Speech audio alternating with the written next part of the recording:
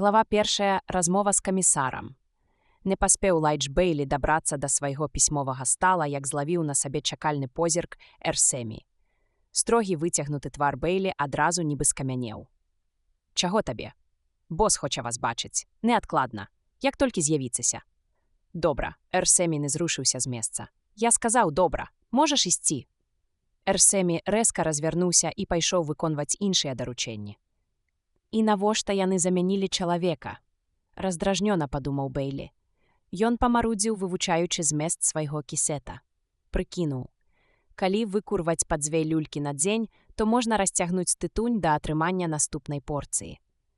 Затым ён выйшаў з-за барэра, вось ужо 2 гады, як ён меў права на агароджаны куток, і прайшоў праз агульны пакой да выхаду. Сімпсан адарваўся ад сваёй ртутнай картатэкі. «Вас чакае бос Лайдж». «Ведаю». Эрсемі мне ўжо сказаў. Усыпаная перфарацыяй стужка звівалася змейкай з мініяцюрнага прыбора, які шукаў у сваёй памяці і затым аналізаваў патрэбную інфармацыю, захаваную ў маленькіх ячэйках з мільгатлівымі кропелькамі ртуці. «Я б даў пінка пад-зад гэтаму Эрсемі, каб не баяўся зламаць сабе нагу», сказаў Сімпсан. «На днях бачыў Вінсента Барэта. Так?» Ён хацеў бы зноў працаваць на ранейшым месцы, ці на любым іншым, абы ў нас у дэпартаменце. Небарака ў роспачы, але што я мог яму параіць? Яго абавязкі ўжо выконвае Эрсемі і нічога тут не зробіш. Хлопцу цяпер даводзіцца працаваць на канвееры на дражджавой фабрыцы. Кемлівы быў хлопец, усім падабаўся. Бейлі паціснуў плячыма і сказаў крыху строжай, чым хацеў. Цяпер такі час, што падобнае з кожным можа здарыцца. Начальніку належаў асабісты кабінет. На матавым шкле старанна і вытанчана была выгравіравана надпіс «Джуліус Эндербі». А крыху ніжэй – камісар паліцыі горада Нью-Йорка. Бейлі ступіў усярэдзіну і сказаў: «Вы хацелі мяне бачыць, камісар?» Эндербі падняў позірк. Ён насіў акуляры, бо вочы яго былі затта адчувальныя да звычайных кантактных лінз. Толькі прызвычаіўшыся да акуляраў, можна было разгледзець рысы яго твару, у якіх, зрэшты, не было нічога прыкметнага. Бейлі ніяк не мог пазбыцца думкі, што камісар цаніў свае акуляры якраз за тую адметнасць, якую яны яму надавалі, і падазраваў, што Эндербі крыху крывіў душой наконт адчувальнасці вачэй.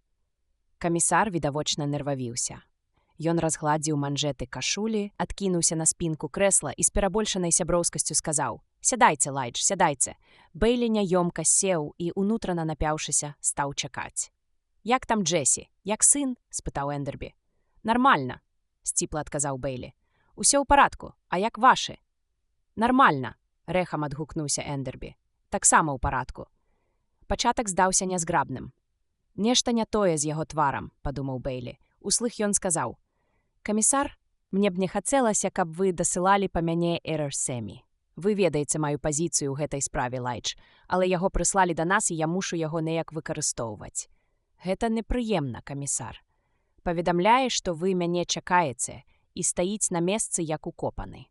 Вы разумееце, пра што я. Даводзіцца загадваць яму сысці, інакш ён так і будзе тырчаць, нібы балван». «О, гэта мая віна, Лайдж. Я сказаў яму, што трэба перадаць, але забыўся напомніць, каб пасля гэтага ён вярнуўся да сваёй працы». Бейлі ўздыхнуў. Дробныя маршчынкі вакол яго цёмна-карых вачэй сталі выразнейшымі. «Прашу улічыць на будучыню. Вы хацелі мяне бачыць?» «Так, Лайдж», – пагадзіўся камісар, і па вельмі сур'ёзнай справе. Эндербі ўстаў, падышоў да сцяны за сталом і дакрануўся да ледзь прыкметнага кантактнага перамыкача. Частка сцяны зрабілася празрыстай, і Бейлі міжвольна заплюшчыў вочы ад нечакана ўлівалага ў пакой шараватага святла. Камісар усміхнуўся. «Я зладзіў гэта ў мінулым годзе, Лайдж. Здаецца, я яшчэ не паказваў вам. Падыдзіце сюды, зірніце». У даўнія часы падобныя штукі былі ва ўсіх пакоях. Яны называліся вокнамі. Вы чулі пра гэта? Усё гэта Бейлі выдатна ведаў. Ён прачытаў нямала гістарычных раманаў. «Чу», – абранзіў ён. «Падыдзіце сюды». Бейлі збянтэжыўся, але ўсё ж такі падышоў. У гэтай дэманстрацыі ўбоства пакоя знешняму свету было нешта непрыстойнае. Часам захапленне камісара медыявізмам даходзіла да нелепых крайнасцей. Узяць хоць бы гэтыя акуляры, падумаў Бейлі. Вось яно што. Вось што рабіла яго твар такім незвычайным. Выбачце за цікаўнасць, камісар. У вас, здаецца, новыя акуляры? Спытаў Бейлі. Камісар зірнуў на яго здзіўленнем, зняў акуляры, паглядзеў на іх, потым зноў на Бейлі. Здавалася, яго круглы твар без акуляраў акруглеў яшчэ больш, а падбародак акрэсліўся крыху выразней. Позірк яго зрабіўся больш расцярушаным, бо ўсё расплывалася перад яго вачыма. Так, адказаў Эндербі. Ён зноў надзеў акуляры на нос і дадаў з гарэчай. Старыя я разбіў 3 дні таму, а новыя здолеў раздабыць у гэтай мітусні толькі сёння раніцай.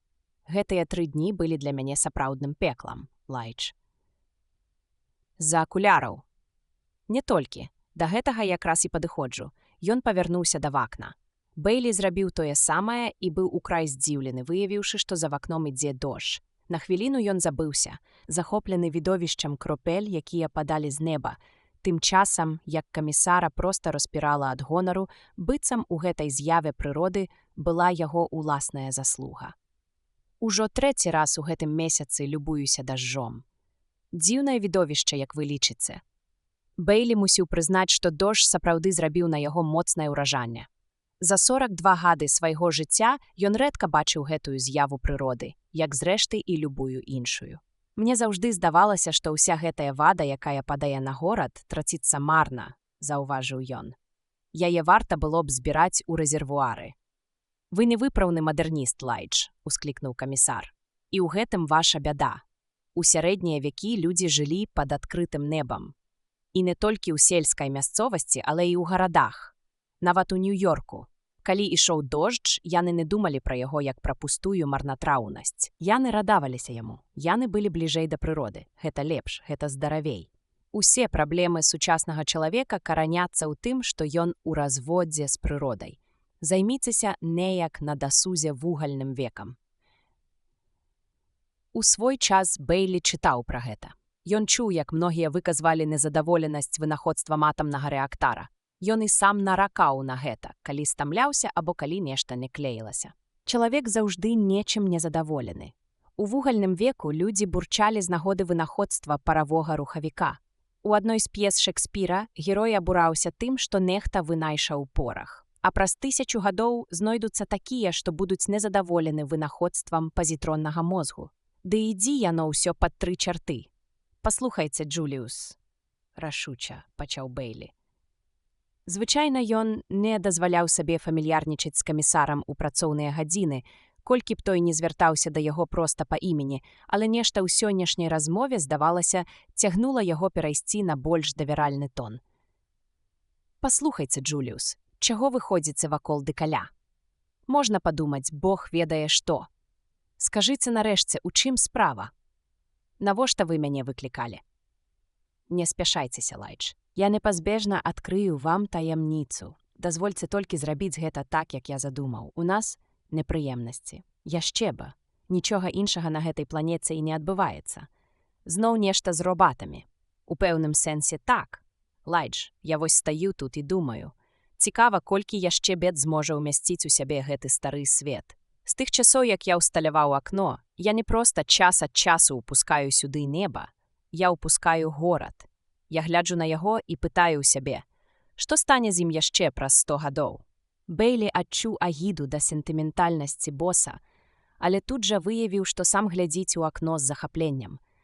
Нават у такое надвор'е горад уяўляў сабой грандыёзнае відовішча. Дэпартамент паліцыі знаходзіўся на верхніх паверхах будынка муніцыпалітэта, самага высокага ў горадзе. З акна камісара відаць былі макаўкі суседніх шпіляў і вежаў, падобных на выцягнутыя ўгору пальцы велізарнай рукі. Сцэны будынкаў былі зусім гладкімі і глухімі, вонкавыя абалонкі чалавечых вуляў. «Шкада, аднак, што ідзе дождж», – сказаў камісар. «Мы не зможам убачыць касмагорад». Бейлі зірнуў на захад. Камісар быў правы, гарызонту не было відаць. Абрысы нью-йоркскіх вежаў станавіліся ў далечыні ўсё больш расплывістымі, а потым і зусім знікалі ў бясколернай шырай і мгле. «Я ведаю, як выглядае касмагорад», – адазваўся Бейлі. «Мне падабаецца яго выгляд адсюль. Ён ледзь прыкметны ў прамежку між двума сектарамі Брансвіка. Купалы расцягнутыя ўшыр. Вось у чым мы адрозніваемся ад касмітаў. Мы імкнемся ўгору і стараемся прытуліцца адзін да аднаго, як мага цясней. У іх жа кожная сям'я мае свой уласны купал. Адна сям'я – адзін дом, а паміж імі – участкі зямлі.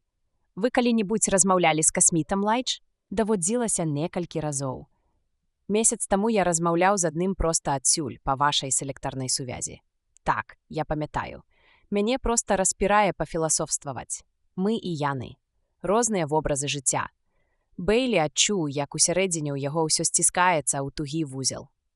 Чым хітрэйшая прадмова камісара, падумаў ён, тым жудаснейшай можа быць заключная частка. Так, вядома, прамовіў ён.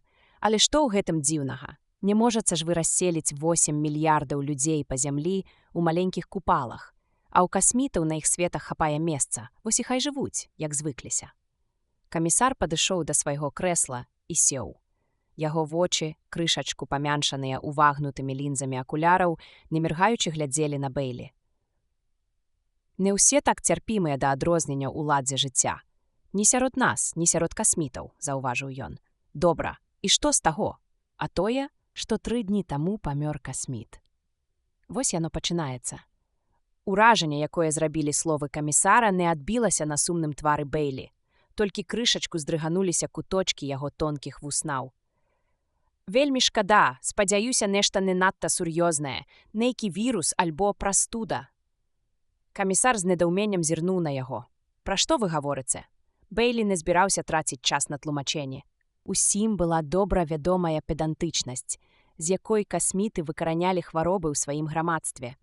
Яшчэ больш вядомай была асцярожнасць, з якой яны пазбягалі, наколькі гэта было магчыма, кантактаў з землянамі, перананосчыкамі тысяч хвароб. Але сарказму камісар, відаць, увогуле не ўлаўліваў. Так, ні пра што. Ад чаго ж ён памёр? Бэйлі зноў павярнуўся да акна. Ён памёр ад таго, што яму адарвала грузі. Нехта расправіўся з ім пры дапамозе бластара. Бэйлі акамянеў.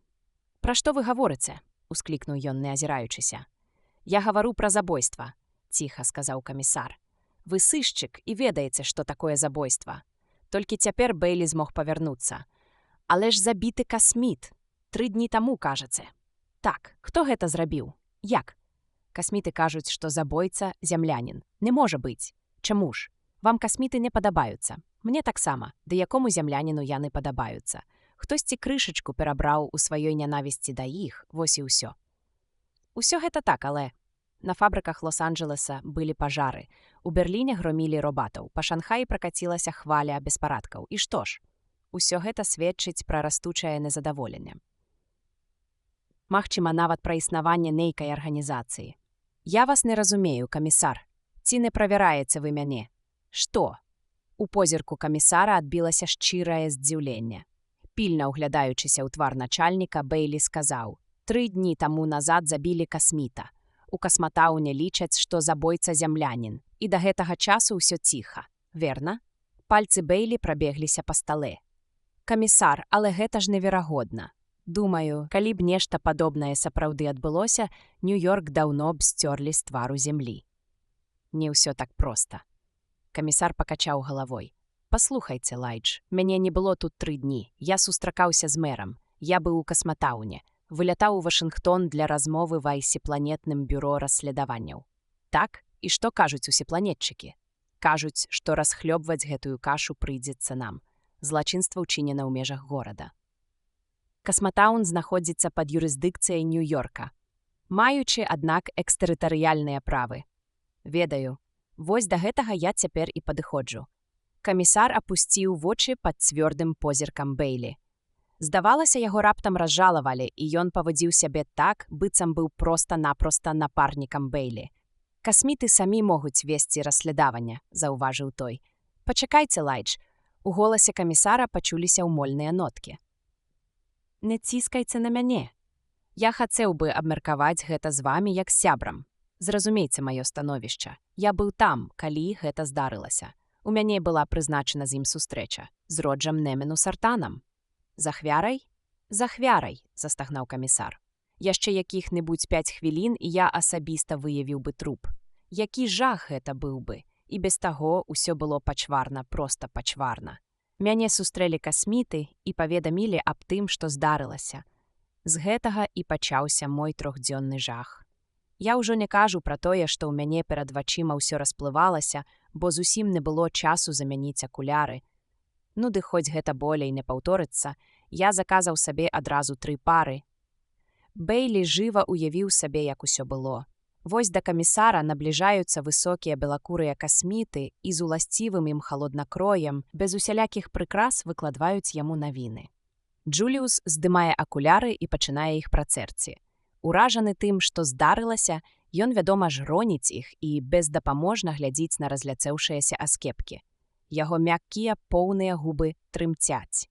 Бэйлі быў абсалютна ўпэўнены, што не менш як 5 хвілін камісар куды больш быў устрывожаны стратай акуляраў, чым забойствам. Камісар працягваў гаварыць. Чортава становішча. Як вы кажаце, касміты валодаюць экстэрытарыяльнымі правамі. Яны цалкам могуць настояць на правядзенні ўласнага расследавання і паведаміць сваім урадам усё, што пажадаюць.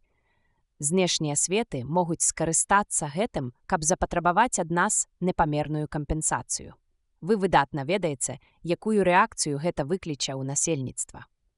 Пагадзіцца плаціць для Белага дома было б раўназначна палітычнаму самагубству. А не плаціць таксама самагубства, толькі іншага роду. Я разумею, чым можа пагражаць сітуацыя, якая склалася, сказаў Бэйлі. Ён быў яшчэ маленькім хлопчыкам, калі зіхатлівыя касмалёты знешніх светаў апошні раз высаджвалі сваіх салдат у Вашынгтоне, Нью-Йорку і Маскве, каб забраць тое, што, як яны лічылі, належыць ім па праву. Значыць, вы і самі разумееце, плаціць ці не плаціць вынік адзін і той жа. Адзіны выхад – уласнымі сіламі знайсці забойцу і перадаць яго касмітам. Усё залежыць ад нас. А чаму б не перадаць гэту справу ВБР? Нават калі з пункту гледжання законнікаў яна ў сферы нашых паўнамоцтваў, то тут жа ўзнікае пытанне міжзоркавых адносін. ВБР да гэтага не дакранецца. Справа свежая і якраз па нашай частцы. На імгненне камісар падняў вочы і пільна зірнуў на свайго падначаленага. І наогул, становішча кепскае, Лайдж, мы ўсе рызыкуем застацца без працы. Замяніць нас усіх. Дудкі. Дзе яны знойдуць прафесіяналаў? Не забывайцеся, што існуюць робаты, запярэчыў камісар. Што? Рохсемі, гэта толькі пачатак. Ён проста на пабягушках. Але такія, як ён, цалкам могуць патруляваць экспрэс-дарогі. Чаму б і не?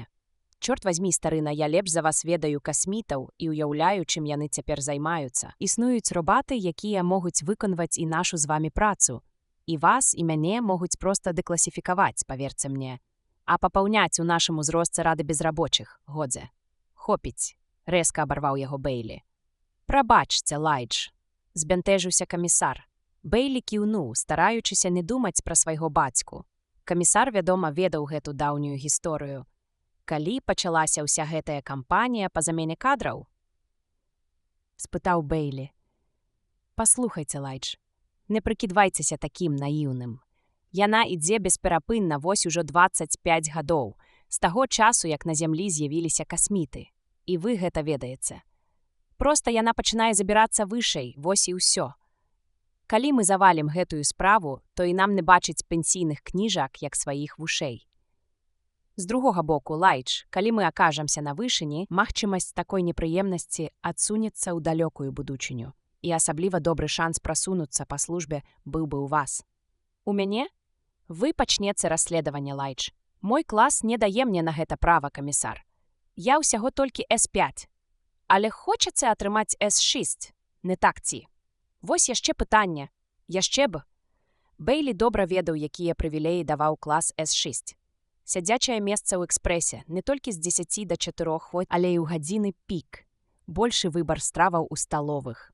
Можа быць нават больш добраўпарадкаваная кватэра і прапуск у салярыі для Джесі. Хачу, вядома, адказаў Бэйлі.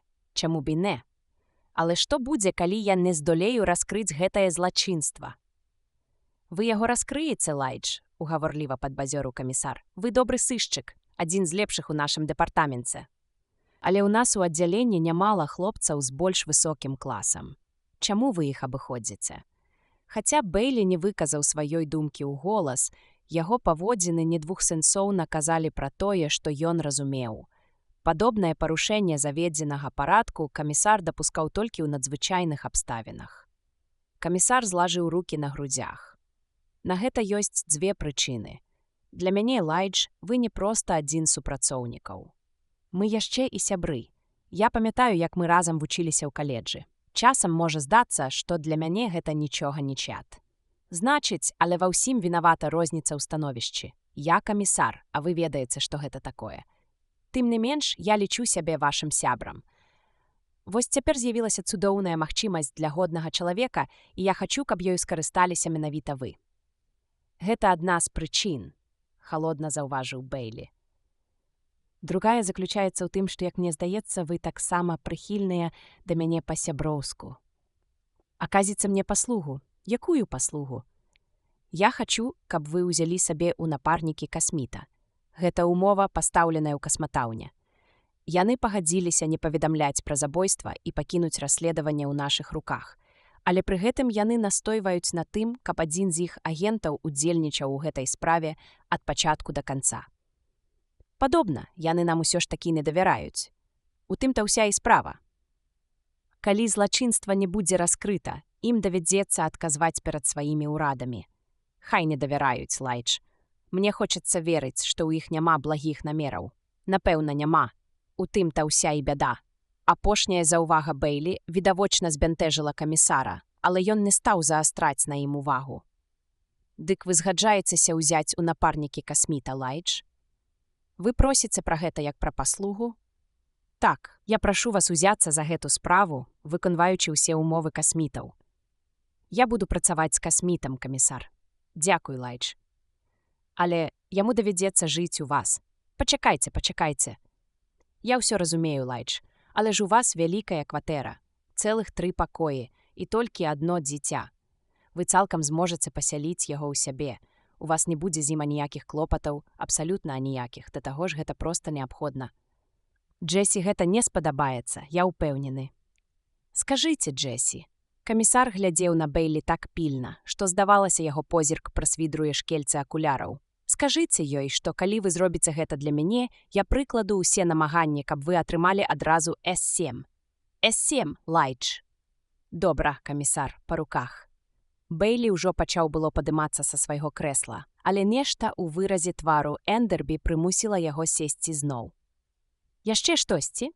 Камісар павольна кіўнуў. Ёсць яшчэ адна акалічнасць. Якая? Імя вашага партнёра. Якое гэта мае значэнне? У касмітаў дзіўныя метады работы, прамовіў камісар. Памочнік, якога яны вам даюць, не... Вочы Бэйлі шырока расплюшчыліся. Хвіліну. Вы мусіце, Лайдж, мусіце. Іншага выхаду няма.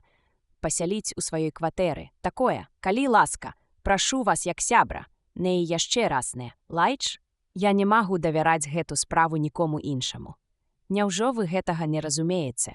Мы мусім працаваць з касмітамі. І нам за ўсякую цану трэба дабіцца поспеху, калі хочам трымаць карабі знешніх светаў далей ад зямлі. Але ж у нас нічога не атрымаецца, калі будзем працаваць старымі метадамі. Вам давядзецца супрацоўнічаць з іх робатам. І калі злачынства раскрые ён, калі ў яго з'явіцца нагода абвясціць аб нашай некампетэнтнасці, нам канец, нам як дэпартаменту. Дык вось задача ў вас вельмі далікатная. Працаваць вы будзеце ў пары з ім, але забойцу мусіце знайсці вы, а не ён. Разумееце? Вы хочаце сказаць, што мне трэба супрацоўнічаць з ім на ўсе 100% і ў той жа час не прагаўляць нагоды, каб перарэзаць яму горла, пляскаць яго па плячы, трымаючы нож напагатове? Што рабіць? Іншага выйсця няма. Лайдж Бэйлі стаяў у нерашучасці. Не ведаю, што скажа Джесі. Калі хочацца, я магу пагаварыць з ёй. Не, камісар. Не трэба. Бэйлі зрабіў глыбокі ўздых. Як завуць майго напарніка? Даніл Аліва. Цяпер не час для эўфемізмаў, камісар, з сумам прамовіў Бэйлі. Я бяруся за гэтую працу, дык давайце называць яго поўным імем. Робат Даніл Аліва. Глава 2. Паездка на экспрэсе. На экспрэс-лініі, як заўсёды, было поўна народу. На ніжнім ярусе ехалі стоячі пасажыры, наверсе тыя, хто меў права на сядзячыя месцы. Бесканечны людскі поток выліваўся з экспрэса, перасякаў запаволеныя паласы, накіроўваючыся да мясцовых ліній ці нерухомых платформаў і адтуль імчаў праз аркі або масты ў бясконцыя лабірынты жылых сектараў горада. Другі поток гэтак жа няспынны прабіваўся з процілеглага боку праз паскораныя паласы да экспрэс-дарогі. Наўкола ззялі сотні агнёў. Фосфарысцыруючыя сцэны і столі залівалі прастору халодным роўным святлом. Яркія рэкламы прыцягвалі ўвагу прахожых. Разалі вочы доўгія, падобныя да чарвякоў указальнікі, да сектару Джерсі, да маршрутнай службы Іст-Рывер ісці па стрэлках. Верхні ярус. Усе накірункі да сектараў Лонг-Айленда. Усюды стаяў непад'ёмны ад жыцця вялікага горада шум, гаворка, смех, кашаль, крыкі, гудзенне, дыханне мільёнаў людзей. «Нідзе ніводнага указальніка да касмагорада», – падумаў Бэйлі. Ён пераходзіў з адной паласы на другую з лёгкасцю чалавека, які рабіў гэта ўсё сваё жыццё. Ледзь навучыўшыся хадзіць, дзеці адразу пачыналі скакаць па паласах. З кожным крокам хуткасць Бэйлі расла, але ён амаль не адчуваў штуршкоў паскарэння. Ён нават не заўважаў, як у процівагу паскарэнню нахіляўся наперад. За паўхвіліны ён дасягнуў апошняй паласы, якая ішла з хуткасцю 60 міль за гадзіну, і цяпер мог ступіць на абгароджаную перыламі засклёную рухомую платформу, экспрэс-лінію. «Ніводнага ўказальніка да касмагорада», – зноў падумаў Бэйлі. Ды і не патрэбны ніякія ўказальнікі. Калі ў цябе ў касмагорадзе справа, значыць, ты ведаеш, як туды дабрацца, а калі не ведаеш, то і рабіць табе там няма чаго. Калі каля 25 гадоў таму ўзнік касмагорад, з'явілася ідэя зрабіць з яго нешта накшталт гарадской знакамітасці. Натоўпы гараджан аблягалі паселішча касмітаў. Касміты паклалі гэтаму канец. Ветліва.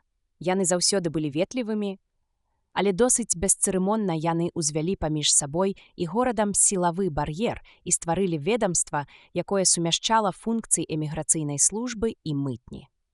Калі ў кагосьці сапраўды было якое-небудзь дзела ў касмагорадзе, ён прад'яўляў пасведчанне асобы, мірыўся з вобыскам і пагаджаўся на медыцынскі агляд і дэзінфекцыю. Гэта выклікала буру абурэння. І яшчэ якога? Абурэнне аказалася непамерна большым, чым таго заслугоўвала навіна. Яна стала сур'ёзнай перашкодай для здзяйснення праграмы мадэрнізацыі. Бэйлі добра памятаў бар'ерныя бунты. Ён сам быў сярод тых, хто звісаў з экспрэс-дарогі, трымаючыся за поручні. Незважаючы на рангі, займаў месцы на верхніх ярусах, адчайна насіўся ўздоўж і ўпаперак паласаў, рызыкуючы зламаць сабе шыю, і 2 сутак знаходзіўся ля самага бар'ера, выкрыкваючы лозунгі і знішчаючы гарадскую ўласнасць проста ад пачуцця расчаравання і безвыходнасці. Пры жаданні Бэйлі мог бы нават прыгадаць словы песенек таго часу. Адной з іх была «На маці зямлі мы людзі народжаны чуеш», з дзіўным рэфрэнам «Хінкі-дынкі парлеву», пакладзеным на матыў старой народнай песні. Па горадзе хадзілі сотні песенек. Некаторыя былі дасціпныя, большасць дурныя, многія проста непрыстойныя. Аднак усе яны заканчваліся словамі «Брудны касміт, ты чуеш?» «Брудны, брудны». Гэта была марная спроба аддзячыць касмітам за тое, што тыя лічылі ўсіх жыхароў зямлі разносчыкамі найнебяспечнейшых хвароб. Вядома, касміты не пакінулі зямлю, ім нават не давялося пускаць у ход сваю наступальную зброю. Пілоты безнадзейна састарэлага зямнога флоту даўно ўжо пераканаліся, што наблізіцца да якога-небудзь карабля знешніх светаў было раўнасільна самагубству. Самалёты землян, якія адважыліся праляцець над тэрыторыяй касмагорада, яшчэ ў самым пачатку яго існавання проста бясследна знікалі. На зямлі ў лепшым выпадку знаходзілі пакалечаныя часткі іх крылаў. І ніякі натоўп не мог здзічэць настолькі, каб забыцца пра дзеянне субэфірных рукаломак, якія ўжываліся ў войнах з зямлянамі яшчэ за 100 гадоў да бар'ерных бунтаў. Вось так касміты і адсіджваліся за сваім бар'ерам, які немагчыма было зруйнаваць зямнымі сродкамі, і халоднакроўна чакалі, пакуль гарадскія ўлады не сунімуць незадаволены натоўп, што тыя і зрабілі з дапамогай снатворнага пару і рваторнага газу. Пасля таго падземныя турмы былі перапоўнены зачыншчыкамі, незадаволенымі і тымі, хто проста трапіў пад гарачую руку. Зрэшты, хутка ўсіх іх вызвалілі. Праз нейкі час касміты змякчылі свае абмежаванні. Бар'ер прыбралі, а ахову межаў касмагорада даверылі гарадской паліцыі. Але галоўнае, медагляд стаў не такім зняважлівым. Цяпер, падумаў Бэйлі, гісторыя можа паўтарыцца. Калі касміты сур'ёзна лічаць, што забойства ўчыніў землянін, які прабраўся ў касмагорад, яны могуць зноў усталяваць бар'ер. А гэта нічога добрага не абяцае. Ён узышоў на платформу экспрэс-дарогі, прабіўся да вузкай вінтавой лесвіцы скрозь шэраг стоячых пасажыраў і, узлезшы па ёй на верхні ярус, заняў адно з сядзячых месцаў. Ён не стаў прад'яўляць сваю службовую картку, пакуль экспрэс не выйшаў за межы сектараў Гудзона. Клас С5 не даваў права на крэсла ў экспрэсе ўсходняй за Гудзон і заходняй за Лонг-Айленд. І хоць вольных месцаў было даволі шмат, яго маглі папрасіць перайсці на ніжні ярус. У тым, што датычылася прывілеяў, людзі рабіліся ўсё больш педантычнымі. І, сказаць па праўдзе, Бэйлі і сам быў такім самым. Абцякаючы выгнутыя ветравыя шкла, умацаваныя на спінках крэслаў, паветра выдавала характэрны свішчучы гук. Размаўляць пры такім шуме было задачай не з лёгкіх, але думаць ён не замінаў, калі з дзяцінства прывык да яго. Большасць землян так ці інакш былі медыявістамі. Быць медыявістам лёгка, калі падразумяваць пад гэтым настальгічнае спасціжэнне тых даўніх часоў, калі зямля была адзіным светам, а не адным з 50, ды яшчэ і не самым лепшым сярод іх. Бэйлі рэзка павярнуўся ўправа на востры крык жанчыны. Адна з пасажырак выпусціла сваю сумачку. На імгненне Бэйлі ўбачыў яе ніжна-ружовую плямку на змрочнай шэрай паласе. Мусіць, нейкі пасажыр, які паспяшаўся сысці з экспрэс-лініі, нечакана выбіў яе на запавольваючую паласу, і цяпер сумачка і яе ўладальніца імчалі ў розныя бакі. Бэйлі скрыва усміхнуўся. Жанчына магла б дагнаць яе, стае ў яе кемлівасці паспяшацца да больш павольнай паласы. Але, на жаль, Бэйлі так і не даведаўся, ці знайшла яна сумачку ці не. Ад месца здарэння яго ўжо аддзялялі добрых паўмілі. Хутчэй за ўсё, не. Паводле статыстыкі ў горадзе, кожныя 3 хвіліны хтосьці штосьці кідаў на паласу і ніколі больш не знаходзіў. Наладзіць працу дэпартамента знаходак было надзвычай складана. Яшчэ адна праблема сучаснага жыцця. Калісьці было прасцэй, падумаў Бэйлі. Усё было прасцэй. Вось гэта і робіць людзей медыявістамі. Медыявізм прымаў розныя формы. Для пазбаўленага ўяўлення Джуліуса Эндербі ён азначаў захапленне старадаўнімі рэчамі – акулярамі, монаклямі. Для Бэйлі ён заключаўся ў вывучэнні гісторыі, асабліва гісторыі звычаяў і норавамі людзей. Узяць хоць бы сённяшні Нью-Йорк, горад, у якім ён жыў, якому належала ўсё яго сэрца. Па плошчы яго пераўзыходзіў толькі Лос-Анджэлес, а па колькасці насельніцтва ён саступаў толькі Шанхаю, а яму было ўсяго 300 гадоў. Вядома, штосьці і раней існавала на той самай геаграфічнай прасторы і таксама называлася Нью-Йоркам. Тое прымітыўнае паселішча налічвала 3000, а не 300 гадоў, але яно не было горадам у поўным сэнсе слова. Тады ўвогуле не было сапраўдных гарадоў. Былі толькі беспарадкавыя, вялікія і малыя, нагрувашчванні жытла пад адкрытым небам. Яны чымсьці нагадвалі купалы касмітаў, хоць, вядома, моцна адрозніваліся ад іх. Тысячы такіх нагрувашчванняў, насельніцтва самых буйных з іх ледзь дасягала 10 мільёнаў, большасць жа не налічвала і мільёна, былі рассеяны па ўсёй зямлі. Паводле сучасных мерак, яны былі зусім неэфектыўнымі з эканамічнага пункту гледжання.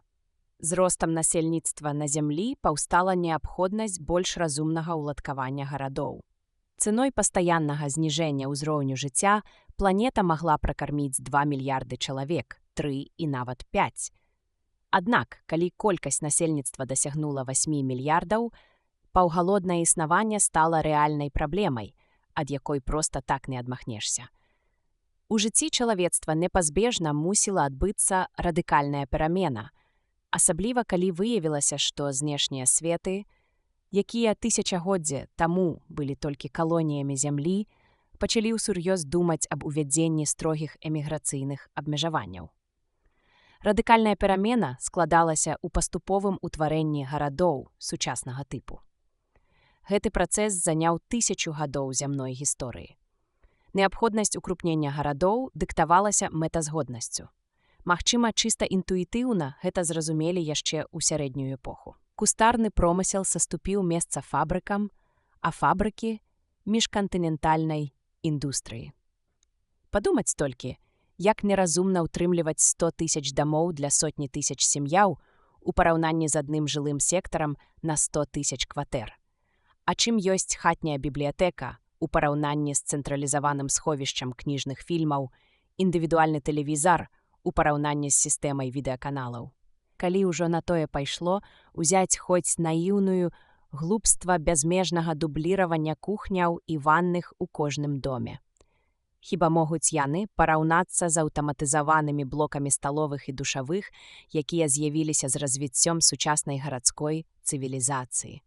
Усё больш і больш старых гарадоў, пасёлкаў і вёсак на зямлі паглыналася сучаснымі гарадамі. Нават пагроза атамнай вайны толькі запавольвала гэты працэс. Але з вынаходствам сілавога шчыта ён набыў яшчэ большы размах. Сучасная гарадская культура азначала аптымальнае размеркаванне харчовых прадуктаў і ўзрастаючае ўжыванне дрожджаў і гідрапонікі. Цяперашні Нью-Йорк раскінуўся на 2000 квадратных міль і па апошнім перапісе колькасць яго насельніцтва значна перавышала 20 мільёнаў. На зямлі было каля 800 гарадоў, у кожным з якіх пражывала ў сярэднім па 10 мільёнаў чалавек. Кожны горад стаў паўаўтаномнай адзінкай, амаль самастойнай эканамічна. Ён накрыў сябе скляпеннем, агарадзіўся з усіх бакоў, зарыўся глыбока ў зямлю. Горад ператварыўся ў сталёвую пячору, велізарную замкнёную пячору з сталі і бетону. Унутраная планіроўка горада была старанна прадумана. У цэнтры знаходзіўся гіганцкі комплекс адміністрацыйных будынкаў. У строгай суаднесенасці адзін з адным і ў дачыненні да цэлага размяшчаліся велізарныя жылыя сектары, злучаныя экспрэс-дарогай і мясцовымі лініямі. На ўскраінах знаходзіліся фабрыкі, гідрапонныя заводы, цыстэрны з дрожджавымі культурамі і сілавыя станцыі. Ва ўсё гэта былі ўплецаны вадаправоды і каналізацыйныя сеткі, школы, турмы, электралініі і лініі прамянёвай камунікацыі. Без сумнення, горад з'яўляўся найвышэйшым праявам панавання чалавецтва над навакольным асяроддзем.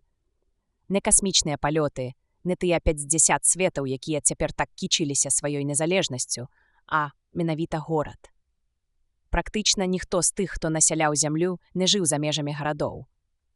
Дзе пад адкрытым небам, адзін выгляд якога прывозіў гараджаніна ў замяшанне, расцягваліся незаселеныя прасторы.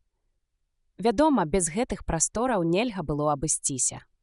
Менавіта там здабывалася неабходная чалавеку вада, вугаль і драўніна, якая з'яўлялася асноўнай сыравінай для пластыкаў і вечнарасці дрожджавых культур. Нафта на зямлі ўжо даўно была вычарпана, але яе цудоўна замянілі багатыя алеямі штамы дрожджаў. Гэтыя прасторы працягвалі выкарыстоўваць, прычым у большай ступені, чым думала большасць людзей. Там яшчэ працавалі шахты, вырошчвалі харчовыя прадукты і адкормлівалі жывёлу. Такая вытворчасць прадавольства была неэфектыўнай, але натуральнае мяса і хлеб заўсёды знаходзілі попыт на рынку далікатэсаў. І, акрамя таго, іх экспартавалі на іншыя планеты. Аднак для таго, каб кіраваць шахтамі і водапампавымі станцыямі, а таксама весці гаспадарку на фермах, патрабавалася зусім мала людзей. Да таго ж кантроль за ўсімі гэтымі аб'ектамі мог ажыццяўляцца з вялікай адлегласці. Робаты спраўляліся з працай лепш і патрабавалі меншага. Робаты. Якая іронія лёсу. Менавіта на зямлі вынайшлі пазітронны мозг, і менавіта на зямлі робатаў упершыню сталі выкарыстоўваць на вытворчасці. На зямлі, а не на знешніх светах. Хоць знешнія светы заўсёды паводзілі сябе так, быццам робаты былі парасткам іх цывілізацыі. Праўда, трэба прызнаць, што свайго вышэйшага пункту развіцця робаты дасягнулі менавіта на знешніх светах. Тут, на зямлі, удэлам робатаў заўсёды заставаліся шахты і фермы. Толькі ў апошнюю чвэрць стагоддзя яны пачалі паступова пранікаць у гарады, ды і то пад націскам касмітаў. Гарады былі добрыя ўсім. Кожны, хто не быў медыевістам, ведаў, што альтэрнатывы ім няма, ва ўсякім разе, разумнай альтэрнатывы. Адзіная бяда была ў тым, што яны не маглі заставацца такімі вечна. Насельніцтва зямлі па-ранейшаму расло. Рана ці позна, нягледзячы на ўсе свае перавагі, гарады маглі апынуцца не ў стане забяспечыць кожнага свайго жыхара неабходнай колькасцю калорый. Становішча пагаршалася тым, што нашчадкі першых эмігрантаў з зямлі, касміты, жылі ў цудоўных умовах на сваіх малазаселеных, запоўненых робатамі светах. Яны поўніліся рашучасцю захаваць той камфорт, які давала ім прастора іх светаў, і з гэтай мэтай абмяжоўвалі як узровень нараджальнасці ў сябе, так і прыток эмігрантаў з перанаселенай зямлі. А таму хутка касмагорад. Бэйлі нібы штосьці падштурхнула. Ён зразумеў, што набліжаецца да сектара Нью-Арк. Затрымайся ён на долю секунды, і экспрэс памчаў бы яго зусім у іншы бок, на паўднёвы захад да сектара Трэнтан, у глыб цёплага з пахам цвілі царства дрожджавай індустрыі. Усё дзела было ў тым, каб правільна разлічыць час. Пару хвілін на тое, каб спусціцца ўніз і прашчыміцца ўздоўж перыл да выхаду і перасекчы запавольваючыя дарожкі. Зрабіўшы ўсё гэта, ён апынуўся якраз каля патрэбнага яму пераходу. Ён дзейнічаў аўтаматычна, не задумваючыся, інакш, напэўна, прамахнуўся б. Бэйлі апынуўся ў нязвычным для сябе амаль поўным адзіноцтве. Акрамя яго, унутры станцыі знаходзіўся толькі адзін паліцэйскі. Гнятлівую цішыню парушаў толькі шолах экспрэс-лініі. Бэйлі паспешліва прад'явіў падышоўшаму паліцэйскаму сваё пасведчанне, і той адсалютаваў, дазваляючы яму прайсці. Пераход да касмагорада паступова звужаўся, некалькі разоў рэзка звяртаючы то направа, то налева. Такая канфігурацыя была відавочна невыпадковай. Натоўпы зямлян не маглі б тут разгарнуцца, і, акрамя таго, у падобным пераходзе немагчыма было б арганізаваць прамы напад. Бэйлі быў рады, што па дамоўленасці месца сустрэчы з напарнікам знаходзілася па гэты бок ад касмагорада. Яму зусім не хацелася праходзіць медагляд, колькі б не гаварылі пра ветлівасць, з якой ён праводзіўся. Каля шэрагу дзвярэй, за якімі пад адкрытым небам раскінуліся купалы касмагорада, стаяў касміт. Апрануты ён быў па-зямному. На ім былі штаны, звужаныя ўніз, з тасьмой па баках і звычайная тэкструнавая кашуля з адкрытым каўняром, замкамі-маланкамі і гафраванымі рукавамі. У тым, як ён стаяў, у яго манеры трымаць галаву, у спакойным безвыразным выразе яго шырокага скуластага твару, у яго акуратна падстрыжаных бронзавых валасах, гладка зачасаных назад без прабору, было нешта, што адрознівала яго ад сапраўднага зямляніна. Бэйлі падышоў да яго драўлянай хадой і голасам, пазбаўленым усякай выразнасці, прадставіўся. Я сышчык Элайджа Бэйлі, дэпартамент паліцыі горада Нью-Йорка, клас С5. Паказаўшы сваё пасведчанне, ён працягнуў. Мне даручана сустрэць тут Даніла Аліву.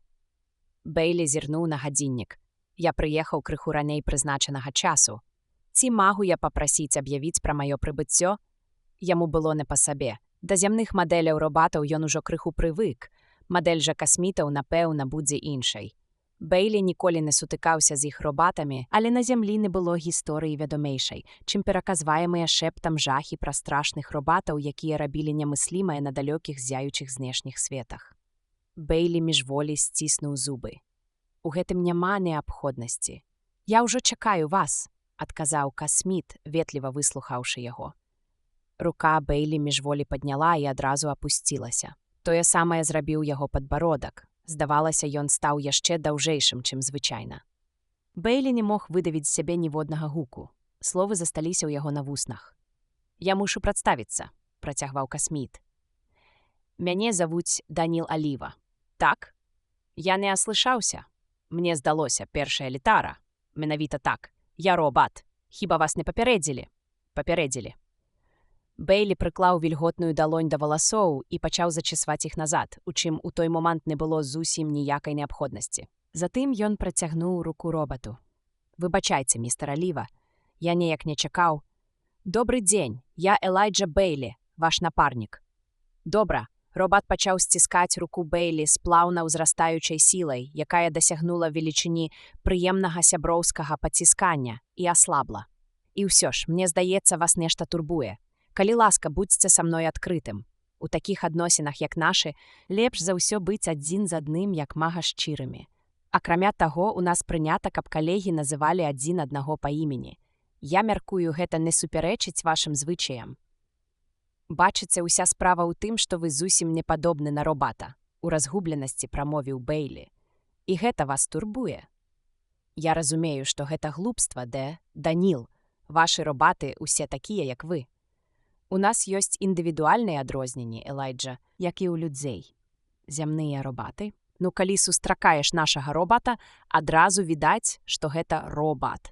А вы выглядаеце зусім як касміт. А, разумею. Вы спадзяваліся ўбачыць даволі грубую мадэль і таму здзівіліся. Але калі мы хочам пазбегнуць непрыемнасцей, у гэтай справе лагічна выкарыстоўваць робата з яскрава выражанымі гуманоіднымі рысамі. Хіба не так? Гэта было вядома так. Відавочны робат, які сланяецца па горадзе, хутка трапіў бы ў бяду. «Вы маеце рацыю», — адказаў Бейлі. «Ну што ж, хадзем, Элайджа». І яны адправіліся да экспрэс-лініі. Даніл адразу зразумеў прызначэнне паскараючыхся палос і пачаў перасоўвацца па іх умела і хутка. Бейлі, які спачатку стараўся ісці павольней, скончыў тым, што з нейкім незразумелым раздражненнем пачаў рухацца ўсё хутчэй і хутчэй. Робат не адставаў. Ён не выяўляў ніякіх прыкмет стомленасці. «Цікава», — падумаў Бейлі, «можа, Даніл наўмысна рухаецца павольней, чым мог бы».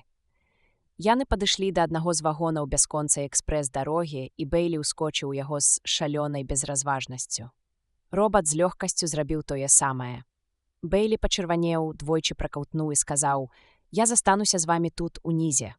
«Унізе?» – перапытаў робат. Ён відавочна не заўважаў ні шуму, ні рытмічнага пагойдвання платформы. «Хіба мая інфармацыя памылковая? Мне казалі, што пры пэўных абставінах клас С5 дае права на месца з сядзеннем верхняга яруса». «Усё правільна. Я магу падняцца туды, а вы не. Чаму мне нельга падняцца разам з вамі? Для гэтага трэба мець клас 5, Даніл. Мне гэта вядома. Але ў вас яго няма». Гаварыць было цяжка. Свіст паветра, якое рвалася знізу на менш абароненым ніжнім ярусе, быў мацнейшы, і Бейлі з цалкам зразумелых прычын стараўся не падвышаць голас. «Чаму вы думаеце, што няма? Я вашы калега і, значыць, павінен быць аднаго з вамі класа. Мне далі вось гэта». З унутранай кішэні рубашкі ён дастаў абсалютна сапраўдны на выгляд пасведчання. У ім значылася «Даніл Аліва, клас С5». Ініцыяла, які меў першараднае значэнне, зразумела, не было.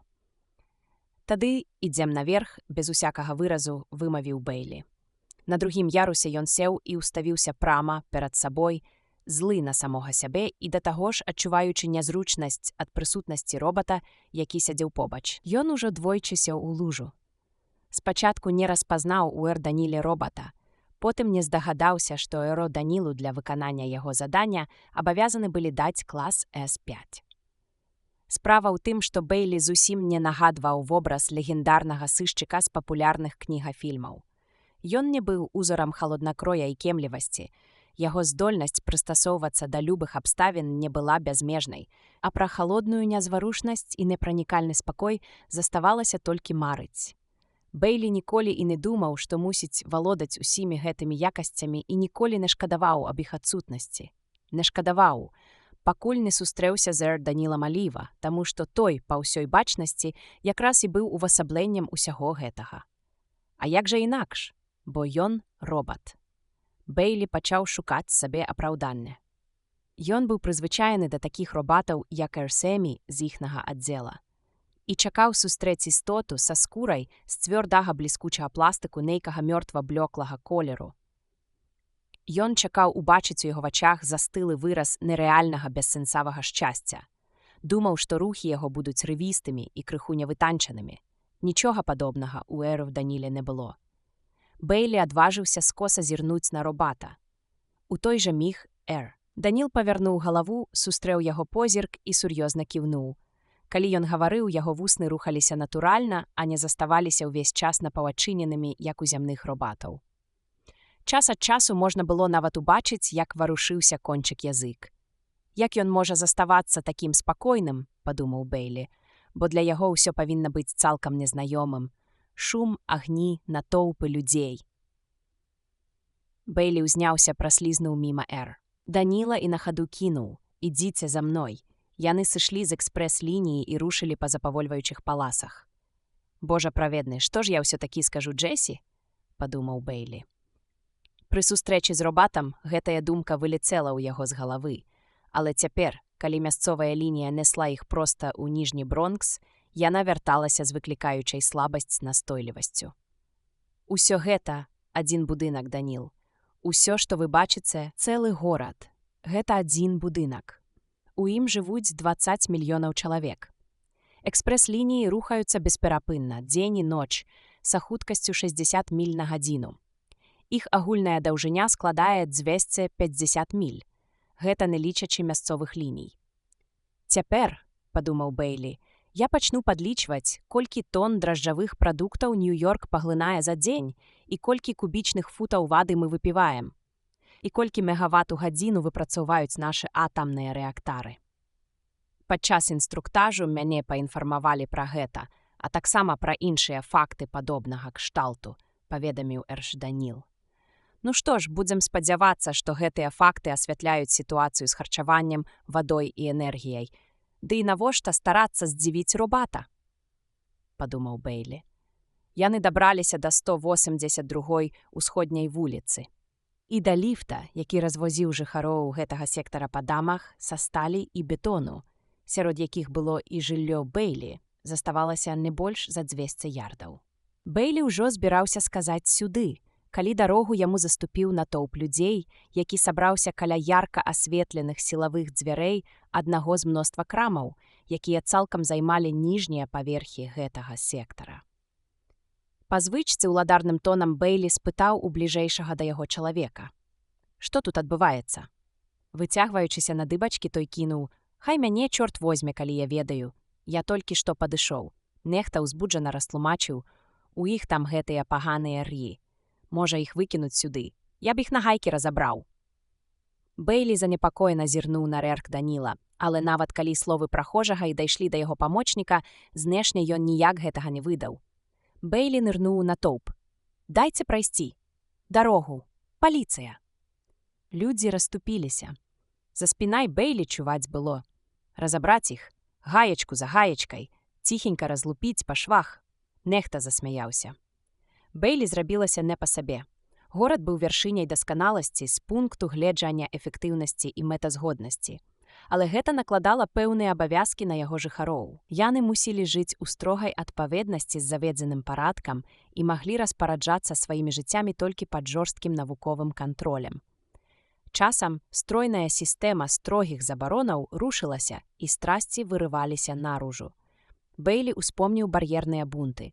Прычыны для незадавальнення робатамі, безумоўна, існавалі. Людзі, паўжыцця, папрацаваўшыя не пакладаючы рук, і ў выніку дэкласіфікацыі, сутыкнуўшыеся з перспектывай дажыць рэшту жыцця на паўгаладным пайку, не маглі халоднакроўна разважаць пра тое, што ў гэтым не было віны канкрэтных робатаў. Канкрэтнага робата, прынамсі, можна было ўдарыць, бо ж нельга было пнуць тое, што называлася ўрадавай палітыкай. Ці ўдарыць нейкі лозунг накшталт «павысім прадукцыйнасць за кошт працы робатаў». Урад вызначаў сталую сітуацыю як узмацняючыяся пакуты нараджэння новага. Ён журботна хістаў сваёй калектыўнай галавой і запэўніваў насельніцтва, што пасля непазбежнага пераходнага перыяду для ўсіх настане новае, лепшае жыццё. Але рух медыевістаў шырыўся разам з нарастаннем працэсу дэкласіфікацыі. Людзі даходзілі да роспачы, і тады пачуццё горкай безвыходнасці з лёгкасцю ператваралася ў смагу разбурэння. Вось і цяпер толькі хвіліны маглі аддзяляць стрыманую варожасць натоўпу ад раптоўнай успышкі крывавай аргіі знішчэння. Бэйлі адчайна прабіваўся да сілавых дзвярэй.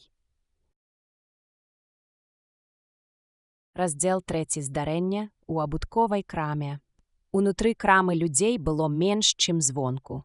Дырэктар установы з пахвальнай прадбачлівасцю уключыў сілавыя дзверы, як толькі адчуў нешта нядобрае, тым самым перагарадзіўшы дарогу патэнцыяльным парушальнікам спакою.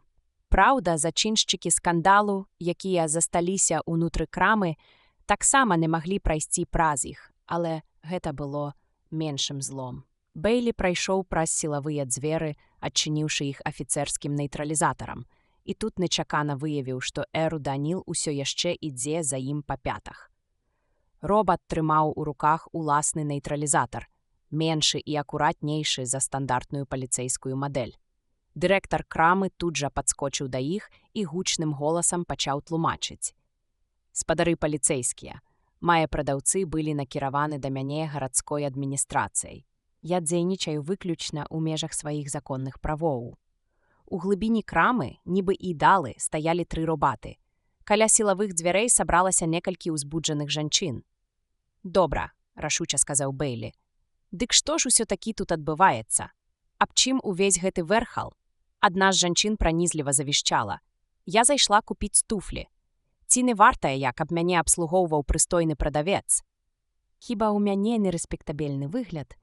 Яе вопратка, асабліва капялюшык, была настолькі экстравагантнай, што апошняе пытанне гучала больш, чым рытарычна. Сярдзіты румянец, які заліў яе шчокі, прасвечваў праз нанесены тоўстым пластом макіяж.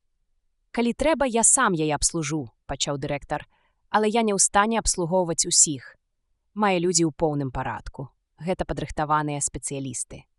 У мяне ёсць іх тэхпашпарты і гарантыйныя талоны». «Талоны!» – усклікнула жанчына і, павярнуўшыся да астатніх, рэзка засмяялася. «Паслухайце толькі яго. Ён называе іх людзьмі. З табой самім усё ў парадку. Яны не людзі, яны робаты», – прамовіла яна, расцягваючы склады. «І я скажу табе, што яны робяць, на выпадак, калі ты не ведаеш. Яны адбіраюць у людзей працу. Яны гарбуюць бясплатна. Таму ўрад іх заўсёды і абараняе.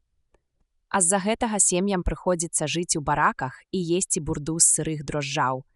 Прыстойным працавітым сем'ям. Каб я была босам, мы б хутка скончылі з усімі гэтымі робатамі. Можаце не сумнявацца».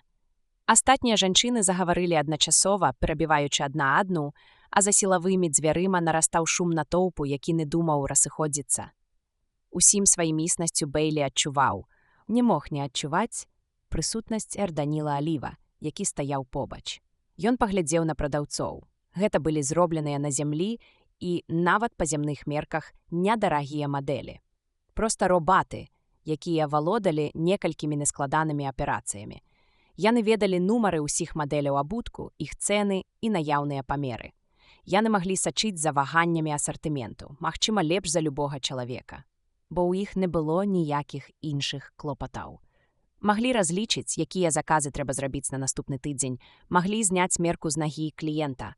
Самі па сабе яны былі бязвоўнымі, у масе неверагодна небяспечнымі. Яшчэ ўчора Бэйлі не паверыў бы, што зможа так глыбока спачуваць гэтай жанчыне. Ды што там учора, 2 гадзіны таму. Ён адчуваў блізкасць Эр Даніла, і яму не давала спакою думка, ці зможа гэты робат замяніць радавога сышчыка класа С5. Пры гэтай думцы ён уявіў сабе баракі, адчуў смак дрожжавай поліўкі, успомніў свайго бацьку. Яго бацька быў фізікам-ядзернікам і па свайму класе належаў да вышэйшага грамадства горада. Неяк на сілавой станцыі здарылася аварыя, і адказнасць за яе ўзвалілі на бацьку. Яго дэкласіфікавалі. Бэйлі не ведаў падрабязнасцей. Гэта здарылася, калі яму ішоў 2-й год. Але ён памятаў бараку свайго дзяцінства, тое гнятлівае камунальнае існаванне каля самай мяжы беднасці.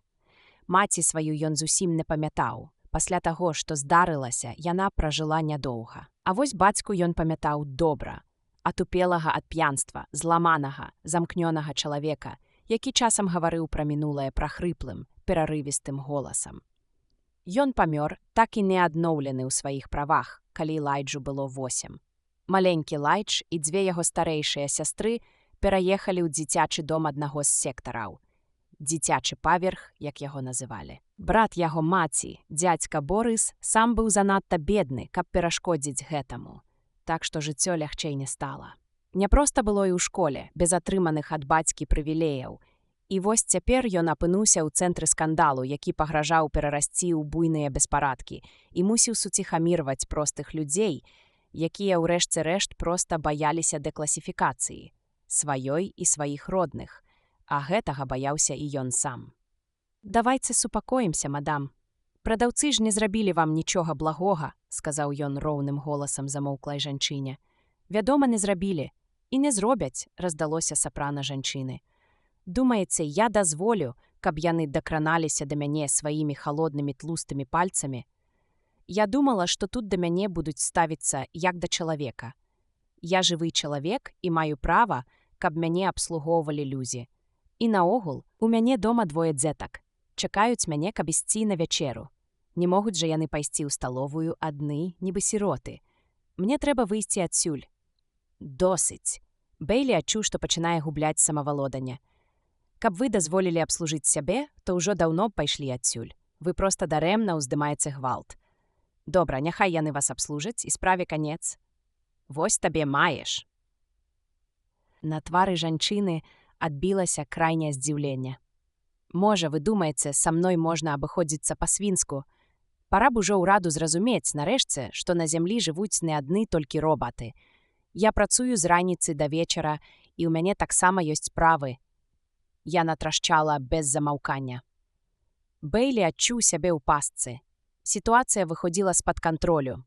Нават калі пакупніца і пагодзіцца, каб яе абслужылі, натоўп, які чакаў звонку, быў ужо настолькі ўзбуджаны, што мог рашыцца на ўсё, на што заўгодна.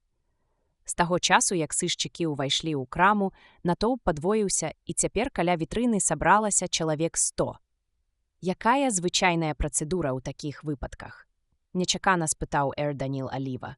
Бэйлі ледзь не падскочыў. Перш за ўсё, гэта незвычайны выпадак. Што кажа закон? Робаты былі прызначаны сюды ў адпаведнасці з устаноўленым парадкам. Гэта падрыхтаваныя спецыялісты. Усё зроблена ў рамках закона. Яны перагаворваліся шэптам. Бэйлі стараўся надаць сабе уладны і грозны выгляд. Твар Эр Аліва, як заўжды, заставаўся бясстрасным.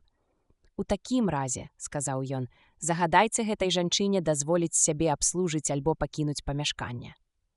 Куткі рота Бэйлі скрывіліся ў усмешцы. Праблема ў натоўпе, а не ў жанчыне. Нічога не ўдзееш, давядзецца выклікаць атрад па барацьбе з беспарадкамі.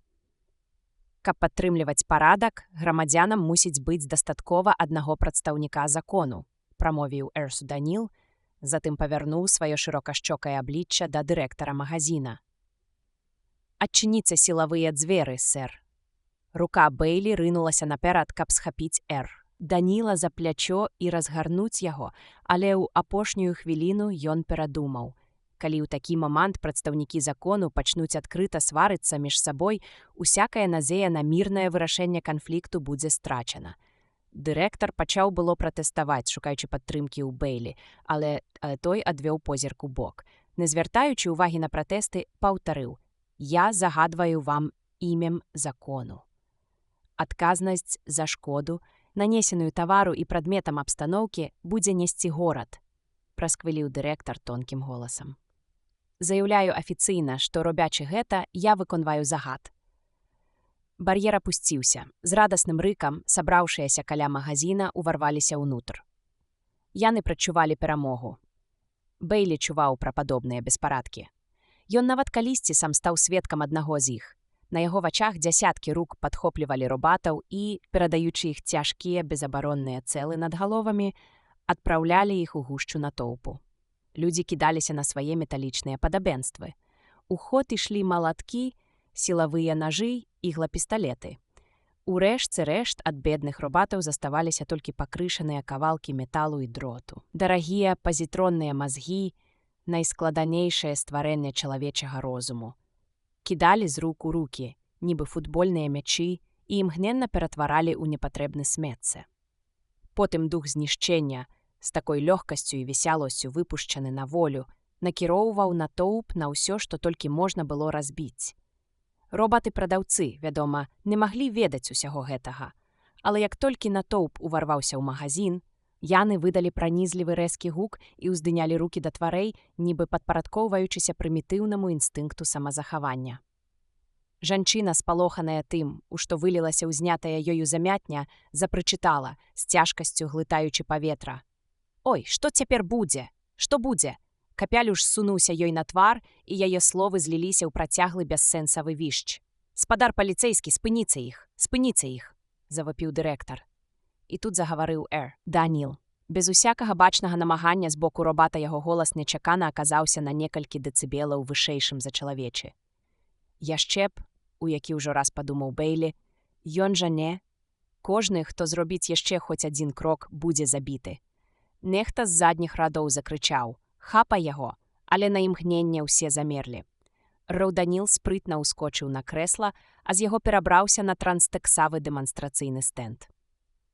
Каляровае ззянне, пранікаючы праз шчыліны малекулярна-палярызаванай плёнкі, надавала яго бяссстраснаму, халоднаму твару нейкі незямны выгляд. «Незямны яшчэ Б», – падумаў Бейлі. Даніл, страшны ў сваім спакоі, вытрымаў паўзу, падчас якой ніхто з удзельнікаў гэтай нямой сцэны не зрушыўся з месца, і цвёрда сказаў: «Вы думаеце, у яго ў руках нейронная пуга або электравібратар. Калі мы ўсе кінемся на яго, у горшым выпадку пацерпяць адзін ці двое, ды і тыя хутка паправяцца. Мы ж тым часам зробім усё, чаго хочам, і пашлём закон і парадак да ўсіх касмічных чарцей». Яго голас не быў ні рэзкім, ні злосным, але ў ім чуліся сіла і ўпэўненасць. Ён гаварыў так, быццам аддаваў загад і быў упэўнены ў яго выкананні. «Вы памыляецеся. У мяне ў руках бластер, штука вельмі сур'ёзная. І я ім скарыстаюся, прычым мэліць паверх галоў не збіраюся. Перш чым вы да мяне дабярэцеся, я шмат каго паспею адправіць на той свет. Можа быць, большасць. Я не жартую. У мяне ж сур'ёзны выгляд. Хіба не?» У глыбіні натоўпу адбывалася нейкае варушэнне, але ён болей не разрастаўся. Калі перахожыя і спыняліся з цікаўнасці, то, зразумеўшы, у чым справа, спяшаліся выбрацца прэч. Пярэднія стаялі, затаіўшы дыханне, і з усіх сіл стараліся не падацца наперад пад націскам тых, хто напіраў ззаду. Раптам жанчына ў капелюшы парушыла зацягнутае маўчанне. Залівіста заплакаўшы, яна завопіла: «Ён заб'е нас усіх. Я нічога не зрабіла. Выпусціце мяне адсюль». Раўданіл саскочыў з дэманстрацыйнага стэнда і сказаў: «Цяпер я пайду да дзвярэй.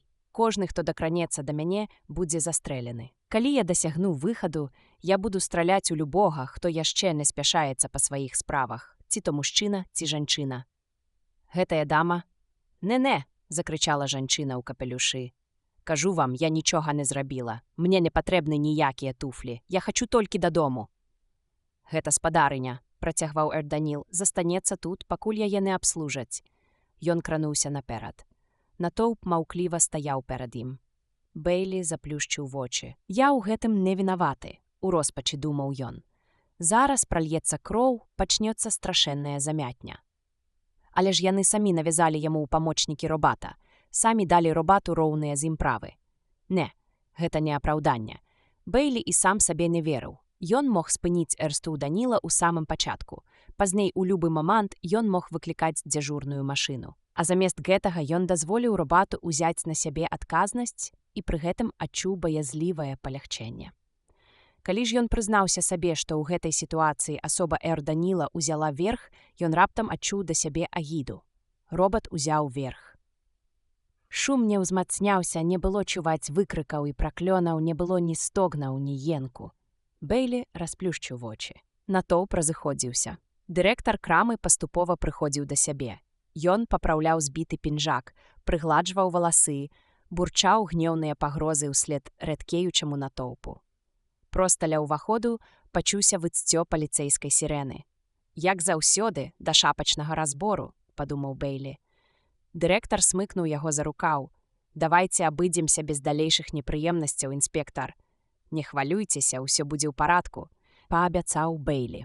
Адвязацца ад паліцэйскіх з дзяжурнай машыны не складала цяжкасці. Нехта выклікаў іх, паведаміўшы, што на вуліцы сабраўся натоўп.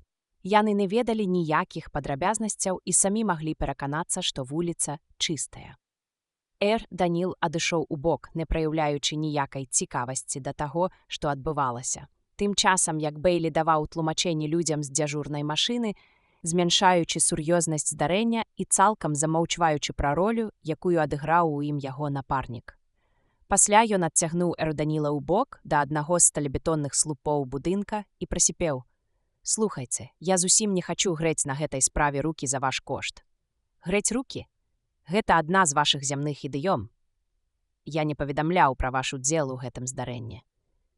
Я не ведаю вашых звычаяў. У нашым свеце прынята складаць поўную справаздачу, але, магчыма, у вас гэта не так. Ва ўсякім разе беспарадкі прадухілены, а гэта самае галоўнае, хіба не? А хіба так? Цяпер паслухайце, што я вам скажу. Вымушаны гаварыць шэптам, Бейлі тым не менш імкнуўся надаць сваім словам як мага больш перакананасці. Ніколі больш не рабіце гэтага. Ніколі больш не настойваць на выкананні закону. Калі я не павінен рабіць гэтага, то ў чым жа тады мая задача?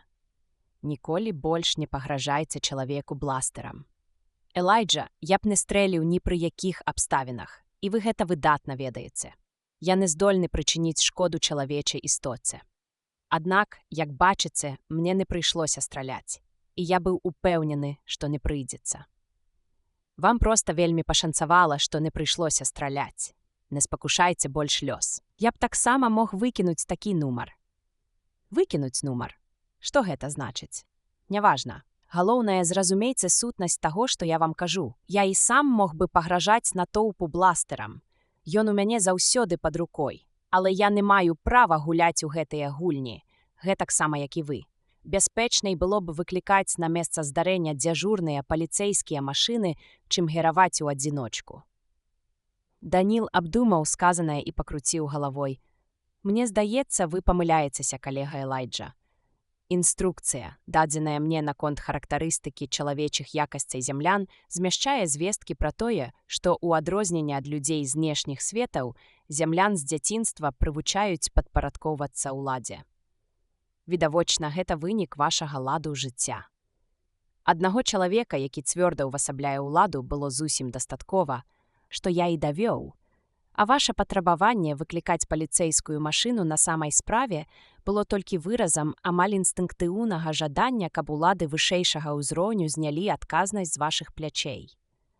Мушу прызнацца, у нашым свеце майму ўчынку не было б апраўдання. Выцягнуты твар Бейлі пачырванеў ад гневу. Калі б яны здагадаліся, што вы робат. Я быў упэўнены, што не здагадаюцца. Як бы там ні было, памятайце, што вы робат, не больш, чым робат. Проста робат, падобны да тых прадаўцоў у абутковай краме. Але гэта ж відавочна. І ў вас няма нічога чалавечага. Бейлі ніяк не мог справіцца са сваёй злосцю. Здавалася, Даніл задумаўся над апошнімі словамі Бейлі. Магчыма, падзел на людзей і робатаў не такі ўжо істотны. Куды важней, ці валодае аб'ект розумам, ці не. Бейлі зірнуў на гадзіннік, ледзь разглядзеўшы цыферблат. Ён спазняўся ўжо на гадзіну з чвэрцю. Пры думцы пра тое, што Даніл выйграў першы раунд, тым часам, як сам ён апынуўся бездапаможным статыстам, у яго перасохла ў горле. Ён падумаў пра Вінса Барэта, юнака, якога замяніў Эрсемі, і пра сябе, Элайджу Бейлі, якога мог замяніць Даніл.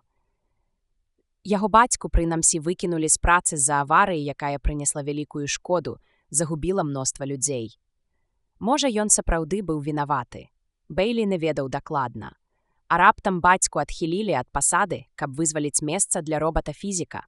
Толькі дзеля гэтага, без усякай іншай прычыны. І ён нічога не мог зрабіць. «Добра, ідземце», — рэзка сказаў Бейлі, «я мушу прывесці вас да сябе. Разумееце, нельга праводзіць якіх бы там ні было адрозненняў, абапіраючыся на менш важкія крытэрыі, чым факт валодання розу». Усё. Годзе пра гэта. «Нас чакае Джесі», — павысіў голас Бейлі. Ён накіроўваўся да бліжэйшай унутрысектарнай перамоўнай трубкі. «Лепш пазваню ёй, папярэджу, што мы падымаемся. Джесі?» Так, моя жонка.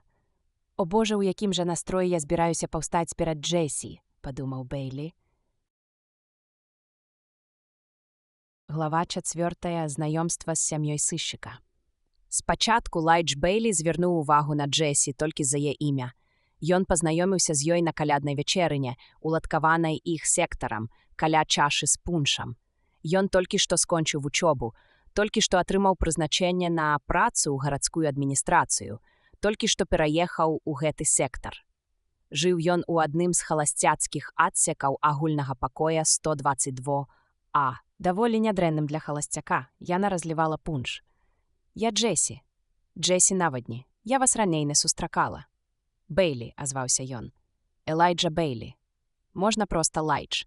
Я нядаўна прыехаў у гэты сектар. Ён узяў свой кубак пуншу і нявольна усміхнуўся. Яе жыццярадаснасць і прыветлівасць прыйшліся яму даспадобы, і ён застаўся побач з ёй. Бейлі быў навічком, а навічкі на такіх вечерынах заўсёды пачуваюцца адзінока сярод незнаёмых людзей, якія стаяць вакол асобнымі гурткамі. Ён спадзяваўся, што зможа пераадолець сваю скаванасць пазней, калі чаша з пуншам апусцее. А пакуль ён задуменна пацягваў свой пунш і назіраў, як народ весяліўся. Я дапамагала рыхтаваць пунш, перарваў яго думкі голас дзяўчыны. Магу гарантаваць яго якасць. Хочацца яшчэ. Бейлі ўбачыў, што яго маленькі кубак пусты. Ён усміхнуўся і сказаў: «Так, авальны твар дзяўчыны можна было б назваць прыгожым, каб не крыху завелікаваты нос. Светла-каштанавыя валасы мноствам кузярак спадалі ёй на лоб, на ёй была сціплая сукенка. І выглядала яна даволі такі мілавіда. Наступную порцыю пуншу яны ўжо пілі разам, і яму стала лепей. «Джесі», вымавіў Бейлі, смакуючы кожны гук яе імя. «Прыгожа гучыць. Вы не супраць, калі я буду вас так называць? Вядома, не, калі хочаце. А вы ведаеце, ад якога імя яно ўтвараецца? Джесіка? Ні за што не здагадаецеся. Больш нічога не прыходзіць на розум». Яна засмяялася і жартаўліва сказала: «Маё поўнае імя Джезебел». Вось тады-то ў імі ўспыхнула цікавасць да яе. Ён апусціў свой кубак і недаверліва ўскрыкнуў: «Не можа быць. Чеснае слова. Я не жартую. Гэта маё сапраўднае імя, Джезебел. Яно стаіць ва ўсіх маіх дакументах. Маім бацькам падабалася, як яно гучыць. Яна проста гарадзілася сваім імем, хоць ва ўсім свеце цяжка было б знайсці менш падыходную Джезебел. Я ўжо сказаў, што маё поўнае імя Элайджа. Шматзначна вымавіў Бейлі. Напэўна, вам вядома адна біблейская гісторыя. Яго словы не зрабілі на яе ніякага ўражання. Элайджа быў лютым ворагам Джезебел, растлумачыў ён. Сур'ёзна? Ну, вядома ж. Толькі ў Бібліі Элайджа гэта Ілля, а Джезебел і Ізавель, так? А я не ведала. Паслухайце, як гэта цікава. Спадзяюся, гэта не тэкульфоў. Значыць, што вы павінны стаць маім ворагам у сапраўдным жыцці. Аб гэтым не магло быць і гаворкі з самага пачатку. Спачатку менавіта дзякуючы супадзенню імёнаў яна стала для яго большым, чым проста прыемная дзяўчына, якая разлівае пунш. А потым ён выявіў, што яна і вясёлая, і чуйная, і, у рэшце рэшт, нават прыгожая. Асабліва яму падабаўся яе аптымізм. Яго скептычны погляд на жыццё патрабаваў процідзеяння. А Джесі, відаць, зусім не бянтэжыў змрочны выраз яго даўгатвараса твару. «О Божа», — казала яна, — «ну і што з таго, калі ў цябе і праўда вечна кіслая фізіяномія? Я ведаю, што ты ў душы зусім іншы, і ўвогуле мне здаецца, што калі б у цябе заўсёды рот быў да вушэй, як у мяне, мы проста лопнулі, сышоўшыся разам. Заставайся такім, які ты ёсць, і не давай мне вітаць у хмарах». А яна, у сваю чаргу, дапамагала Лайджу Бейлі трымацца на паверхні. Ён падаў заяву на невялікую кватэру для маладажонаў і атрымаў ордэр, які ўступаў у сілу з моманту рэгістрацыі шлюбу. Ён паказаў яго сваёй каханай са словамі: «Джесі, зрабі, калі ласка так, каб я мог выехаць з інтэрната. Мне там не падабаецца». Магчыма, гэта не было самай рамантычнай прапановай у свеце, але Джесі яна спадабалася. Бейлі памятаў толькі адзін выпадак, калі звычайная вясёласць Джесі здрадзіла ёй. І гэта зноў жа было звязана з яе імем. Адбылося гэта на першым годзе іх сумеснага жыцця, калі ў іх яшчэ не было дзіцяці. Дакладнай, якраз у той месяц, калі Джесі захацела цяжарнай. Іх каэфіцыент разумовага развіцця, статус генетычнай каштоўнасці і займаемая Бэйлі пасада давалі ім права на 2 дзяцей, прычым першае магло з'явіцца на свет на першым годзе сужэнства. «Можа быць», – думаў Бэйлі, мысленно вяртаючыся да падзей тых дзён, яе незвычайная раздражняльнасць і тлумачылася тым, што яна чакала Бентлі. Уяпсаваўся настрой з-за таго, што ён часта затрымліваўся на працы. Неяк яна паскардзілася. «Мне ўжо нязручна кожны вечар з'яўляцца ў сталовай адной». Бэйлі стаміўся і быў не ў духу. А чым жа гэта незручна? Там ты можаш пазнаёміцца з якім-небудзь прывабным, адзінокім мужчынам. Натуральна, яна тут жа ўспыхнула як запалка. Думаецца, я нікога не здолею зачараваць, Лайдж Бэйлі?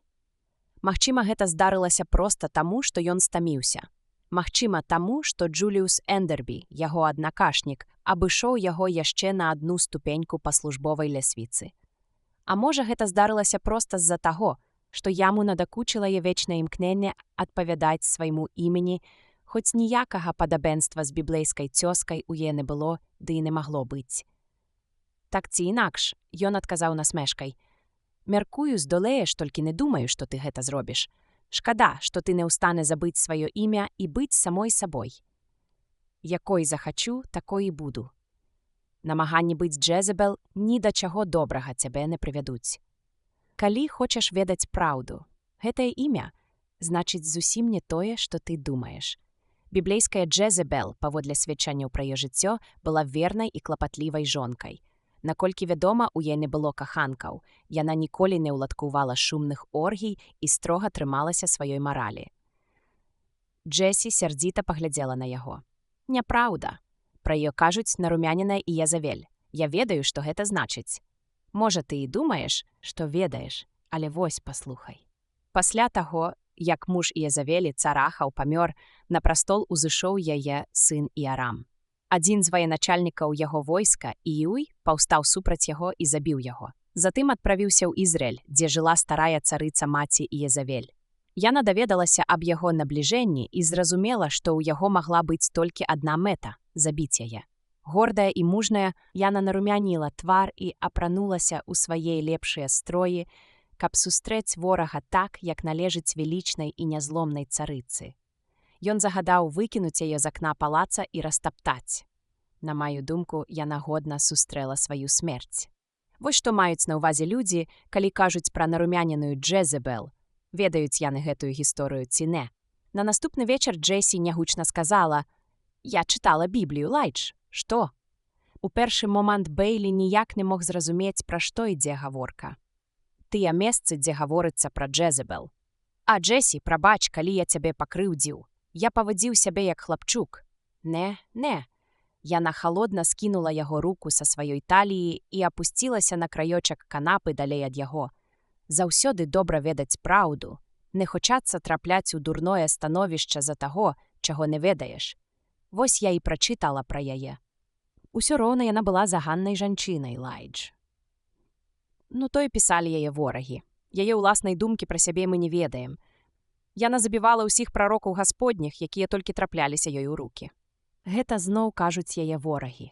Бэйлі пашукаў у кішэні жавальную гумку. Пасля ён кінуў звычку жаваць, бо Джесі сказала, што з яго доўгім тварам і сумнымі карамі вачыма гэта робіць яго падобным да старой каровы, у якой засеў у горле пучок травы, і яна не можа яго праглынуць, але і выплюнуць не хоча. А калі ты хочаш разабрацца ў яе ўчынках, я мог бы прывесці некаторыя доказы і на яе карысць. Яна шанавала рэлігію сваіх продкаў, якія жылі на той зямлі задоўга да прыходу іудзеяў. У іудзеяў жа быў свой бог, і больш за тое яны лічылі, што акрамя яго іншых багоў няма. Яны не задавальняліся тым, каб самім яму пакланяцца. Яны хацелі, каб усе навокал кланяліся толькі яму. Джезебел была кансерватыўнай па натуры. Яна заставалася вернай старой веры і не жадала прымаць новую. Урэшце рэшт, калі ў новай веры было больш маральнага зместу, то старая давала больш эмацыйнага задавальнення. Той факт, што Яна забівала святароў, проста характарызуе яе як дзіця свайго часу. У тыя дні гэта быў звычайны спосаб ратавання веры. Калі ты чытала 3-ю кнігу цароў, то мусіш помніць, што Іліяш, на гэты раз мой цёзка, уладкаваў спаборніцтва з 850 прарокамі Ваала, каб вызначыць, чые малітвы будуць пачутыя і чый Бог не спашле агонь з нябёсаў. Іліяш адужаў і тут жа загадаў натоўпу забіць 850 ваалітаў, і народ яму скарыўся. Джесі закусіла губу. А як наконт вінаградніка Навуфея Лайдж? Жыў сабе гэты Навуфей, нікога не чапаў. Адзіная яго віна была ў тым, што ён адмовіўся прадаць цару свой вінаграднік. Тады Джезабел зладзіла так, каб людзі лжэсведчылі супраць яго. Яны паказалі, што Навуфей блюзнерыў альбо нешта ў гэтым родзе. Яго абвінавацілі ў тым, што ён хуліў Бога і цара, падказаў Бейлі. Так, і яго пакаралі смерцю, а потым канфіскавалі яго маёмасць. Яны паступілі несправядліва. Вядома, у наш час, ды нават і ў сярэднія вякі з Навуфеем абышліся б не так сурова. Калі б яго маёмасць спатрэбілася гораду, рашэннем суда яму загадалі б убрацца, а ў выпадку неабходнасці выселілі б гвалтам, заплаціўшы пры гэтым справядлівую, з іх пункту гледжання, суму ў якасці кампенсацыі. У цара Ахава не было такога выйсця, і ўсё ж рашэнне Джезабел было несправядлівым. Адзіным апраўданнем ёй можа служыць тое, што Ахаў так горка тужыў з-за вінаградніка, што нават захварэў, а яна лічыла, што яе каханне да мужа важнейшае за дабрабыт Навуфея. Я яшчэ раз кажу табе, яна была увасабленнем вернай жа. Джесі адхінулася ў бок. Твар яе палаў ад гневу. Ты нізкі, злы чалавек. Ён зірнуў на яе ў поўным недаўменні. Што я такога зрабіў? Што з табой? Яна выскачыла з кватэры, не ўдастоіўшы яго адказам, і правяла ўвесь вечар і паўночы на паверхах субэфірнага відэа, дзе нецярпліва пераходзіла з сеансу на сеанс, выдаткаваўшы сваю 2-месячную квоту, а заадно і квоту мужа. Калі яна вярнулася дамоў, Бейлі яшчэ не спаў, але ёй ужо няма чаго было сказаць яму. Значна пасля Бейлі прыйшла думка, што ён ушчэнт разбіў вельмі важную частку жыцця Джесі. Яе імя значыла для ёй нешта захапляльна распуснае. Яно было чароўным процівагай яе чопарнаму, залішне прыстойнаму мінуламу. Яно ўносіла ў ёй прэсную правільную жыццё прысмак бязнравнасці.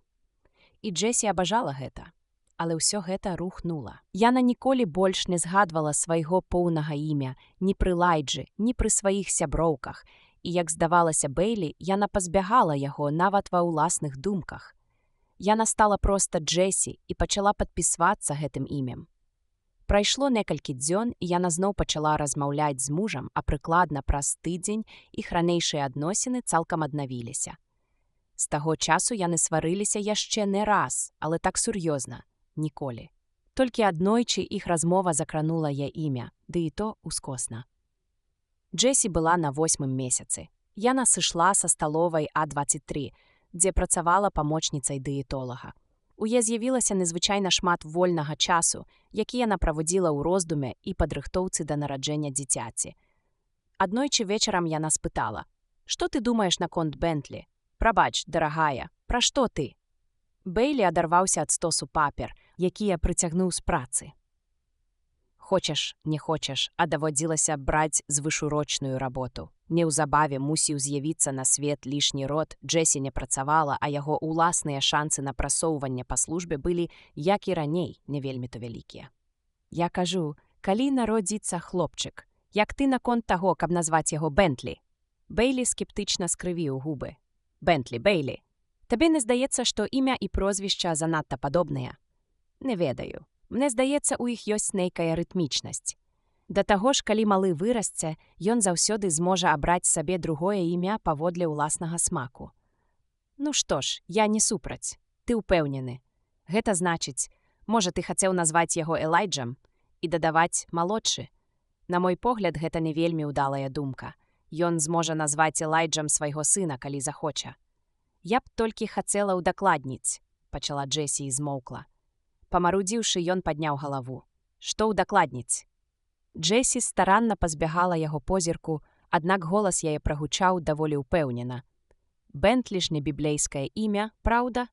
Не, адказаў Бейлі. У гэтым я зусім упэўнены. Ну вось і добра, даволі з мяне біблейскіх імён. І гэта было адзіным напамінам пра іхнюю спрэчку аж да таго самага дня, калі Элайджа Бэйлі разам з робатам Данілам Алівам вяртаўся дадому, дзе яго чакала жонка, з якой ён пражыў больш за 18 гадоў, і сын Бентлі, другое імя так і не абралі, якому ішоў 17 год. Бэйлі спыніўся перад вялікімі падвойнымі дзвярыма, на якіх свяціўся буйны надпіс «Туалетны блок мужчыны». Ніжэй літарамі меншага памеру было напісана «Падсектары 1А, 1Е». Яшчэ ніжэй, прама над замочнай шчылінай, знаходзілася аб'ява, выкананая яшчэ дробнейшым шрыфтам. У выпадку страты ключа неадкладна тэлефанаваць 27 101 51. Нейкі мужчына абагнаў іх, уставіў алюмініевы штыр у замочную шчыліну і знік за дзвярыма, нават не падумаўшы прытрымаць іх для Бэйлі. Учыні ён іначай, Бэйлі ўспрыняў бы гэта як сур'ёзную знявагу. Так ужо заведзена, што мужчыны ігнаруюць прысутнасць адзін аднаго як унутры туалетнага блока, так і ў непасрэднай блізкасці ад яго. Бэйлі ўспомніў адзін з найбольш цікавых сакрэтаў, якімі падзялілася з ім Джэсі. Аказваецца, у жаночых туалетных блоках справа абстаяла зусім інакш. Нярэдка ад яе можна было пачуць: «Сустрэліся ў туалетнай з Джазефінай грылі». Яна сказала.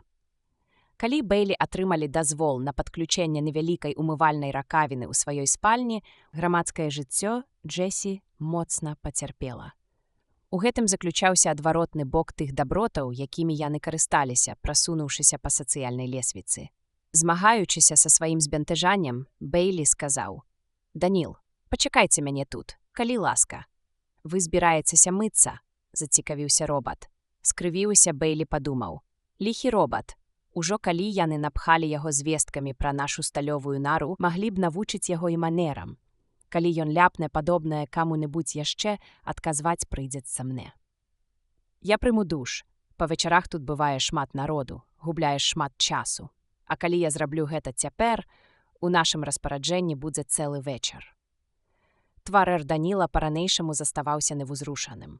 «Чакаць за дзвярыма – гэта адзін з вашых звычаяў». Бэйлі збянтэжыўся яшчэ больш. «Навошта вам туды заходзіць без усякай патрэбы?» «О, я вас зразумеў. Так, вядома. І тым не менш, Элайджа, рукі ў мяне таксама бруднеюць, я б хацеў памыць іх». Ён працягнуў рукі і паказаў Бэйлі свае далоні. Яны былі ружовымі, пухлымі, з усімі належнымі лініямі.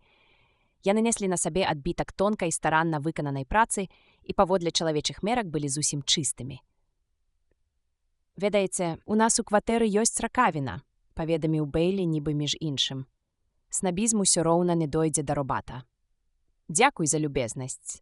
Аднак я думаю, будзе лепш, калі я памыю рукі тут.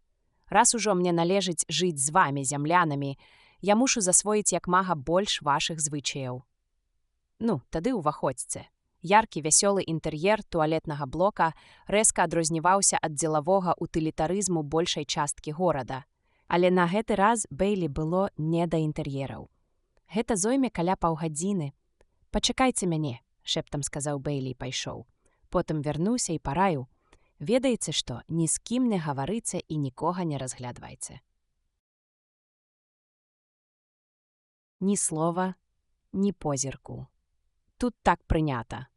Ён паспешліва азірнуўся навокал, каб пераканацца, што яго ўласныя кароценькія настаўленні ніхто не пачуў і што ніхто не праводзіць іх здзіўленым позіркам. На шчасце, вестыбюль быў пусты, ды і, у рэшце рэшт, гэта быў усяго толькі вестыбюль. Адразу адчуўшы сябе няўтульна, Бэйлі засямніў наперад, міма агульных душавых да асабістых кабінак. Ужо 5 гадоў мінула з тых часоў, як ён атрымаў права карыстацца гэтай раскошай, асабістай кабінкай, дастаткова вялікай, каб умясціць душ, невялікі вагальны агрэгат і іншыя неабходныя рэчы. У ёй быў нават праектар, які можна было наладзіць на новыя фільмы. «Дом па-за домам», – жартаваў ён, калі толькі атрымаў яе. Але цяпер Бэйлі чамусьці ўсё часцей пытаўся сябе, як бы ён перанёс вяртанне да спартанскіх умоваў агульных душавых, калі б у яго раптам адабралі прывілей карыстацца асобнай кабінкай. Націсканнем кнопкі ён уключыў вагальны агрэгат, і гладкая вочка лічыльніка загарэлася.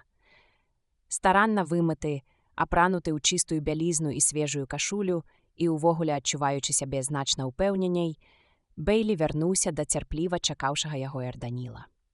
Калі яны адышлі на прыстойную адлегласць ад уваходу ў туалетны блок і маглі спакойна гаварыць, Бэйлі спытаў: «Усё ў парадку?»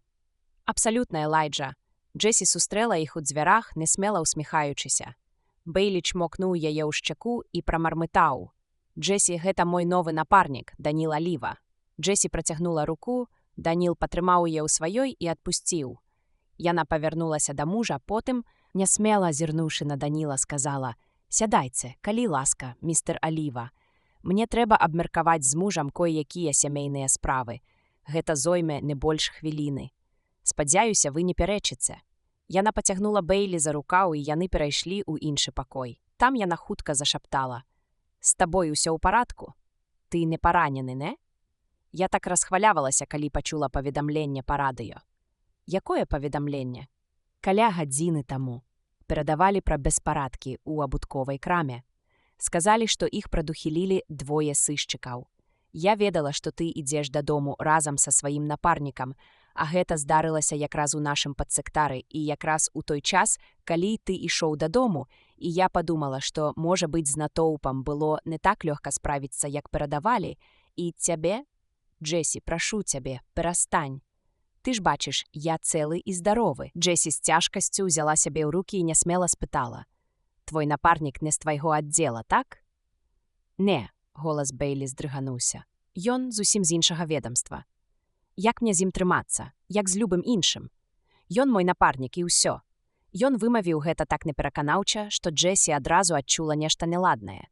«Тут нешта не так». «Не, ўсё добра. Ладна, трэба ісці ў гасцёўню, а то нязручна». Нечакана Лайдж Бэйлі адчуў, што яго кватэра не такая ўжо і камфортная. З ім гэта было ўпершыню. Наогул жа ён заўсёды ёю ганарыўся.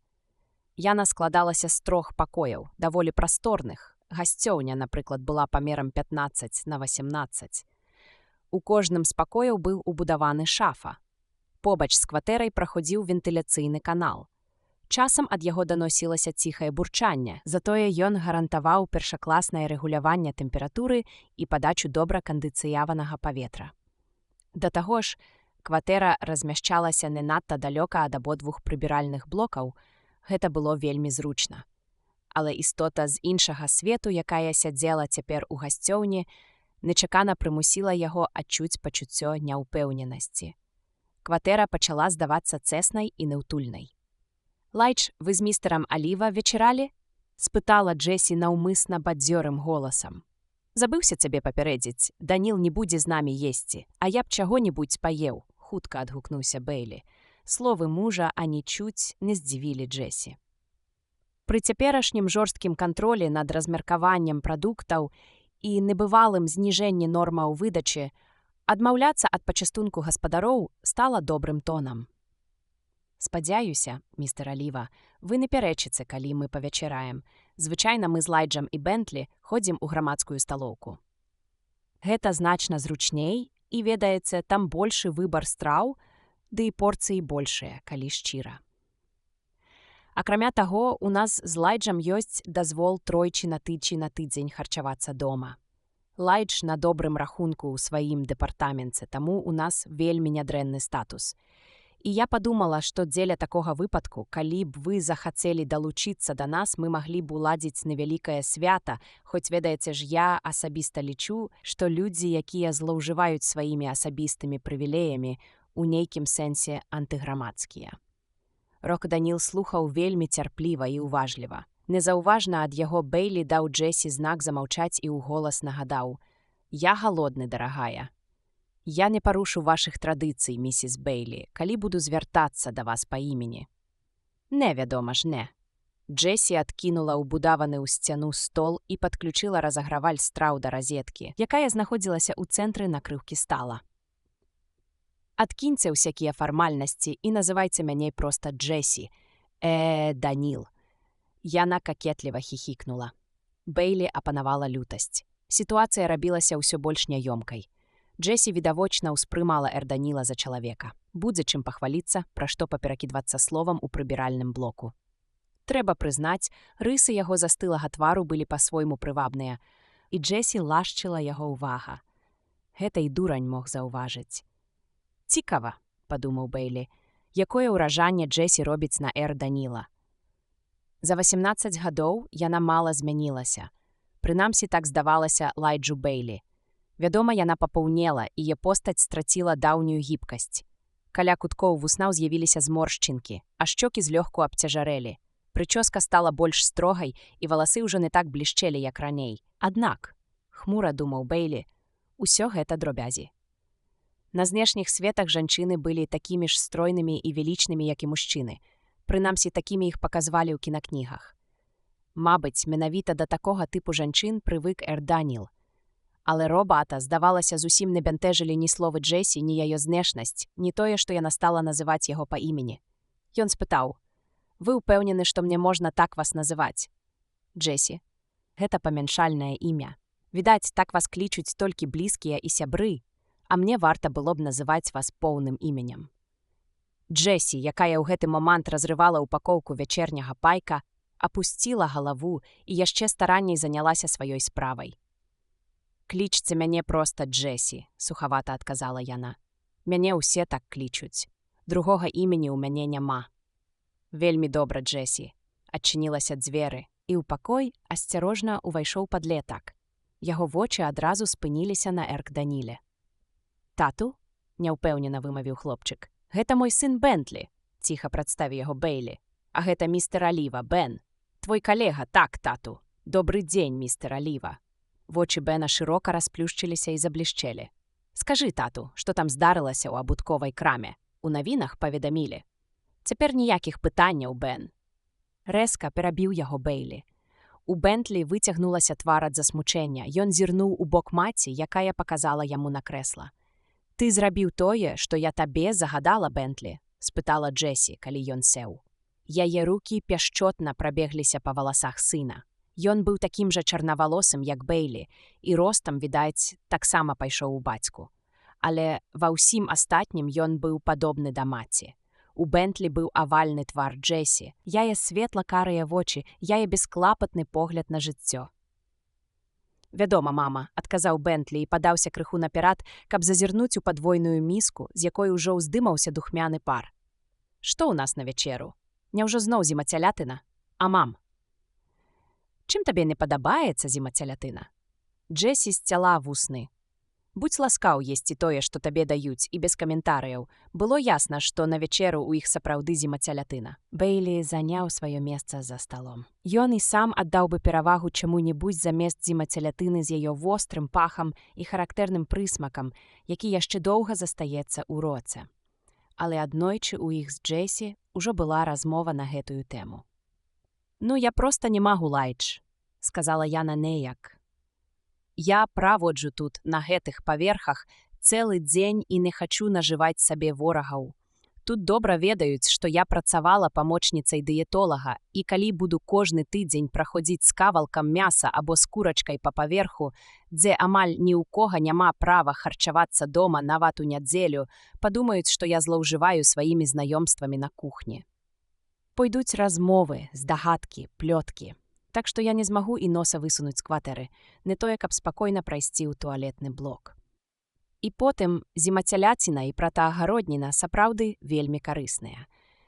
Гэта добра збалансаванае, экалагічна чыстае харчаванне і, між іншым, у іх поўна вітамінаў, мінеральных соляй і ўвогуле ўсяго, што трэба чалавеку. А курачак мы колькі заўгодна можам есці ў сталоўцы па аўторках. Бейлі лёгка саступіў. Джесі была права. Калі жывеш сярод людзей, самае галоўнае – звесці да мінімуму трэнні з імі. Пераканаць Бентлі было цяжэй. На гэты раз ён усклікнуў: «Мама, а чаму б мне не скарыстацца талонам таты і не паесці ў сталоўцы аднаму? Гэта зойме столькі ж часу». Джесі раздражнёна паківала галавой. «Ты мяне здзіўляеш, Бентлі. Што скажуць людзі, калі ўбачаць цябе ў сталоўцы аднаго? Нібыта табе дрэнна дома. Гэта нікога не датычыцца». «Не пярэч маці, Бентлі», з цяжкасцю стрымліваючыся, перабіў яго Бейлі. Бентлі змрочна паціснув плячима. Нечакана з другога канца пакоя пачуўся голас Эр Даніла. «Ці можна мне прагледзець гэтыя кінакнігі, пакуль вы вечараеце?» «Так, вядома», – сказаў Бентлі, выслізнуўшы з-за стала. Твар яго імгненна азарыўся цікавасцю. «Гэта мае кінакнігі. Я ўзяў іх у бібліятэцы па спецыяльным дазволе школы. Я прынясу вам мой праектар. Ён вельмі добры. Тата падарыў мне яго мінулым годам на дзень нараджэння». Ён прынёс Эр Данілу апарат і спытаў: «Вас цікавяць робаты, містер Аліва?» У Бейлі з рук выпала лыжка, і ён нагнуўся за ёй. «Так, Бентлі», – адказаў Эр Даніл, – «вельмі. Тады вам спадабаюцца вось гэтыя кінакнігі. Яны ўсе пра робатаў. У школе мне далі заданне напісаць пра іх сачыненне. Вось я і спрабую ва ўсім разабрацца». «Тэма даволі складаная», – дадаў ён важна. «Асабіста я супраць робатаў». «Бентлі, сядзь на месца», – не вытрымаў Бейлі, – «і не надакучвай містеру Аліву». «Ён не замінае мне, Элайджа. Я з задавальненнем абмеркаваў бы з табой гэтую праблему, Бентлі, калі-небудзь у іншы раз. Сёння мы з тваім бацькам будзем вельмі заняты. Дзякуй, містер Аліва». Бентлі сеў за стол і, з непрыязнасцю зірнуўшы ў бок маці, адламаў відэльцам кавалачак рыхлай ружовай зімацяляціны. Бейлі падумаў: «Сёння будзем вельмі заняты». І тут з асляпляльнай яснасцю ён успомніў пра сваё заданне. Ён уявіў ляжачага ў касмагорадзе мёртвага касміта і ўсвядоміў крыв, што на працягу некалькіх гадзін быў настолькі паглынуты ўласнымі праблемамі, што зусім забыўся пра бязлітасную рэчаіснасць забойства. Раздзел 5. Аналіз забойства.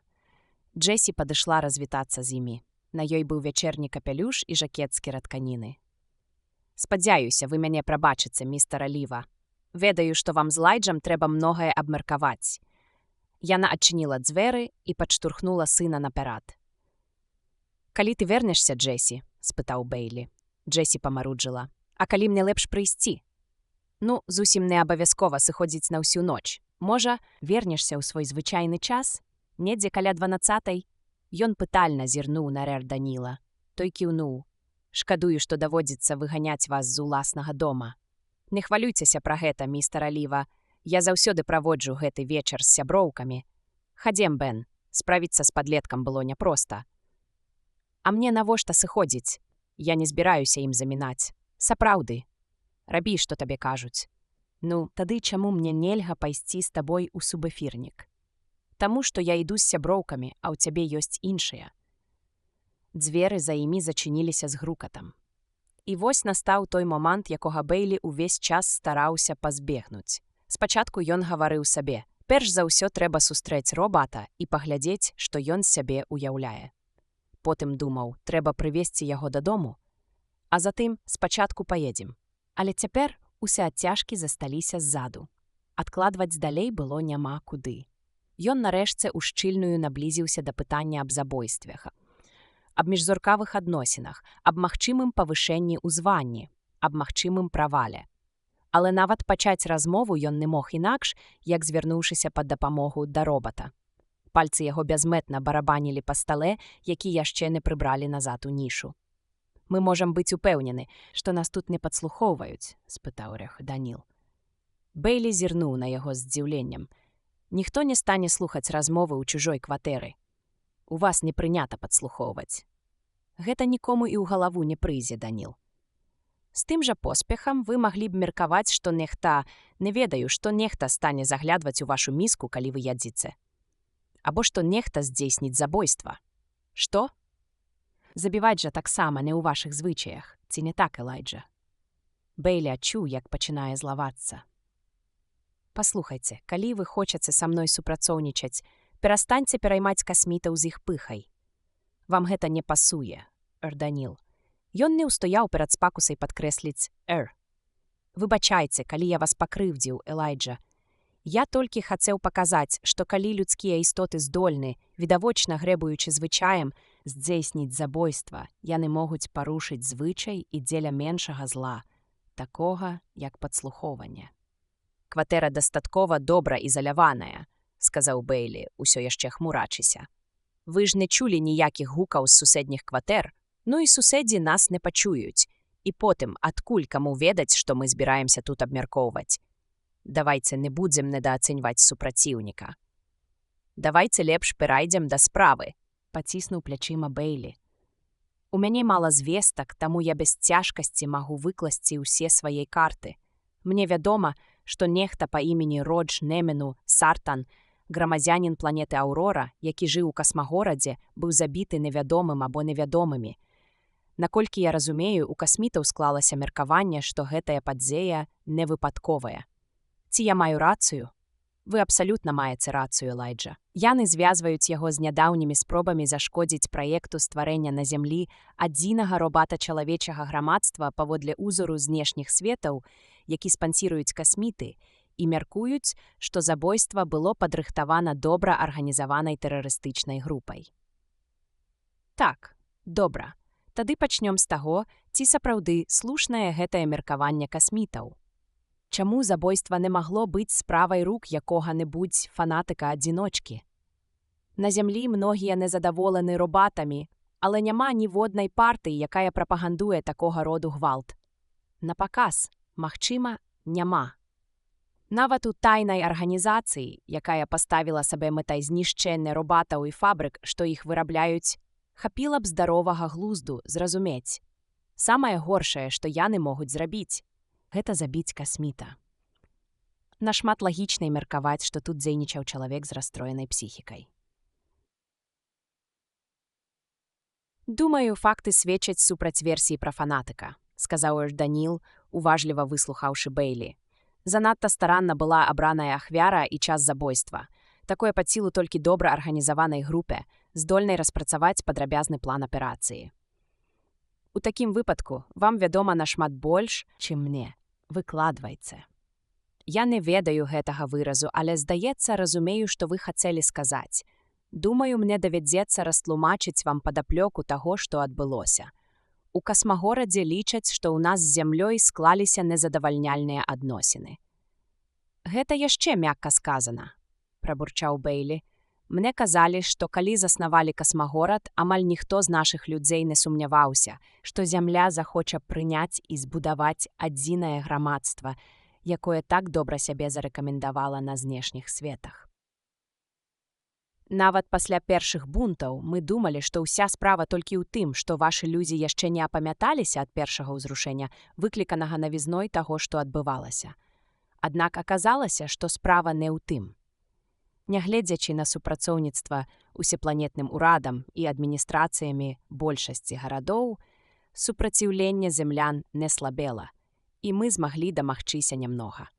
Натуральна, для нашага народа гэта было справай вялікай важнасці. Вамі, я мяркую, кіраваў чысты альтруізм. Не зусім, запярэчыў Даніл. Хоць з вашага боку вельмі любязна прыпісваць нам высакародныя памкненні. У нас шырока распаўсюджана меркаванне, што здаровая мадэрнізаваная зямля прынясе карысць усёй галактыцы. Прынамсі, гэтае меркаванне пануе ў нас у касмагорадзе. Мушу прызнаць, на знешніх светах існуюць магутныя сілы, якія нам супрацьстаяць. Што? Рознагалоссі сярод касмітаў? Вядома. Некаторыя думаюць, што мадэрнізаваная зямля будзе небяспечная, што ў яе зноў з'явяцца імперыялістычныя замашкі. Гэты пункт гледжання асабліва характэрны для насельніцтва больш старых светаў, якія знаходзяцца бліжэй да зямлі і маюць больш падстаў памятаць першыя стагоддзі міжзоркавых падарожжаў, калі зямля поўнасцю кантралявала іх як палітычна, так і эканамічна. «Старая песня», – уздыхнуў Бэйлі. «Яны што, сапраўды гэтым занепакоеныя? Няўжо яны ўсё яшчэ кідаюць у нас каменні за тое, што адбылося 1000 гадоў таму? У людзей свой асаблівы дзіўны склад розуму. У многіх адносінах іх мысленне не такое лагічнае, як наша, мысленне робатаў, бо іх ланцугі не так добра сплануваны. Праўда, мне казалі, што ў гэтым ёсць і свае перавагі». «Мабыць, ёсць», – сухавата заўважыў Бэйлі. «Вам лепш ведаць. Ва ўсякім выпадку, пастаянныя няўдачы на зямлі спрыялі ўзмацненню нацыяналістычных партый на знешніх светах. Яны лічаць, што земляне карэнным чынам адрозніваюцца ад касмітаў і таму не змогуць засвоіць іх лад жыцця. На іх думку, калі мы гвалтам навяжам робатаў землянам, то тым самым выпусцім у галактыку духа разбурэння. Бачыце, адно яны ніяк не могуць забыць. Насельніцтва Зямлі складае 8 мільярдаў чалавек, тады як агульная колькасць насельніцтва знешніх светаў не дасягае і 6 мільярдаў. Нашы людзі ў касмагорадзе, асабліва доктар Сартан. Ён быў доктарам сацыялогіі. Ён спецыялізаваўся ў робататэхніцы. Гэта быў выдатны вучоны. Зразумела. Працягвайце. Як я сказаў, доктар Сартан і іншыя ўсведамлялі, што калі такім настроем дазволіць распаўсюджвацца на знешніх светах, падсілкоўваючы іх нашымі няўдачамі, касмагорад і ўсё, звязанае з ім, доўга не проіснуе. Доктар Сартан зразумеў, што прыйшоў час зрабіць рашучы крок насустрач разуменню псіхалогіі землян. Лёг казаць, што людзі Зямлі кансерватыўныя ад прыроды і паўтараць затасаваныя фразы пра нязменнасць Зямлі і непасціжнасць зямнога складу розуму. Усё гэта толькі адводзіць у бок ад вырашэння праблемы. Доктар Сартан паўтараў, што гэта кажа нашае невуцтва і што мы не можам адмахнуцца ад землян якой-небудзь прыказкай ці банальнасцю. Ён казаў, што калі касміты хочуць перарабіць зямлю, яны мусяць пераадолець адасобленасць касмагорада і змяшацца з землянамі, што яны мусяць жыць як земляне, думаць як яны, быць як яны. Касміты? Але гэта ж немагчыма, усклікнуў Бейлі. Цалкам слушна, пагадзіўся Эрданіл. Нягледзячы на свае погляды, нават сам доктар Сартан не змог бы прымусіць сябе ўвайсці ў які-небудзь горад, і ён гэта ведаў. Ён не вытрымаў бы яго гіганства і вечных натоўпаў народу. Нават калі б яго прымусілі ўвайсці туды пад дулам бластара, абстаноўка так прыгнятала б яго, што ён не змог бы пранікнуць у ваш запаветны ўнутраны свет. А як наконт іх проста такі жывёльнага страху перад хваробамі? Перапыніў яго Бейлі. Не забывайцеся пра гэта. Я думаю, з-за аднаго гэтага сярод іх не знайшлося б нікога, хто рызыкнуў бы ўвайсці ў горад. І гэта таксама. Хваробы ў земным сэнсе слова невядомыя на знешніх светах, а перад невядомым заўсёды адчуваеш моцны страх. Доктар Сартан добра ўсё гэта разумеў і тым не менш настойваў на неабходнасці бліжэй пазнаць земляніна і лад яго жыцця. Здаецца, ён сам сябе загнаў у тупік. Не зусім.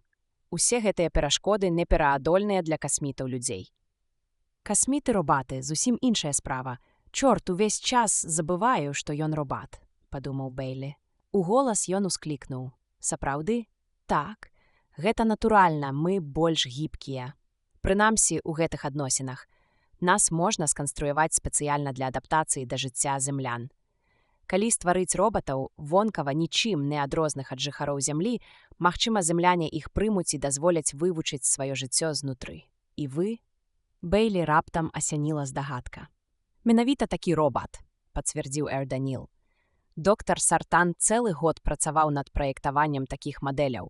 Я першы з яго робатаў і пакуль адзіны. На жаль, маё навучанне яшчэ не скончана. З-за забойства мяне вырашылі выкарыстаць раней намечанага тэрміну. Значыць, не ўсе касміцкія робаты такія, як вы. Іншыя мадэлі больш падобныя да робатаў, чым да людзей. Так? Вядома ж. Знешні выгляд залежыць ад функцыі робата. Мая функцыя патрабуе вельмі блізкага падабенства да людзей па знешнасці, таму я і маю такі выгляд. Іншыя робаты адрозніваюцца ад мяне, хаця ўсе яны маюць чалавечы вобраз. Яны, вядома, больш падобныя да людзей, чым тыя прыгнятальна-прымітыўныя мадэлі, якія я бачыў у абутковай краме. У вас усе робаты такія? Больш-менш, адказаў Бейлі. Вы лічыце гэта няправільным. Зразумела, людзям цяжка ўспрымаць грубую пародыю на чалавека як роўную сабе па інтэлекце. Няўжо вашы фабрыкі не могуць працаваць лепш? Могуць, Даніл, я ў гэтым упэўнены. Уся справа ў тым, што мы аддаём перавагу ведаць, калі маем справу з робатам, а калі з чалавекам. Кажучы гэта, Бейлі глядзеў проста ў вочы робату. Яны былі бліскучымі і вільготнымі, як чалавечыя, але Бейлі заўважыў, што іх позірк нерухомы. Спадзяюся, з часам я зразумею гэтую пункту гледжання.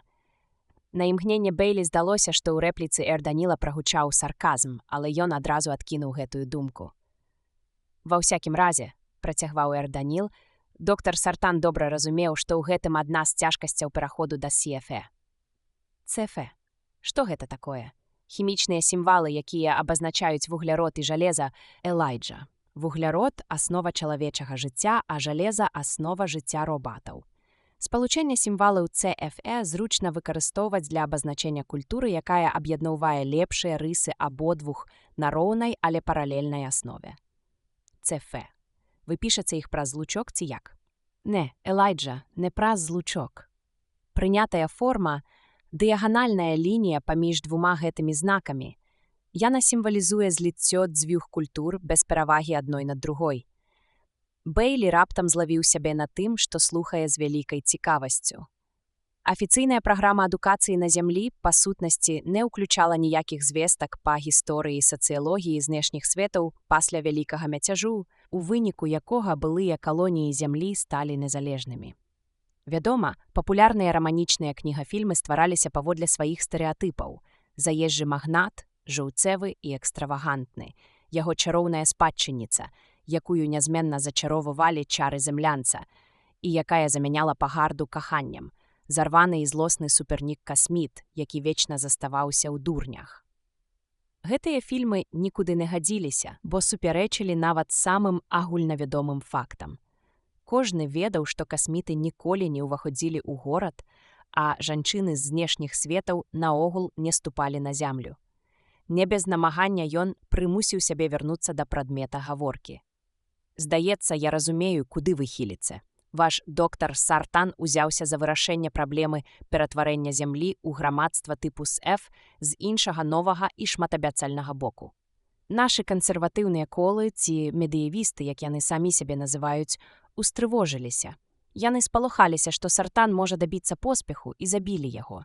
Менавіта гэтая матывацыя мяркуе арганізаваны змову, а не выпадковы ўспышак выпадковага чалавека. Слушна. Так, прыблізна гэтак я бы і сфармуляваў, Элайджа. Бэйлі задумліва прысвіснуў. Ён ледзь чутна пабарабаніў сваімі доўгімі пальцамі і пакратаў галавой. Нешта не клеіцца. Зусім не клеіцца. Прабачце, я вас не разумею. Я спрабую аднавіць карціну таго, што здарылася. Зямлянін ідзе ў касмагорад, падыходзіць да доктара Сартана, забівае яго з бластера і сыходзіць.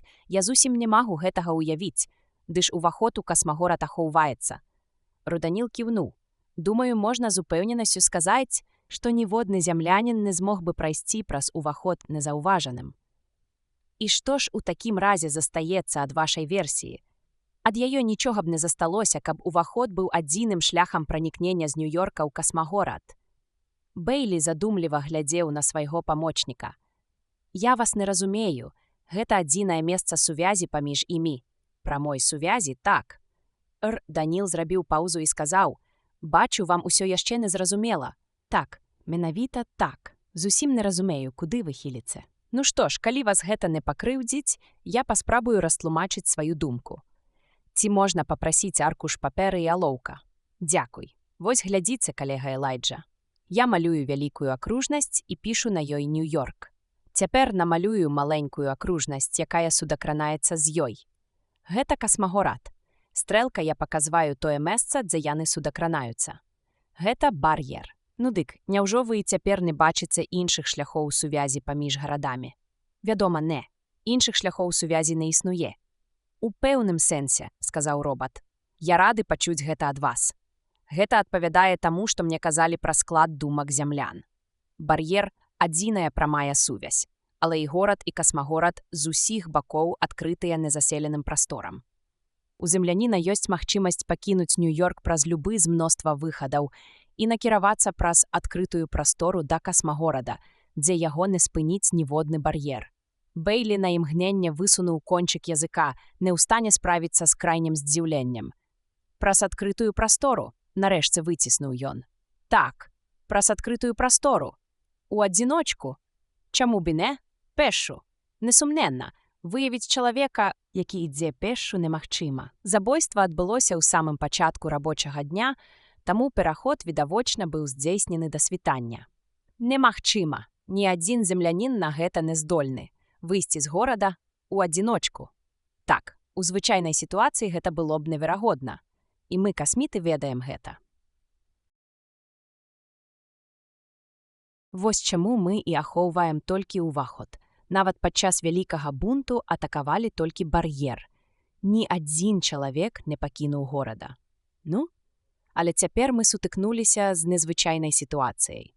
Гэта не сляпы напад натоўпу, які ідзе шляхам найменшага супраціву, а арганізаваны акт невялікай групы, задача якой заключалася ў тым, каб пранікнуць у касмагорад у неахоўваным месцы. Гэтым і тлумачыцца, чаму землянін змог увайсці ў касмагорад, падкрасціся да сваёй ахвяры, учыніць забойства і спакойна схавацца. Забойца скарыстаўся нашай бяспечнасцю. Гэта занадта неверагодна, пакаціў галавой Бейлі. Вашы людзі спрабавалі неяк праверыць гэтую версію? Так, ваш камісар паліцыі якраз знаходзіўся ў той час у касмагорадзе і ледзь не стаў сведкам забойства. Ведаю, ён мне расказаў. Гэта, Элайджа, яшчэ адзін доказ таго, што час злачынства быў дакладна разлічаны. Ваш камісар у мінулым супрацоўнічаў з доктарам Сартанам, і менавіта з ім доктар Сартан збіраўся абмеркаваць першачарговыя мерапрыемствы, звязаныя з укараненнем у ваш горад такіх робатаў, як я. На сустрэчы ў тую раніцу мелі разглядацца пытанні, якія тычыліся гэтага праекта. Зразумела, забойства перашкодзіла ажыццяўленню гэтых планаў, альбо, прынамсі, адсунула яго на нейкі час. І тое, што гэта здарылася, калі ваш уласны камісар паліцыі знаходзіўся фактычна ў межах касмагорада, ставіць землян у яшчэ больш няёмкае становішча, а ўрэшце і нас. Але я хацеў сказаць пра іншае, працягваў рэсю Даніл. Ваш камісар пабываў на месцы злачынства, і мы падзяліліся з ім сваім меркаваннем аб тым, што забойца хутчэй за ўсё пранікнуў у наш горад праз адкрытую прастору. Падобна вам, ён усклікнуў нешта накшталт немагчыма ці немысліма. Вядома, ён быў вельмі ўстрывожаны, і, магчыма, з-за гэтага яму цяжка было улавіць сутнасць справы. Тым не менш, мы настойвалі на тым, каб ён неадкладна пачаў праверку гэтай версіі. Бейлі ўспомніў пра разбітыя акуляры камісара і, нягледзячы на змрочныя думкі, усміхнуўся кутком рота. Бедны Джуліус, яшчэ б яму не ўстрывожыцца.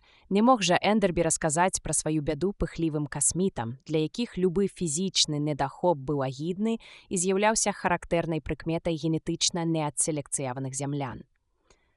Прынамсі, ён не мог гэтага зрабіць, не ўраніўшы годнасці, а камісару паліцыі Джуліусу Эндербі прэстыж быў вельмі дарагі.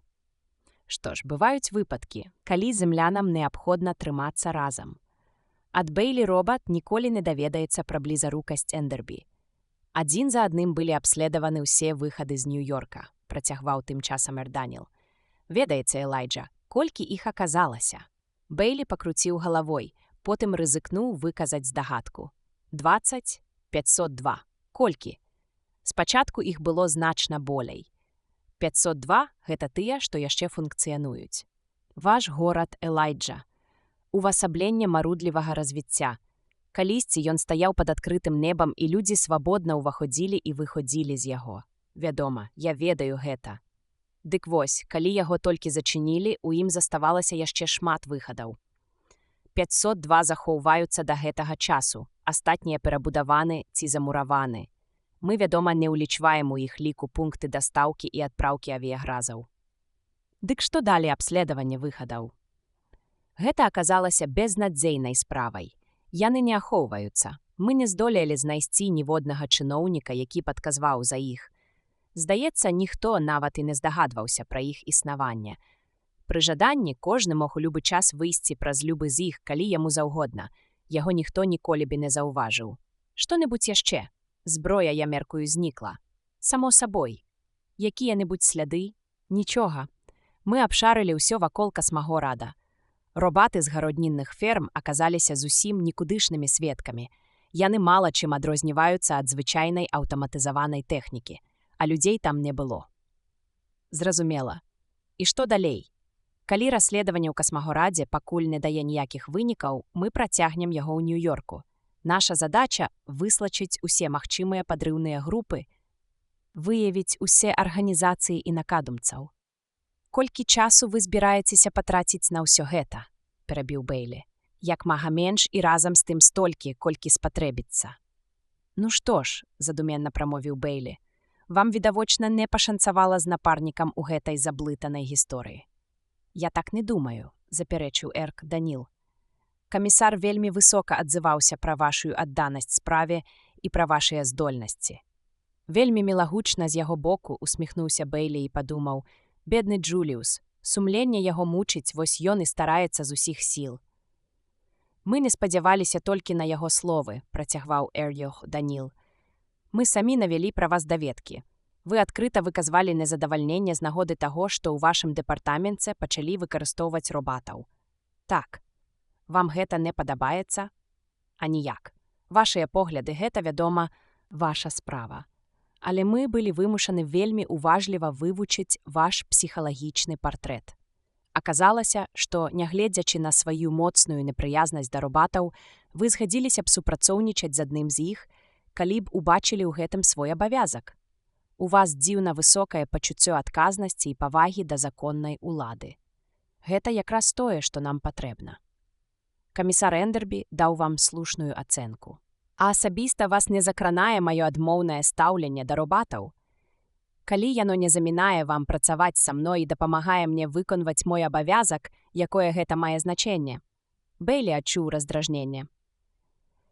Ну што ж, я выпрабаванне прайшоў, а як наконт вас? Што робіць вас сышчыкам? Выклікальна спытаў ён. Я не разумею вас. Вас стварылі як машыну для збору інфармацыі, як копію чалавека, якая фіксуе факты жыцця зямлян, неабходныя касмітам. Для пачатку сышчыку было б нядрэнна ёю быць, машынай для збору інфармацыі, ці не так? Для пачатку магчыма, але гэтага зусім недастаткова. Вядома, мае мэты былі адпаведным чынам скаліраваны. Цікава было б даведацца пра гэта падрабязней, Даніл. Было знойдзена даволі простае рашэнне. У мой банк пабуджальных матываў укладзены вельмі моцны імпульс. Імкненне да справядлівасці. Да справядлівасці, усклікнуў Бейлі. Іронія паступова знікла з яго твару і змянілася выразам шчырай недаверлівасці. Нечакана Даніл павярнуўся і ўставіўся на дзверы.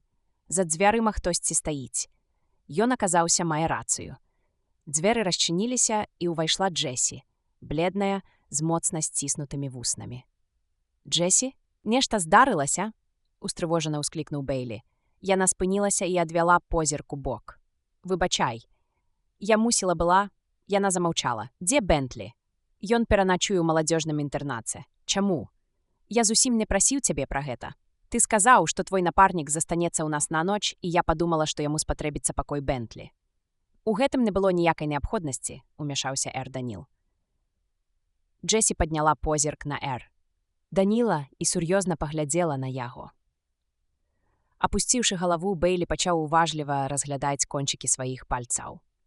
Пры думцы пра тое, што цяпер магло адбыцца і чаго ён не мог прадухіліць, яго апанала раптоўная слабасць. Надышоўшая цішыня зазвінела ў вушах, а потым здалёку, нібы скрозь некалькі пластоў пластыку, да яго даляцелі словы жонкі. «Мне здаецца, вы робат, Даніл». І Даніл адказаў спакойным, заўсёды голасам: «Так я робат».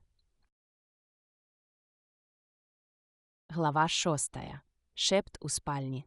На самых верхніх паверхах найбольш прэстыжных сектараў горада знаходзяцца натуральныя салярыі. Іх кварцавыя сцэны з раздвіжнымі металічнымі экранамі прапускаюць сонечныя промні, адначасова перагароджваючы доступ паветру звонку. Менавіта там загараюць жонкі і дочкі бацькоў горада. Менавіта там кожны вечар адбываецца цуд, апускаецца ноч. У астатняй жа частцы горада, уключаючы салярыі, дзе мільёны простых смяротных паводле строгага графіка падстаўляюць свае бакі пад штучнае выпраменьванне дугавых лямп, падзел сутак на дзень і ноч, паняцце даволі ўмоўнае. Працоўнае жыццё горада цалкам магло б весціся бесперапынна. І ўдзень, і ўначы, у 3 8-гадзінныя або 4 6-гадзінныя змены. Нічога не каштавала б падтрымліваць пастаяннае дзённае асвятленне, працягваючы работу да бясконцасці. Час ад часу прыхільнікі грамадзянскіх рэформ выдвігалі гэтую ідэю, наводзячы ў якасці аргумента інтарэсы развіцця эканомікі. Але не было выпадку, каб падобная прапанова знайшла падтрымку. І так дзеля інтарэсаў гэтай эканомікі чалавецтва ахвяравала ўсім ранейшым укладам жыцця. Землянам давялося цясніцца, забыць пра адзіноту і нават паступіцца асабістай свабодай. Праўда, увесь гэты ўклад узнік разам з цывілізацыяй і праіснаваў не больш за дзясятак тысячагоддзяў. Зусім іншая справа – звычка спаць у начны час. Ёй гэтулькі гадоў, колькі самому чалавеку каля мільёна. Адмовіцца ад яе не так і проста. Хоць землянам і не відно надыходу вечара, але як толькі на горад апускаюцца змярканні, святло ў іх кватэрах пачынае гаснуць і жыццё ў горадзе замірае. Хай на крытых вуліцах горада немагчыма адрозніць поўдзень ад поўначы, чалавецтва кіруецца маўклівымі ўказаннямі гадзіннікавай стрэлкі. Пусцеюць экспрэс-лініі, сціхае шум на вуліцах, растаюць натоўпы тых, хто спяшаецца па гіганцкіх пераходах. Горад Нью-Йорк спачывае ў нябачнай цэні зямлі, і насельніцтва яго спіць. Элайджу Бейлі не спалася. Ён ляжаў у ложку, у пакоі было цёмна, але заснуць ніяк не ўдавалася. Побач, схаваная цэмрай, ляжала Джесі, ні адным рухам не выдаючы сваёй прысутнасці. За сцяной сядзеў, стаяў, ляжаў. Хацелася б Бейлі ведаць. Даніла Ліва. «Джесі!» – паклікаў Бейлі шэптам. Потым яшчэ раз. «Джесі! Ну што яшчэ? Джесі, не прымушай мяне хвалявацца яшчэ больш. Ты мог бы папярэдзіць мяне». Дык не мог. Я збіраўся, але не ведаў як. «Памілуй, Джесі». «Тш!» – Бейлі зніжыў голас да ледзь чутнага шэпту. «Як ты здагадалася? Скажы мне». Джесі павярнулася да яго. Скрозь цэмру Бейлі адчуў на сабе яе позірк. «Лайдж», яе голас быў амаль нячутны. «Ён можа пачуць нас». «Гэты механізм?» «Не, калі гаварыць шэптам. Адкуль ты ведаеш? Можа, яго вушы ўлаўліваюць самыя ціхія гукі». Робаты касмітаў здольны на ўсё. Бейлі ведаў гэта. Прыхільнікі укаранення робататэхнікі бясконца расхвальвалі на розныя лады цудоўныя ўласцівасці робатаў, якіх выпускалі касміты. Іх трываласць, здольнасць адчуваць тое, што недаступна чалавеку, гатоўнасць узяць на сябе сотню новых функцый і такім чынам ашчаслівіць усё чалавецтва. Асабіста ён лічыў, што падобная прапаганда давала адваротны вынік. За перавагу над сабой земляне пачыналі ненавідзець робатаў яшчэ мацней. «Толькі не роту Даніл», – адказаў ён шэптам. Яго спецыяльна сканструявалі паводле чалавечага тыпу. Ім трэба было, каб яго прымалі за чалавечую істоту, таму ён, напэўна, валодае толькі тымі пачуццямі, што і мы. Адкуль ты ведаеш? Калі б ён валодаў звышадчувальнасцю, узнікала б занадта вялікая небяспека, што ён выпадкова выдасць сябе. Ён мог бы зрабіць нешта, якое выходзіць за межы чалавечых магчымасцей, даведацца занадта многа. Ну, магчыма. Зноў запанавала цішыня. Пачакаўшы хвіліну, Бейлі зрабіў другую спробу. «Джесі, калі ты дазволіш пакінуць усё як ёсць да тых часоў? Пакуль. Паслухай, дарагая, несправядліва так злавацца. Ну і дурань жа ты, Лайдж. Я зусім не злуюся. Я баюся да смерці». Яна ўсхліпнула і уткнулася ў каўнер яго піжамы. Нейкі час яны ляжалі, цесна прытуліўшыся адно да аднаго, і крыўда, якая наспявала ў Бейлі, знікла без следу, саступіўшы месца сапраўднай трывозе. «Але чаму, Джесі? Зусім няма аб чым хвалявацца. Ён не небяспечны. Клянуся табе. Лайдж, а ты не можаш неяк пазбавіцца ад яго? Ты сама ведаеш, што не магу. Гэта ж заданне дэпартамента. Хіба ж можна? Якое заданне, Лайдж? Раскажы мне». «Ну, Джесі, ты мяне здзіўляеш». У цэмры ён навабмацак адшукаў яе шчаку і пагладзіў яе. Шчака была мокрай. Рукавом піжамы ён асцярожна выцер яе слёзы. «Ну, паслухай», – сказаў ён пяшчотна, – «не будзь дзіцём. Папрасі іх, каб гэтае заданне, у чым бы яно ні заключалася, даручылі каму-небудзь іншаму. Калі ласка». Голас Лайджа загучаў жорстка. «Джесі, ты не першы год замужам за паліцэйскім і даўно б ужо ведала, што заданне ёсць заданне. Але чаму выконваць яго мусіш менавіта ты?» Джуліус Ендербі, Бейлі адчуў, як Джесі імгненна напружылася. «Я так і ведала». «Чаму б табе не сказаць гэтаму самаму Джуліусу Ендербі, што брудную працу хоць бы раз мог бы выканаць нехта іншы? Ты дазваляеш ускладваць на сябе зашмат, Лайдж, і гэта проста. Ну, супакойся. суцяшаў яе Бейлі. Джесі замоўкла, змагаючыся слязьмі, якія яе душылі. «Яна ніколі не зразумее», – падумаў ён. Джуліус Эндербі быў прычынай іх бясконцых спрэчак яшчэ з часоў заручын. У гарадскім адміністрацыйным каледжы Эндербі вучыўся на 2 класы старэй за Бейлі. Яны сябравалі. Калі Бейлі прайшоў серыю тэстаў па прафарыентацыі і неўраналізу і трапіў у выніку на службу ў паліцыю, аказалася, што Эндербі і тут яго апярэдзіў. Да таго часу яго паспелі прызначыць у сыскны аддзел. Бейлі ўвесь час ішоў па шляху ўжо пройдзеным Эндербі, але з гадамі адлегласць паміж імі павялічвалася. У прынцыпе, вінаваціць у гэтым было няма каго. Здольнасцей і прафесіяналізму Бейлі было не займаць, але яму бракавала тых якасцей, якімі Эндербі валодаў у поўнай меры. Эндербі ідэальна падыходзіў да ролі чыноўніка. Ён быў прыроджаным кіраўніком і адчуваў сябе ў бюракратычным апараце, як рыба ў вадзе. Камісар зусім не вылучаўся вялікім розумам, і Бейлі гэта ведаў. У яго былі свае дзівацтвы, узяць хаця б гэтае паказное захапленне медыявізмам. Але ён з усімі падтрымліваў роўныя адносіны, не дазваляў сабе крыўдзіць навакольных. Ён прымаў загады з гатоўнасцю, а аддаваў іх, умела спалучаючы мяккасць і патрабавальнасць. Ён здолеў наладзіць адносіны нават з касмітамі. Мабыць, з імі ён павозіў сябе нават залішне паслужліва. Сам Бейлі і паўдня не вытрымаў бы ў зносінах з імі. У гэтым ён быў упэўнены, хоць яму ніводнага разу яшчэ не даводзілася асабіста сутыкацца з імі. Але касміты яму давяралі, і гэта рабіла яго надзвычай карысным для горада. Вось так і атрымалася, што на адміністрацыйнай службе, дзе ўменне ладзіць з людзьмі значыла болей, чым прафесіяналізм, Эндербі хутка прасунуўся і займаў ужо пасаду камісара, тады як Бейлі ніяк не мог выбрацца з класа С5. Да такога размеркавання сіл Бейлі ставіўся спакойна, без крыўды, хоць, як і кожнага звычайнага чалавека, яно яго не вельмі цэшыла. У сваю чаргу, Эндербі не забываўся пра іх юнацкую сяброўства і імкнуўся рабіць для Бейлі ўсё, што мог. Быццам такім своеасаблівым спосабам хацеў кампенсаваць свой уласны поспех. Узяць хаця б заданне правесці расследаванне разам з Данілам. Яно было складаным і непрыемным, але без сумневу абяцала значнае павышэнне. А камісар мог даць такі шанс і каму-небудзь іншаму. Яго просьба пра паслугу падчас іх ранішняй размовы вельмі празрыста намякала на гэта. Джесі глядзела на іх узаемаадносіны і на чай. У падобных выпадках яна казала: «Гэта ўсё твой дурны індэкс лаяльнасці.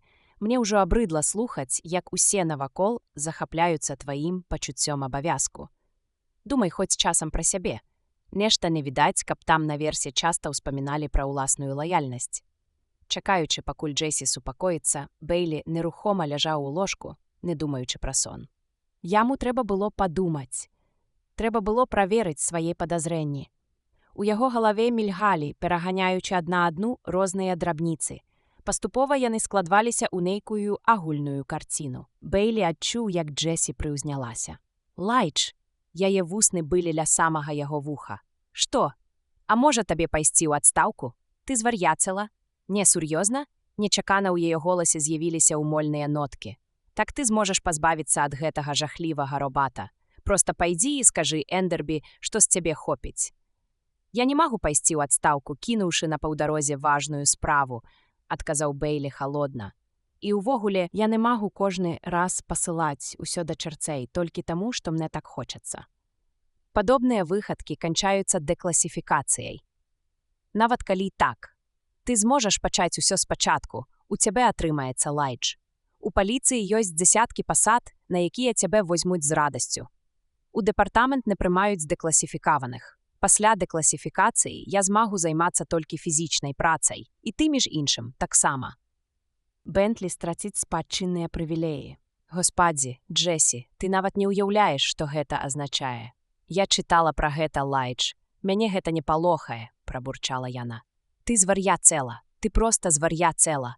Бейлі затрэсла. У яго памяці мільгануў знаёмы вобраз бацькі, які да самай смерці цягнуў жаласнае існаванне. Джесі цяжка ўздыхнула. Бейлі без жалю адагнаў ад сябе думкі пра жонку. У распачы ён зноў пачаў аднаўляць карціну забойства. «Джесі», — сухавата сказаў ён, — «ты мусіш расказаць мне, як ты даведалася, што Даніл робат? Што натолкнула цябе на гэтую думку?»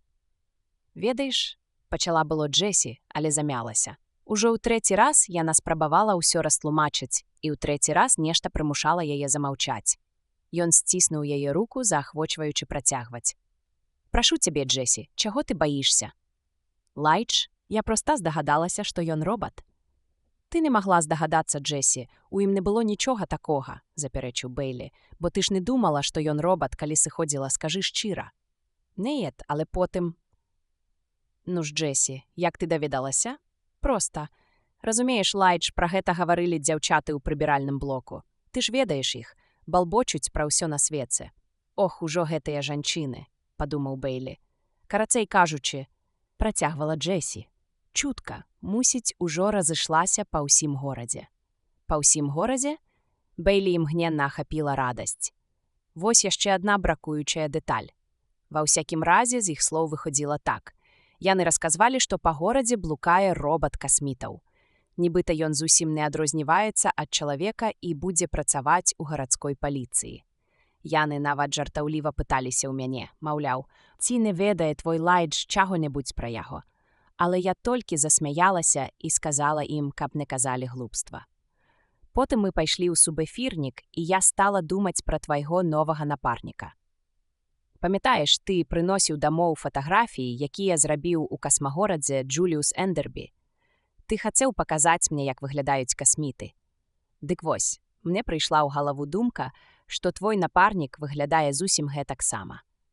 Мяне раптам асяніла, што ён вельмі падобны на касмітаў, і я сказала сабе, «Божа мой, яго, мабыць, пазналі ў абутковай краме, а ён з Лайджам». Тут я саслалася на галаўны боль і пабегла дамоў.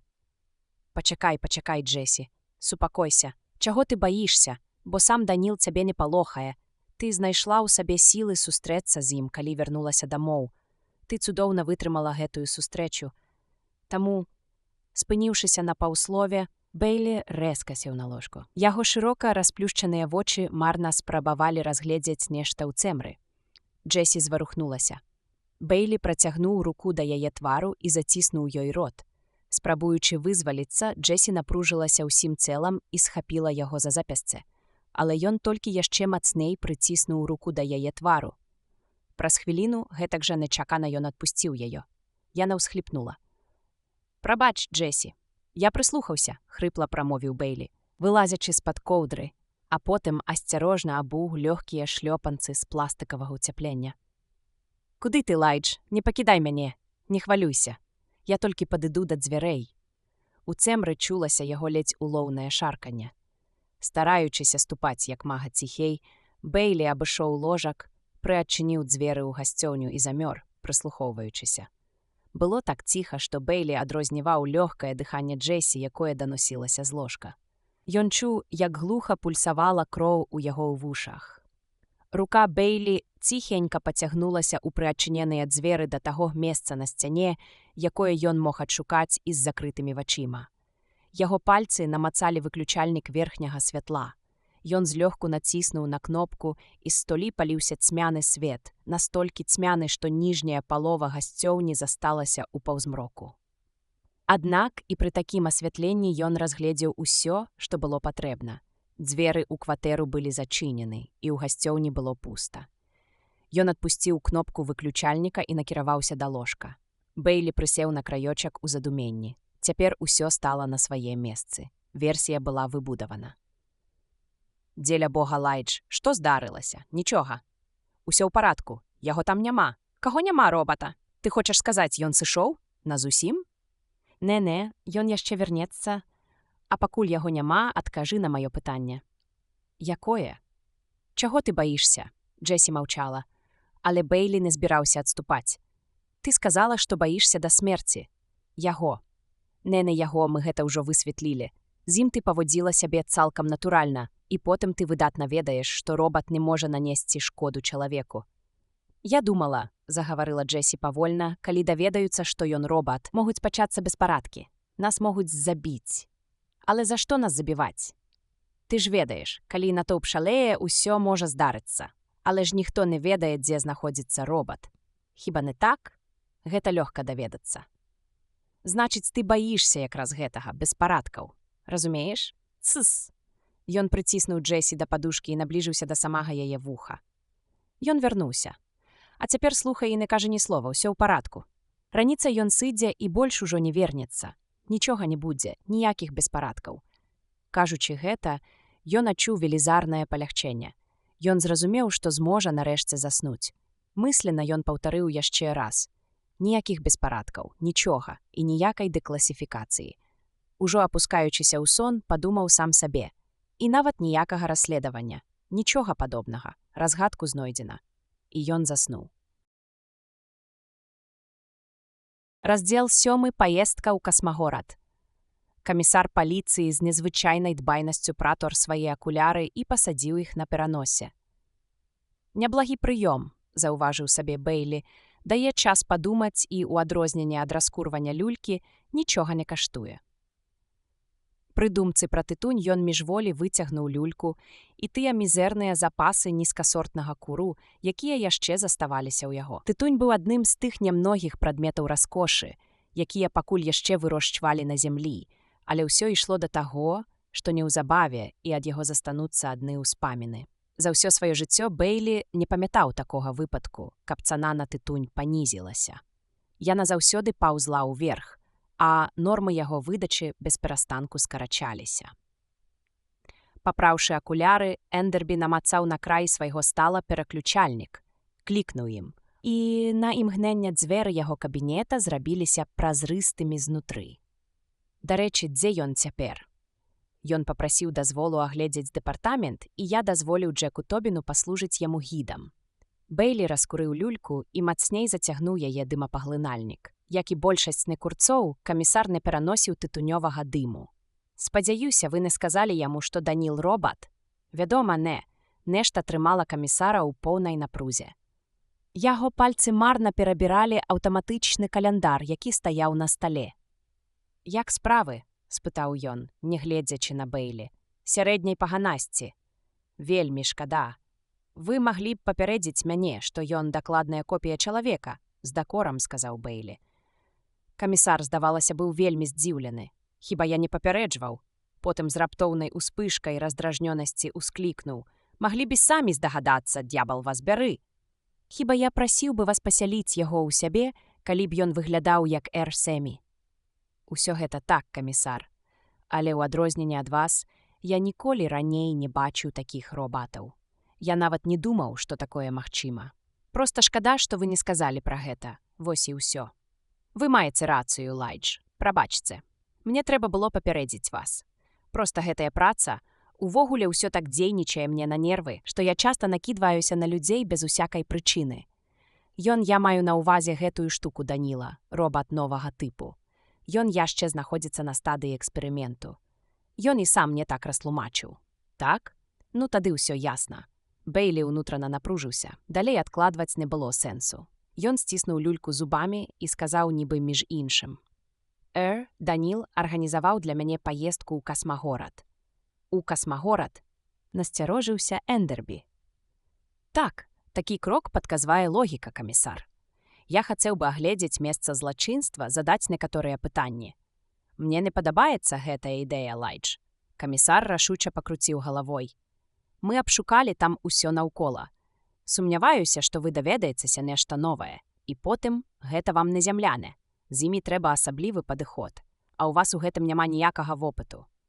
Ён правёў сваёй пухлай рукой па лбе і дадаў з нечаканай гарачнасцю. Ненавіджу іх. «Д'ябал вас бяры, камісар». У голасе Бэйлі пачуліся ноткі варожасці. Робат быў у нас, і я мушу пабываць у іх. Досыць непрыемна дзяліць з робатам пярэдняе месца, але апынуцца на заднім у мяне няма ні малейшага жадання. Вядома, калі вы лічыце, што я не здольны весці расследаванне. Справа не ў тым, Лайдж. Вы тут ні пры чым, усё справа ў касмітах. Вы не ведаеце, якія яны. Бэйлі насупіўся яшчэ болей. Ну добра, тады, камісар, можа, паедзеце з намі? Ён машынальна скрыжаваў два пальцы левай рукі, якая ляжала ў яго на калене. Вочы камісара шырока расплюшчыліся. Не, Лайдж, я туды не паеду і не прасіцца. Бэйлі адчуў, што з задавальненнем узяў бы свае словы назад, але было позна. Узяўшы сябе ў рукі, камісар жаласна ўсміхнуўся.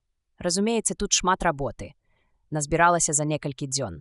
Бэйлі задумліва назіраў за ім. Тады вось што? Можа далучыцася да нас пазней праз трохмерны экран. Зусім ненадоўга. Калі мне раптам спатрэбіцца дапамога. Добра, думаю, гэта я зраблю, адказаў камісар неахвотна. Вось і выдатна. Бэйлі зірнуў на сцэнны гадзіннік, кіўнуў і ўстаў. Я буду падтрымліваць з вамі сувязь. Выходзячы з кабінета, Бэйлі на долю секунды затрымаўся ў дзвярах і азірнуўся. Ён заўважыў, як галава камісара пачала хіліцца да рук, якія ляжалі на стале. Сышчык мог бы пабажыцца, што пачуў усхліп. «Божа мой, ды ён зусім разгублены», – падумаў Лайдж. У агульным пакоі Бэйлі спыніўся і прысеў на куток бліжэйшага стала, не звяртаючы ўвагі на супрацоўніка, які сядзеў за ім. Той падняў галаву, прабурчаў прывітанне і вярнуўся да сваёй работы.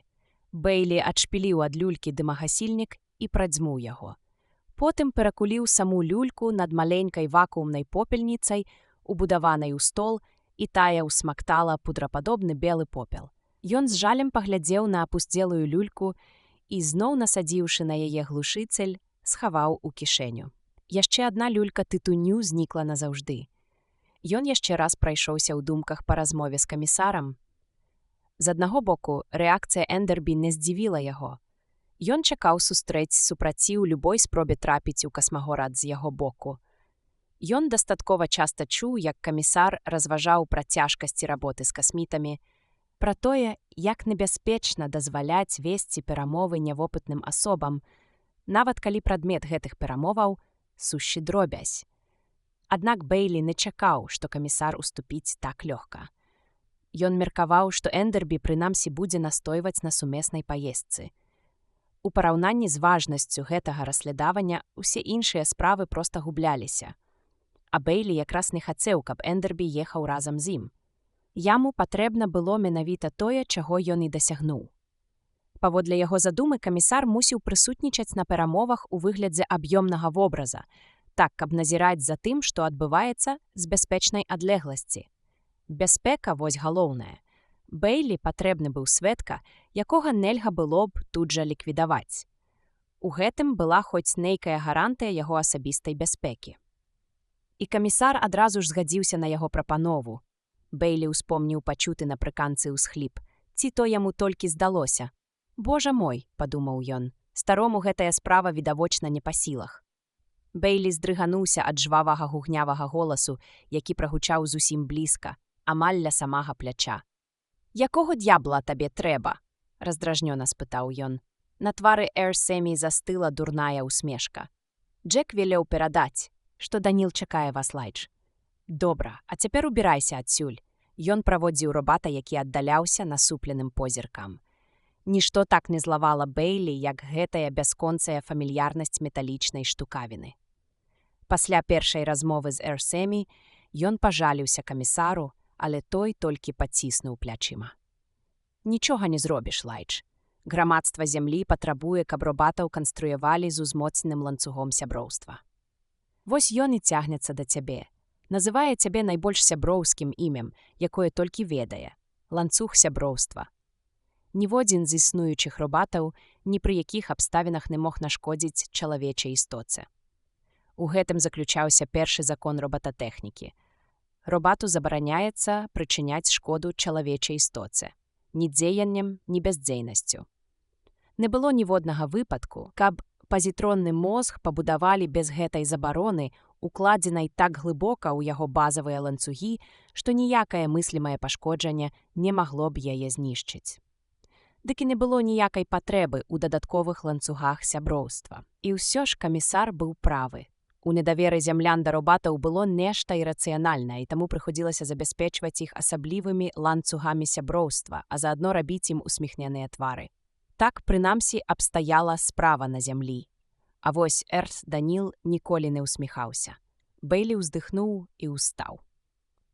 Наступная для яго, магчыма, і апошняя прыпынка – касмагорад. Паліцэйскія, а таксама некаторыя вышэйшыя службовыя асобы ўсё яшчэ маглі карыстацца індывідуальным транспартам у калідорах горада і ў старажытных падземных тунэлях маташасэ, куды быў зачынены доступ для пешаходаў. З боку членаў ліберальнай партыі вечна гучалі патрабаванні ператварыць гэтыя маташасэ ў дзіцячыя пляцоўкі. Пабудаваць на іх месцы новыя гандлёвыя цэнтры ці пашырыць за іх кошт сетку экспрэс-ліній і мясцовых ліній. Аднак меркаванні бяспекі заўсёды бралі верх. У экстрэмальных сітуацыях, ці то моцны пажар, пашкоджанне сілавых ліній або вентылятараў, ці то сур'ёзныя беспарадкі, павінна было існаваць сродак для хуткай мабілізацыі гарадскіх сіл да месца здарэння. І тут нішто не магло замяніць маташасэ. Бэйлі ўжо даводзілася некалькі разоў ездзіць гэтай дарогай, але жудасная пустата маташасэ заўсёды прыгнятала яго. Здавалася, мільёны міль аддзяляюць яго ад цёплага пульсавання жыцця горада. Бэйлі сядзеў за пультам кіравання машыны, і перад яго вачыма, нібы пусты сляпы чарвяк, разгортваўся тунэль маташасэ. Часам тунэль плаўна выгінаўся, і позірку Бэйлі адкрываліся ўсё новыя і новыя ўчасткі дарогі. За яго спіной, ён ведаў гэта, не аглядаючыся, паступова скарачаўся і знікаў другі такі ж пусты і сляпы чарвяк. Маташасэ было добра асветлена, але ў гэтай бязмоўнай пустэчы асвятленне здавалася бессэнсоўным. Роў Даніл сядзеў нерухома, нічым не парушаючы цішыні. Пустэльнае маташасэ рабіла на яго ўражанне не большае, чым перапоўненая людзьмі экспрэс-дарога. Яшчэ крыху, і пад шалёны выццё сірэны яны вырваліся з тунэля і плаўна заехалі на вузкую аўтамабільную дарогу гарадскога калідора. У даніну павагі да часткі гісторыі, якая адыходзіла ў мінулае, аўтамабільныя дарогі ўсё яшчэ добрасумленна пазначаліся ўздоўж кожнага буйнога калідора. Акрамя паліцэйскіх і пажарных машын, а таксама машын тэхабслугоўвання, аўтамабільнага транспарту як такога больш не існавала, і пешаходы карысталіся дарогамі з безмежнай самаўпэўненасцю. Абураныя, яны паспешліва расступаліся перад завываючай машынай Бэйлі.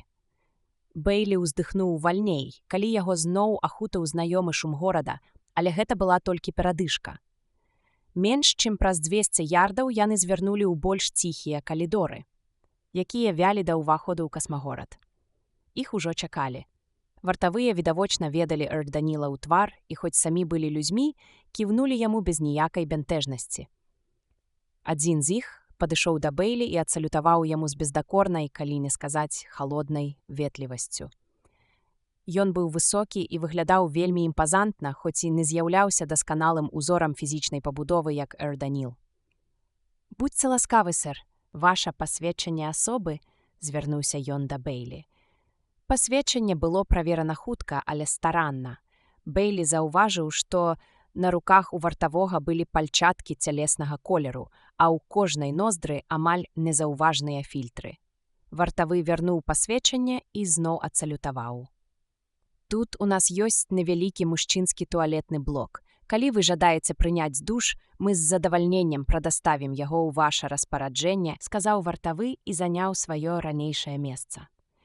Бэйлі хацеў было адмовіцца, але Даніл мякка крануў яго за рукаў. «Прыём душа перад уваходам у касмагорад – звычайная для жыхароў горада працэдура. Я кажу вам гэта, паколькі ведаю, што вы не захацелі б па няведанні паставіць сябе або нас абодвух у нязручнае становішча. І раю вам таксама зрабіць усё, што лічыцца патрэбным у плане гігіены. У касмагорадзе для гэтага не будзе ніякіх умоў». «Ніякіх умоў?» – перапытаў Бэйлі напружана. «Але гэта немагчыма. Я, вядома, маю на ўвазе», – прамовіў Даніл для жыхароў горада. На твары Бэйлі з'явіўся выраз крайняга незадавальнення. «Мне шкада, але такі звычай», – дадаў Даніл. Не вымавіўшы ні слова, Бэйлі ўвайшоў у прыбіральны блок. Ён хутчэй адчуў, чым убачыў, што Даніл ідзе за ім. «Правярае мяне? Хоча пераканацца, што я змыю з сябе пыл горада», – пытаўся ў сябе Бэйлі. Поўны абурэння, ён смакаваў думку пра той удар, які рыхтуе касмагораду. Яму раптам здалося не такім ужо і важным, што гэтым ён, магчыма, накіруе бластар у ўласную грузіну. Прыбіральны блок быў невялікі, але ў ім было ўсё неабходнае, а чысціня проста бездакорная.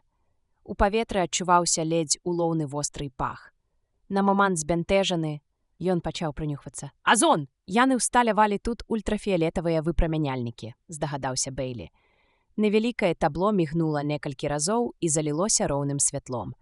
Аб'ява гласіла: наведвальнік, калі ласка, здыміцца з сябе ўсё адзенне, уключаючы абутак, і змясціцца ўсё ў прыёмнік, які знаходзіцца ўнізе. Бейлі не стаў пратэставаць. Ён зняў пояс з бластарам і зноў зашпіліў яго на аголенай таліі. Бластар здаўся цяжкім і нязручным. Прыёмнік зачыніўся, і адзенне знікла. Светлавое табло згасла, але на перадзе адразу ж успыхнула новае.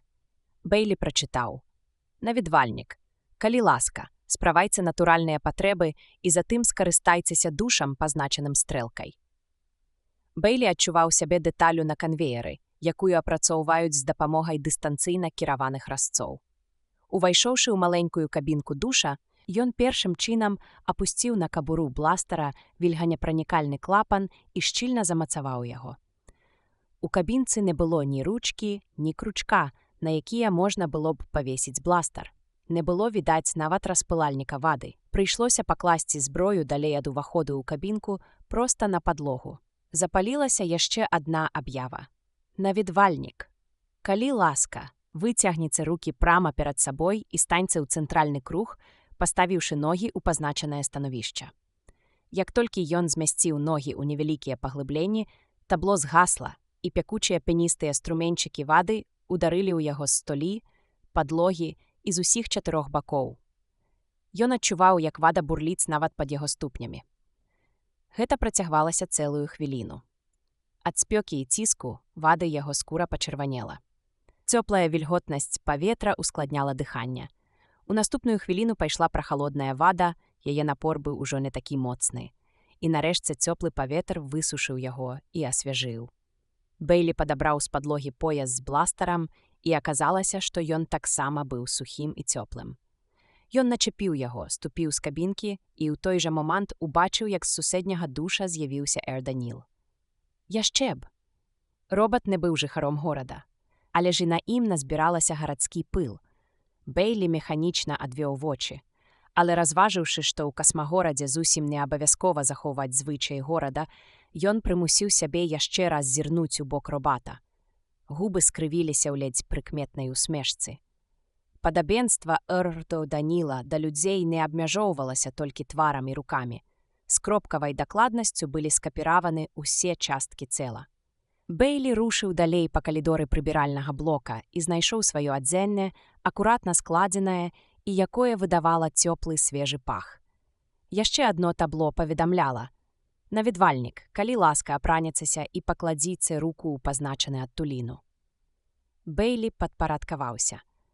Апусціўшы руку на чыстую малочна-белую паверхню, ён выразна адчуў пакольванне ў падушачцы сярэдняга пальца. Бейлі імкліва адняў руку і ўбачыў, як з пальца павольна выцякае кропля крыві. Пакуль ён глядзеў на палец, кроў спынілася. Ён стрэсіў кроплю і націснуў на палец, але крыві болей не было. Відавочна, яны ўзялі яго кроў на аналіз. Бейлі працяла трывога. Ён быў упэўнены, што лекары дэпартамента праводзілі штогадовы медагляд не так старанна і, магчыма, не на такім высокім узроўні, як гэтыя халодныя вытворцы робатаў з адкрытага космасу. Ён зусім не хацеў, каб стан яго здароўя падвяргаўся занадта дэталёвым даследаванням. Бейлі здавалася, што яго чаканне ўжо занадта зацягнулася, але нарэшце табло зноў засвяцілася. «Наведвальнік, рухайцеся далей». Бейлі ўздыхнуў з палёгкай. Ён накіраваўся наперад і ступіў у арку. Прама перад ім узніклі 2 металічныя прэнты, перагароджваючы яму шлях, і ў паветры з'явіўся фасфарысцуючы надпіс: «Увага! Наведвальніку забараняецца рухацца далей». «Якога д'ябла?» – выкрыкнуў Бейлі, забыўшыся ад злосці, што ён усё яшчэ ў туалетным блоку. Побач пачуўся голас Эрданіла. «Я думаю, дэтэктары выявілі крыніцу энергіі. Бластар пры вас, Элайджа». Бейлі рэзка развярнуўся. Яго твар пабуравеў ад злосці. Толькі з 3-го разу яму ўдалося прахрыпець. «Паліцэйскаму належыць мець бластар пры сабе у любы час, як на службе, так і па-за ёй. Ён дазволіў сабе загаварыць у поўны голас у туалетным блоку упершыню з тых часоў, калі яму споўнілася 10 гадоў. Тады гэта здарылася ў прысутнасці дзядзькі Борыса. Ён ударыўся нагой і нявольна скрыкнуў. Вярнуўшыся дадому, дзядзька Борыс добра выпарыў яго і прачытаў цэлую лекцыю пра неабходнасць захоўваць правілы прыстойнасці.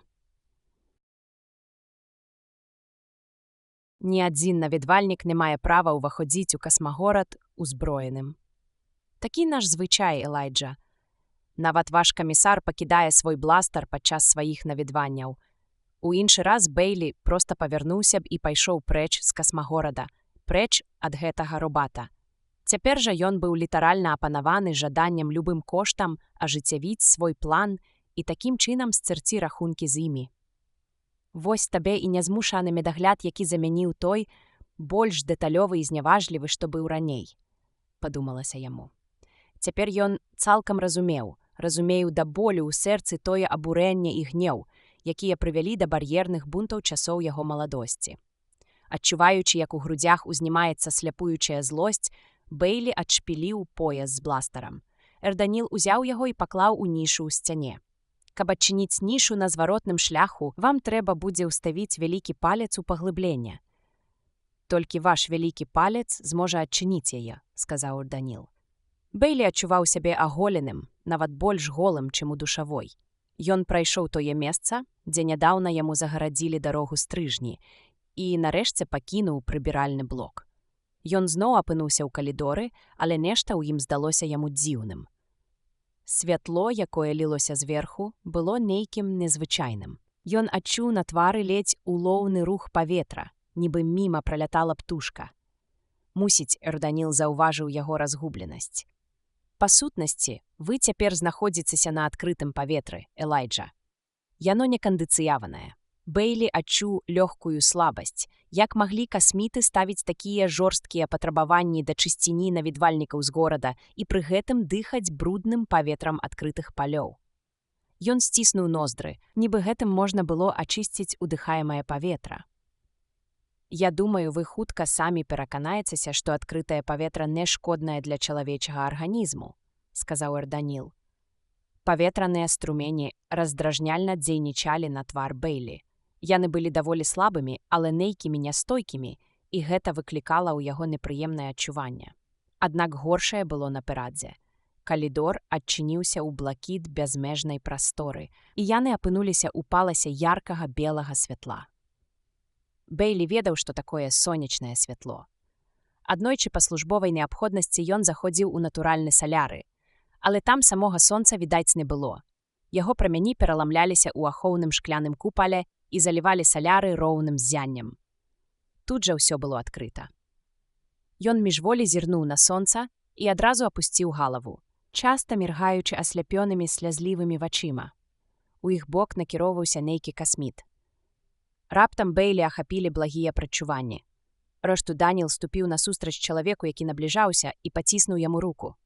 Касміт павярнуўся да Бейлі. «Я доктар Хан Фастолф. Прашу вас, сэр, ідзіце за мной». У сярэдзіне аднаго з купалаў Бейлі адчуў сябе упэўненей. Ён аглядаў усё вакол, здзіўляючыся неверагодным памерам пакояў і той бесклапотнасцю, з якой размяркоўвалася прастора. На яго палёгку паветра ў купале кандыцыянавалася. Фастолф сеў, скрыжаваўшы свае доўгія ногі, і сказаў: «Я меркую, вы аддаяце перавагу кандыцыяванаму паветру перад натуральным». Ён трымаўся даволі прыязна. Яго лоб пакрывалі дробныя маршчынкі. Пад вачыма і падбародкам скура пазябла і крыху адвісла. Валасы яго пачыналі радзець, аднак аніякіх прыкмет сівізны яшчэ не было заўважна. Вялікія вушы тырчалі ў бакі, надаючы яму камічна добрасардэчны выгляд, адчаго Бейлі канчаткова супакоіўся. Рана раніцай перад паездкай Бейлі яшчэ раз прагледзеў фатаграфіі касмагорада, зробленыя Эндербі. Эрданіл толькі што дамовіўся пра сустрэчу ў касмагорадзе, і Бейлі яшчэ прывыкаў да думкі пра тое, што яму наканавана ўбачыць касмітаў жывымі. Яму некалькі разоў даводзілася размаўляць з імі па шматмільнай нясучай хвалі, аднак гэта было зусім не тое. У агульным то на тых фатаграфіях касміты былі такімі самымі, як героі папулярных кінакніг, высокімі, рудавалосымі, сур'ёзнымі, з прыгожымі, але халоднымі тварамі, як Эрсю Даніл Аліва, напрыклад. Рэж Даніл называў для Бэйлі касмітаў па іменях, і калі Бэйлі раптам паказаў на адну з фатаграфій і здзіўлена спытаўся: «Гэта часам не вы?» Робат адказаў: «Не, Элайджа, гэта мой канструктар, доктар Сартан». Пры гэтым на яго твары не дрыгнуў ані адзін мускул. «Стваральнік стварыў вас паводле свайго вобраза і падабенства?» – паязвіў Бэйлі, але адказу на сваё пытанне не пачуў, ды, па праўдзе кажучы, і не чакаў пачуць. Наколькі ён ведаў, Біблія на знешніх светах была рэдкасцю. І вось цяпер Бэйлі глядзеў на Хана Фастолфа. Доктар валодаў відавочна нетыповай для касміта знешнасцю, і гэта не магло не цэшыць земляніна. «Частуйцеся, калі ласка». Фастолф паказаў на стол, які аддзяляў яго і эру Даніла ад земляніна. Стол быў пусты, калі не лічыць чашы з рознакаляровымі сферычнымі прадметамі, якая стаяла ў цэнтры. Бэйлі з цяжкасцю схаваў збянтэжанасць. Ён прыняў яе за ўпрыгожанне стала. «Гэта плады натуральнай жыццядзейнасці раслін з аўроры. Раю вам паспрабаваць вось гэты. Ён называецца яблыкам і лічыцца прыемным на смак», – сказаў эра Даніл. Фастолф усміхнуўся. Эра Даніл, вядома, не можа ведаць гэтага з уласнага досведу, але ён зусім мае рацыю. Бэйлі паднёс яблык да рота. Ён быў чырвона-зялёным, прахалодным на дотык і распаўсюджваў слабы, але прыемны пах. Намаганнем волі ён прымусіў сябе адкусіць кавалачак, і ад нечакана цярпкай сакавітай мякаці плода ў яго заныла зубы. Ён асцярожна пачаў жаваць. Вядома, час ад часу ў рацыён жыхароў горада ўключалі натуральныя прадукты. Асабіста ён часта еў натуральнае мяса і хлеб. Але такая ежа абавязкова падвяргалася папярэдняй апрацоўцы. Яе варылі або здрабнялі, купажавалі ці спалучалі з іншымі прадуктамі. Што датычыць садавіны, то яе давалі толькі ў выглядзе пюрэ або кансерваў. Тое, што ён трымаў цяпер у руцэ, мусіла трапіць сюды проста з брудных глебаў планеты. «Спадзяюся, яны яго прынамсі памылі», – падумаў Бэйлі. Ён зноў здзівіўся дзіўным уяўленнем касмітаў пра чысціню. «Дазвольце мне расказаць пра сябе падрабязней», – пачаў Фастолф. «Я кіру расследаваннем забойства доктара Сартана тут, у касмагорадзе, гэтак жа, як камісар Эндербі ў вас у горадзе. Калі магу вам у чымці дапамагчы, заўсёды да вашых паслуг. Як і вы, жыхары горада, мы зацікаўлены ў мірным вырашэнні гэтага канфлікту і ў тым, каб падобныя інцыдэнты не паўтараліся ў будучыні. Дзякую вам, доктар Фастолф. Я высока цаню вашу прыхільнасць», – сказаў Бэйлі і падумаў. «Ну, годзе абменьвацца любязнасцямі». Ён рашуча ўкусіў яблык да самай сярэдзіны, і ў роце ў яго апынуліся цвёрдыя маленькія прадметы авальнай формы. Ён паспешліва выплюнуў іх на падлогу. Адзін з іх трапіў бы ў нагу Фастолфа, каб той не ацмыкнуў яе хуценька. Бэйлі пачырванеў і пачаў было нагінацца. «Нічога, нічога», – добразычліва сказаў Фастолф. «Хай ляжаць». Бэйлі выпрастаўся і асцярожна паклаў яблык на стол. Яму не давала спакою думка, што як толькі ён сыдзе, страчаныя маленькія прадметы знойдуць і падбяруць усмоктваючым прыстасаваннем. Місу з садавінай спаляць або выкінуць кудысьці далей ад касмагорада, а саму пакой апрацуюць вірусцыдам. Ён паспрабаваў схаваць сваё збянтэжанне за рэзкасцю. «Прашу дазволу пры дапамозе аб'ёмнай відэасувязі далучыць да нашай размовы камісара Эндербі». Броі Фастолфа ўзляцелі ўгору. «Вядома, калі вам гэта неабходна. Даніл, злучыцца нас, калі ласка». Бэйлі застыў у напружаным чаканні, сочачы за тым, як вялікі бліскучы паралелепіпед, які стаяў у куце пакоя, паступова растварыўся, саступаючы месца выяве камісара Эндербі і часткі яго рабочага стала. Калі перад ім з'явілася знаёмая постаць камісара, Бэйлі з палёгкай уздыхнуў.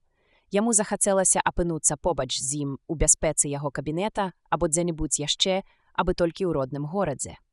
Хоць бы і ў самых непрывабных раёнах Джерсі, сярод дрожджавых фабрык. Цяпер, калі ў яго быў сведка, можна было перайсці непасрэдна да справы. «Мне здаецца», – рашуча пачаў Бэйлі, Я пранік у таямніцу, якая акружае смерць доктара Сартана. З краем вока Бейлі убачыў, як Эндербі падскочыў са стула, лоўлячы на ляту акуляры, якія з'ехалі з носа. Паколькі галава яго апынулася пры гэтым па-за межамі трохмернага прыёмніка, ён, пачырванелы і збаўлены дару слова, вымушаны быў сесці зноў. Доктар Фастолф быў уражаны не менш, аднак ён толькі схіліў галаву на бок. Адзін толькі Даніл заставаўся бясстрасным. «Вы хочаце сказаць, — прамовіў Фастолф, — што ведаеце, хто забойца?» «Не», — адказаў Бейлі. «Я хачу сказаць, што ніякага забойства не было». «Што?» — выкрыкнуў Эндербі. «Адну хвіліну, камісар Эндербі», — спыніў яго Фастолф. Не зводзячы вачэй з Бейлі, ён здзіўлена вымавіў: «Вы хочаце сказаць, што доктар Сартан жывы?» «Так, сэр, і я думаю, што ведаю, дзе ён». «Дзе ж?» «Вось там», — адказаў Бейлі і цвёрда паказаў на Даніла Аліву. Глава 8. Спор з-за робота. Бейлі адчуваў кожны удар свайго сэрца. Здавалася, час спыніўся. На твары Даніла, як заўсёды, не адбівалася аніякіх эмоцый. Хан Фастолф быў патрасены, але умела хаваў свае пачуцці. Аднак найбольш хваляваў Бейлі стан камісара Джуліуса Эндербі. Трохмерны прыёмнік, з якога на яго пазірала аблічча Эндербі, не давала выразнага выявы. Замінала яго бесперапыннае, ледзь улоўнае міргаценне і не зусім дасканалая раздзяляльная здольнасць. З-за гэтых недахопаў, а таксама з-за акуляраў камісара па вачах Эндербі, нічога немагчыма было прачытаць. «Не прападай, Джуліус, ты мне патрэбны», — падумаў Бейлі. Увогуле ён не думаў, што Фастолф кінецца нешта рабіць у трывожнай паспяшлівасці, дазволіць эмоцыям выліцца на вонкі. Ён калісьці чытаў, што ў касмітаў не было рэлігіі, але яны замянілі яе халодным бесстаронным інтэлектуалізмам, даведзеным да вышынь філасофіі. Ён верыў гэтаму і на гэта разлічваў. Кожны свой учынак яны будуць уважліва, не спяшаючыся абдумваць.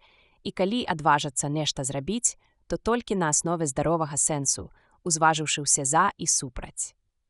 Калі б ён зрабіў такую заяву, знаходзячыся сярод іх адзін, ён больш ніколі не вярнуўся б у горад. У гэтым ён быў цвёрда ўпэўнены. Халодны розум прадыктаваў бы ім такі выхад. Для касмітаў іх планы значылі нашмат больш, чым жыццё жыхара горада. Для Джуліуса Эндербі прыдумалі б нейкую адгаворку. Магчыма, прад'явілі б камісару труп яго памочніка і, паківаўшы галовамі, сталі б казаць яшчэ пра адзін удар, нанесены змоўшчыкамі-зямлянамі. І камісар паверыў бы. Такі ўжо ён быў. Калі ён і ненавідзеў касмітаў, то нянавісць гэтая грунтавалася на страху. Ён не адважыўся б ім не паверыць. Вось чаму менавіта яму Бейлі адвёў ролю сведкі. Больш таго, сведкі, які знаходзіцца ў надзейным месцы, па-за дасяжнасцю касмітаў з іх старанна прадуманымі мерамі бяспекі. Пачуўся перарывісты голас камісара. «Лайдж, вы цалкам не маеце рацыі. Я сам бачыў труп доктара Сартана». «Вы бачылі абгарэлыя рэшткі таго, што назвалі трупам доктара Сартана», — смела запярэчыў Бейлі. Ён змрочна падумаў пра нядаўна разбітыя акуляры камісара. Нечакана для касмітаў яны зыгралі ім на руку. «Не, Лайдж, я добра відаў доктара Сартана, і галава ў яго была непашкоджаная. Гэта быў ён». Камісар збянтэжана дакрануўся да акуляраў, нібы і ён успомніў пра сваю прыкрасць і дадаў: «Я глядзеў яго уважліва, вельмі уважліва». «А што вы скажаце пра яго?» Бейлі зноў паказаў на Даніла. «Хіба ён не падобны да доктара Сартана?» «Так, гэтак жа, як была падобна на яго статуя. Не так ужо цяжка надаць свайму твару бязвыразны, як у робата, выраз, камісар. Дапусцім, вы бачылі робата, разнесенага бластарам. Вы сказалі, што уважліва аглядзелі яго. Ці дастаткова уважліва, каб разгледзець, чым была абгарэлая паверхня вакол раны, апаленай арганічнай тканінай ці яезамяніцелем, які хавае пад сабой металічную канструкцыю». На твары камісара з'явілася грымаса агіды. «Не рабіцца з сябе пасмешышча», — усклікнуў ён. Бейлі павярнуўся да касміта. «Ці згодны вы правесці эксгумацыю цела, доктар Фастолф?» Фастолф усміхнуўся. «У мяне не было б ніякіх перачанняў, містер Бейлі, але справа ў тым, што мы не хаваем нашых нябожчыкаў. Крэмацыя паўсюдна распаўсюджаны ў нас звычай. Вельмі зручна, прабурчэў Бэйлі. Скажыце, містер Бэйлі, як вы прыйшлі да гэтай такой нечаканай высновы? Спытаў доктар Фастолф. Не здаецца, падумаў Бэйлі. Будзе да канца начыста адмаўляць сваю віну. Услых ён сказаў, гэта было даволі проста.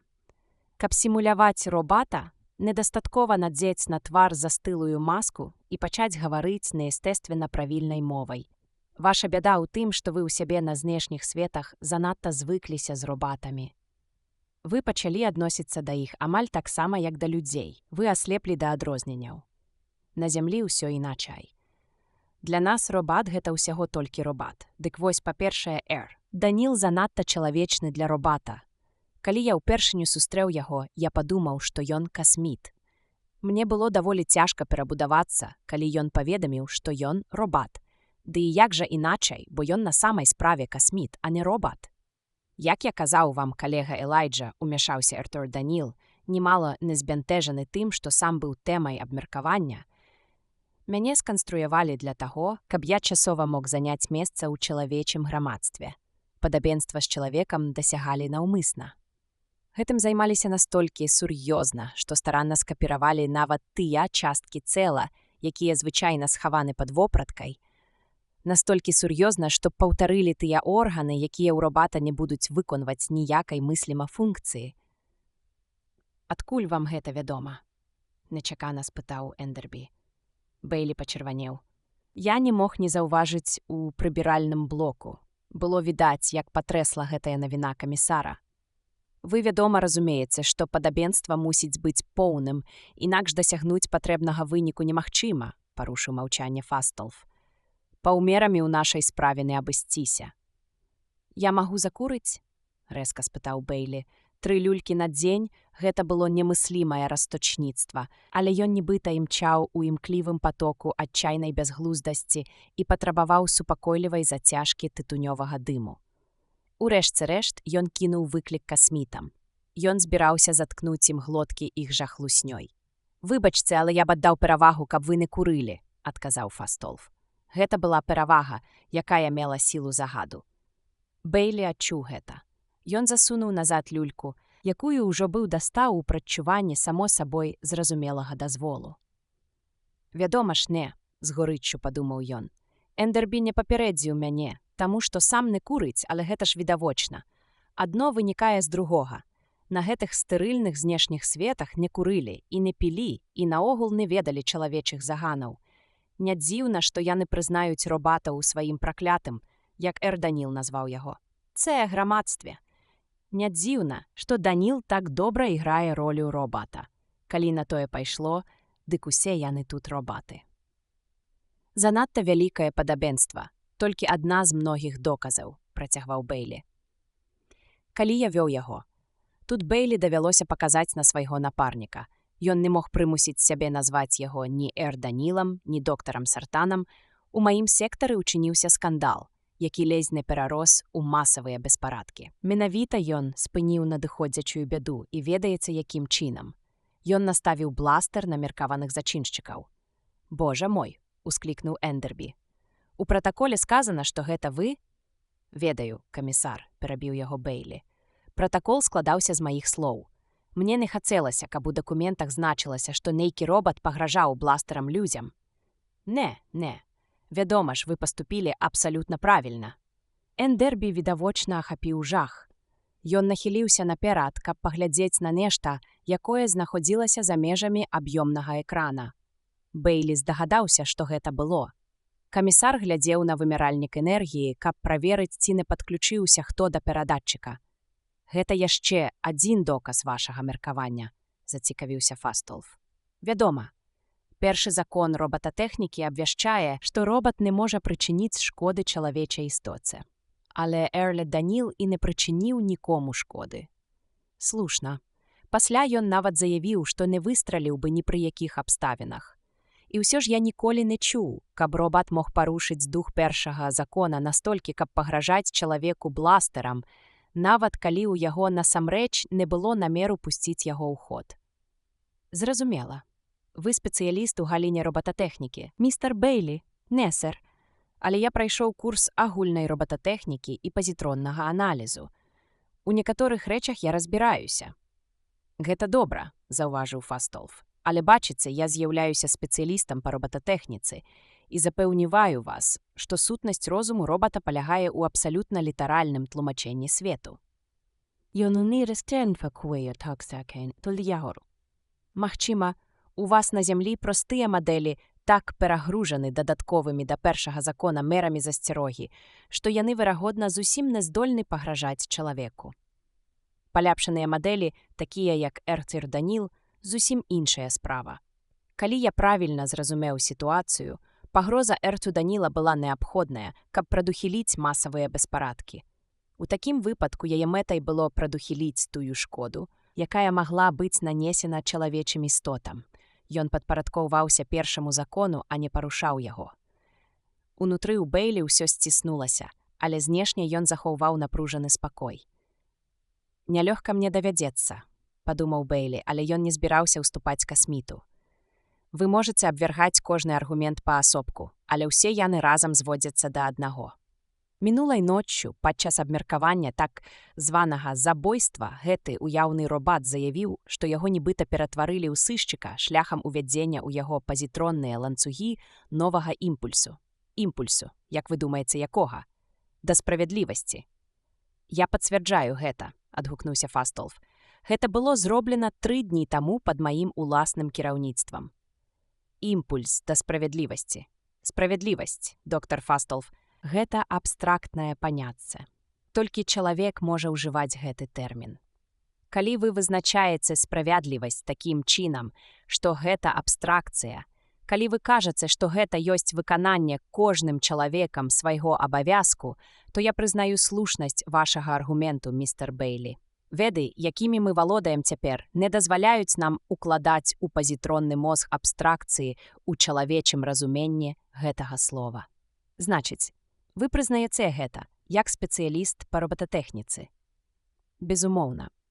Пытанне ў тым, што Эрданіл разумее пад словам «справядлівасць». З нашай з ім размовы мне было зразумела, што ён разумеў пад ёй тое самае, што і вы, і я, і любы іншы чалавек. Тое, чаго ніякі робат зразумець не ў стане. Чаму б вам, містер Бэйлі, не папрасіць яго даць сваё вызначэнне гэтаму тэрміну? Упэўненасць Бэйлі злёгку пахіснулася. Ён павярнуўся да Эрданіла. «Ну, так, Элайджа, як вы вызначаеце паняцце справядлівасці?» «Справядлівасць, Элайджа. Гэта тое, што існуе, калі забяспечваецца выкананне ўсіх законаў». Фастолф кіўнуў. «Неблагое вызначэнне для робата, містер Бэйлі. Не так ли? Вось гэтае імкненне сачыць за тым, каб усе законы неадменна выконваліся, і было закладзена ў Эрданіла. Справядлівасць для яго паняцце вельмі канкрэтнае, бо яно грунтуецца на выкананні законаў. Дакладных, не двухсэнсоўных законаў, якія, у сваю чаргу, таксама канкрэтна вызначаны. Нічога абстрактнага тут няма. Зыходзячы з абстрактных уяўленняў маральнага парадку, чалавек можа лічыць некаторыя законы дрэннымі, а іх выкананне несправядлівым. Што вы на гэта скажаце, Эрданіл? Несправядлівы закон. Роўным голасам прамовіў робат. Гэта лагічная несуразніца. Для робата гэта менавіта так і ёсць, містер Бэйлі. Такім чынам, як бачыце, не варта блытаць паняцце справядлівасці, якое існуе ў Эрданіла, са сваім уласным. Бэйлі рэзка павярнуўся да Эрданіла. «Учора ўначы вы выходзілі з маёй кватэры». «Так, выходзіў. Калі гэта парушыла ваш сон, прашу выбачэння», — адказаў Эрданіл. «Куды вы хадзілі?» У мужчынскі прыбіральны блок. Бэйлі быў аглушаны. Ён не сумняваўся, што так яно і было на самай справе, але ніяк не чакаў атрымаць такі адказ ад Эрданіла. Яго ўпэўненасць пахіснулася, і ўсё ж ён цвёрда вырашыў трымацца абранага шляху. Камісар уважліва назіраў за тым, што адбывалася. Яго вочы за шклом акуляраў перабягалі з аднаго суразмоўніка на другога. Цяпер Бэйлі проста не мог даць задні ход. Якія псафізмы яны не пускалі ў ход супраць яго. Ён мусіў цвёрда адстойваць сваю пазіцыю. «Пасля таго, як мы дабраліся да майго сектара», — пачаў ён, Эрданіл настаяў на тым, каб увайсці са мной у прыбіральны блок. Яго падстава была непераканаўчай. Уначы ён зноў хадзіў туды, у чым толькі што прызнаўся. Каб ён быў чалавекам, я б сказаў, што ў гэтым няма нічога дзіўнага. Гэта відавочна. Аднак калі лічыць яго робатам, гэтыя наведванні прыбіральні робяцца бессэнсоўнымі. Магчымы толькі адзін вывад – гэта чалавек. Фастолф кіўнуў. Здавалася, нішто не магло выбіць яго з каляіны. Гэта надзвычай цікава. А што, калі мы спытаем самога Даніла, навошта ён хадзіў у прыбіральны блок мінулай ноччу? Камісар Эндербі падаўся наперад. «Прашу вас, доктар Фастолф», – прабурчэў ён, – «ды хіба можна...» «Не варта хвалявацца, камісар», – сказаў Фастолф.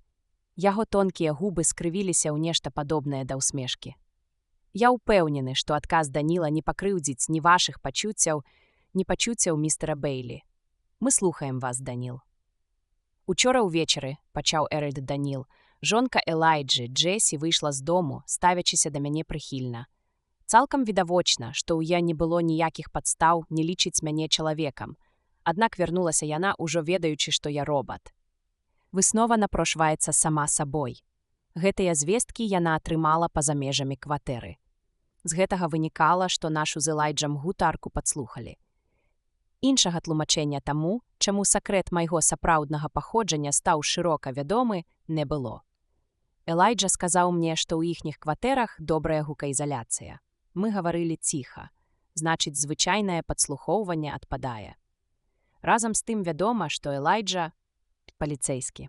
Калі ў горадзе існуе падпольная група, досыць добра арганізаваная, каб падрыхтаваць забойства доктара Сартана, то цалкам магчыма, што яны ведаюць і пра тое, што расследаванне забойства даручана Элайджу. Тады зноў-такі магчыма і нават верагодна, што яго кватэра падвяргаецца прамянёваму праслухоўванню. Пасля таго, як Элайджа і Джесі леглі спаць, я, як мог, абшукаў кватэру, але так і не здолеў выявіць ніякага перадатчыка. Гэта ўскладніла справу. Можна абысціся і без перадатчыка, калі выкарыстоўваць накіраваны здвоены прамень, але для гэтага неабходна даволі складанае абсталяванне. Аналіз сітуацыі, якая склалася, прывёў мяне да наступнай высновы. Адзінае месца, дзе жыхар горада можа рабіць амаль усё, што заўгодна, не баючыся ўмяшання старонніх, гэта прыбіральны блок. Ён можа нават усталяваць там прамянёвы падслухоўвацель. Зямлянікі так дбайна ахоўваюць сваю інтымнасць пры наведванні прыбіральні, што ніхто і назірнуў бы ў яго бок. Секцыйны блок знаходзіцца даволі блізка ад кватэры Элайджы, так што фактар адлегласці ролі не адыгрывае. Магла быць выкарыстана партатыўная мадэль. Я пайшоў у прыбіральны блок, каб абследаваць яго. «І што вы выявілі?» – перабіў яго Бейлі. «Нічога, Элайджа, ніякіх слядоў двухпрамянёвага апарата. Ну як, на вашу думку, містер Бейлі, гэта гучыць пераканаўча?» Звярнуўся да яго Фастолф, але цяпер ад непэўнасці Бейлі не засталося і следу. Гучыць то можа і пераканаўча, ды толькі праўды тут не на грош. Таго, чаго ён не ведае, дык гэта таго, што жонка расказала мне, дзе ёй паведамілі пра гэта, і галоўнае, калі. Яна даведалася, што ён робат, неўзабаве пасля таго, як выйшла з дому. Заўважце, чуткі пра гэта хадзілі па горадзе ўжо некалькі гадзін. Значыць, вестка пра тое, што ён робат, зусім не была вынікам падслухоўвання нашай вечерняй гутаркі.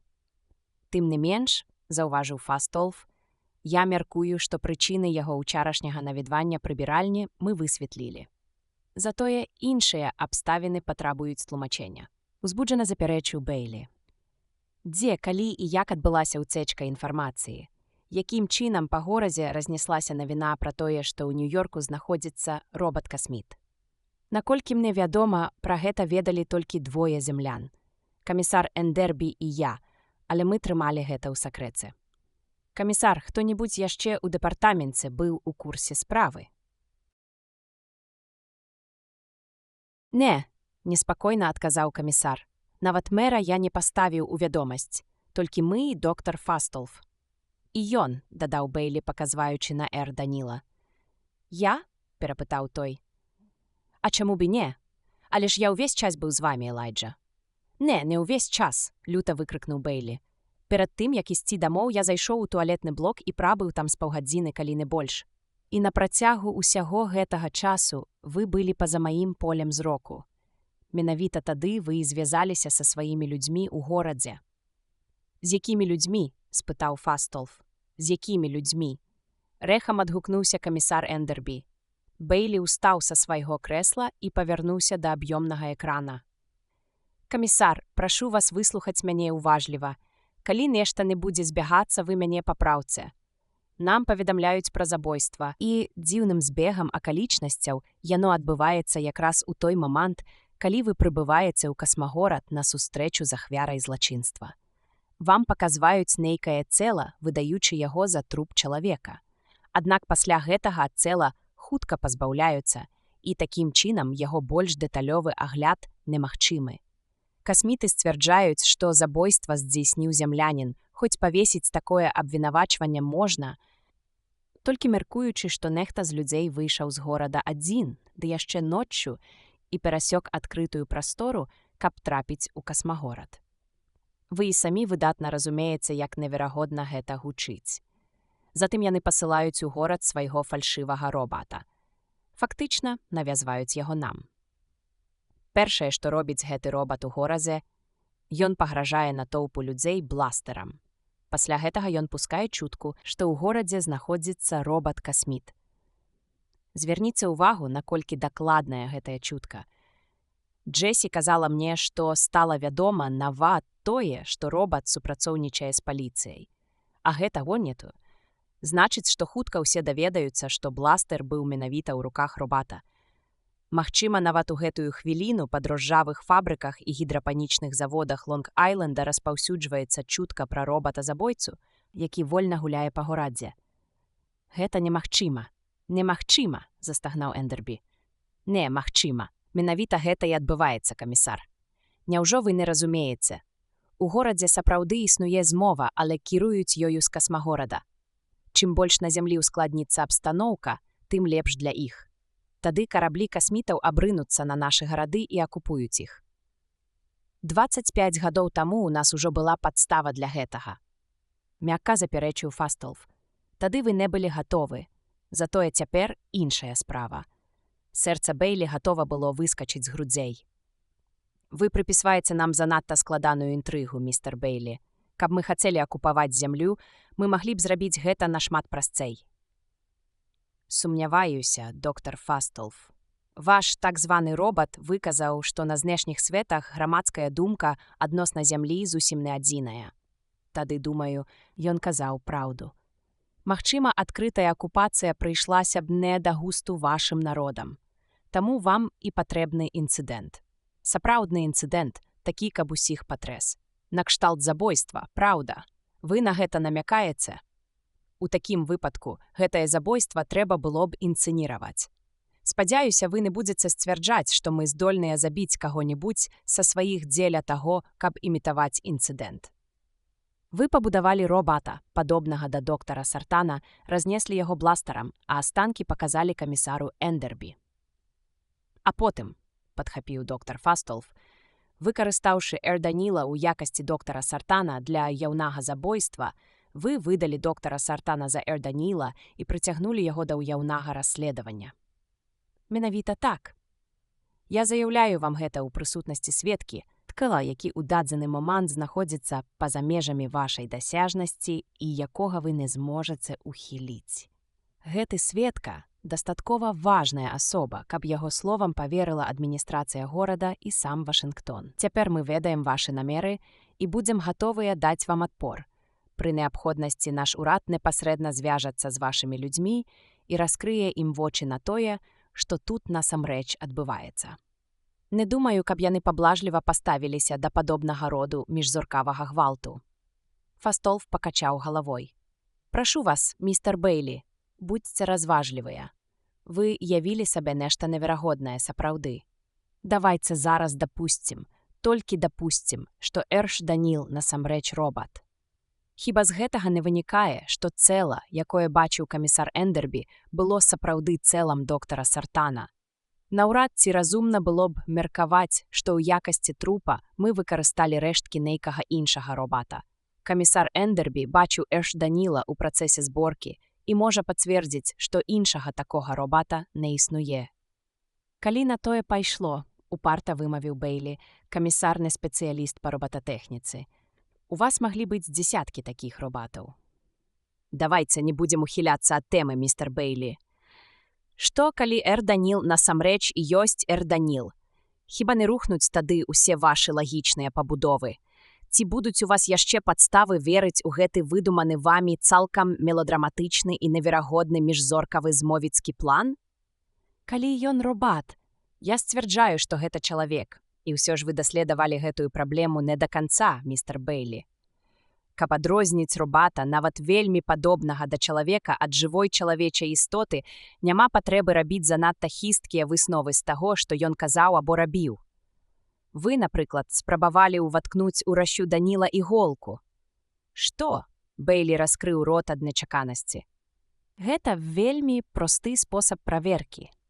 Ёсць і іншыя, хаця, магчыма, не такія простыя. Яго скура і валасы выглядаюць як сапраўдныя. Але ці спрабавалі вы калі-небудзь разглядзець іх праз адпаведнае павелічальнае шкло? І зноў жа збоку здаецца, што ён дыхае. Але ці заўважалі вы, што яго дыханне нерэгулярнае, што могуць прайсці хвіліны, перш чым ён зноў зробіць удых? Вы цалкам маглі б сабраць выдыхаемае ім паветра і вымераць змест у ім двуаксіду вугляроду. Маглі б паспрабаваць узяць на пробу яго кроў. Маглі б паспрабаваць намацаць яго пульс на запясці або вызначыць, ці б'ецца сэрца пад яго кашуляй. Вы разумееце, што я хачу сказаць, містер Бэйлі? Бэйлі ахапіла трывога. Гэта ўсё словы. Я не дазволю правесці сябе. Я мог бы паспрабаваць зрабіць усё гэта, але няўжо вы думаеце, што ваш удаваны робат дазволіў бы мне паднесці да яго шпрыц ці стэtaскоп, ці мікраскоп? О так, я вас разумею, сказаў Фастолф і даў Данілу нейкі знак. Даніл дакрануўся да правай манжэты, і ўвесь рукаў яго кашулі разышоўся па дыямагнітным шве. Пад ім абнажылася гладкая мускулістая рука, на выгляд нічым не адрозная ад чалавечай. Яна была пакрыта кароткімі рыжаватымі валаскамі, зусім як у чалавека. Ну і што? Не здаваўся Бэйлі. Даніл шчыпануў падушачку сярэдняга пальца правай рукі вялікім і указальным пальцамі левай. Бэйлі не заўважыў дакладна, якія маніпуляцыі пасля гэтага адбыліся. Але, падобна тканіне рукава, якая распалася надвое пасля таго, як было перарвана дыямагнітнае поле шва, цяпер распалася надвое сама рука. Пад тонкім пластом матэрыялу, які імітуе скуру, абнажыліся нержавеючыя дэталі тускла-шэра-блакітнага колеру, стрыжні, дроты, шарніры. Не хацелі б вы больш падрабязна пазнаёміцца з прынцыпам дзеяння Даніла, містер Бэйлі?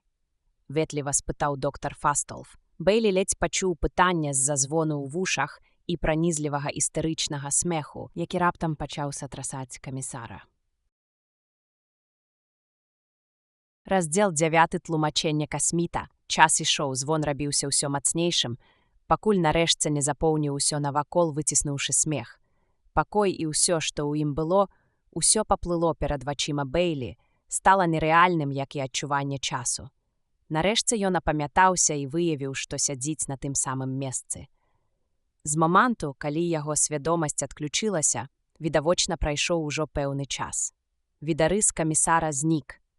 Экран аб'ёмнага відэапрыёмніка зноў стаў матава-малочным.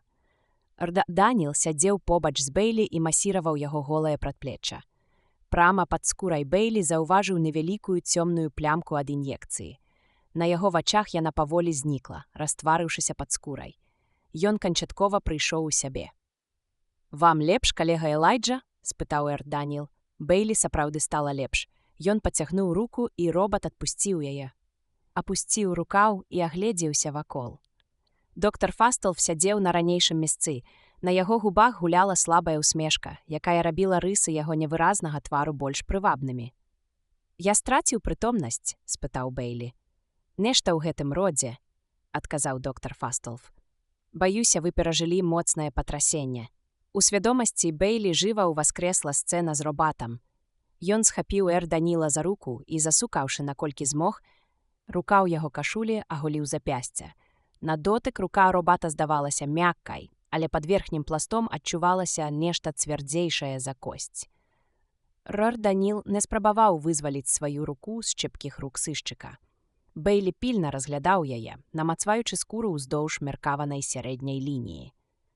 Ці быў там схаваны шоу? Па логіцы рэчаў, вядома, павінен быў быць. Робат пакрыты сінтэтычнай скурай і спецыяльна зроблены так, каб яго немагчыма было адрозніць ад чалавека, не мог рамантавацца звычайным спосабам. Не можа быць, каб яго нагрудная пліта трымалася на закляпках. Не можа быць, каб яго чэрап адкідваўся назад на завесах. Напэўна, розныя часткі яго механічнага цела збіраліся ўздоўж лініі мікрамагнітных палёў. Рука, галава, любая частка цела, мабыць, распадаліся надвое пры дакрананні да пэўнага месца і зноў змыкаліся пры паўторным дакрананні. Бейлі падняў галаву. «Дзе камісар?» – прамармытаў ён. Унутры ў яго ўсё гарэла ад сораму. «Неадкладныя справы», – адказаў доктар Фастолф.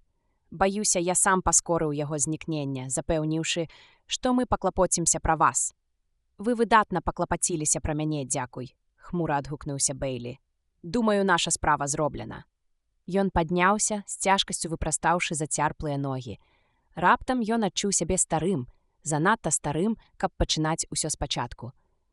Не трэба было мець вялікай фантазіі, каб прадбачыць, чым пагражала яму будучыня. Камісар будзе напалову спалоханы, напалову ўзлаваны. Ён будзе сядзець перад Бейлі, белы як палатно, кожныя 15 секунд здымаючы акуляры, каб працэрці іх. Сваім мяккім голасам Джуліус Эндербі амаль ніколі не крычаў, ён пачне ўтаўкваць яму, што касміты смяротна зняважаны. Нельга так размаўляць з касмітамі, Лайдж. Яны не змірацца з гэтым. Бейлі выразна чуў голас Эндербі, кожны ацэнак яго інтанацыі. «Я папярэджваў вас. Нечага і казаць, колькі вы нарабілі шкоды. Заўважце, я разумею вас. Разумею, што вы спрабавалі зрабіць. Калі б гэта былі зямляне, усё было б іначай. Я б сказаў, так, паспрабуйце, рызыкніце, выкурыце іх. Але касміты, вы маглі б сказаць мне, Лайдж, маглі б параіцца. Я то ведаю іх. Я ведаю іх уздоўж і ўпаперак». І што Бейлі мог адказаць на гэта? Што менавіта Эндербі, то ён і не мог нічога сказаць. Што план быў незвычайна рызыкоўным, а Эндербі падкрэсліваў велізарную небяспеку як прамога правалу, так і поспеху, калі ў ім была б заслуга робата. Што пазбегнуць дэкласіфікацыі можна было, толькі даказаўшы, што віна ляжыць на самім касмагорадзе. Эндербі скажа: «Прыйдзецца скласці пра гэта рапарт, Лайдж. Узнікнуць розныя наступствы. Я ведаю касмітаў. Яны запатрабуюць вызваліць вас ад расследавання гэтай справы, і вас прыйдзецца адхіліць. Вы ўсведамляеце гэта, праўда? Я паспрабую зрабіць так, каб з вамі абышліся не занадта строга. Вы можаце разлічваць на гэта. Я буду абараняць вас наколькі змагу, Лайдж». Бейлі ведаў, што менавіта так і будзе. Камісар будзе абараняць яго, але толькі ў межах разумнага. Не да такой ступені, напрыклад, каб раздражняць і без таго разлаванага мэра. Ён добра ўяўляў сабе голас мэра. «Ліха яго бяры, Эндербі, што ўсё гэта значыць? Чаму не параіліся са мной? Урэшце рэшт, хто кіруе горадам?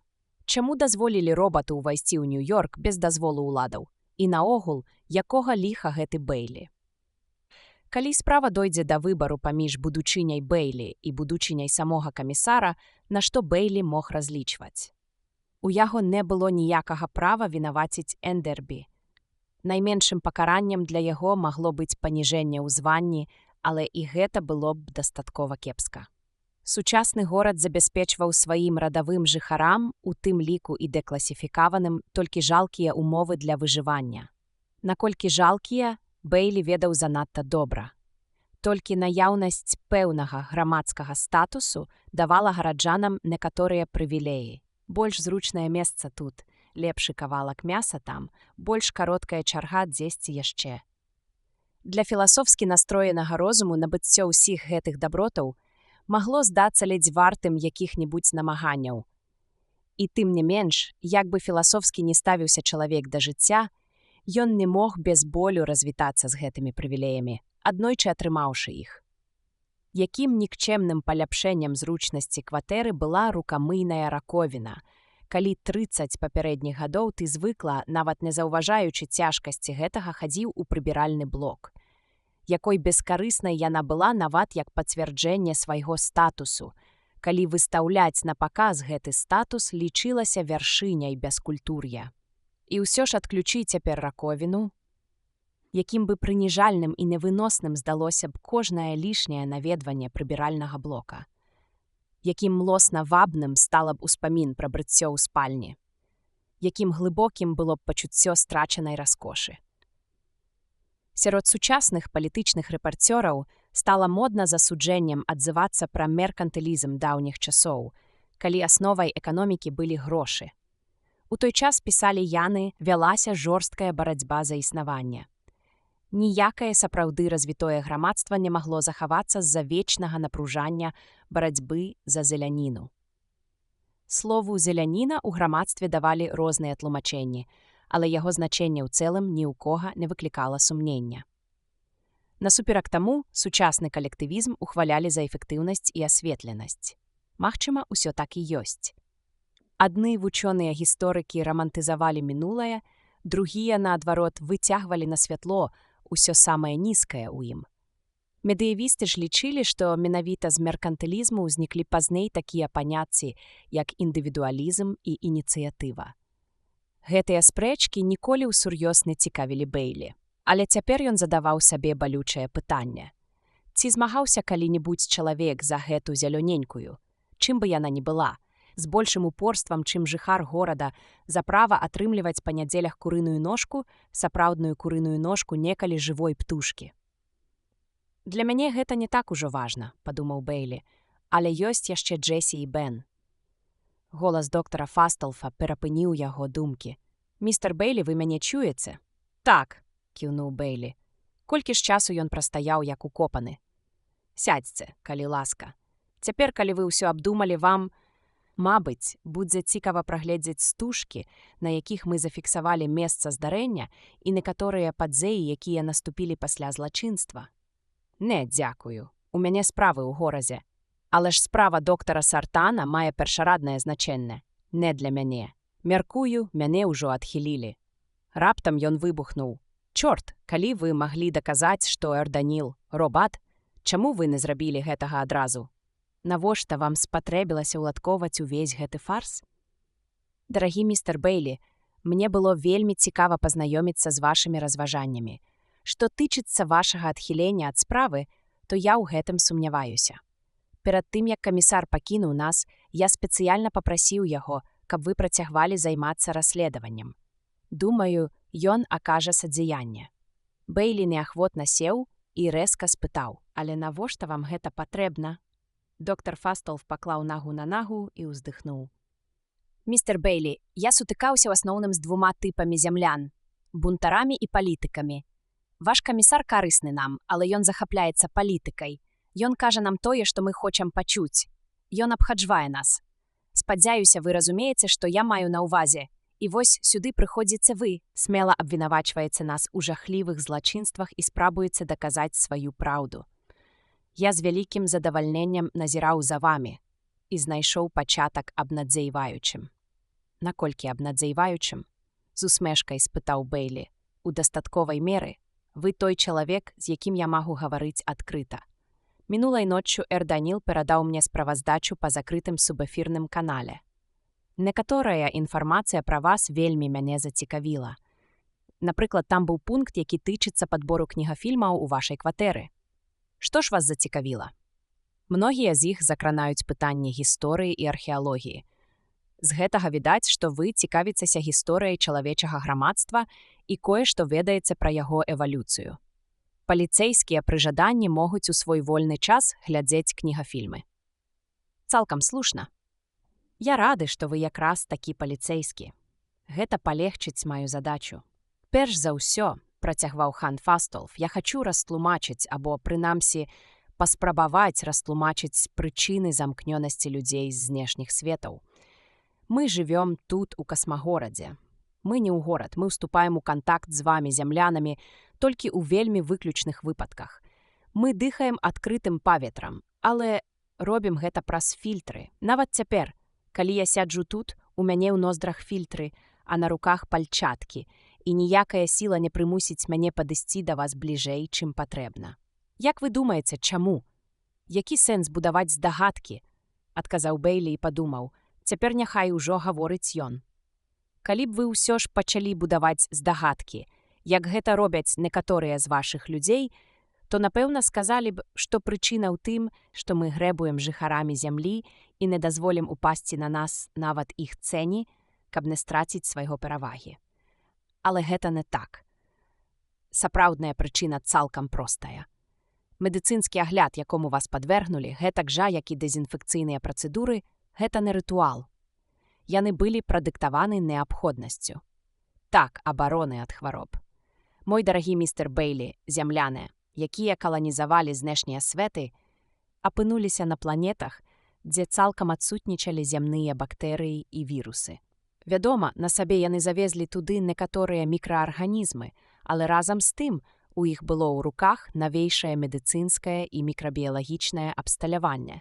Ім належала пакончыць толькі з невялікай колькасцю мікраарганізмаў пры поўнай адсутнасці іх прамежкавых гаспадароў-паразітаў. Там не было малярыйных камароў, не было равулькоў, якія распаўсюджваюць шыстасамоз. Хваробатворныя бактэрыі былі цалкам знішчаны, карысныя ж працягвалі размнажацца. Паступова хваробы на знешніх светах цалкам знікнулі. Час ішоў, і, натуральна, патрабаванні, якія прад'яўляліся да эмігрантаў з зямлі, станавіліся ўсё жорсткімі і жорсткімі, бо знешнія светы ўсё больш і больш баяліся пранікнення хвароб. Вы ніколі не хварэлі, доктор Фастолф, інфекцыйнай хваробай? Ніколі, містер Бэйлі. Мы ўсе, вядома, схільны да старэйчых хвароб, такіх як атэрасклероз, але ў мяне ніколі не было таго, што вы б назвалі прастудай.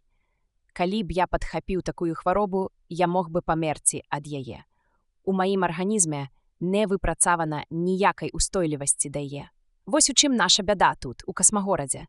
Тыя, хто ляціць сюды, ідуць на пэўную рызыку. Зямля кішыць хваробамі, ад якіх у нас няма ніякай абароны, ніякай натуральнай абароны. Кожны з вас з'яўляецца носьбітам мікробаў амаль усіх вядомых хвароб.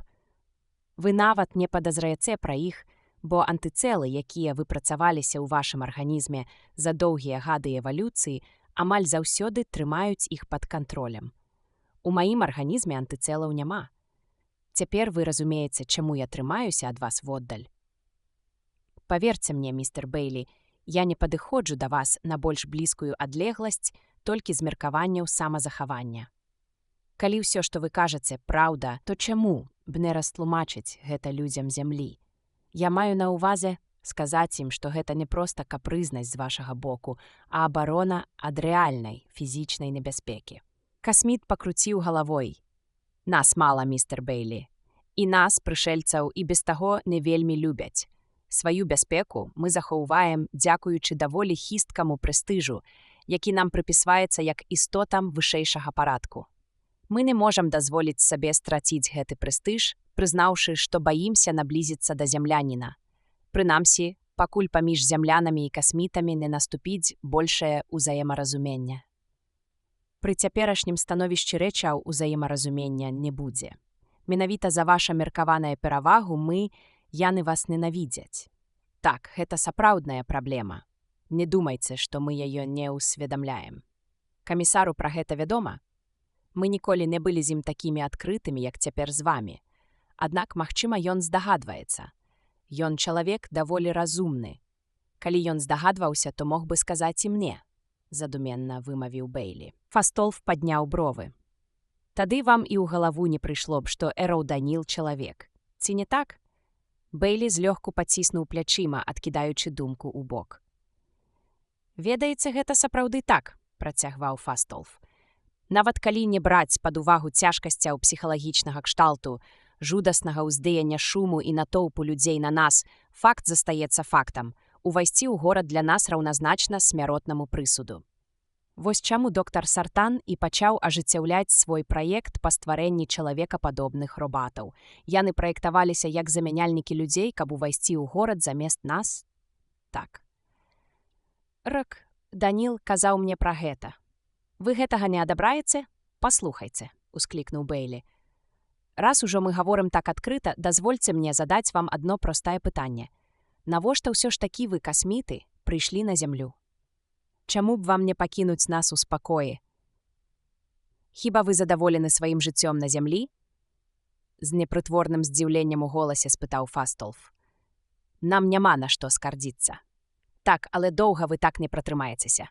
Насельніцтва зямлі ўвесь час расце. Вам даводзіцца задавальняць яго патрэбы ў каларыях коштам усё большых і большых намаганняў. Зямля зайшла ў тупік, мой дарагі. Нам не на што скардзіцца. Упарта паўтарыў Бэйлі. Пакуль не на што. Горад накшталт Нью-Йорка вымушаны напружвацца да мяжы, каб забяспечыць сябе вадой і пазбыцца адходаў.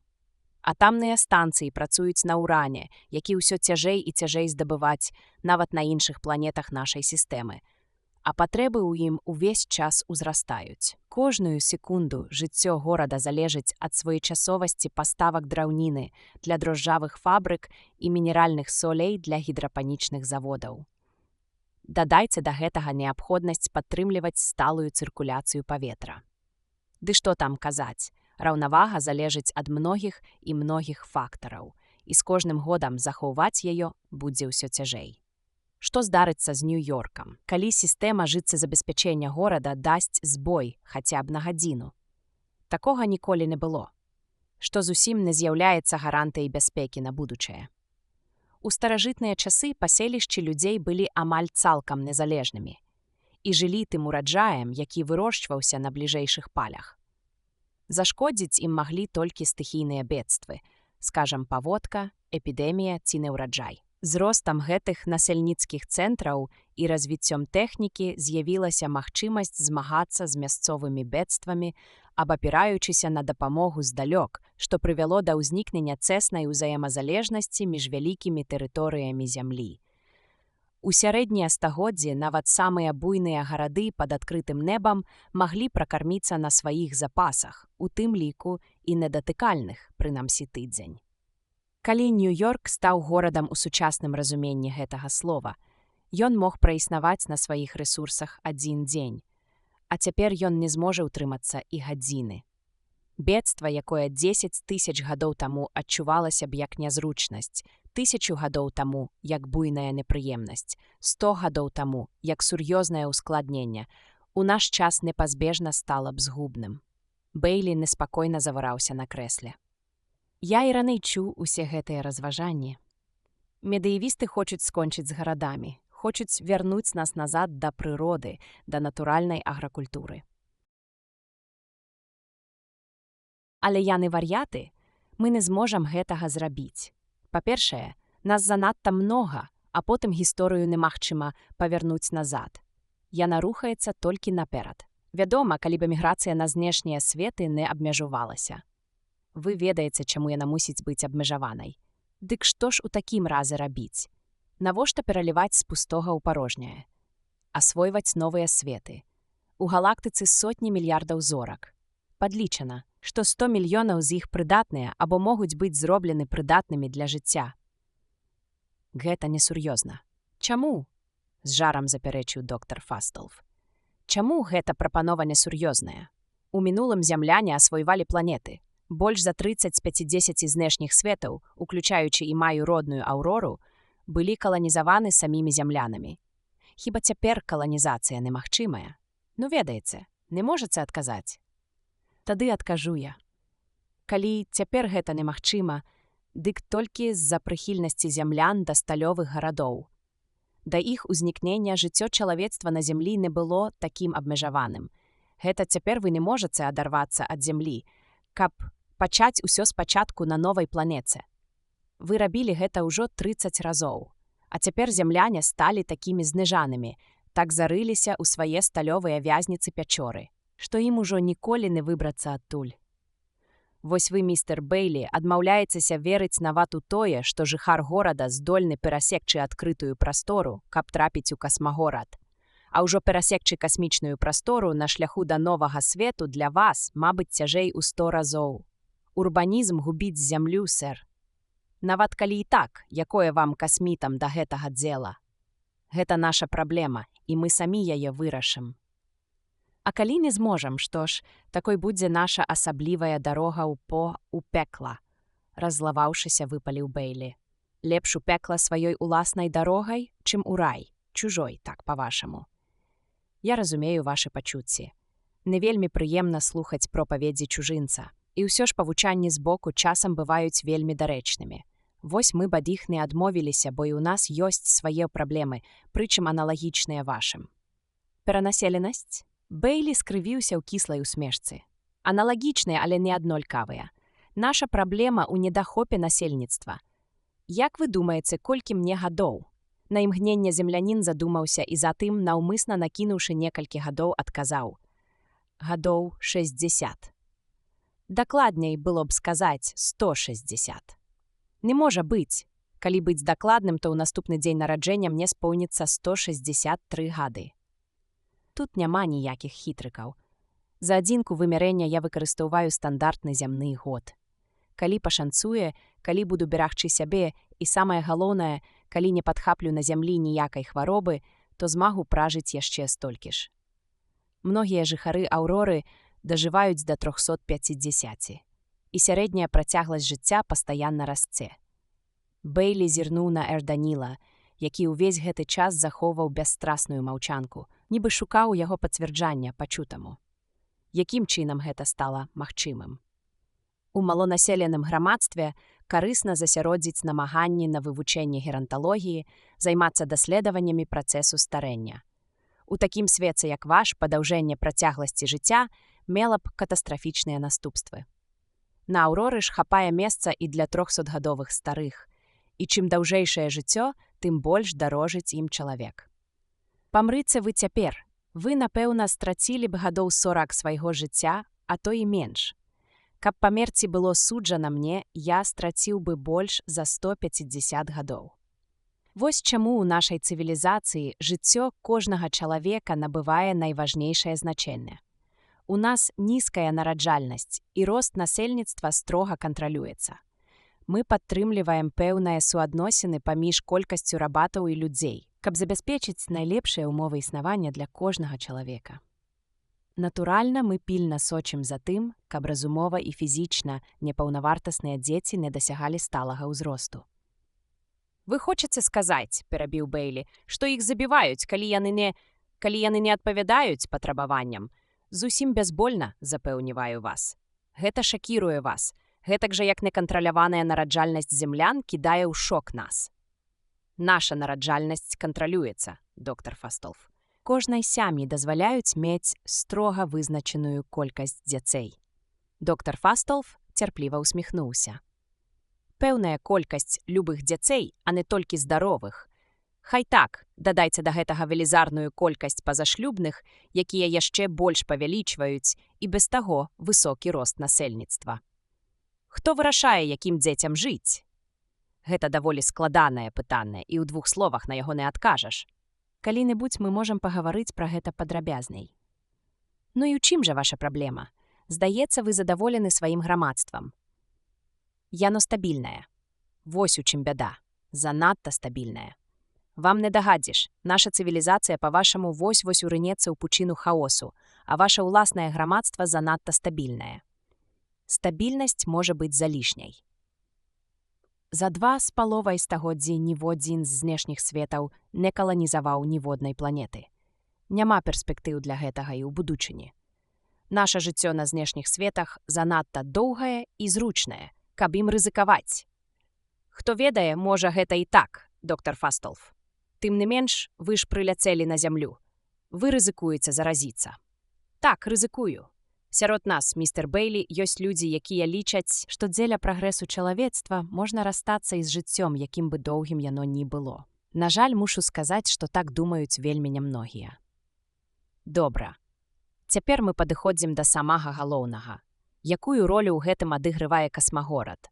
Укараняючы робатаў на зямлі, мы імкнёмся парушыць раўнавагу вашай эканомікі. Гэта ваш спосаб аказання дапамогі. Губы Бэйлі дрыгнулі. Іначай кажучы, вы спецыяльна ствараеце растучую колькасць замешчаных і дэкласіфікаваных. Паверце, мы робім гэта зусім не з-за сваёй жорсткасці ці бессардэчнасці. Менавіта змешчаныя складуць ядро будучых перасяленцаў на новыя светы.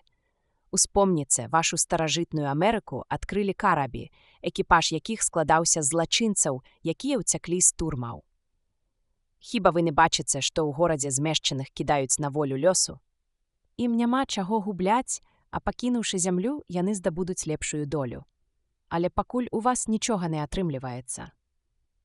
Не атрымліваецца, сумна пагадзіўся доктар Фастолф. Нешта мы робім не так.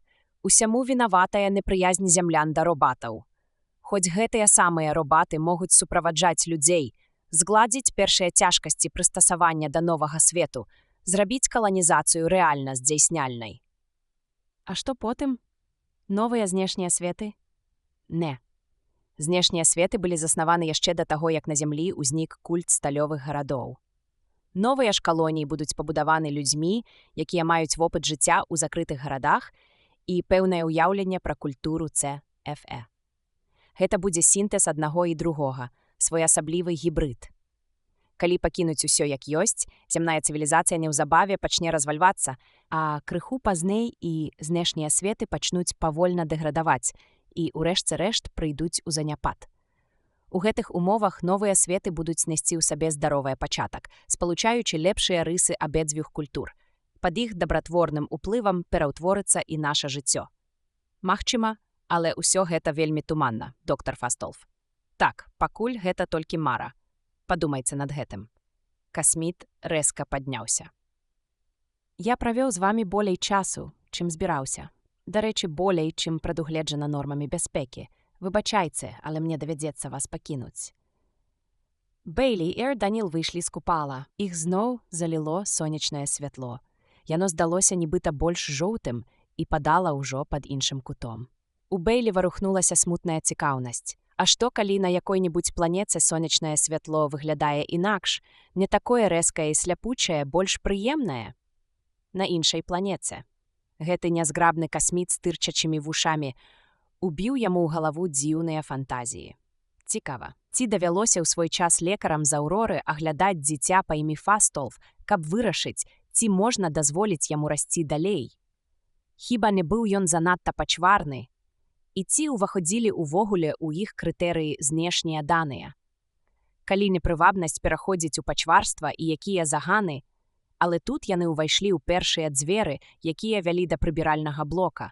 Сонечнае святло знікла, і заставацца ў ранейшым настроі духу стала цяжэй. Бэйлі ў раздражненні матлянуў галавой. Усё гэта проста смешна. Прымусіць зямлян эміграваць, будаваць новае грамадства, гэта ж глупства. Што задумалі гэтыя касміты насамрэч? Ён думаў пра гэта і не знаходзіў адказу. Іхняя машына павольна ехала па праезнай частцы тунэля.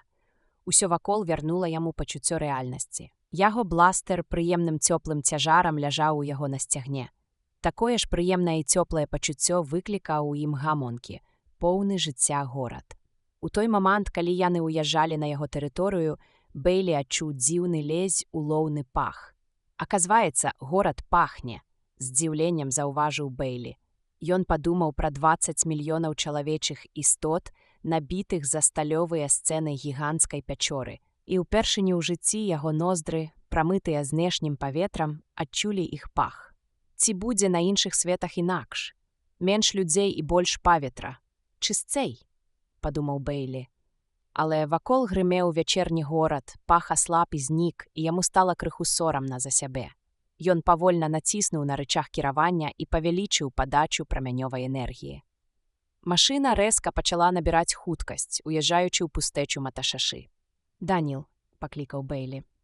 «Так, Элайджа, навошта доктар Фастолф расказваў мне ўсё гэта?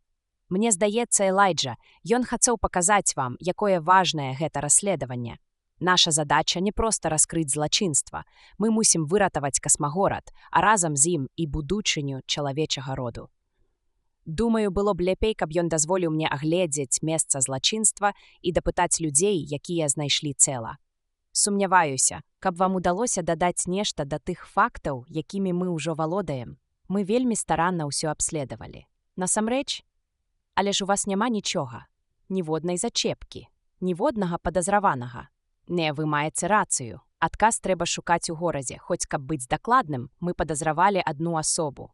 Вось як? І вы маўчалі ўвесь гэты час. Я не думаў, што гэта неабходна, Элайджа. Вы ж самі разумееце, как, што толькі адзін чалавек мог трапіць пад падазрэнне адразу. Хто? Хто ж, чорт вазьмі? Той адзіны землянін, які апынуўся на месцы злачынства. Камісар Джуліус Эндербі. Раздзел 10. Рабочы дзень сышчыка. Паліцэйскі аўтамабіль рэзка звярнуў у бок і спыніўся ля безаблічнай бетоннай сцяны матадарогі. Рухавік замоўк і наступіла мёртвая непранікальная цішыня. Бэйлі павярнуўся да робата, які сядзеў побач і непрыродна спакойным голасам спытаў: «Што вы сказалі?» Бэйлі чакаў адказу, але час, здавалася, замёр. Здалёк данёсся змрочны вібруючы гук. Нарастаючы, ён дасягнуў свайго піку і паступова заціх. Мабыць, гэта была яшчэ адна паліцэйская машына, якая пракладала сабе шлях да невядомай мэты дзесьці за мілю ад іх. А можа, гэта пажарнікі спяшаліся на спатканне з агнём. Нечакана для самога сябе Бэйлі падумаў, знойдзецца хоць адзін чалавек у горадзе, які ведае ўсе ходы і выхады матадарогі, што віляе ў нетрах горада. Не было такога часу дня ці ночы, калі ўся сетка матадарог пуставала, і ўсё ж у ёй, безумоўна, знаходзіліся такія ўчасткі, куды гадамі не ступала нага чалавека. Раптам з знішчальнай яснасцю ён успомніў кінаапавед, які бачыў яшчэ ў маладосці. Дзеянне там адбывалася на матадарогах Лондана, і пачынаўся апавед забойства, якое нічога не прадвяшчала. Забойца разлічваў перачакаць у загадзя падрыхтаваным схованішчы на адным з разгалінаванняў матадарогі, у пылу якой за 100 гадоў адбіліся толькі сляды яго ботаў. У той занядбанай норы ён у поўнай бяспецы мог бы дачакацца заканчэння розыскаў. Але ён памыліўся паваротам і ў маўклівай пустэльні звілістых калідораў даў багахульную клятву, што назло ўсім святым усё роўна знойдзе сваё сховішча. З таго часу ён увесь час звяртаў не туды. Ён блукаў па бясконцым лабірынце ад сектара Брайтан на Ла-Маншы да Норвіча і ад Кавентры да Кентерберы.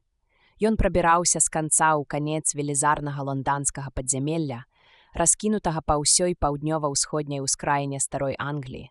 Яго адзенне ператварылася ў лахманы, а ад чаравікаў засталіся адны падэшвы. Сілы яго былі на зыходзе. Але ніколі не пакідалі яго зусім. Ён стаміўся, вельмі стаміўся, але спыніцца не мог. Ён мог толькі ісці і ісці наперад, так і не знаходзячы патрэбны паварот. Часам ён чуў гук праязджаючых міма машын, але той заўсёды даносіўся з суседняга калідора, і як бы хутка ён туды не кідаўся. А на той час ён ужо рады быў бы здацца ўладам, калідоры заўсёды аказваліся пустымі. Часам далёка наперадзе ён бачыў выйсце, якое вяло да жыцця і дыхання горада. Але колькі б ён не спрабаваў набліжацца да яго, выйсце міргацэла ўсё далей і далей, пакуль за чарговым паваротам не знікала зусім. Час ад часу лонданцы, якія праязджалі па матадарозе па сваіх справах, бачылі расплывістую постаць чалавека, які маўкліва, з цяжкасцю перастаўляючы ногі, накіроўваўся ў іх бок, узняўшы ў малітве паўпразрыстую руку. Рот яго раскрываўся, губы варушыліся, але з іх не зляталася ні гуку. Набліжаючыся, постаць пачынала расплывацца і знікала.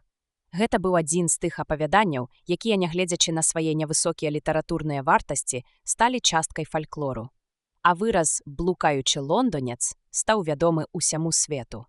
У глыбінях Нью-Йорка Бэйлі успомніў гэты апавяд, і яму зрабілася не па сабе. «Нас могуць падслухаць», – прамовіў Эр Даніл.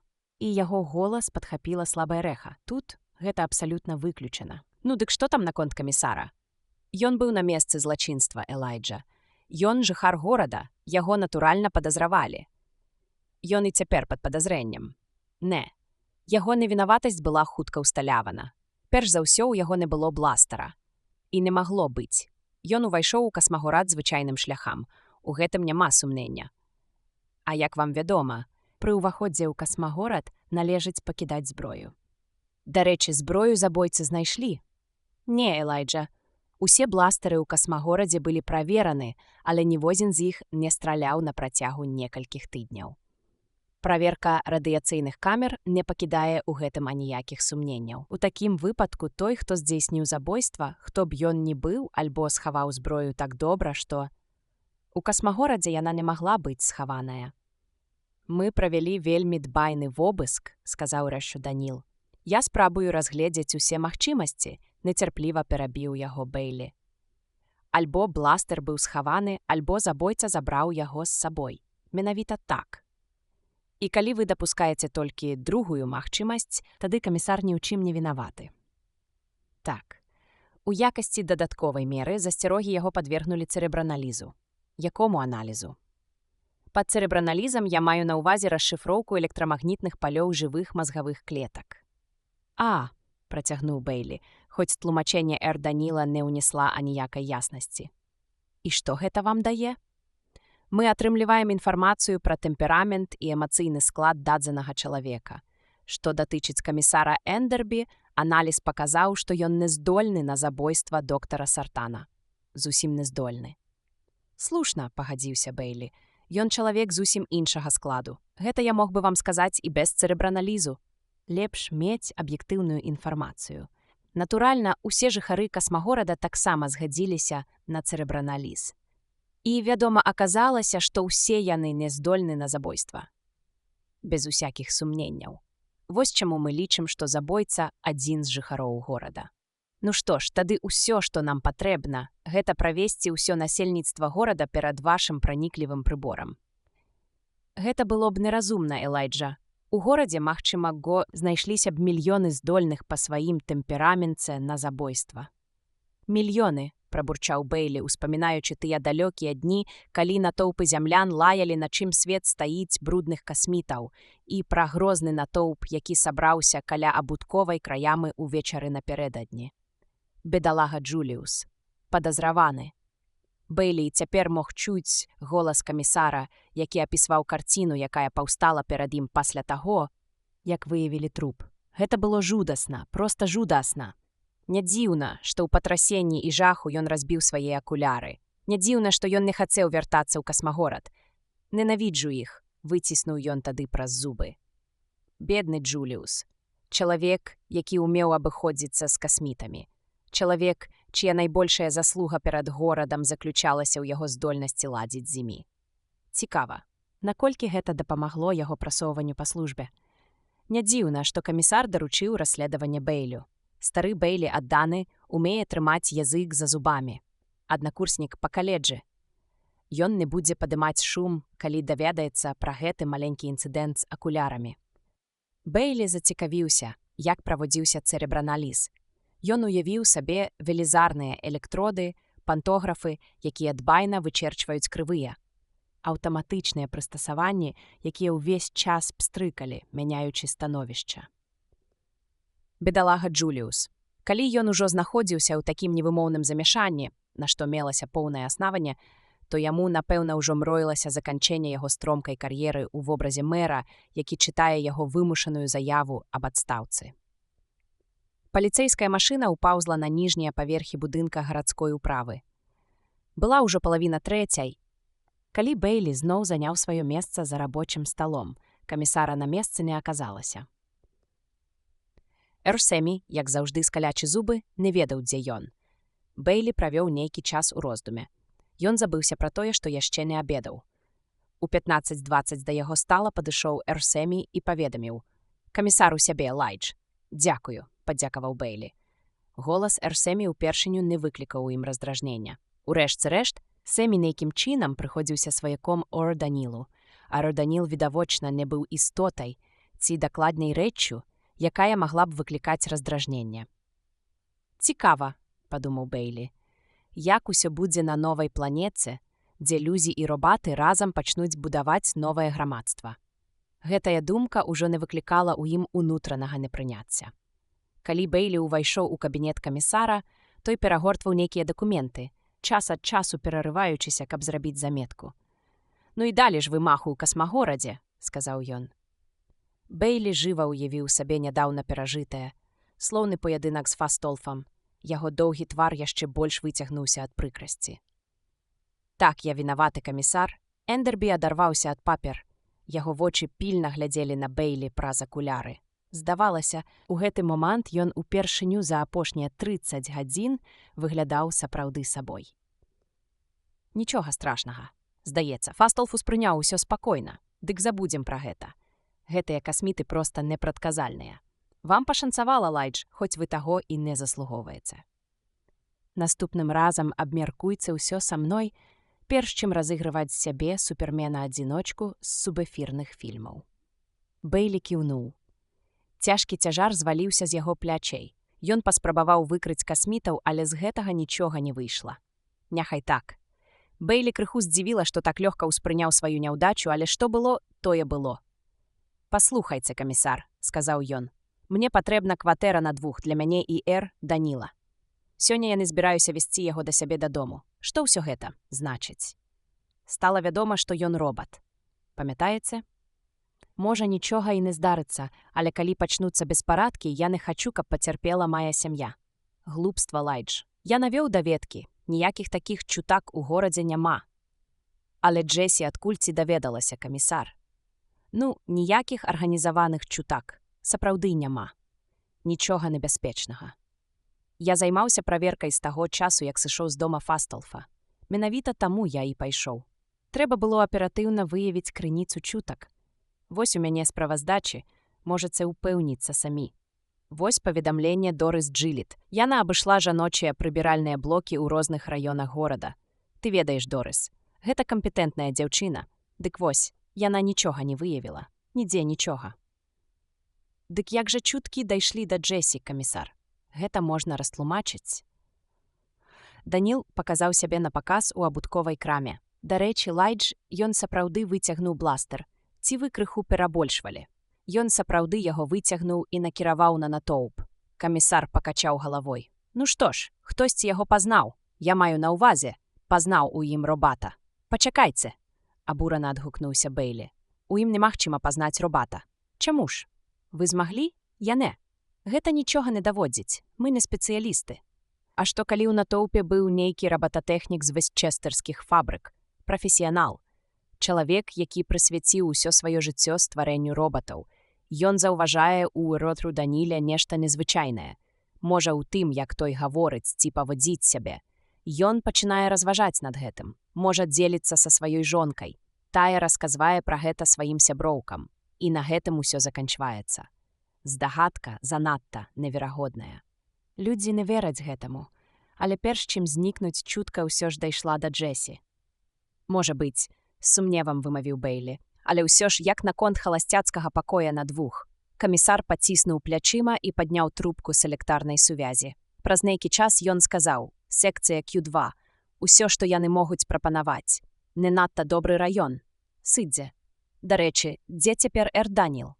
Ён у нашай картатэцы. Спрабуе сабраць звесткі пра медыевісцкіх агітатараў. Божа правы, іх жа мільёны. Ведаю, але яму гэта прыносіць задавальненне». Ужо дабраўшыся да дзвярэй, Бэйлі нечакана абярнуўся і спытаў: «Камісар, ці казаў вам калі-небудзь доктар Сартан пра праграму касмагорада? Я маю на ўвазе ўкараненне культуры Якой культуры? Пра ўкараненне робатаў. Здаецца так». Тон камісара не выяўляў ніякай цікавасці. «Ці раз'ясняў ён вам калі-небудзь мэты касмагорада? О, паляпшэнне здароўя, падвышэнне ўзроўню жыцця, звычайная балбатня, нічога асаблівага. Так, я пагаджаўся з ім, ківаў галавой і ўсё такое. Што мне заставалася рабіць? Проста даводзіцца падыгрываць ім і спадзявацца, што ў сваіх намерах яны не выйдуць за межы разумнага». Можа быць, калі-небудзь. Бэйлі чакаў, але камісар так і не сказаў, што магло б адбыцца, можа быць, калі-небудзь. Ён казаў пра эміграцыю? Не адступаў Бэйлі. Пра эміграцыю? Ніколі. Запусціць зямлянца ў знешні свет усё роўна, што знайсці алмазны астэроід у кольцах Сатурна. Я меў на ўвазе эміграцыю на новыя светы. Але на гэтае пытанне камісар адказаў позіркам, поўным на падпускнога скептыцызму. Бэйлі на імгненне задумаўся і затым з нечаканай прамалінейнасцю выпаліў: «Камісар, што такое цэрэбраналіз? Ці чулі вы калі-небудзь пра яго?» На круглым твары камісара не адбілася і ценю разгубленасці. Працягваючы спакойна глядзець на Бэйлі, ён роўным голасам сказаў: «Не. А што гэта такое?» «Ды не, нічога. Проста дзесьці пачуў». Бэйлі выйшаў з кабінета. Седзячы за сваім сталом, ён зноў паглыбіўся ў роздум. Камісар, канешне, не быў настолькі добрым акцёрам. Ну што ж, у такім разе. У 16:05 Бейлі патэлефанаваў Джесі і папярэдзіў яе, што будзе начаваць дома сёння і, магчыма, яшчэ некалькі дзён. Вызваліцца ад яе пасля гэтага аказалася не так-то проста. Нешта здарылася, Лайдж. Табе пагражае небяспека? У жыцці паліцэйскага заўсёды ёсць месца пэўнай небяспецы, растлумачыў ён як мага бесклапотней. Гэта яе не задаволіла. Дзе ты будзеш начаваць? На гэтае пытанне ён адказваць не стаў. Калі будзе адзінока, параіў ён, пераначуй у сваёй маці. Ён паспешліва паклаў трубку, наўрад ці варта было працягваць размову. У 16:20 ён патэлефанаваў у Вашынгтон. Спатрэбілася даволі шмат часу, каб знайсці патрэбнага яму чалавека, і амаль гэтулькі ж часу, каб угаварыць яго на наступны дзень вылецець у Нью-Йорк. Да 16:40 яму гэта ўдалося. У 16:55 з кабінета выйшаў камісар і няўпэўнена усміхнуўся Бейлі, праходзячы міма. Дзённая змена пасунулася да выхаду. Тыя нямногія супрацоўнікі, якія працавалі тут увечары і ноччу, вітаючы Бейлі, у голасе кожнага чуўся розны ступень здзіўлення. Да яго стала набліжыўся Эрш Даніл з пачкам паперу ў руках. «Што гэта?» – спытаў Бейлі. «Спісы тых, хто можа ўваходзіць у арганізацыю медыявістаў. І колькі іх аказалася?» «Больш за 1 мільён», – адказаў Эрданіл. «У мяне тут толькі частка. І вы спадзяецеся праверыць іх усіх, Даніл?» «Зразумела, гэта было б непрактычнае, Лайджа. Бачыце, Даніл, амаль усе зямляне у пэўнай меры медыявісты. Камісар, Джесі і я сам». Паглядзіце на камісара з яго, ён ледзь не сказаў акулярамі, але ўчасна ўспомніў, што зямляне павінны трымацца разам і што твар камісара трэба абараняць як у прамым, так і ў пераносным сэнсе. З яго ўпрыгожаннямі на вачах нескладна закончыў ён. «Так», – сказаў Эрданіл, – «я звярнуў на яго ўвагу, але думаў, што з майго боку было б не тактоўна пытацца пра гэта. На іншых жыхарах горада я не бачыў такіх упрыгожанняў. Гэта вельмі старамодная рэч. Яна служыць якім-небудзь практычным мэтам». Пакінуўшы гэтае пытанне без адказу, Бейлі рэзка змяніў тэму.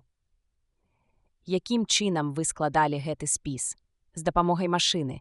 Трэба толькі наладзіць яе на пэўны тып правапарушэння, а яна зробіць усё астатняе». Адной я даў заданне праверыць усе выпадкі дробнага хуліганства, звязаныя з робатамі, за апошнія 25 гадоў. Другая машына прагледзела ўсе гарадскія газеты за той самы перыяд у пошуках імёнаў тых, хто выказваўся супраць робатаў або жыхароў знешніх светаў. Проста дзіўна, колькі можна зрабіць за 3 гадзіны. Машына нават выкрэсліла са спісу імёны тых, каго ўжо няма ў жывых. Вас гэта дзівіць? Бо ў вас на знешніх светах таксама ёсць кампутары. Вядома, прычым самыя разнастайныя, вельмі дасканалыя. І ўсё ж няма такіх вялізных і складаных, як тут. Не забывайцеся, што насельніцтва нават самага вялікага з знешніх светаў ледзь дасягае колькасці жыхароў Нью-Йорка, таму ў нас няма патрэбы ў звышскладаных машынах. «Вы калі-небудзь бывалі на Аўроры?» – зацікавіўся Бейлі. «Не», – адказаў Эрданіл. «Мяне сабралі тут, на зямлі. Тады адкуль жа вы ведаеце, якія на знешніх светах кампутары?» «Вельмі проста, калега Элайджа. Мая электронная памяць змяшчае ўсе тыя веды, якімі валодаў доктар Сартан. Можаце не сумнявацца, што ў ёй шмат фактычнага матэрыялу, які датычыцца знешніх светаў». «Зразумела. Даніл, вы можаце есці?» «Я працую на ядзернай энергіі. Я думаў, вы гэта ведаеце». «Выдатна ведаю. Я не пытаюся, ці трэба вам есці. Я спытаў, ці можаце вы есці, ці зможаце вы пакласці ежу ў рот, пажаваць яе і праглынуць. Думаю, без гэтага наўрад ці можна сыйці за чалавека». «Я зразумеў вас. Так, я магу выконваць механічныя аперацыі жавання і глытання. Мая ёмістасць, вядома, даволі абмежаваная, і рана ці позна мне трэба выдаляць непераваранае з таго, што вы маглі б назваць маім страўнікам. Выдатна. Вы зможаце адрыгнуць гэта, ці як там у вас называецца, увечары, калі прыйдзем дадому. Справа ў тым, што я прагаладаўся. Я прапусціў абед, ну і чорт з ім. Адным словам, я хачу, каб вы былі побач, пакуль я ем. Але калі вы будзеце сядзець у сталоўцы проста так, на вас адразу звернуць увагу. Таму я і спытаў, ці можаце вы зрабіць выгляд, нібы ясцё. Ну, хадзем. Сталоўкі ўсіх сектараў горада былі аднолькавыя. Мала таго, па справах службы Бэйлі давялося пабываць у Вашынгтоне, Таронта, Лос-Анджелесе, Лондане і Будапешце, і там сталоўкі былі сапраўды такімі ж. Магчыма, у сярэднюю эпоху, калі мовы адрозніваліся адна ад адной гэтак жа, як і нацыянальныя стравы, было іначай. Цяпер жа ўсюды панавалі тыя самыя дрожджавыя прадукты. Ад Шанхая да Ташкента і ад Вінніпега да Буэнас-Айрэса. А англійская мова ўжо мала чым нагадвала мову Шекспіра ці Черчилля і даўно ператварылася ў своеасаблівую мяшаніну, якою карысталіся на ўсіх кантынентах, і нават з пэўнымі зменамі на знешніх светах. Аднак, апрача мовы і меню былі і больш глыбокія падабенствы, якія рабілі ўсе сталоўкі свету аднолькавымі. Гэта тая асаблівая пахаць, якую немагчыма апісаць, але якая ўласціва толькі сталоўкам. Гэта 3 плыні павольнай чаргі, якія зліваліся ля дзвярэй, а потым зноў разыходзіліся налева, направа і ўсярэдзіну. Гэта гул ад руху і размоў мноства людзей і гром пластмасавага посуду. Гэта доўгія сталы, бляск паліраванай аздобы пад дрэва, адбітак святла на шкле і паветра, прасякнутае парай. Бэйлі павольна рухаўся наперад разам з усёй чаргой, як не размяркоўвалі гадзіны прыёму ежы, кожны раз даводзілася чакаць у чарзе мінут 10, а то і больш, і нечакана з цікаўнасцю спытаў: «Вы умееце усміхацца?» «Што вы сказалі, Элайджа?» перапытаў эр Даніл, бясстрасна ўзіраючыся ў навакольнае. «Мне проста цікава, Даніл, ці умееце вы усміхацца?» міжволі зніжаючы голас да шэпту, сказаў Бэйлі. Эр Даніл усміхнуўся. Усмешка атрымалася вельмі дзіўная. Губы робата імкліва расцягнуліся, выгнуўшыся ўгору, і ў іх кутках утварыліся складкі. Усміхаўся, аднак, толькі рот. Астатняя частка твару не змяніла свайго выразу. Бэйлі пакруціў галавою. «Годзе, Даніл. Вам лепш не усміхацца». Яны падышлі да ўваходу. Адзін за адным людзі апускалі свае жэтоны ў адпаведную прарэзе аўтаматычнага кантралёра. Шчок, шчок, шчок. Аднойчы нехта падлічыў, што добра наладжаная сталоўка магла прапусціць 200 чалавек у хвіліну. І гэта пры тым, што талон кожнага старанна правяраўся, каб не дапусціць старонніх наведвальнікаў, а таксама пазбегнуць блытаніны з графікам наведвання сталоўкі і размеркаванні порцый. Падлічылі таксама і тое, якой даўжыні павінна быць чарга для найбольш эфектыўнай працы сталоўкі і колькі часу марнавалася на асаблівае абслугоўванне. Таму ступіць да акенца, за якім сядзела дзяжурная, і сунуць ёй спецпропуск, тым самым перарваўшы роўнамернае шчаўканне аўтамата, як гэта зрабілі Бэйлі і эр Даніл, азначала парушыць наладжаны рытм работы сталоўкі, што для яе-работнікаў было раўназначна сапраўдным бедствам. Джесі, якая ведала як памочніца дыетолага ўсе тонкасці работы сталоўкі, аднойчы тлумачыла Бэйлі, што адбывалася ў такіх выпадках. «Усё тады ідзе кувырком», – апавядала яна. «Даводзіцца нанова разлічваць колькасць порцый, рабіць пераўлік прадуктаў. Пры гэтым не абысціся без дадатковай праверкі.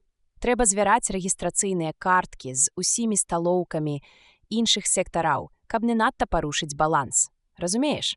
Баланс складаецца кожны тыдзень, і калі нешта не сыходзіцца і ты ў перавыдатку, віну заўсёды звальваюць на цябе. Нікому і ў галаву не прыйдзе абвінаваціць гарадскія ўлады, хаця яны раздаюць спецталоны направа і налева. Яшчэ б. А калі даводзіцца аб'яўляць, што выбар страў часова абмяжоўваецца, чарга адразу ж учыняе страшны гармідар. І заўсёды вінаватыя тыя, хто стаіць за стойкай. Джесі намалявала карціну з найдрабнейшымі падрабязнасцямі, так што Бэйлі выдатна ўяўляў сабе той халодны ненавідзячы позірк, якім нагарадзіла яго з-за акенца дзяжурная. Яна паспешліва зрабіла некалькі запісаў. Адрас, род заняткаў, прычына змены месца харчавання, службовы камандзіроўкавы выезд, прычына раздражняльная, але не абвержная, пасля чаго упэўненымі рухамі пальцаў яна склала рэгістрацыйную картку з данымі Бэйлі і апусціла яе ў шчыліну кампутара. Той падхапіў яе, праглынуў яе змест і пераварыў інфармацыю. Дзяжурная павярнулася да Эрлэр Даніла. Бэйлі вырашыў, што пара паведаміць ёй пра самае горшае. «Мой сябар не з Нью-Йорка. Вось тут яна была ўжо зусім па-за сабою ад лютасці. Горад пражывання, калі ласка». Бэйлі зноў адказаў замест Даніла. «Усе даныя маюцца ў дэпартаменце паліцыі. Абыдземся без падрабязнасцяў. У нас афіцыйнае заданне». Жанчына рэзка падсунула да сябе пачак картак і звычным націскам двух пальцаў правай рукі запаўніла патрэбныя радкі электронным кодам. «Як доўга вы будзеце тут харчавацца?» «Да асобнага распараджэння», — адказаў Бэйлі. «Прыкладзіце пальцы вось сюды», — сказала яна, разгарнуўшы бланк. Бэйлі ахапіла трывога, калі да паперы прыціснуліся роўныя з бліскучымі пазногцямі пальцы Даніла. «Спадзяюся, яны не забыліся ўзброіць яго адбіткамі пальцаў», — падумаў ён. Жанчына забрала бланк і адправіла яго ва ўнутраную частку ненасытнай машыны, якая стаяла побач. Машына назад нічога не адрыгнула, і Бэйлі з палёгкай уздыхнуў. Дзяжурная выдала ім маленькія жэтоны ярка-чырвонага колеру, што азначала «часовы», і папярэдзіла: «Свабоднага выбару страў няма, у нас перавытрата прадуктаў. Займайце месцы за сталом ДФ». Яны накіраваліся да стала ДФ. «У мяне такое ўражанне, нібыта большасць з вас пастаянна харчуецца ў падобных сталоўках», — заўважыў Даніл. «Так, вядома, даволі непрыемна есці ў чужой сталоўцы, вакол ні аднаго знаёмага. Зусім іншая рэч, калі знаходзішся ў сталоўцы свайго сектара. У цябе пастаяннае месца. Ты сярод сваёй сям'і, сваіх сяброў. Час прыёму ежы пакідае адно з самых яркіх уражанняў дня, асабліва калі ты малады». Бэйлі усміхнуўся мімалётным успамінам. Стол ДФ быў відавочна прызначаны для часовых кліентаў. Тыя, хто сядзеў за ім, маўчалі, збянтэжана ўтапіўшы позіркі ў свае талеркі. Час ад часу яны патаемна кідалі зайздрослівыя погляды на смяючыяся кампаніі за суседнімі столікамі. «Ні ў каго не бывае так цяжка на душы, як у чалавека, які абядае не ў сваім сектары», — падумаў Бэйлі. «Як там кажа старая прымаўка. У гасцях добра, а ва ўласнай сталоўцы лепш. Дома нават ежа здаецца смачнейшай, колькі б ні кляліся хімікі, што яна абсалютна не адрозніваецца ад той, якую падаюць у Яганесбургу». Бэйлі сеў на табурэт, побач уладкаваўся Даніл. «Вольнага выбару няма», — прабурчэў Бэйлі, прабегшы пальцамі па стале. «Ну што ж, нічога не паробіш, паверніце выключальнік во там і чакайце». Прайшло 2 хвіліны. Дыск у вечку стала адсунуўся ў бок, і з утворанага адтуліны паднялося страва з ежай. Бульбяное пюрэ, сок з іматаляціны і кампот з абрыкосаў. «Ну што ж, нядрэнна», — сказаў Бэйлі. У паглыбленні перад нізкай перагародкай, якая ішла па цэнтры стала, з'явіліся відэльцы і 2 кавалачкі дражджавога хлеба. «Калі хочаце, можаце ўзяць маю порцыю», — ціха прапанаваў Даніл. На імгненне Бэйлі скамянеў, але потым прыгадаў, з кім мае справу, і прамармытаў: «Гэта непрыстойна. Давайце ешце». Бэйлі заўзята ўзяўся за відэлец, аднак еў без задавальнення, адчуваючы няспыннае напружанне. Час ад часу ён асцярожна паглядваў на Даніла. Робат перажоўваў ежу дакладна разлічанымі рухамі сківіц. Занадта разлічанымі, і гэта выглядала не зусім натуральна. Дзіўна. Цяпер, калі Бэйлі ведаў, што Даніл сапраўды не чалавек, ён пачаў заўважаць усе дробязі, якія выдаюць у ім робата. Напрыклад, калі Даніл глытаў, яго адамаў яблык заставаўся нерухомым. Але ён ужо не надаваў гэтаму асаблівага значэння. Можа, ён пачаў прывыкаць да нежывой істоты. Дапусцім, людзі пачнуць асваенне новага свету. З таго часу, як доктар Фастол вкінуў ім гэту думку, ён увесь час вяртаўся да яе. Дапусцім, пакінуць зямлю давядзецца, напрыклад, Бентлі. Ці зможа ён спакойна працаваць і жыць побач з робатамі? А чаму б і не? Касміты ж могуць. «Элайджа, ці прыстойна глядзець на чалавека, калі ён есць?» — перапыніў яго думкі Даніл. «Вядома, не, асабліва, калі пазіраць на яго ва ўпор». Гэта падказвае просты здаровы сэнс, ці не так? Чалавек мае права на ўсамотненне. Сяброўская гутарка за сталом – гэта цалкам нармальна, але нельга ж пры гэтым зазіраць чалавеку проста ў рот. Зразумела, але тады чаму я налічыў 8 чалавек, якія вельмі уважліва назіраюць за намі? Бэйлі паклаў відэлец і агледзеўся навокал, нібы ў пошуках солераздавальніка.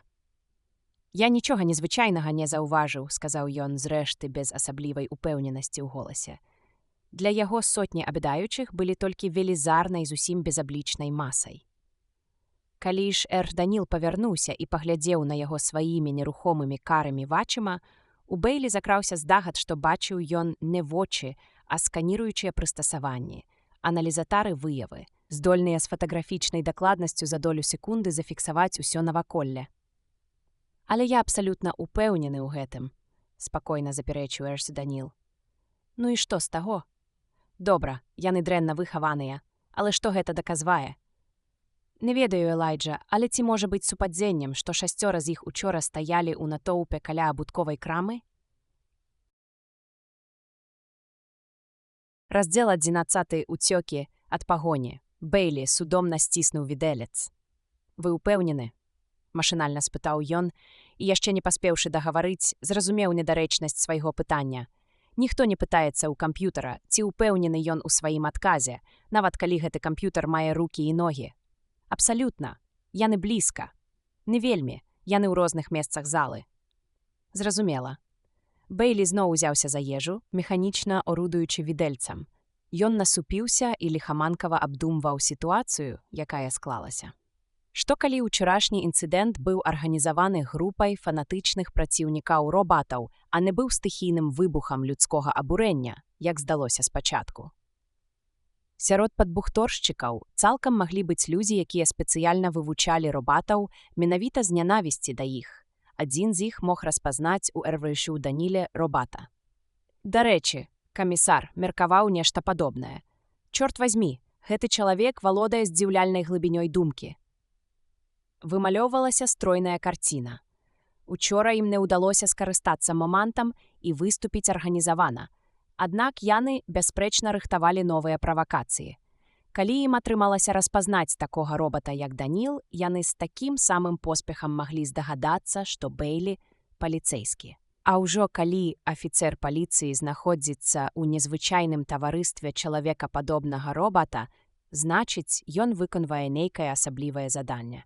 Цяпер, задным лікам, Бэйлю было нятрудна ўсё гэта асэнсаваць. З гэтага вынікала, што назіральнікі каля гарадскога муніцыпалітэта, а можа і ў самім муніцыпалітэце, хутка выслачылі Бэйлі, Даніла альбо іх абаіх. Дзіўляцца тут няма чаму. За суткі яны і так упраўляліся. Знайшлі б яго і раней, каб ён не правёў столькі часу ў касмагорадзе і на маташашы. Даніл скончыў абед. Ён спакойна сядзеў і чакаў, паклаўшы свае дасканалыя рукі на край стала. «Можа, нам лепей пачаць нейкім чынам дзейнічаць?» – спытаў ён нарэшце. «Тут у сталоўцы мы ў бяспецы», – адказаў Бэйлі, «і наогул пакіньце гэта мне, калі ласка». Бэйлі асцярожна абвёў вачыма сталоўку, і яму падалося, быццам ён бачыць яе ўпершыню. Людзі, тысячы людзей. Колькі чалавек умяшчала ў сябе сярэдняя сталоўка? Аднойчы ён недзе бачыў гэтую лічбу. Здаецца, 2200. А гэтая сталоўка была большая за сярэднюю. Што калі ў паветры грымне воклік «Робат!» Што калі ён пранясецца між тысячамі, як... Ён не знаходзіў слоў для параўнання, але гэта і не мела значення. Такога не здарыцца. Стыхійныя беспарадкі маглі ўспыхнуць дзе заўгодна. У сталоўках, у калідорах ці ў ліфтах. У сталоўках нават хутчэй за ўсё. Там людзі павадзілі сябе крыху раскаванейшымі, чым дзе б то ні было, і дастаткова любой дробязі, каб гэтая раскаванасць перарасла ў нешта больш сур'ёзнае. Зусім іншая справа – беспарадкі арганізаваныя.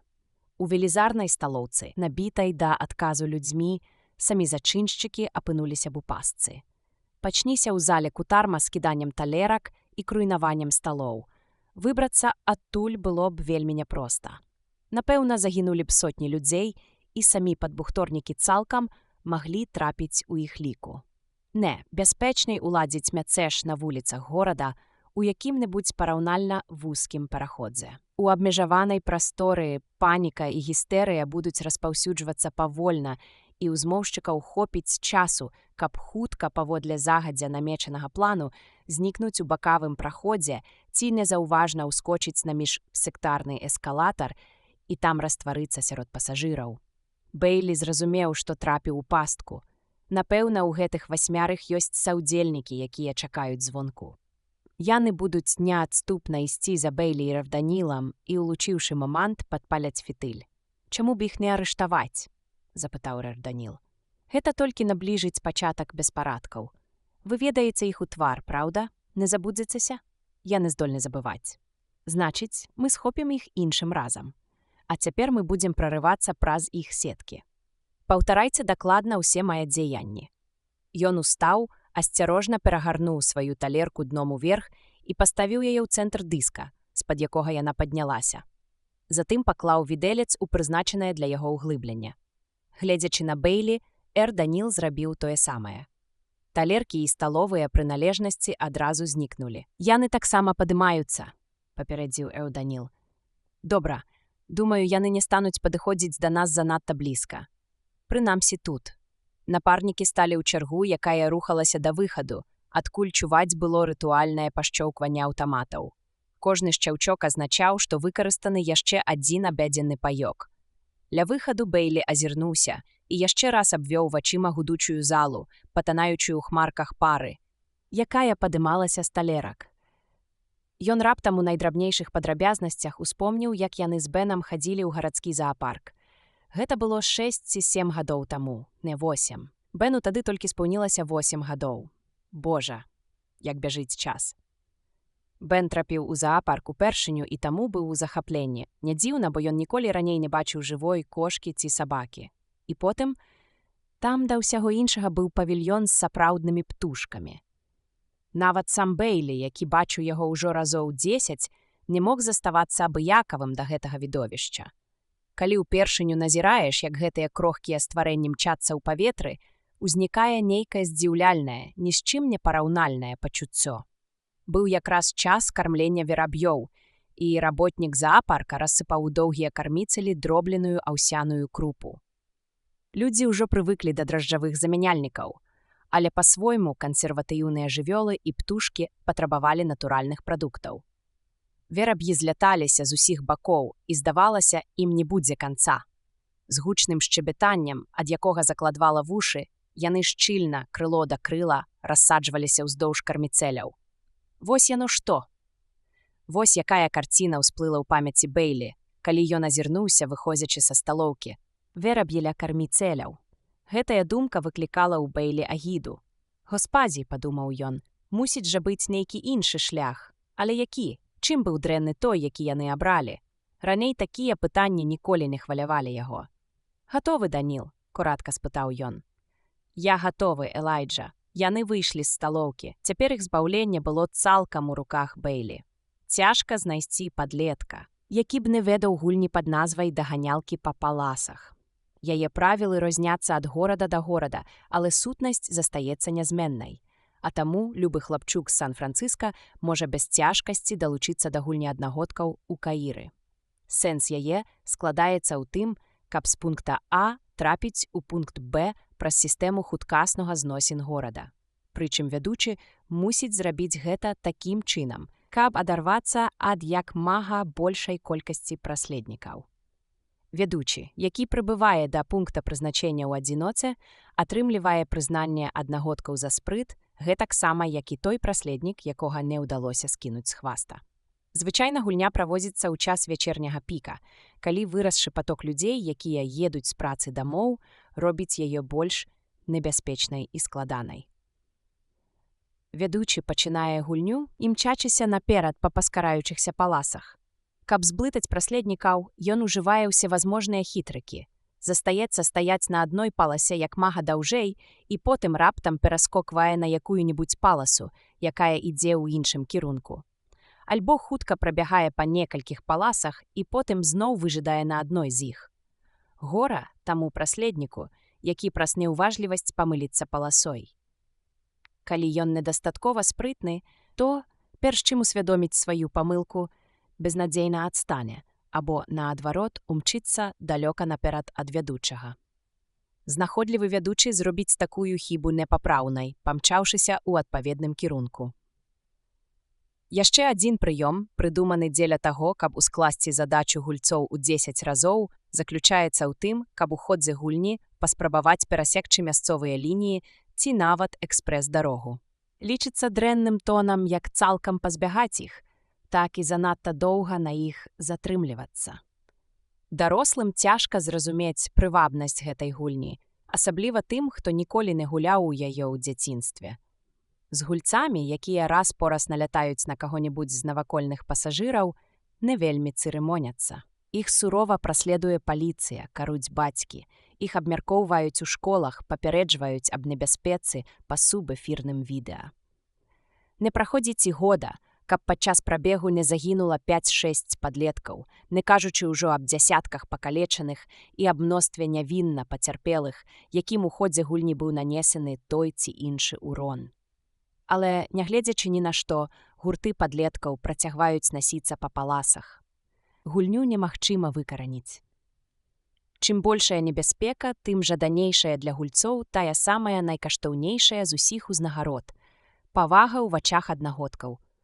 Той, хто заслужыў яе, мае ўсе падставы расхаджваць з важным выглядам, а ўжо той, хто здабудзе славу непераможнага вядучага, і зусім становіцца важнай персонай. Элайджа Бейлі, напрыклад, нават цяпер з задавальненнем успамінаў, як і ён калісьці бегаў па паласах.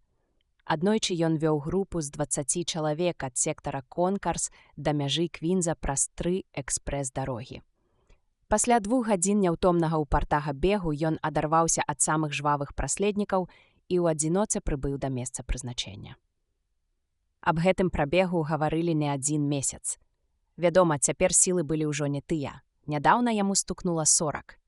І хаця больш за 20 гадоў ён не бегаў, некаторыя хітрыкі помніў да гэтага часу. Ён страціў былую жвавасць, затое набыў нешта іншае. Ён стаў паліцэйскім.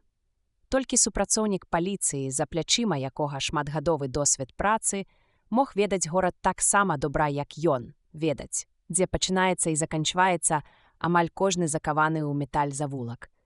Бейлі жваво, але не занадта хутка рушыў прэч ад сталоўкі.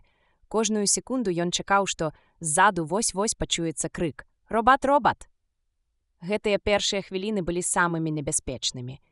Ён лічыў кожны крок, пакуль не адчуў пад нагамі першую паскараючуюся паласу. На імгненне ён спыніўся, і Даніл роўнай хадой падышоў да яго ў шчыльную.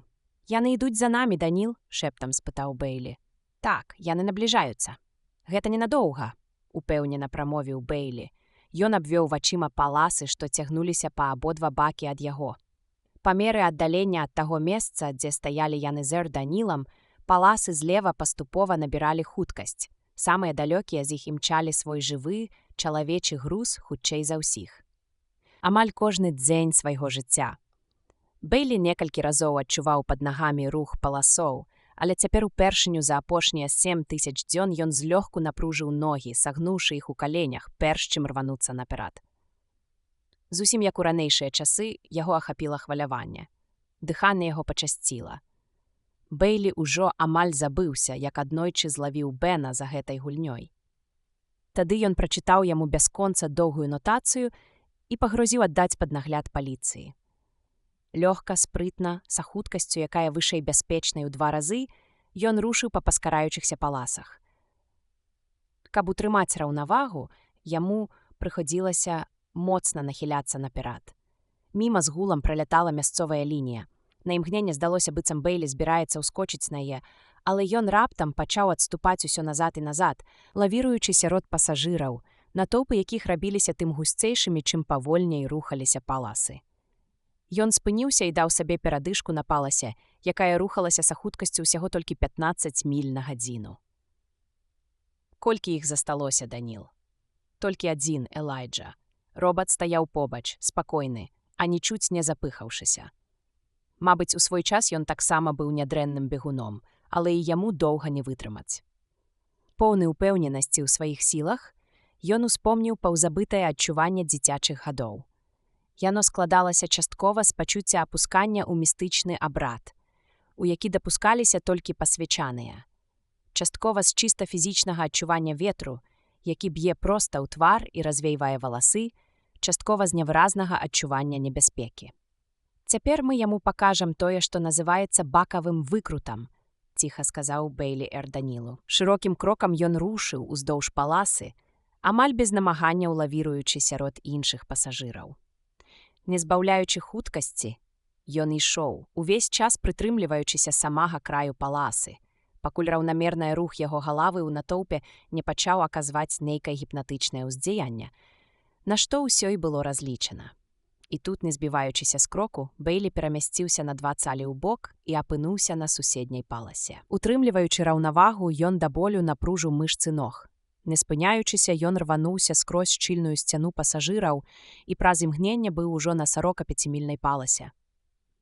«Ну як там, Даніл?» «Ён не адстае», – паслядаваў спакойны адказ. Губы Бэйлі сударгава сціснуліся. Рабіць было няма чаго. Заставалася толькі выкарыстаць хуткасныя платформы, а гэта патрабавала вельмі добрай каардынацыі рухаў, магчыма, больш выразнай, чым тая, якая яшчэ ў яго захавалася. Бэйлі хутка агледзеўся, у якім дакладна месцы яны знаходзіліся. Міма мільганула вуліца Б-22. Нашвідку прыкінуўшы маршрут, ён рушыў далей, лёгка пераадолеў астатнія паласы паскарэння і з размаху ўскочыў на платформу мясцовай лініі. Абыякавыя твары пасажыраў, стомленых аднастайнай дарогай, скрывіліся ад абурэння, калі Бэйлі і Даніл прасціснуліся пад парэнчамі. «Гэй, паціху!» – піскнула нейкая дама, хапаючыся за сваю капялюшыку. «Выбачайце!» – прамовіў Бэйлі, задыхаючыся, з цяжкасцю прабіўшыся праз шарэнгу стоячых пасажыраў і, выгнуўшыся, ён саскочыў з платформы на суседнюю паласу. У самы апошні момант нейкі адціснуты ім пасажыр ад злосці моцна ударыў яго ў спіну. Ён страціў раўнавагу. Адчайна стараючыся ўтрымацца на нагах, ён ледзьве перабраўся на суседнюю паласу. Ад рэзкай змены хуткасці ён спачатку ўпаў на калені, а потым паваліўся на бок. У гэтае імгненне з жудаснай яснасцю ён уявіў сабе, што будзе далей. Вось, на яго налятаюць ідучыя следам пешаходы, яны збіваюць з ног іншых, утвараецца людская затычка, і ў гэтай страшнай неразбярысе не мінуць пераломаных рук і ног. Але тут ён адчуў, як яго падхапіла рука Даніла. Робат, які валодаў звышчалавечай сілай, без цяжкасці паставіў яго на ногі. «Дзякуй», – выдыхнуў Бэйлі. На большае не было часу. Ён сарваўся з месца і па запавольваючых палосах памчаўся далей. Паводле яго хітрамудрага плана трэба было спусціцца да веопадобнай экспрэс-лініі якраз там, дзе перасякаліся 2 яе галіны. Не зніжаючы хуткасці, ён зноў перасёк паскараючыяся палосы, дабраўся да экспрэса і перабраўся праз яго. «Ён усё яшчэ з намі, Даніл?» «Нікога не відаць, Элайджа. Добра. Але які б з вас атрымаўся бегун па палосах, Даніл? Так, давайце-ка сюды». Не спыняючыся, яны кінуліся далей, да наступнай міжсектарнай лініі, а адтуль, па грымотных запавольваючых палосах, уніз да вялікіх уражлівага выгляду варот. Насустрач ім падняўся ахоўнік. Бэйлі памахаў у яго перад носам сваім пасведчаннем. «Мы тут па справе».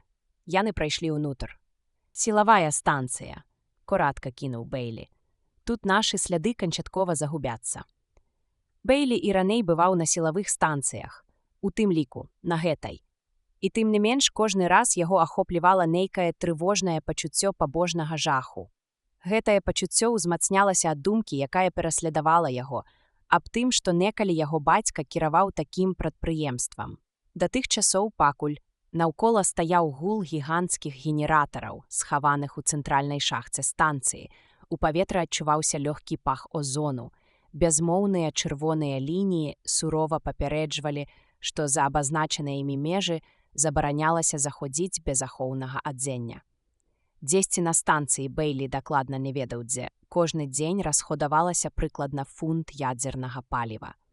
Час ад часу радыеактыўныя прадукты распаду, Так званы гарачы попел пад ціскам паветра выносіліся па свінцовых трубах у аддаленыя каверны, якія знаходзіліся за 10 міль ад берага акіяна на глыбіні паўмілі ад яго дна. Часам Бейлі задаваў сабе пытанне: што адбудзецца, калі каверны запоўняцца? «Трымайцеся далей ад чырвоных ліній», папярэдзіў ён Даніла нечакана рэзкім тонам.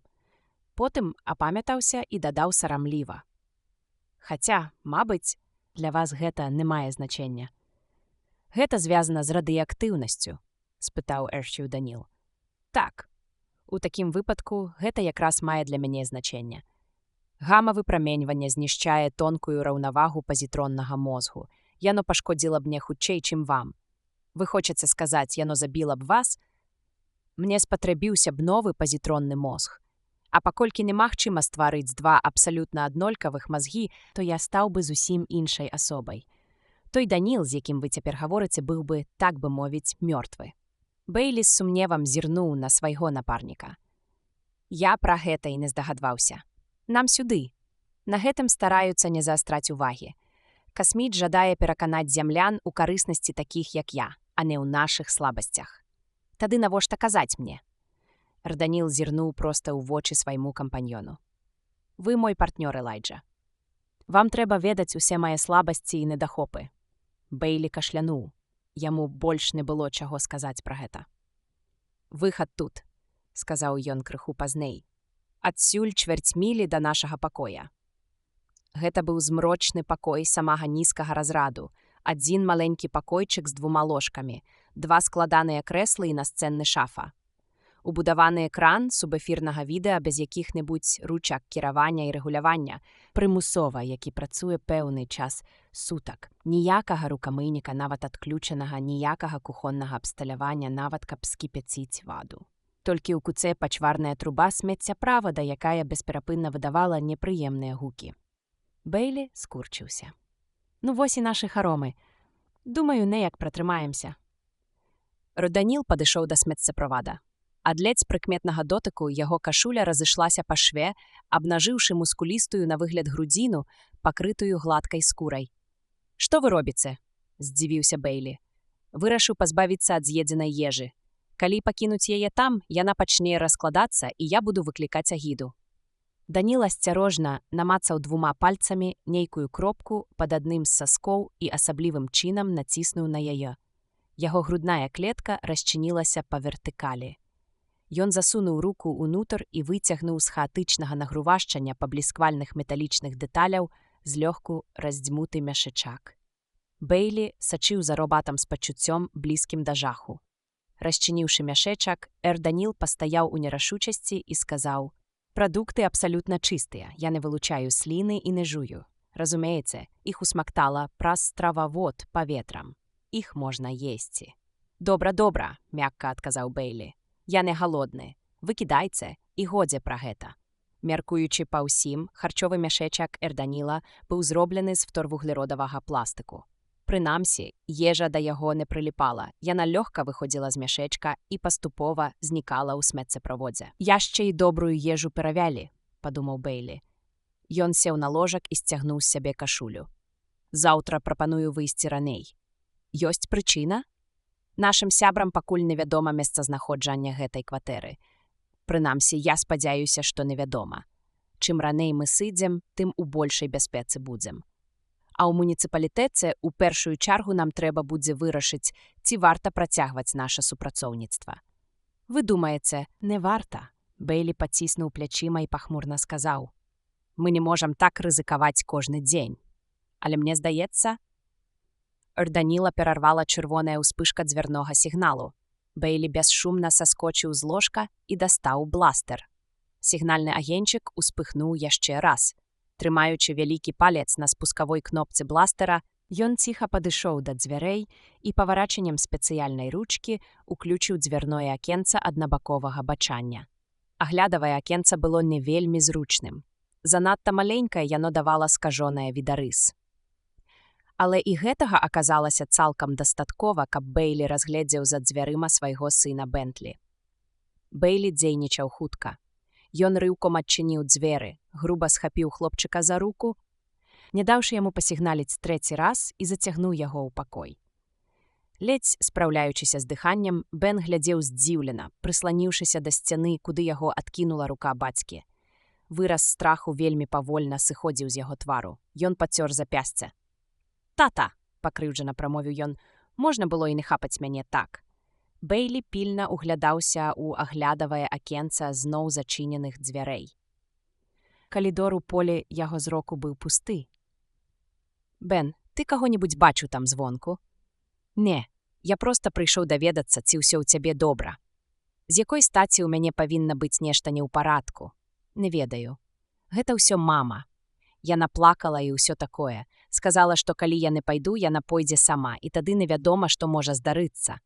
Яна проста такі прымусіла мяне пайсці, тата. Як ты знайшоў мяне?» Нецярпліва перабіў яго Бэйлі. «Хіба мама ведала, дзе я?» Не ведала. Я патэлефанаваў табе на працу. І табе сказалі?» Гарачнасць бацькі спалохала Бена. «Вядома. А хіба яны не павінны былі?» Бэйлі і Эрданіл перагледзеліся. Бэйлі цяжка ўстаў і спытаў. «Дзе цяпер мама, Бен? Дома?» «Не, мы хадзілі вечераць да бабулі, і мама засталася ў яе. Цяпер мне трэба вярнуцца туды. Калі, вядома, у цябе ўсё добра. Ты застанешся тут». «Даніл, вы не заўважылі, дзе на нашым паверсе знаходзіцца размоўная трубка?» «Заўважыў. Вы збіраецеся выйсці з пакоя, каб скарыстацца ёю?» «Так трэба. Я мушу патэлефанаваць Джесі». «Дазвольце заўважыць, што было б разумней даручыць гэта Бентлі. Гэта звязана з рызыкай, а ён уяўляе меншую каштоўнасць». Бэйлі аслупянела паглядзеў на робата. «Ды як вы? Божа, з-за чаго я пачынаю злавацца?» – падумаў ён і працягнуў больш спакойна. «Вы не разумееце, Даніл. Сярод людзей не прынята пасылаць сваіх сыноў туды, дзе можа быць небяспечна. Нават калі гэта было б разумней за ўсё». «Небяспечна!» – усклікнуў Бен ад жаху і захаплення адначасова. «Што адбываецца, тату? Ну, скажы».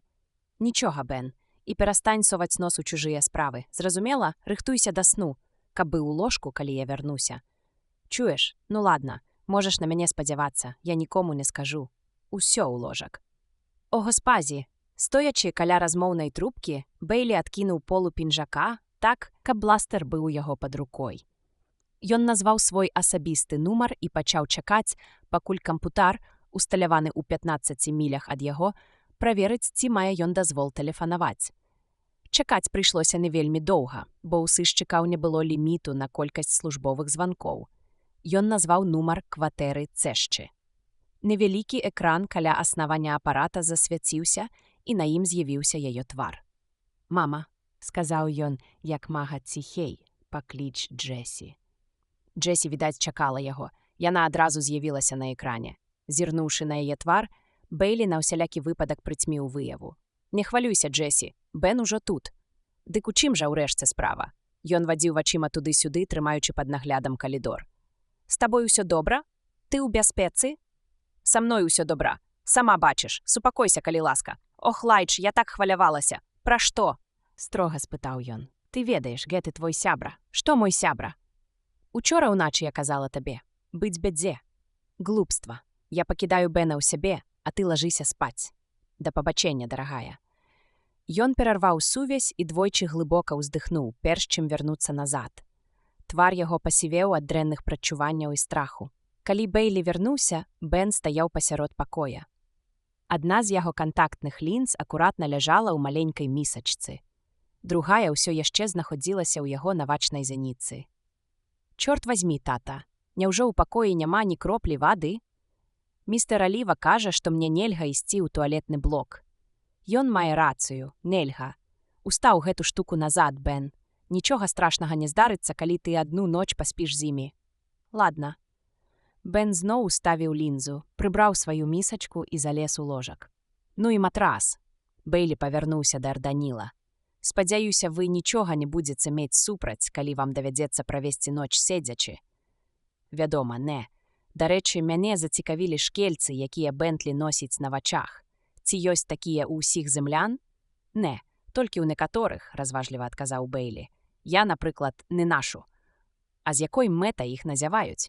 Бэйлі быў занадта паглынуты ўласнымі трывожнымі думкамі, каб адказваць. Святло згасла. Бейлі не мог заснуць. Ён смутна чуў, як дыханне Бентлі рабілася глыбокім і роўным, а потым перайшло ў спакойнае сапенне.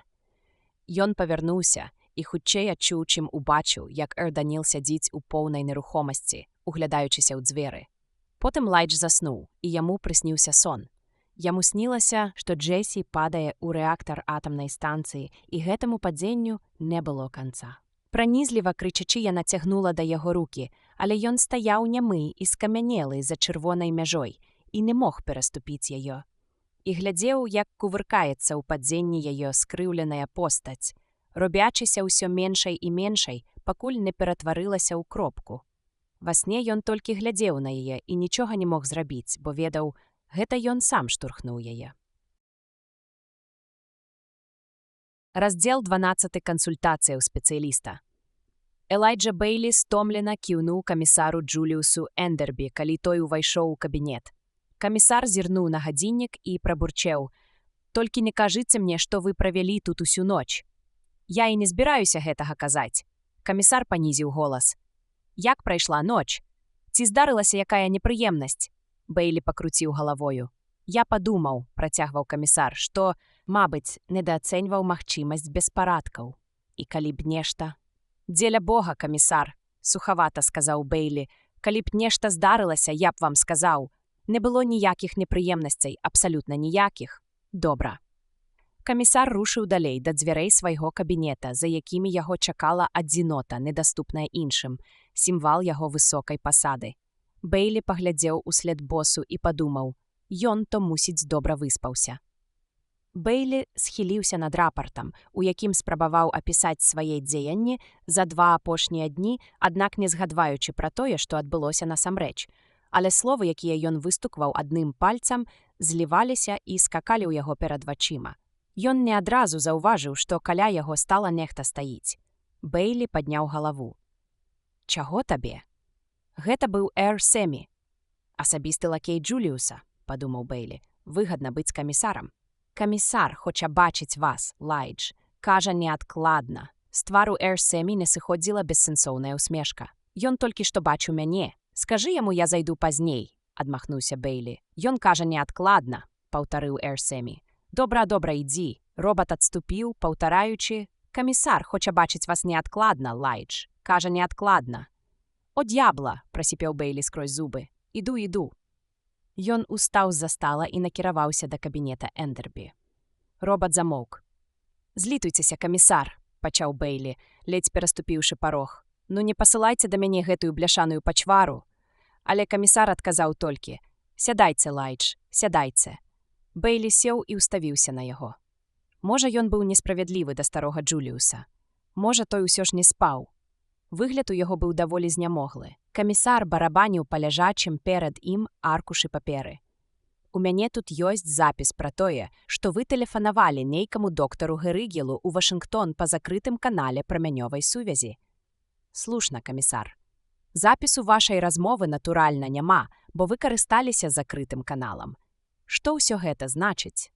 Мне патрэбна дадатковая інфармацыя. Калі не памыляюся, ён спецыяліст па робататэхніцы, ці не так?» «Слушна». Камісар выпяціў ніжнюю губу і нечакана стаў падобны на скрыўджанае дзіця. «Але навошта вам гэта? Якая яшчэ інфармацыя вам патрэбна?» «Я і сам не ведаю, камісар.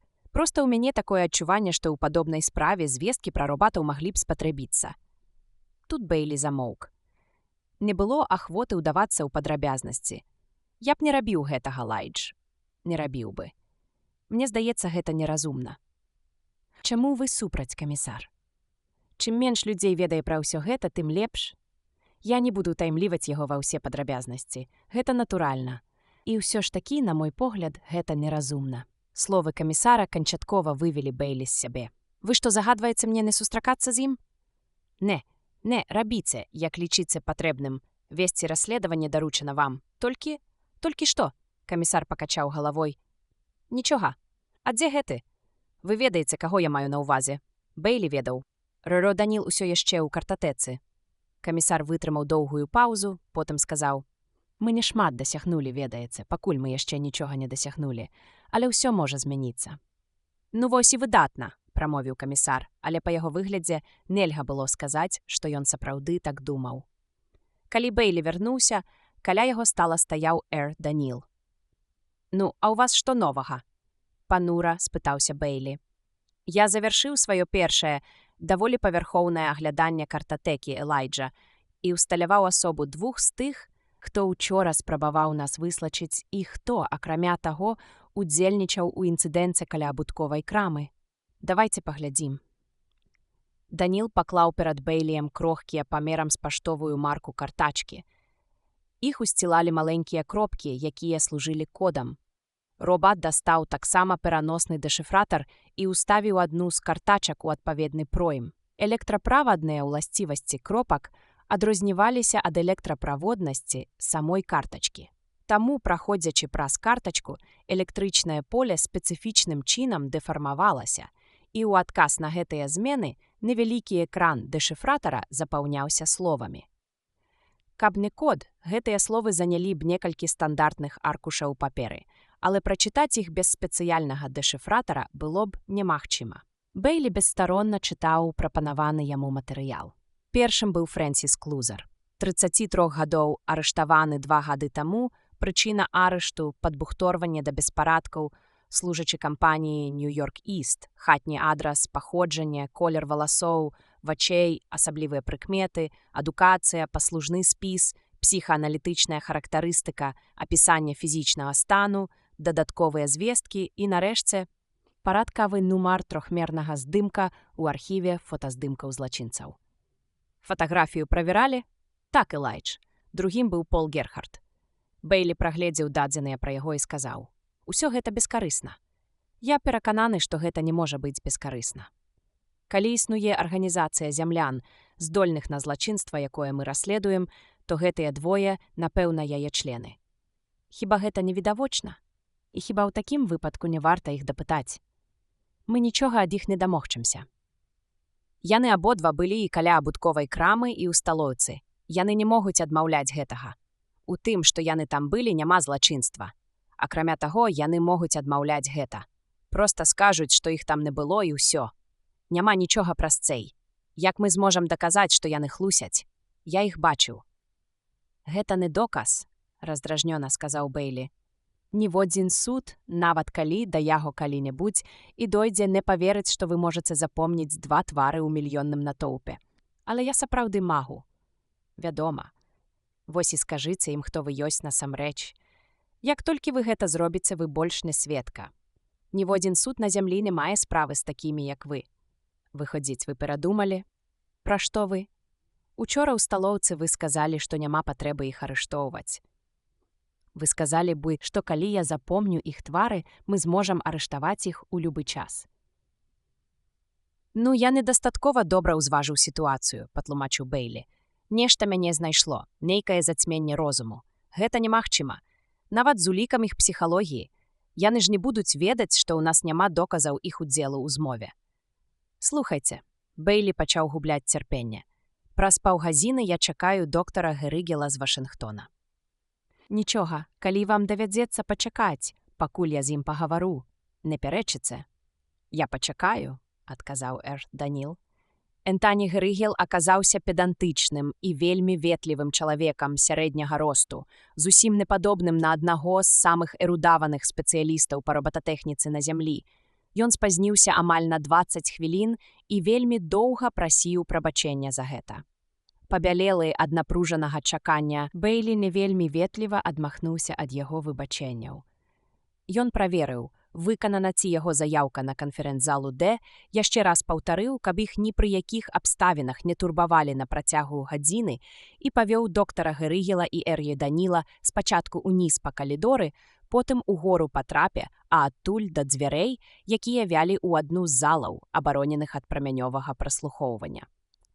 Перш чым сесці, Бэйлі дастаў пульсометр і старанна праверыў ізаляцыю сцэн, прыслухоўваючыся да лёгкага гудзення прыбора.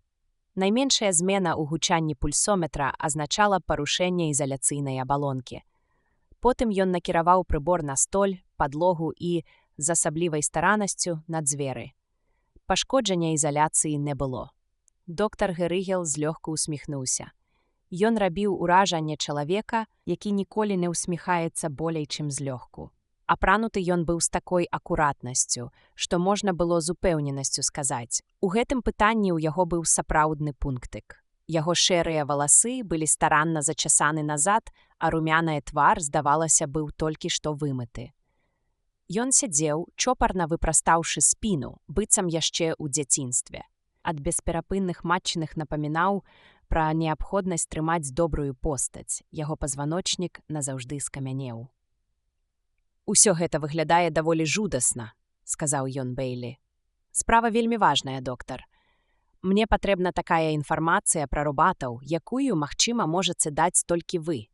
Зразумела, усё, пра што мы будзем гаварыць тут, цалкам сакрэтна, і ўлады Нью-Йорка спазяюцца, што, пакінуўшы гэта памяшканне, вы пра ўсё забудзецеся». Бэйлі зірнуў на свой гадзіннік. Паўусмешка адразу знікла з твару робататэхніка. «Дазвольце мне растлумачыць, чаму я спазніўся». Дапушчаная ім непунктуальнасць відавочна не давала яму спакою. «Я вырашыў не ляцець на самалёце. Я схільны да паветранай хваробы». «Вельмі шкада», – сказаў Бэйлі. Ён прыбраў пульсометр, папярэдне пераканаўшыся ў яго спраўнасці, і сеў. «Ці дакладней, не паветранай хваробы, проста мяне ахоплівае нервознасць. Лёгкая агарафобія. Нічога асаблівага, але ўсё ж. Таму я дабіраўся на экспрэсах». Раптам Бэйлі адчуў вастрыню цікавасці. «Агарафобія?» «У маіх вуснах гэта прагучала сур'ёзней, чым ёсць на самай справе», – паспешліва сказаў робататэхнік. «Гэта проста пачуццё, якое з'яўляецца толькі ў самалёце. Ці вы калі-небудзь ляталі самалётамі, містер Бэйлі?» «Некалькі разоў. Значыць, вы павінны ведаць, пра што я гавару. Гэта адчуванне таго, што цябе акружае пустэча, што ты аддзелены ад яе металічнай абшыўкай усяго толькі ў цаль таўшчынёй. Вельмі непрыемнае пачуццё». «Дык вы ехалі на экспрэсе?» «Так. Увесь шлях ад Вашынгтона да Нью-Йорка. О, я праязджаў гэты шлях і раней. З таго часу, як пабудавалі тунэль Балтымара-Філадельфія, гэта не складае цяжкасці». Так яно і было. Сам Бэйлі ніколі не ездзіў такім чынам, але выдатна ведаў, што ў прынцыпе гэта магчыма. За апошнія 2 стагоддзі Вашынгтон, Балтымар, Філадельфія і Нью-Йорк так разрасліся, што амаль судакраналіся адзін з адным. Гэтую частку ўзбярэжжа часта паўафіцыйна называлі раёнам 4 гарадоў, і сярод іх жыхароў было нямала тых, хто выступаў за іх адміністрацыйнае аб'яднанне і ўтварэнне аднаго суперграда. Сам Бэйлі гэтую ідэю не падтрымліваў. Адзін велізарны Нью-Йорк, і той ужо з цяжкасцю паддаваўся цэнтралізаванаму кіраванню. Крыху буйнейшы горад з насельніцтвам звыш 5-10 мільёнаў зламаўся пад цяжарам уласнай вагі. «Усё гора ў тым», – працягваў доктар Герыгел, «што я не паспеў зрабіць перасадку ў сектары Чэстэр, у Філадельфіі, і з-за гэтага страціў час. А потым яшчэ прыйшлося чакаць, пакуль мне выдадуць часовы ордэр на пакой. У выніку ўсё скончылася тым, што я спазніўся. Не хвалюйцеся пра гэта, доктар. Усё, што вы расказалі, вельмі цікава. Улічваючы вашу непрыязнь да самалётаў, што б вы сказалі наконт прагулкі пешшу за межамі горада?» «З якой мэтай?» – спытаў ён з здзіўленнем і трывогай. «Гэта ўсяго толькі рытарычнае пытанне. Я не прапаную вам рабіць гэта насамрэч. Мне б хацелася ведаць, якое ўражанне зробіць на вас сама гэтая ідэя». «Вельмі непрыемная. Дапушчальна, вы мусілі б выйсці з горада ноччу і прайсці пехатою з паўмілі ці болей па адкрытай прасторы. Думаю, я наўрад ці паддаўся б на ўгаворы. Якой бы вялікай не была патрэба. Калі б ад гэтага залежала маё жыццё ці жыцці маіх блізкіх, я мог бы паспрабаваць». Ён збянтэжыўся. «Ці магу я даведацца пра мэту гэтых пытанняў, містер Бэйлі? Я растлумачу. Было здзейснена сур'ёзнае злачынства, забойства, якое выклікае глыбокую занепакоенасць. Я не маю права ўтаемніць вас у падрабязнасці. Аднак існуе меркаванне, што забойца для таго, каб здзейсніць злачынства, зрабіў менавіта тое, пра што мы зараз гаворым. Ноччу у адзіночку перасёк адкрытую прастору. Мне б хацелася ведаць, які гэта чалавек мог пайсці на такое. Асабіста я такіх не ведаю», – паціснуў плячыма доктар Герыгел. «Тое, што не я, дык гэта дакладна. Вядома, сярод мільёнаў людзей знайшлося б, думаю, некалькі вар'ятаў. Але вы не сказалі б, што падобны ўчынак для чалавека ў парадку рэчаў. Вядома, не. Іначай кажучы, калі існуе якая-небудзь іншая версія злачынства, іншая прымальная версія, яе трэба разгледзець. Доктар Герыгел, здавалася, разгубіўся яшчэ болей, але па-ранейшаму сядзеў вельмі роўна, паклаўшы свае дагледжаныя рукі на калені.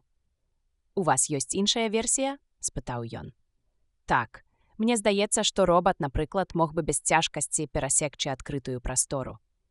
«Божа мой, сэр», – ускочыў доктар Герыгел. «У чым справа? Вы што ж, хочаце сказаць, што злачынства мог учыніць робат? Чаму б і не?» «Забойства. Чалавечай істоты». «Так. Калі ласка, сядьце, доктар».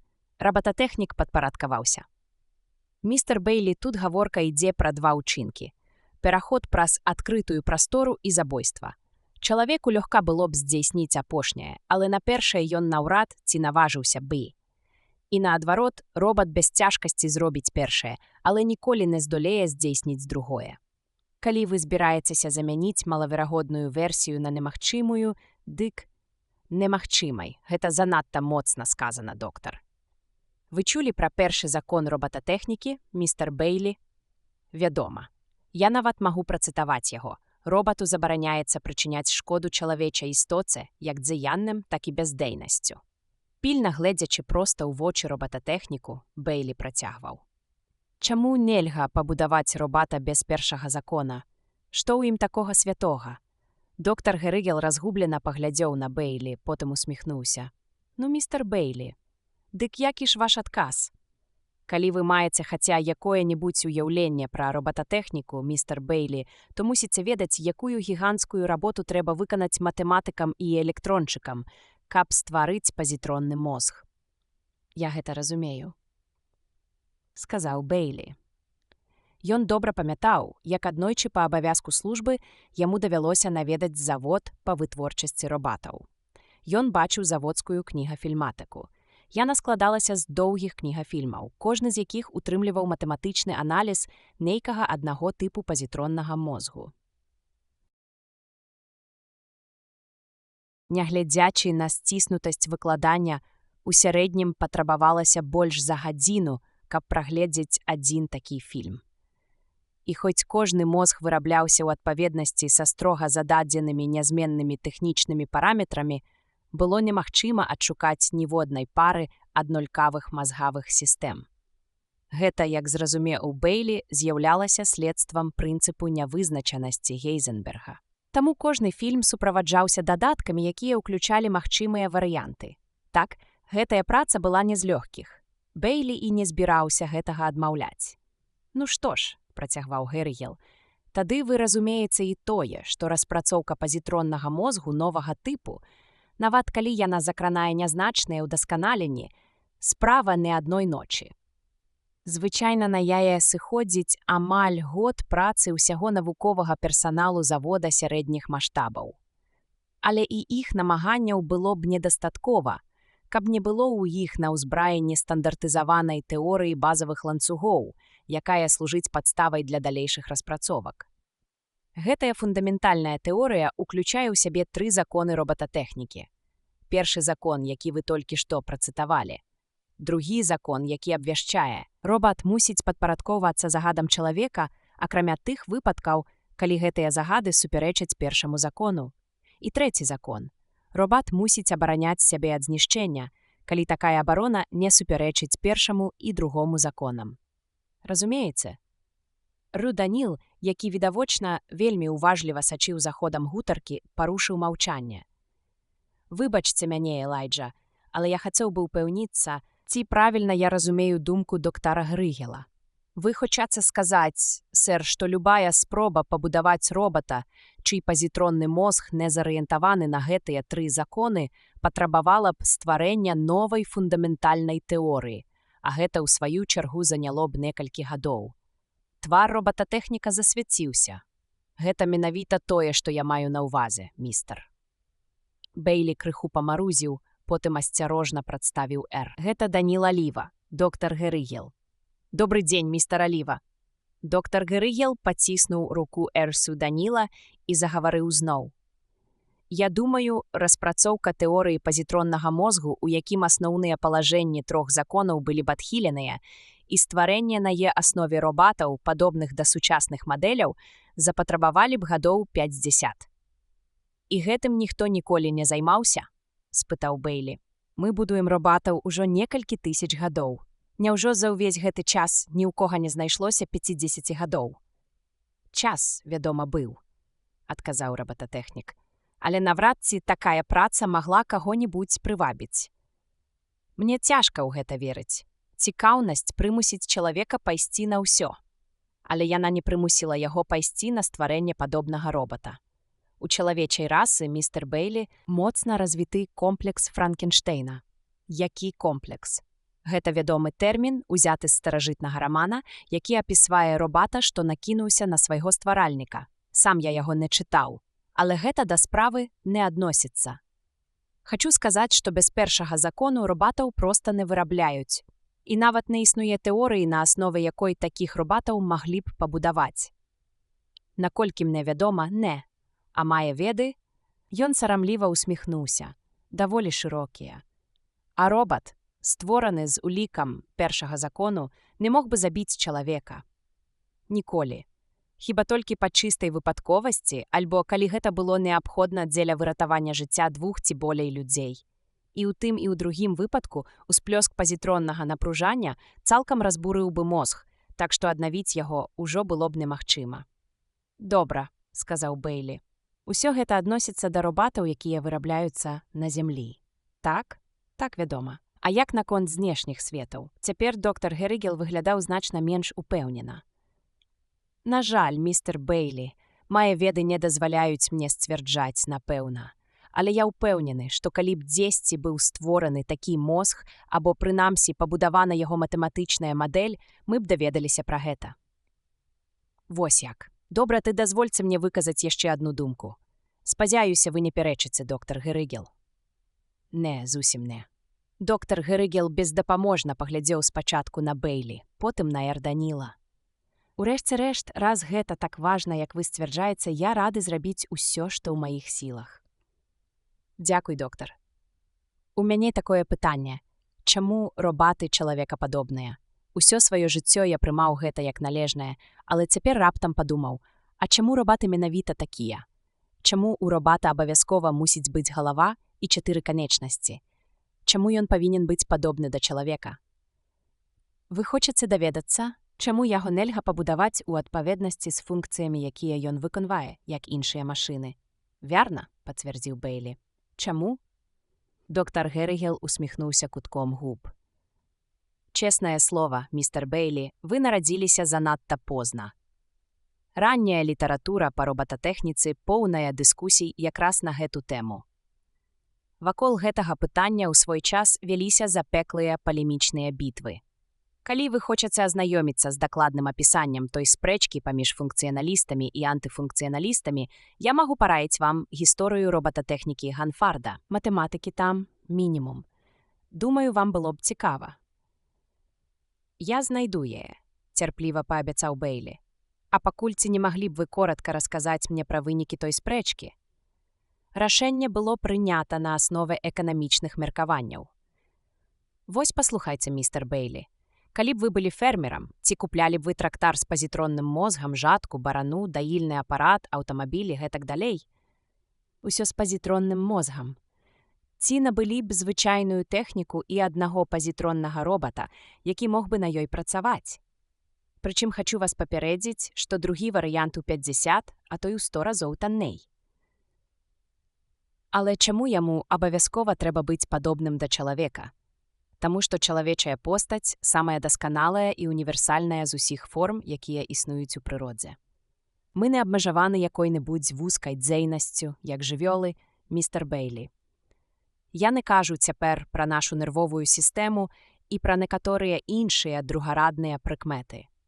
Калі вам патрэбна канструкцыя, здольная выконваць велізарную колькасць самых розных аперацый, прычым выконваць аднолькава добра, найлепшае, што вы можаце зрабіць, гэта скапіраваць чалавечую постаць. І да таго ж, Абсалютна ўся наша тэхніка спраектавана з разлікам на тое, каб ёю карыстаўся чалавек. Напрыклад, рычагі кіравання аўтамабіля зроблены так, што маніпуляваць імі найлягчэй чалавечай далонню і ступнёй пэўнага памеру і формы, прымацаванымі да цела з дапамогай канечнасцей пэўнай даўжыні з суставамі пэўнага тыпу. Нават такія простыя прадметы, як сталы і крэслы або нажы і відэльцы, ствараюцца з улікам формы і памераў чалавечага цела і прыстасаваны да спосабу яго функцыянавання. Лягчэй надаць робатам чалавечую форму, чым радыкальна змяняць саму сістэму прадметаў, якімі мы карыстаемся. Зразумела. У гэтым ёсць свая логіка. Цяпер, доктар, я хочу вас спытаць, ці праўда, што робататэхнікі знешніх светаў вырабляюць робатаў, якія значна болей падобны да людзей, чым нашыя? Мяркую, гэта так. А ці маглі б яны стварыць робата, якога ва ўзвычайных умовах немагчыма было б адрозніць ад чалавека? Доктар Гэрыгел падняў броўкі і задумаўся. Мне здаецца, маглі б, містер Бэйлі. Праўда, гэта было б страшэнна дорага. Сумняваюся, каб выдаткі акупіліся. Як вы думаеце, не стамляючыся, працягваў Бэйлі, ці маглі б яны пабудаваць такога робата, які ўвёў бы ў зман нават вас, прымусіўшы прыняць яго за чалавека? Роботатэхнік недаверліва хмыкнуў. О, мой дарагі містер Бэйлі, сумняваюся, чэснае слова. Робата выдае не толькі яго знешні. Доктар Гэрыгел асёкся, не дагаварыўшы. Ён павольна павярнуўся да Эржданіла, і яго ружовы твар стаў белы, як палатно. «Не можа быць», – прашаптаў ён, – «не можа быць». Ён працягнуў руку і нясмела дакрануўся да шчакі Эржданіла. Той спакойна глядзеў на роботатэхніка, не спрабуючы адхіліцца. «Божа мой!» – усклікнуў доктар Гэрыгел. Здавалася, ён вось-вось расплачацца. «Вы сапраўды робат? Вам спатрэбілася нямала часу, каб зразумець гэта», – сухавата заўважыў Бэйлі. «Я ніяк не чакаў. Ніколі не бачыў такога робата. Ён створаны на знешніх светах?» «Так», – адказаў Бэйлі. «Цяпер усё зразумела.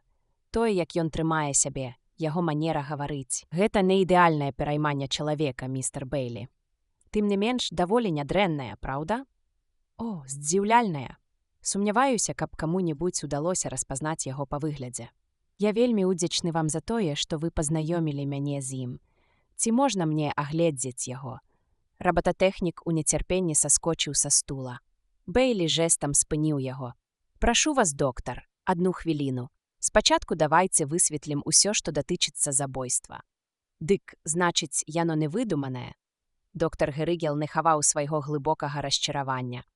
«А я ўжо падумаў было, што гэта ўсяго толькі хітрасць, што вы хацелі адцягнуць маю ўвагу і паглядзець, як доўга ўдасца вадзіць мяне за нос.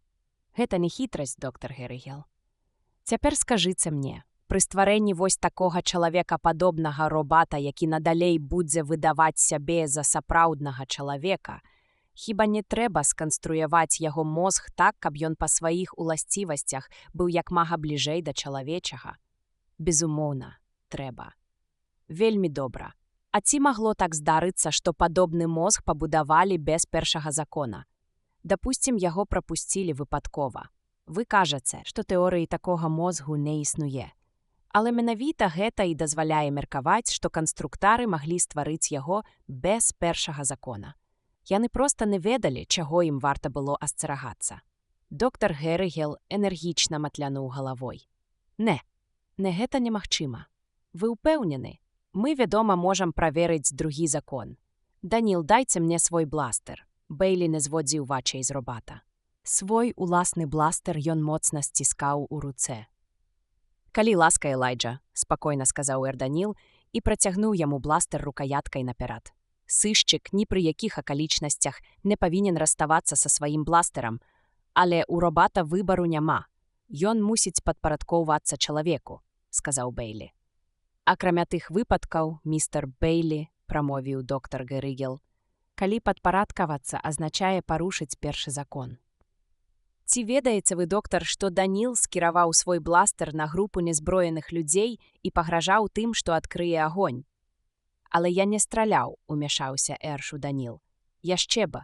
Але пагроза ўжо сама па сабе. Дзеянне для робата незвычайнае. Ці не праўда, доктар?» Доктар Герыгел прыкусіў губу. Каб меркаваць пра гэта, мне трэба ведаць дакладныя акалічнасці. Але гучыць гэта сапраўды незвычайна. Тады падумайце вось над чым.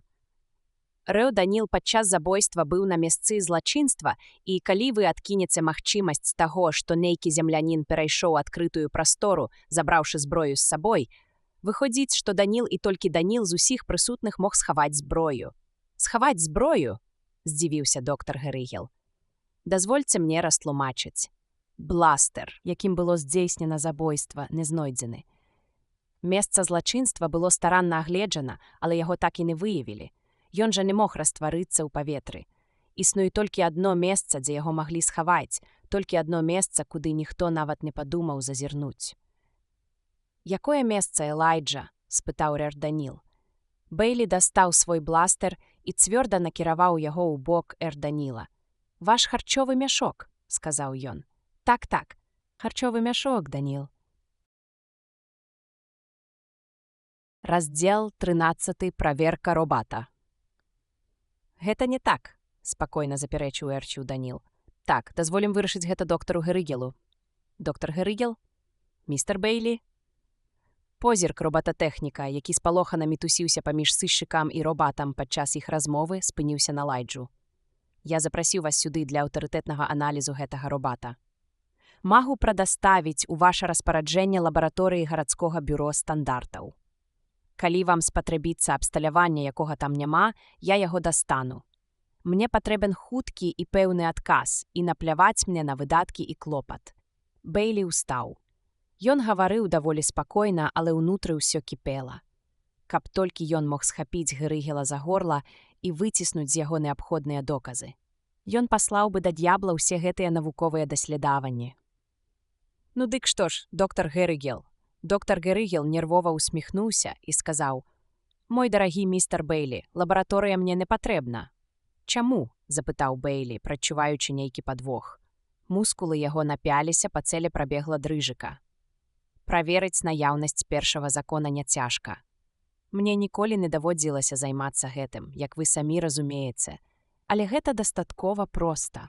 Бэйлі набраў поўныя лёгкія паветра і павольна выдыхнуў.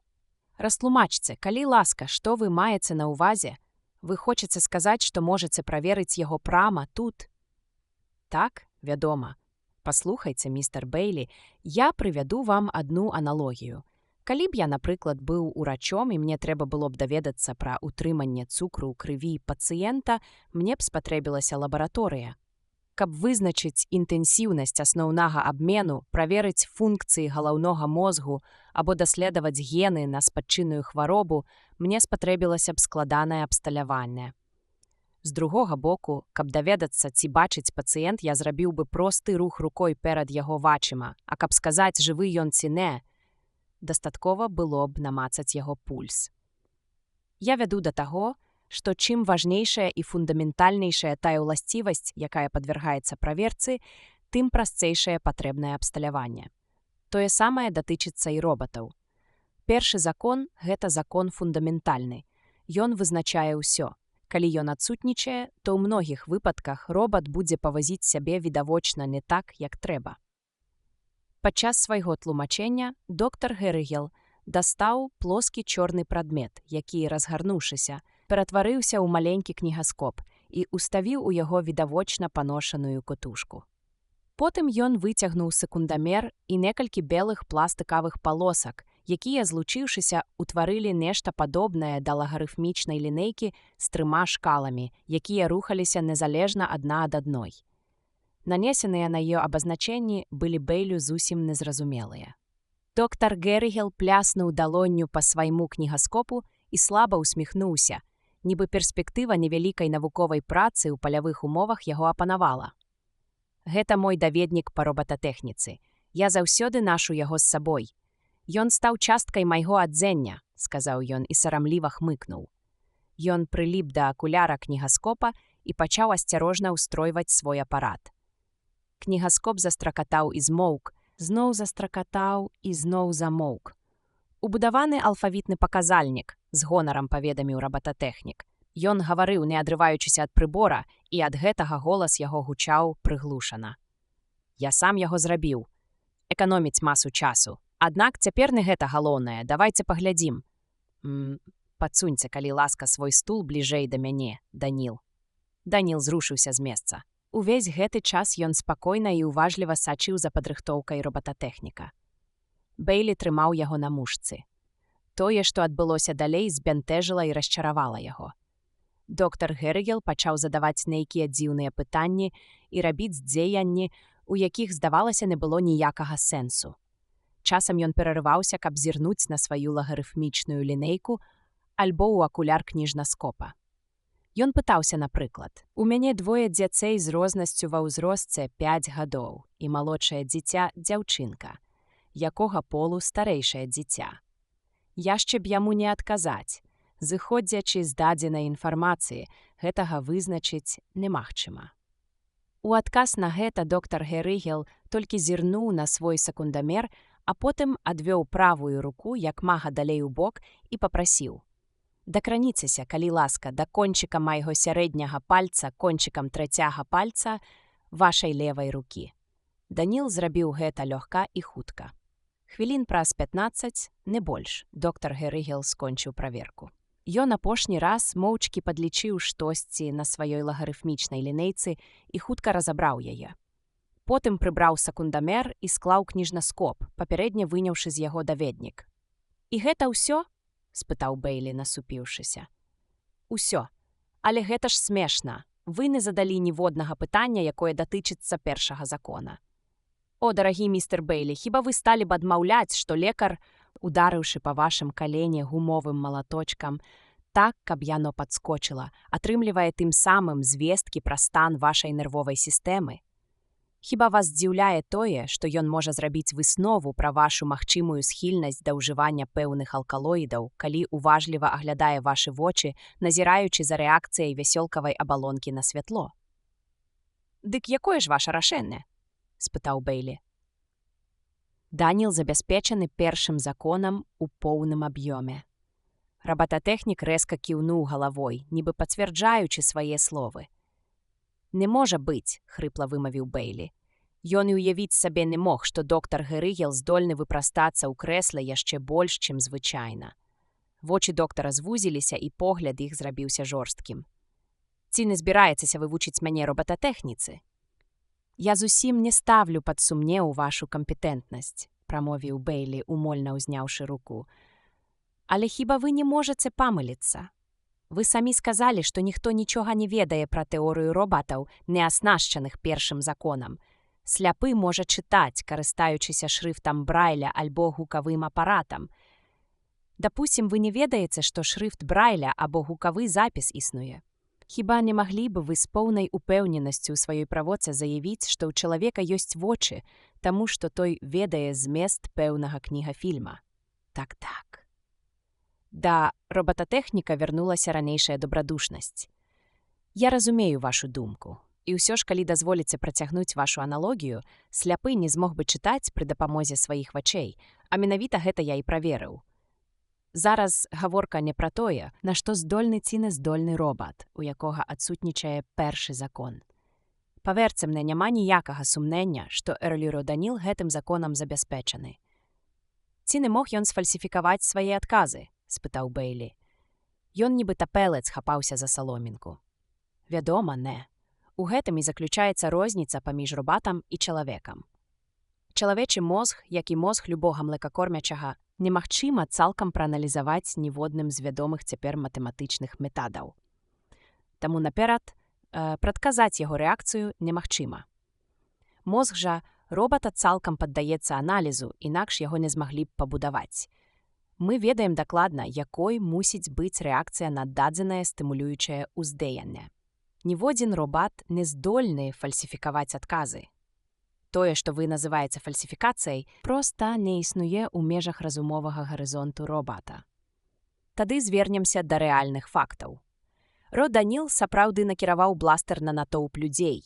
Я гэта бачыў. Я сам прысутнічаў пры гэтым. Нават калі ён і не страляў, хіба дзеянне першага закону не павінна было выклікаць у яго нешта накшталт нервовага ўзрушэння. Гэтага, як вам вядома, не адбылося. Пасля ён павазіў сябе абсалютна нармальна. Рабататэхнік разгублена пацёр падбародак. Гэта сапраўды дзіўна. А нічуць, нечакана ўмяшаўся Р.Ю. Даніл. Калега Элайджа, паглядзіце, калі ласка, на бластер, узяты ў мяне. Бэйлі зірнуў на бластер, які трымаў у левай руцэ. «Адкрыйце патроннік», настойваў Р. Даніл. «Праверце яго». Бэйлі ўзважыў усе за і супраць. Затым павольна паклаў уласны бластер на стол побач з сабой і хуткім рухам адкрыў бластер робата. «Ён пусты», збянтэжана прамовіў ён. «У ім няма зарада», пацвердзіў Даніл. «Калі прыглядзіцеся ўважленей, то ўбачыце, што там яго ніколі і не было. У гэтым бластары няма запалу, яго нельга выкарыстаць па прызначэнні». «Вы пагражалі натоўпу незаражаным бластарам?» — усклікнуў Бэйлі. «Бластер быў мне патрэбны, каб выконваць ролю сышчыка», — растлумачыў Р. Даніл. «Аднак, маючы сапраўдны зараджаны бластер, я мог бы выпадкова нанесці шкоду чалавеку, што, вядома ж, немагчыма. Я неяк спрабаваў растлумачыць вам гэта, але вы былі чымсьці раздражнёны і не пажадалі мяне выслухаць». Бэйлі змрочна паглядзеў на нядзейны бластер, які ўсё яшчэ трымаў у руцэ, і ціха сказаў: «Па-мойму, на гэтым можна паставіць кропку. Дзякую вам за дапамогу, доктар Герыгел». Бэйлі паслаў па сняданак, але, калі яго прынеслі, кекс з дрожджавымі арэхамі і налепы кавалачак смажанага курчаня ці на крэкеры, ён толькі і мог, што бессэнсоўна глядзець на яго. Думкі вірам круціліся ў яго галаве. На яго доўгім твары застыў выраз глыбокага змроку. Ён нібы жыў у нерэальным свеце, у жорсткім, перавернутым дагары нагамі свеце. Якім чынам усё гэта адбылося?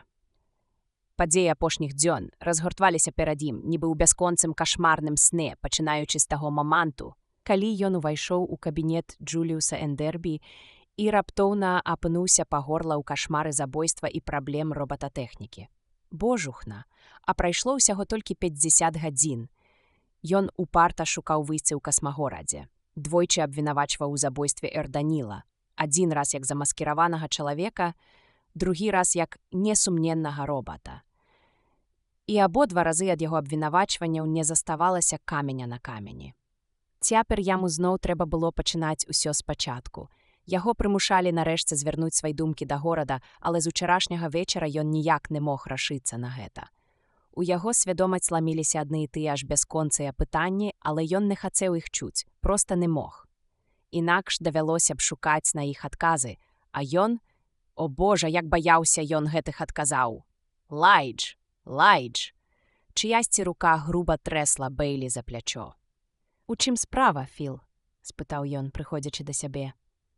Філіп Норрыс, вышукнік класа С5, сеў, паклаў рукі на калені і нахіліўся наперад, зазіраючы ў твар Бэйлі. «Што з табой? Перайшоў на наркотыкі? Ты сядзеў зусім нерухома, з расплюшчанымі вачыма. Мне нават здалося, што ты мёртвы». Ён прыгладжваў свае радзеючыя светла-русявыя валасы і з жадубай паглядаў блізка пасаджанымі вачыма на стыглы сняданак Бэйлі. «Курыца!» — усклікнуў ён. «Усё ідзе да таго, што хутка без рэцэпту ўрача яе і не атрымаеш. Частуйся!» — рассеяна прамовіў Бэйлі. Прыстойнасць узяла верх, і Норрыс сказаў: «Увогуле я праз хвіліну іду ў сталоўку. Дык пакінь яе сабе.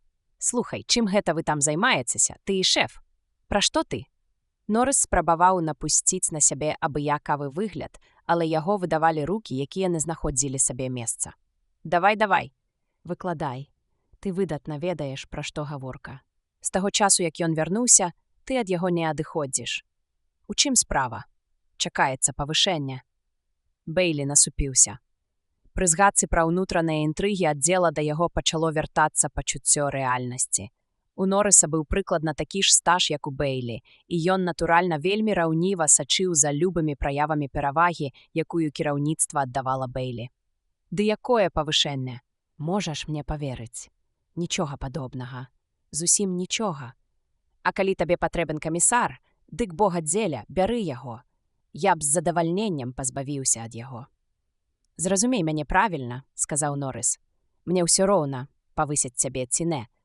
Проста калі ты маеш нейкі ўплыў на камісара, можа, дапамог бы хлопцу. Якому хлопцу?»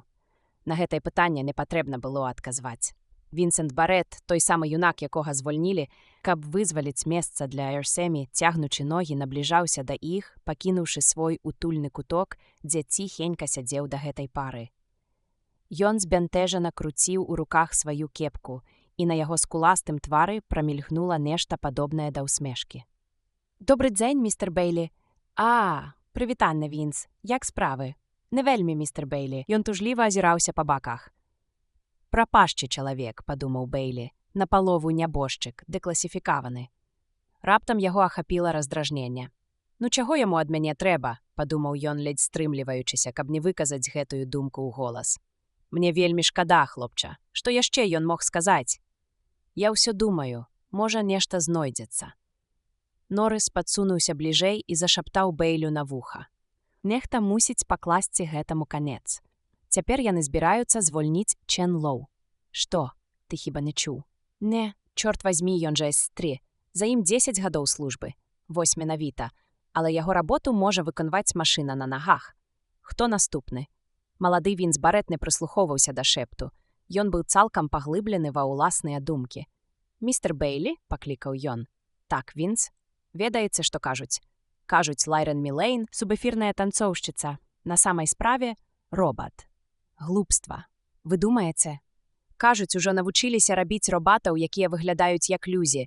Іх скура нібыта зроблена з нейкага спецыяльнага пластыку».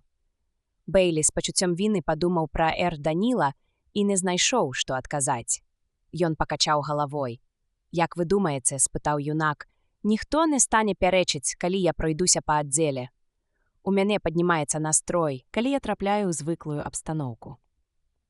«Не, вядома, хлопча». Барет адправіўся хадзіць па офісе. Бейлі з Норрысам паглядзелі яму ўслед. «Здаецца, медыявісты маюць рацыю», — заўважыў Норрыс. «У сэнсе назад да зямлі? Гэта ты маеш на ўвазе, Філ?» «Не, я пра робатаў назад да зямлі. У зямлі старушкі бязмежныя магчымасці. Нам не патрэбны робаты, вось і ўсё. 8 мільярдаў людзей, а запасы ўрану на мяжы». «Што тут бязмежнага?» — прамармытаў Бейлі. «Ды і што з таго, калі ўран і скончыцца? Будзем яго імпартаваць, або адкрыем іншыя ядзерныя працэсы. Спыніць развіццё чалавецтва немагчыма, Лайдж. Трэба быць аптымістам і верыць у добры стары чалавечы розум. Наш галоўны рэзерв — вынаходлівасць, а яе запасы не вычарпаюцца ніколі. Ад узбуджэння ён нават прывстаў. Пачнём з таго, што мы можам выкарыстоўваць сонечную энергію, а яе хопіць на мільярды гадоў. Можам пабудаваць касмічныя станцыі, якія назапашваюць энергію на арбіце Меркурыя. На зямлю энергію будзем перапраўляць накіраваным прамянём». Бейлі чуў пра гэты праект. Вучоныя тэарэтыкі насіліся з гэтай ідэяй ужо, па меншай меры, гадоў 150. Рэалізацыя гэтага праекта наткнулася на невырашальную праблему. Сфокусаваць прамень так, каб ён мог прайсці 50 мільёнаў міль і не рассеяўся ў пустэчы. Бейлі нагадаў пра гэта Філу. Калі ўзнікне такая неабходнасць, з гэтым справяцца. «Будзь спакойны», — запярэчыў Норрыс. Бейлі уявіў сабе, якім стала б жыццё на зямлі, мей яна невычерпныя запасы энергіі. Не трэба было б стрымліваць рост насельніцтва, павялічваліся б фабрыкі, інтэнсіўней выкарыстоўвалася б гідрапоніка. Энергія — вось адзінае, без чаго нельга было абысціся. Карысныя выкапні цалкам можна было б увозіць з ненаселеных планет. Калі калі-небудзь узніклі б праблемы з вадой, яе можна было б дастаўляць з месяцаў Юпітера. Чорт вазьмі, можна было б замарозіць акіяны і вывесці іх ледзяныя масы на арбіту, па якой яны круціліся б вакол зямлі, як маленькія ледзяныя месяцы. Яны знаходзіліся б у космасе, заўсёды пад рукой. Тым часам, як іх ложы павялічылі б плошчу сушы і з'явілася больш зямлі для сельскай гаспадаркі, больш месца для людзей. Нават змест вуглякіслаты і кіслароду ў атмасферы зямлі можна было б захаваць і павялічыць за кошт метанавай атмасферы тытана і замерзлага кіслароду умбрыэля. Насельніцтва зямлі магло б дасягнуць трыльёна, а то і 2. Чаму бы і не? Быў час, калі сённяшнія 8 мільярдаў здаваліся неверагоднай лічбай. Быў час, калі насельніцтва ўсяго толькі ў 1 мільярд. і тое лічылася немагчымым. Заўсёды ў кожным пакаленні, пачынаючы з сярэдняй эпохі, знаходзіліся прарокі мальтузіянскага кшталту, і заўсёды аказвалася, што яны памыляліся. А што сказаў бы на гэта Фастолф? Свет з насельніцтвам у трыльён? Вядома, магчымы. Але ён залежаў бы ад імпартаванага паветра і вады, не кажучы ўжо пра энергію, якая паступала б ад складаных назапашвальнікаў, размешчаных за 50 мільёнаў міль ад зямлі.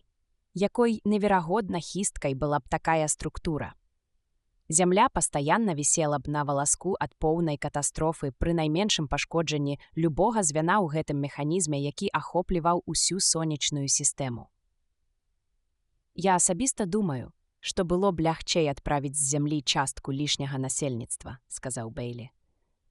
Гэта быў хутчэй адказ на тую карціну, якую ён намаляваў у сваё ўяўленне, чым на тое, што казаў Норрыс. «Ды хто нас прыме?» — з горкай усмешкай адгукнуўся Норрыс. «Любая ненаселеная планета». Філіп Норрыс устаў, пляснуў Бейлі па плячы. «Лайдж, еш сваю курачку і папраўляйся. Мабыць, ты ўсё ж такі прымаў наркотыкі», — сказаў ён і пайшоў, пасмейваючыся.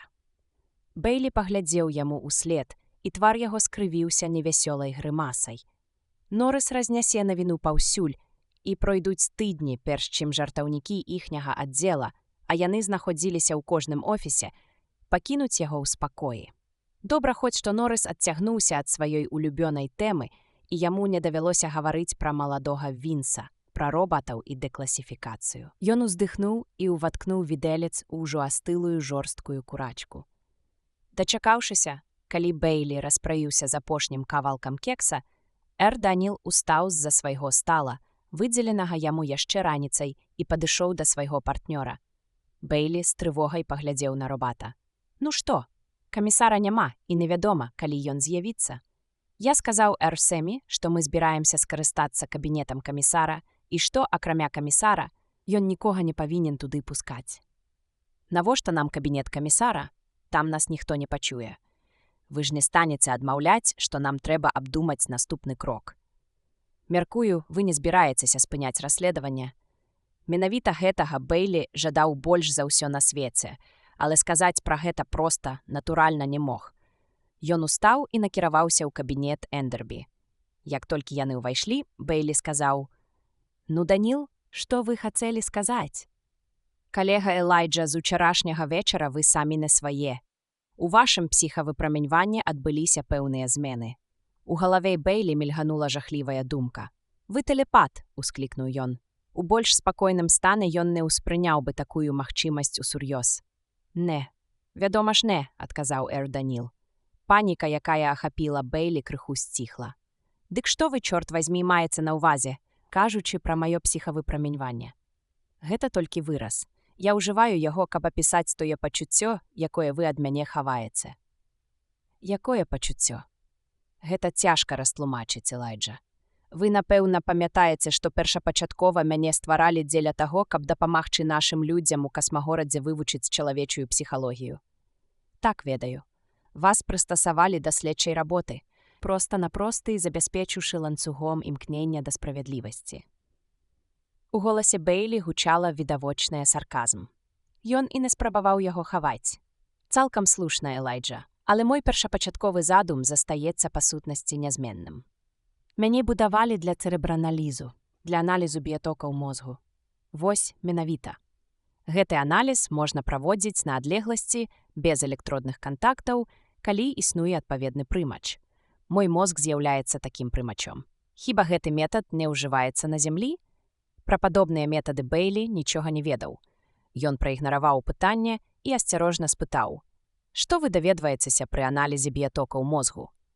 «Не думкі, Элайджа. Я атрымліваю пэўнае ўяўленне пра душэўны стан чалавека і перш за ўсё пра яго тэмперамент, падсвядомыя матывы і погляды. Напрыклад, менавіта я здолеў усталяваць, што камісар Эндербі не быў здольны прыкончыць чалавека пры акалічнасцях, якія склаліся падчас забойства. І яго выключылі з падазраваных на падставе вашых высноў? Так, яны цалкам маглі спадзявацца на мяне. У гэтых адносінах я вельмі дакладная машына». Яшчэ адна думка ўразіла Бейлі. «Пачакайце, Дык камісар Эндербі не ведаў, што яго падвяргаюць цэрэбраналізу. Не было ніякай неабходнасці крыўдзіць яго пачуцці. Выходзіць, вы проста стаялі побач і глядзелі на яго. Ніякага абсталявання, ніякіх электродаў, ні самапішучых прылад, ні графікаў. Вядома, не. Я абыходжуся без дапаможных механізмаў. Ад раздражнення і прыкрасці Бэйлі прыкусіў ніжнюю губу. Ён страціў тую адзіную замачную дзірку, той пралаз, які яшчэ давалі надзею на тое, што яму ўсё-ткі удасца выкрыць у злачынстве касмагорад і такім чынам нанесці касмітам рашаючы ўдар. Эрданіл сцвярджаў, што камісара падвяргалі цэрэбраналізу, а гадзіну пазней пры згадцы пра гэта сам камісар нават не зразумеў, пра што ідзе гаворка. І не было ніякіх падстаў сумнявацца ў яго шчырасці. Аднак цалкам відавочна, што чалавек, якога падазравалі ў забойстве і падвяргалі праверцы шляхам здымання энцэфалаграмы, не мог не запомніць гэтую грувасткую працэдуру, усе гэтыя электроды і графікі, і ўжо, вядома, атрымаў бы поўнае ўяўленне пра тое, што такое цэрэбраналіз. Але цяпер гэта супярэчнасць знікла без следу. Камісара падвяргалі цэрэбраналізу, але ён пра гэта і не здагадваўся. Значыць, Эрданіл сказаў праўду, і камісар таксама. «Ну а што ваш цэрэбраналіз кажа пра мяне?» – спытаў ён даволі рэзка. «Вы ўстрывожаны». «Ну, вялікае адкрыццё, яшчэ б мне не хвалявацца». «Дакладней, ваша трывога выклікана сутыкненнем вашых унутраных імкненняў. З аднаго боку, вашая адданасць прынцыпам сваёй прафесіі падштурхоўвае вас сур'ёзна заняцца змовай землян, якія пераследавалі нас учора ўвечары. Другое, не менш моцнае імкненне штурхае вас у адваротным кірунку. Вось што мне ўдалося прачытаць у біятоках вашых мазгавых клетак». «Маіх мазгавых клетак?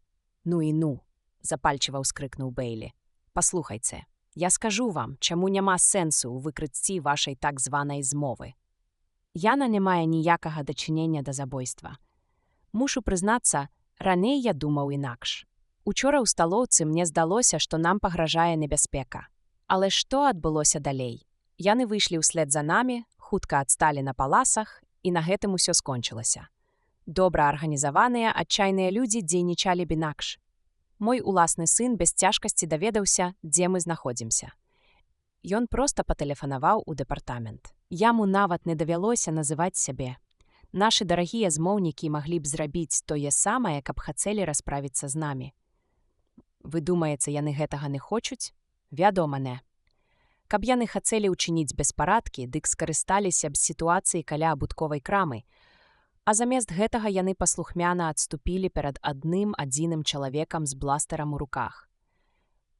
Перад робатам, які не здольны быў страляць, што яны, мусіць, зразумелі, як толькі распазналі, хто вы на самой справе. Усе яны медыявісты, бяскрыўдныя дзівакі. Вы маглі гэтага не ведаць, але я даў маху, і ж мог бы здагадацца, ды з-за ўсёй гэтай замяціні на мяне найшла нейкая сентыментальная дурасць. Паверце мне, я ведаю, якія людзі становяцца медыявістамі. Мяккія, марлівыя. Жыццё тут занадта цяжкае для іх, і яны з галавой ідуць у ідэальны свет мінулага, які самі выдумалі. Каб вы маглі падвергнуць цэрэбраналізу ўвесь гэты рух, як вы робіце гэтак з асобнымі людзьмі, дык выявілі б, што яны здольныя на забойства не больш, чым сам Джуліус Эндербі. Я не магу вам верыць на слова, павольна вымавіў Эрданіл. Што вы маеце на ўвазе? Вы занадта хутка змянілі сваю пазіцыю. Да таго ж, вашы словы разыходзяцца з вашымі ўчынкамі. Вы прызначылі сустрэчу з доктарам Грыгелам за некалькі гадзін да таго, як мы пайшлі ў сталоўку. Тады вы яшчэ нічога не ведалі пра ніякі харчовы мяшок і не маглі падазраваць мяне ў забойстве. Дык навошта ж вы ўсё-такі яму тэлефанавалі? Я падазраваў вас нават тады, а мінулай ноччу вы размаўлялі ў сне. Вочы Бэйлі пашырыліся. Што я гаварыў? Вы некалькі разоў паўтарылі адно толькі слова «Джесі». Мяркую, гэта адносілася да вашай жонкі. Бэйлі з палёгкай уздыхнуў. «Мне прыснілася страшылішча», — сказаў ён няўпэўнена. «Ведаеце, што гэта такое? Па асабістым вопыце я гэтага, вядома, не ведаю. Паводле вызначення, якое дае слоўнік, гэта кепскі сон. А вы ведаеце, што такое сон?» Зноў жа толькі паводле слоўніка. Гэта ілюзія рэальнасці, якая ўзнікае пры часовым адключэнні свядомасці, якое вы называеце сном. Добра, згодзен. Ілюзія дык ілюзія. Хоць часам гэта ілюзія можа здавацца чортаўскі рэальнай. Дык вось, мне снілася, што мая жонка ў небяспецы. Я клікаў яе. У такіх выпадках гэта часта бывае. Можаце мне верыць. Ахвотна вам веру. Але ў сувязі з гэтым у мяне ўзнікае адна думка. Як Джесі даведалася, што я робат? Лоб Бейлі пакрыўся потам. Давайце не будзем пачынаць усё спачатку. Чуткі. Выбачайце, што перабіваю, калега Элайджа, але ніякіх чутак не было. Інакш ужо сёння хваляванне ахапіла б увесь горад. Я прагледзеў паведамленні, якія паступілі ў дэпартамент.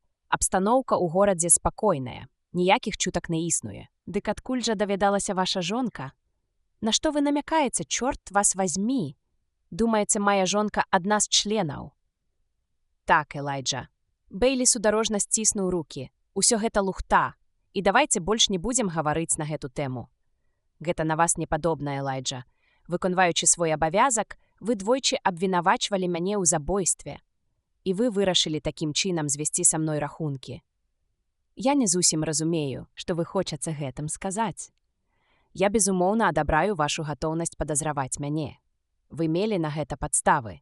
Яны былі памылковымі, але цалкам маглі аказацца і слушнымі. Цяпер ёсць не менш важкія падставы падазраваць вашу жонку. Якую лухту вы меліце? О, Господзе, ды ж Джесі не здольная скрыўзіць нават свайго лютага ворага. Яна не змагла б і кроку ступіць за межы горада. Яна ніколі, ды будь вы жывым чалавекам, я проста кажу, што яна удзельніца змовы і што яе трэба дапытаць. Век свой гэтага не дачакаецеся. Чым бы вы ні называлі сваё жыццё. А цяпер паслухайце мяне. Медыявісты не збіраюцца з намі распраўляцца. Гэта не ў іх характары. Яны проста хочуць выжыць вас з горада. Гэта па-за ўсякімі сумневамі. І для гэтага яны прымяняюць нешта накшталт псіхалагічнай атакі. Яны спрабуюць атруціць вам жыццё, а заадно і мне, раз я з вамі. Яны лёгка маглі даведацца, што Джесі мая жонка, ну а далей гэты ход напрошваецца сам сабой. Зрабілі так, каб да яе дайшла патрэбная інфармацыя. Яна, як і ўсе людзі, не любіць робатаў. І яны выдатна разумелі, што Джесі будзе супраць майго супрацоўніцтва з робатам, асабліва калі намякнуць, што гэта небяспечна. І уявіце, іх план спрацаваў. Яна ўсю ноч маліла мяне адмовіцца ад гэтай справы і як-небудзь выдворыць вас з горада. Верагодна, сказаў Эрс Даніл, у вас вельмі моцнае жаданне засцерагчы сваю жонку ад допыту. Думаю, вы самі не вераце ў тыя аргументы, якія толькі што прывялі. Ды хто вы такі, каб мне ўказваць? Бейлі не памятаў сябе ад шаленства. Вы не сышчык. Вы машына цэрэбраналізу, накшталт тых электраэнцефалографаў, якія стаяць у нас у лабараторыі. Хай у вас ёсць і рукі, і ногі, і галава, хай вы ўмееце гаварыць, але вы ўсяго толькі машына. Думаеце, калі ў вас устаўлены нейкі паршывы ланцуг, дык вы ўжо сышчык. Не тут-то было. Дык замаўчыце і пакіньце мне ўсё вырашаць. Я думаю, будзе лепш, калі вы станеце гаварыць цішэй, Элайджа, спакойна сказаў робат. Хай на вашу думку я не дэтэктыў. Мне ўсё ж хацелася б звярнуць вашу ўвагу на адну маленькую дэталь. І слухаць нічога не хачу. І ўсё ж прашу мяне выслухаць. Калі я не маю рацыі, вы так і скажаце, і нікому ад гэтага шкоды не будзе. Справа вось у чым. Мінулай ноччу вы выйшлі з нашага пакоя, каб патэлефанаваць Джесі. Я прапанаваў, каб замест вас пайшоў ваш сын. Вы мне сказалі, што ў землян не прынята пасылаць сваіх дзяцей туды, дзе небяспечна. Распаўсюджваецца гэты звычай на маці? Вядома, пачаў Бейлі і асёкся. Вы разумееце, што я хачу сказаць, заўважыў Эрс Даніл. Калі б Джесі хвалявалася пра вашу бяспеку і хацела папярэдзіць вас, яна б зрабіла гэта сама, не падвяргаючы небяспецы жыццё ўласнага сына. Той факт, што яна ўсё ж паслала Бентлі, можа азначаць толькі адно. Яна адчувала, што ён будзе ў бяспецы, тады як яна сама не. Калі б змова складалася з людзей, незнаёмых Джесі, яна б не апасалася за сябе або, прынамсі, не мела падстаў для апасенняў. З другога боку, як удзельніца змовы, яна напэўна ведала Элайджа, што за ёй будуць сачыць і пазнаюць яе, тады як Бентлі мог прашмыгнуць незаўважаным. «Пачакайце», – з болем у сэрцы вымавіў Бейлі, – «усё гэта прыгожыя разважанні, але…» На стале камісара шалёна замігаў сігнальны агонь. Ролд Даніл чакаў, што Бейлі адкажа, але той толькі бездапаможна ўтаропіўся ў сігнал. Робат уключыў сувязь сам. «У чым справа?» Пачуўся невыразны голас Эрсемі. «Тут знаходзіцца жанчына, якая жадае бачыць Лайджа. Я сказаў ёй, што ён заняты, але яна не хоча сыходзіць. Яна кажа, што яе завуць Джесі». «Упусціце яе», – спакойна сказаў Ролд Даніл. Яго бясстрастныя карыя вочы сустрэліся з поўным панічнага жаху поглядам Бейлі. Раздзел 14. Сіла імені. Аглушаны, Бейлі стаяў нерухома, быццам у сутаргах, калі да яго уся ў слязах кінулася Джесі і моцна прыціснулася, абхапіўшы яго за плечы. Яго збялелыя вусны бязгучна прамовілі: «Бентлі?» Я назірнула на яго і затрэсла галавой, валасы пры гэтым разляцэліся ва ўсе бакі. З ім усё добра. Дык у чым жа справа? Утуліўшы галаву ў грудзі мужа, яна прамовіла ціхім, ледзь чутным голасам: «Я не магу так больш, Лайдж, не магу, я не магу ні спаць, ні есці. Я мушу ўсё расказаць табе». «Нічога не кажы», – у роспачы ўскрыкнуў Бейлі. «Дзеля Бога, Джесі, не цяпер. Мушу». «Што я нарабіла? Гэта жахліва. О, Лайдж!» Яе словы патанулі ў рыданнях. «Мы не адны, Джесі», – безнадзейна сказаў Бейлі. Яна ўзняла галаву і зірнула на Эр Даніла, відавочна не пазнаючы яго. Хутчэй за ўсё, праз слёзы, якія ракой ліліся з яе вачэй, яна замест Робата бачыла толькі бесфармовую расплывістую пляму. «Добры дзень, Джесі», – ціха сказаў Эр Даніл. «Гэта той Робат?» Голасам, які перарываўся, спытала Джесі. Яна хутка правяла па вачах тыльным бокам далоні і вызвалілася з абдымкаў мужа. Некалькі разоў глыбока ўздыхнула, і на імгненне на яе вуснах з'явілася дрыготкая ўсмешка. «Гэта вы, праўда?» «Так, Джесі». «Вы не супраць таго, каб вас называлі Робатам?» «Не, Джесі, я ж сапраўды Робат. А я не супраць таго, каб мяне называлі дурніцай, ідыёткай і агентам, які вядзе падрыўную дзейнасць, таму што я сапраўды». «Джесі», – застагнаў Бейлі. «Не трэба, Лайдж», – прамовіла яна. «Раз ён твой партнёр, хай ведае. Я больш не магу з гэтым жыць. Я столькі перажыла з учарашняга дня. Мне ўсё роўна. Хай мяне нават пасадзяць у турму. Зашлюць на самыя ніжнія ўзроўні і прымусяць жыць на сырых дражджах і вадзе. Мне ўсё роўна. Ты не дазволіш ім, праўда, Лайдж? Ты не дасі мяне ў крыўду? Я так баюся». Бейлі паглажваў яе па плячы, чакаючы, пакуль яна супакоіцца і перастане плакаць. «Яна не зусім здаровая», – звярнуўся ён да Эр Даніла. «Яе трэба адвезці адсюль. Колькі цяпер часу?» 14:45, – адказаў Робат, нягледзячы на гадзіннік. «Камісар можа вярнуцца ў любую хвіліну. Слухайце, вазьміце дзяжурную машыну, мы пагаворым пра ўсё на маташашы па дарозе дадому». Джесі рэзка ўзняла галаву. «На маташашы?»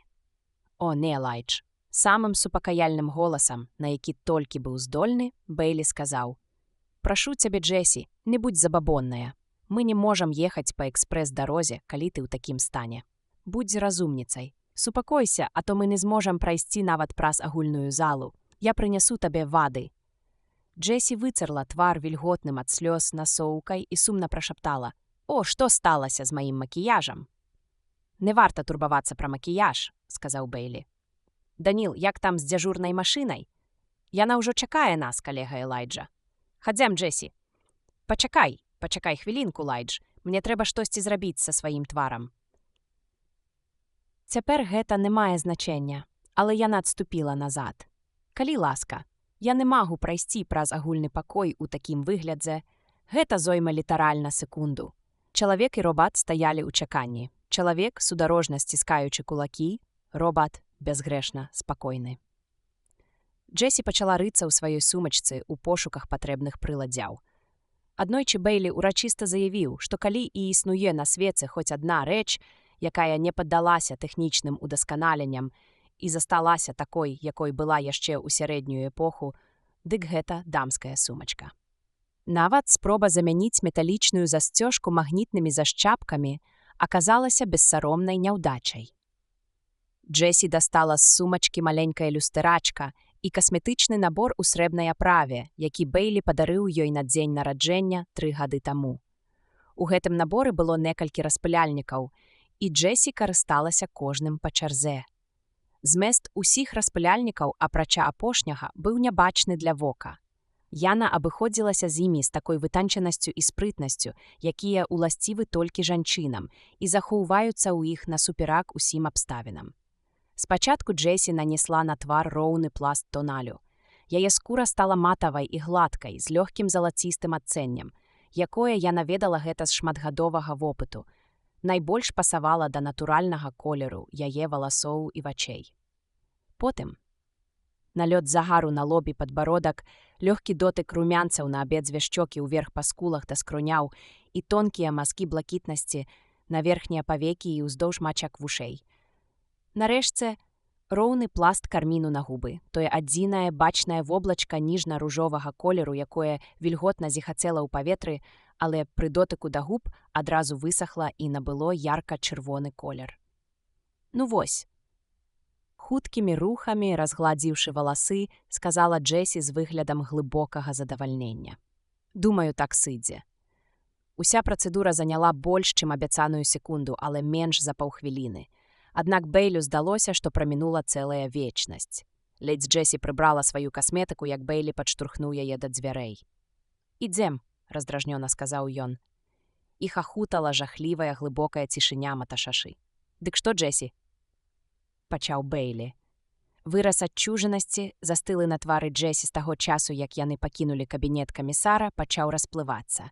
Яна бездапаможна глядзела то на мужа, то на Даніла, не ў сілах вымавіць ні слова.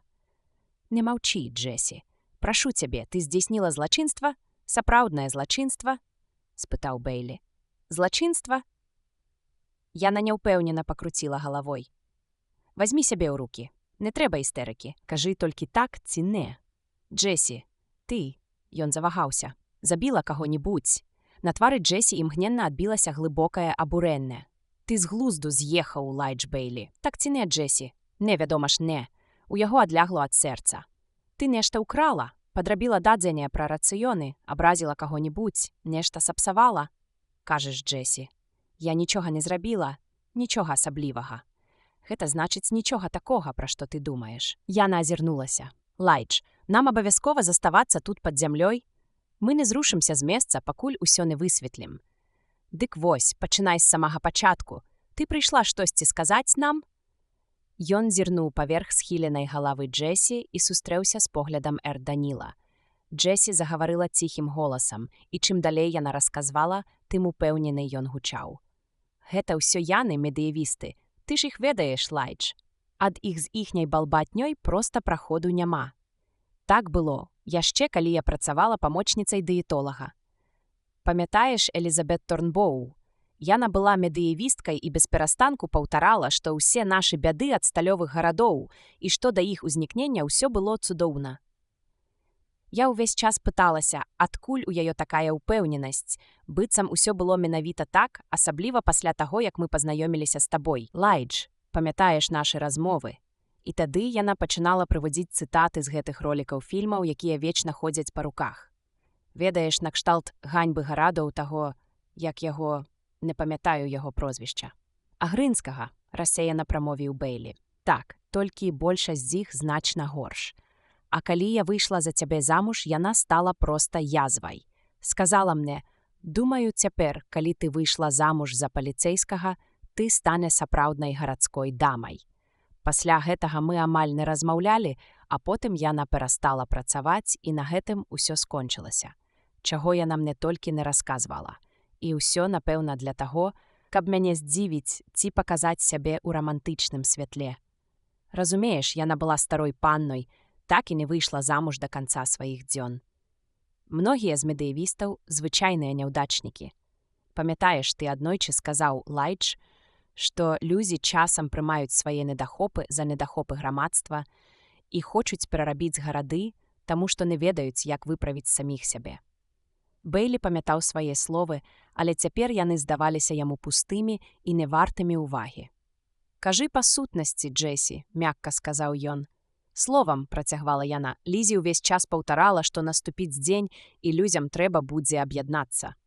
Паводле яе слоў, ва ўсім былі вінаватыя касміты, бо яны хацелі, каб зямля заставалася слабой і дэградавала. Гэта было адно з яе любімых слоўцаў – дэградаваць. Бывала, я набрала меню, якое я рыхтавала на наступны тыдзень, фыркала і казала «дэградуем, дэградуем». Джеймс Майерс часам капіравала яе на кухні, і мы проста памірала са смеху. Яна казала «гэта я ўжо пра Элізабет», што калі-небудзь мы пакончым з гарадамі і вернемся да зямлі, а заадно зводзім рахункі з касмітамі, якія стараюцца назаўжды прывязаць нас да гарадоў, навязваючы нам робатаў. Толькі яна ніколі не называла іх робатамі. Яна казала «бяздушныя пачвары, прашу даравання, Даніл». «Я не ведаю значення прыметніка, які вы ўжылі», – сказаў робат. «Аднак прымаю ваша выбачэнне. Калі ласка, працягвайце». Бэйлі завярцеўся на месцы. З Джесі заўжды так было. Яна падыходзіла да сутнасці сваімі уласнымі абходнымі шляхамі, і ніякія надзвычайныя абставіны не маглі прымусіць яе расказваць інакш. Элізабет заўжды імкнулася гаварыць так, быццам у гэтым руху, апроч яе, удзельнічала маса народу. Бывала пачне на апошнім сходзе, а потым замаўкне і глядзіць на мяне, напалову ганарлівая, напалову напалоханая, нібы хоча, каб я пачала распытваць яе пра сход. Вось тады б яна паважнічала, ды баіцца, каб я не навяла на яе бяду. Вядома, я ніколі не пытала. Не хацела даставіць ёй такога задавальнення. Ну вось, а пасля таго, як я выйшла за цябе замуж, Лайдж, усё гэта спынілася пакуль. Джесі замоўкла. «Працягвай, Джесі», – папрасіў Бэйлі. «Лайдж, ты помніш, як мы пасварыліся? Ну, з-за Джезебел». Ну і што ж? Бэйлі не адразу зразумеў, што гаворка ідзе пра поўнае імя самой Джесі, а не пра нейкую іншую жанчыну. Ён павярнуўся да Даніла і растлумачыў, быццам апраўдваючыся, поўнае імя Джесі – Джезебел. Яно ёй не падабаецца, і яна ім не карыстаецца. Даніл стрымана кіўнуў, а Бэйлі падумаў «Д'ябал бяры, чаго я з-за яго-то хвалююся». «Наша сварка не давала мне спакою, Лайдж», – працягвала Джесі, «проста не выходзіла ў мяне з галавы. Напэўна, гэта глупства, але я ўсё думала і думала пра тое, што ты сказаў. Гэта значыць пра тое, што Джезебел была проста кансерватыўнай і што яна змагалася за звычаі сваіх продкаў супраць тых дзіўных звычаяў, якія прынеслі з сабой чужынцы. Урэшце рэшт, я таксама была Джезебел, і я заўжды... Яна спрабавала падабраць патрэбныя словы, і Бэйлі прыйшоў ёй на дапамогу. Атаясамлівала сябе з ёй. «Так», – сказала яна, але тут жа пакруціла галавой і адвяла позірк у бок. Не ў прамым сэнсе. Спрабавала пераймаць тое, што, як мне здавалася, у ёй было. «Ну, ты ж разумееш, я такой не была. Я ведаю, Джесі, не дурэй». Але ўсё роўна я шмат думала пра яе і паступова пачала разумець, што цяпер адбываецца нямала такога, пра што раней не ведалі. Ну вось, напрыклад, у нас землян ёсць старадаўнія звычаі, і тут прыйшлі касміты са сваімі норавамі і пачалі насаджаць усякія навіны, парушыўшы тым самым увесь уклад нашага размеранага ціхага жыцця. Можа, медыевісты ўсё ж такі маюць рацыю.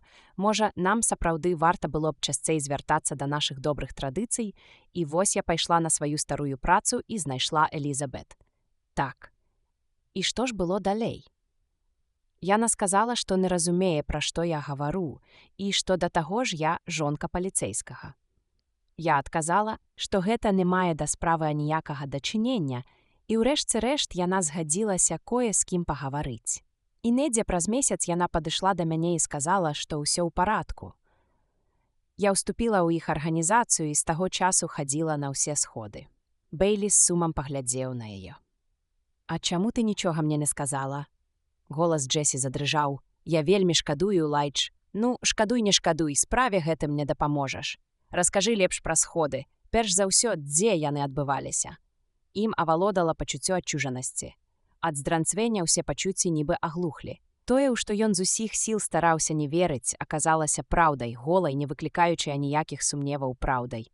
У нейкім сэнсе Бэйлі нават адчуў палёгку ад таго, што цяпер не было ніякай нявызначанасці. «Тут», – адказала Джесі. «Тут, проста тут, на маташасе». «Так, на маташасе. Вось чаму мне не хацелася ехаць сюды. Праўда, для сустрэч лепшага месца было не прыдумаць. Мы збіраліся. Колькі вас было? Я не магу сказаць дакладна. Чалавек 60-70. Гэта была нешта накшталт мясцовай ячэйкі. Мы прыносілі складаныя крэслы, лёгкую закуску і прахалоджвальныя напоі. Хто-небудзь вымаўляў прамову, звычайна пра тое, якім прыгожым было жыццё ў старыя часы і як аднойчы мы разбярэмся з монстрамі, гэта, значыць, з робатамі, а заадно і з касмітамі. Шчыра кажучы, прамовы былі нудаватыя, таму што кожны раз у іх казалася адно і тое ж. Мы проста-напроста перачаквалі, калі яны скончацца. Мы давалі ўрачыстыя клятвы, і ў нас былі тайныя знакі, якімі мы маглі вітаць адно аднаго ў паўсядзённым жыцці. І вас ніколі не перарывалі? Ні паліцэйскія, ні пажарныя машыны міма не праязджалі? Не, ніколі. Няўжо гэта такая невераятная рэч, Элайджа? Умяшаўся Эрв Даніл. Магчыма і не, задумліва адказаў Бейлі. Ёсць адгалінаванні, якімі амаль ніколі не карыстаюцца. Толькі вось вызначыць, дзе яны, не так ужо проста. І гэта ўсё, чым вы займаліся на сходах, Джесі. Вымаўлялі прамовы ды гулялі ў канспірацыю. Амаль усё. Яшчэ часам спявалі песні. І ўрэшце рэшт закусвалі сандвічамі, пілі сок. У такім выпадку чаго ты разнерваванілася? Спытаў Бейлі, ледзь стрымліваючыся. Джесі заміргала вачыма. Калі ласка, адкажы на маё пытанне, з жалезнай настойлівасцю прамовіў Бейлі. Калі ўсё было такім бяскрыўдным, то чаму ты ў такой паніцы гэтыя 1,5 сутак? Я думала, яны штосьці зробяць з табой, Лайдж. Дзеля Бога, чаму ты не хочаш мяне зразумець? Я ж табе ўсё растлумачыла. Не, пакуль яшчэ мала растлумачыла. Ты паведаміла мне пра ўдзел у бяскрыўдных тайных сходках. Цяпер скажы, члены вашай арганізацыі калі-небудзь ладзілі адкрытыя дэманстрацыі. Яны калі-небудзь знішчалі робатаў, ладзілі масавыя беспарадкі, забівалі людзей? Ніколі. Лайдж, я б у жыцці не зрабіла нічога падобнага. Я б адразу парвала з імі, паспрабуй яны здзейсніць такое. Але тады, чаму ж ты сцвярджаеш, што здзейсніла нешта жахлівае? Чаму ты думаеш, што цябе пасадзяць у турму? Ну, наогул, яны часта казалі, што калі-небудзь пачнуць ціснуць на ўрад.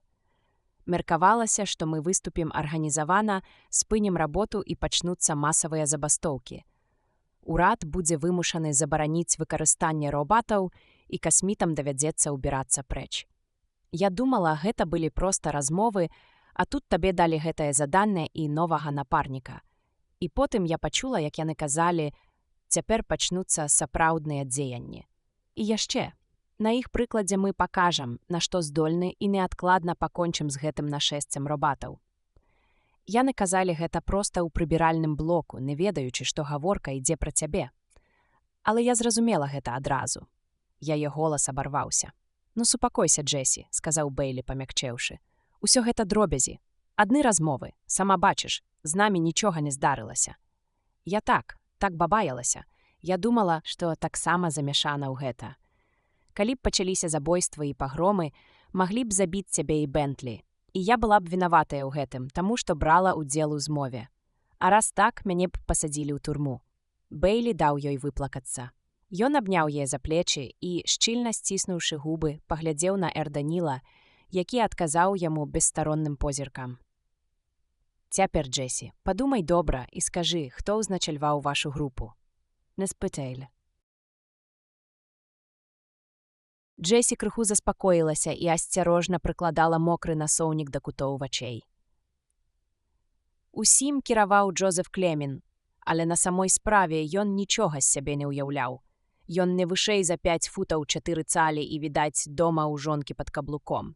Мне здаецца, ён ніколечкі не небяспечны. Вы ж не будзеце арыштоўваць яго, праўда, Лайдж? Толькі таму, што я сказала? Выгляд у яе быў занепакоена вінаваты. Я пакуль нікога яшчэ не арыштоўваю. Ад каго Клемін атрымліваў інструкцыі? Не ведаю. На сходах бывалі якія-небудзь незнаёмыя табе людзі. Ты разумееш, пра што я? Нейкія важныя шышкі з цэнтральнага штаба? Часам прыходзілі нейкія людзі, вымаўлялі прамовы. Гэта было не вельмі часта, можа быць, разы і 2 на год. Можаш назваць іх імёны? Не. Іх заўсёды прадстаўлялі як адзін з нас або таварыш з Джексон Хайтс ці яшчэ адкуль-небудзь. Ясна, Даніл. Так, Элайджа. Апішыце людзей, якіх вы ўзялі на заметку. Паглядзім, ці зможа Джесі каго-небудзь пазнаць. Даніл пачаў з методычнай дакладнасцю апісваць кожнага па парадку. Джесі слухала яго з выразам разгубленасці і страху на твары, і па меры таго, як колькасць падрабязнасцей расла, усё энергічнай матала галавой. «Гэта бескарысна, бескарысна», – усклікнула яна нарэшце. «Як я магу ўсіх іх памятаць? Не памятаю, як яны выглядалі. Зусім». Яна не дагаварыла і задумалася. «Вы сказалі, праца аднаго з іх была звязана з дрожджавай вытворчасцю». «Фрэнсіс Клузар», – сказаў Эрш Даніл, служачы нью-йоркскай дрожджавай фабрыкі. Ну вось, разумееце, неяк выступаў адзін чалавек, а я выпадкова апынулася ў першым радзе і ўвесь час адчувала слабы, ледзь улоўны пах сырых дрожджаў. Вы ведаеце, што я хачу сказаць. Я памятаю гэта толькі таму, што ў той дзень нядобра сябе пачувала, і ад гэтага паху мяне ўвесь час млосніла. Прыйшлося нават устаць і перайсці ў задні рад. Я, вядома, не магла растлумачыць, што здарылася. Гэта было так нязручна. Можа быць, гэта і ёсць той чалавек, пра якога вы кажаце. Урэшце рэшт, калі пастаянна працуеш з дрожджамі, іх пах прасякае ад зення наскрозь. Яна скрывілася. «Ты не памятаеш, як ён выглядаў?» – спытаў Бейлі. «Не», – рашуча адказала Джесі. «Ну і добра, слухай, Джесі, цяпер я адвязу цябе да тваёй маці. Бентлі застанецца з табой. Нікуды з сектара не выходзьце. Бен хай пакуль у школу не ходзіць. Я дамоўлюся, каб ежу вам прысылалі прама на кватэру і каб усе падыходы да дома былі пад наглядам паліцыі. А ты сам». Голас Джесі дрыжаў. «Са мной нічога не здарыцца. І доўга гэта будзе працягвацца? Не ведаю. Можа, дзень-два». Ён сам адчуваў, як непераканаўча прагучалі яго словы. Яны зноў ехалі па маташасе, Бейлі і Эр Даніл, цяпер ужо адны. Твар Бейлі быў цямнейшы за хмару. Такія думкі апанавалі яго. «Відавочна», – прамовіў ён, – «мы маем справу з двухузроўневай арганізацыяй. Па-першае, існуе ніжні ўзровень, які не мае ніякай вызначанай праграмы і створаны толькі для забеспячэння масавай падтрымкі магчымага перавароту. Другі ўзровень – нешматлікая вярхушка. На яе пошуках мы мусім засяродзіць свае намаганні. Марыянетачныя групы, пра якія расказвала Джесі, можна не браць пад увагу. Гэта гучыць лагічна», – сказаў Эрэшю Даніл, калі прыняць на веру аповед Джесі. «Я мяркую», – сухавата сказаў Бейлі, што аповед Джесі можна лічыць абсалютна шчырым. Верагодна, у яе мазгавых імпульсах няма нічога, што б сведчыла пра паталагічную схільнасць да хлусні. Бейлі кінуў на робата абражаны позірк. «Толькі гэтага яшчэ не хапала, і нам не варта ўзгадваць яе імя ў справаздачах. Вы мяне зразумелі?» «Як пажадаеце, калега Элайджа», – спакойна сказаў Эр Даніл, «але наша справаздача ў такім выпадку не будзе ні поўнай, ні дакладнай. Ну і хай, нікому ад гэтага горш не будзе. Яна добраахвотна прыйшла да нас паведаміць тое, што ведала. Калі мы зашлёмся на яе, паліцыя возьме яе на заметку, а я гэтага не хачу. У такім выпадку згаджаюся, пры ўмове, што мы высветлім усё канчаткова. Наконт яе дамовіліся. Ручаюся. Ці не маглі б вы тады растлумачыць, чаму слова «Джезебел», само гучанне гэтага слова, прывяло да таго, што яна адмовілася ад старых перакананняў і прыняла новыя? Матывацыя здаецца не зусім зразумелай. Яны павольна ехалі па пустым звілістым маташасе. Гэта цяжка растлумачыць. Джезебел – рэдкае імя. Калісьці яго насіла жанчына з вельмі кепскай рэпутацыяй. Мая жонка ацаніла гэта па-свойму. Гэта імя надавала ёй ускоснае адчуванне заганнасці і быццам узнагароджвала за тую дабрачынную жыццё, якое яна заўсёды вяла. Навошта законапаслухмянай жанчыны адчуваць сябе распусніцай? Бейлі ледзь стрымаў усмешку. «Жанчыны ёсць жанчыны, Даніл. Як бы там ні было, я зрабіў вялікую глупства. У хвіліну моцнага раздражнення я пачаў даказваць, што біблейская Езавель зусім не была вялікай грэшніцай і ва ўсялякім выпадку была добрай жонкай. Ніколі сабе гэтага не прабачу. Аказалася, працягваў ён, што тым самым я нанёс Джесі глыбокую душэўную рану. Я разбурыў нешта, чаму не было замены. Відавочна, тое, што адбылося пасля, было выклікана яе жаданнем нейкім чынам адпомсціць мне. Думаю, менавіта таму яна і занялася дзейнасцю, якую яна ведала, я б не адобрыў. Я б не сказаў, што гэтае жаданне было ўсвядомленым. Хіба жаданне можа быць неўсвядомленым? Ці няма і тут супярэчнасці ў тэрмінах? Бэйлі пільна паглядзеў на робата і зразумеў, што няма сэнсу тлумачыць яму, што такое падсвядомае мысленне. Замест гэтага ён сказаў, да таго ж на думкі і пачуцці чалавека велізарны ўплыў аказвае Біблія. Што такое Біблія? На імгненне Бэйлі моцна здзівіўся, а потым здзівіўся ўласнаму здзіўленню. Наколькі ён ведаў, філасофіяй касмітаў быў механістычны індывідуалізм, а Эрж-Даніл мог ведаць толькі тое, што ведалі яны, не больш. Гэта кніга, якую амаль палова насельніцтва зямлі шануе як святую, коротка адказаў Бэйлі. Я не разумею значэння прыметніка, які вы ўжылі. Гэта азначае, што яна высока шануецца. Розныя яе часткі пры правільным тлумачэнні змяшчаюць кодэкс паводзін. Многія людзі лічаць, што прытрымліваючыся іх, чалавецтва можа дасягнуць усеагульнага шчасця. Ро-Даніл, здавалася, задумаўся над словамі Бэйлі. Гэты кодэкс уключаны ў вашы законы. Баюся, што не. Яго нельга ўскласці ў абавязак сілай закону. Кожны чалавек павінен кіравацца ім добраахвотна, з унутранага імкнення ўчыняць менавіта так. Кодэкс у пэўным сэнсе вышэйшы за любы закон. Вышэйшы за закон. Ці няма тут супярэчнасці ў тэрмінах? Твар Бэйлі скрывіўся ва ўсмешцы. Можа расказаць вам што-небудзь з Бібліі. Мабыць, вам гэта будзе цікава. Так, калі ласка. Бэйлі зменшыў хуткасць, і машына спынілася. Некалькі секунд ён сядзеў з заплюшчанымі вачыма, прыгадваючы тэкст.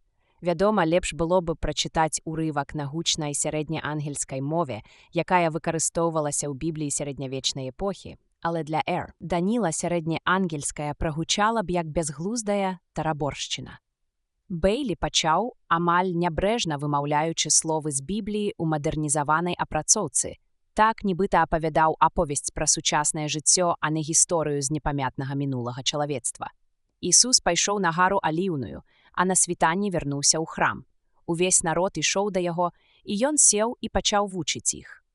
Тут кніжнікі і фарысеі прывялі да яго жанчыну, выкрытую ў пралюбадзействе, і, паставіўшы яе перад ім, сказалі яму: «Нас гэтая жанчына заўважана ў пралюбадзействе, а Маісей у законе наказаў нам забіваць такіх злачынніц камянямі. Што ты скажаш?» Яны казалі гэта, спадзеючыся завабіць яго ў пастку, каб знайсці падставу для яго абвінавачання. Але Ісус, нізка нахіліўшыся, пісаў пальцам на зямлі, не звяртаючы на іх увагі. Калі ж яны не пераставалі пытацца ў яго, ён, устаўшы, сказаў ім: «Хто з вас без граху, няхай першым кіне ў яе камень». І, зноў нахіліўшыся, стаў пісаць на зямлі.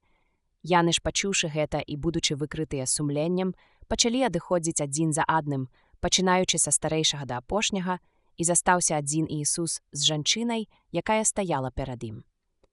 Ісус, устаўшы і не бачачы нікога, апроч жанчыны, сказаў ёй: «Жанчына, дзе твае абвінаваўцы? Ніхто не асудзіў цябе». Яна адказала: «Ніхто, Господзе».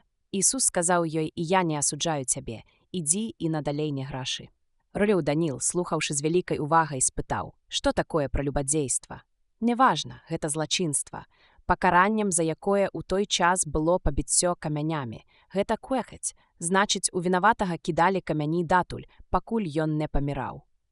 І жанчына была вінаватай? Так, была. Тады чаму ж яе не пабілі камянямі? Пасля слоў Ісуса ніхто з абвінаваўцаў не змог гэтага зрабіць. Гэтая прытча прызвана паказаць, што існуе нешта вышэй за справядлівасць, да якой імкненне ўкладзена ў вас. Існуе чалавечы парыў, вядомы як міласэрнасць, чалавечы ўчынак, які называецца дараваннем. Я не знаёмы з гэтымі словамі, калега Элайджа.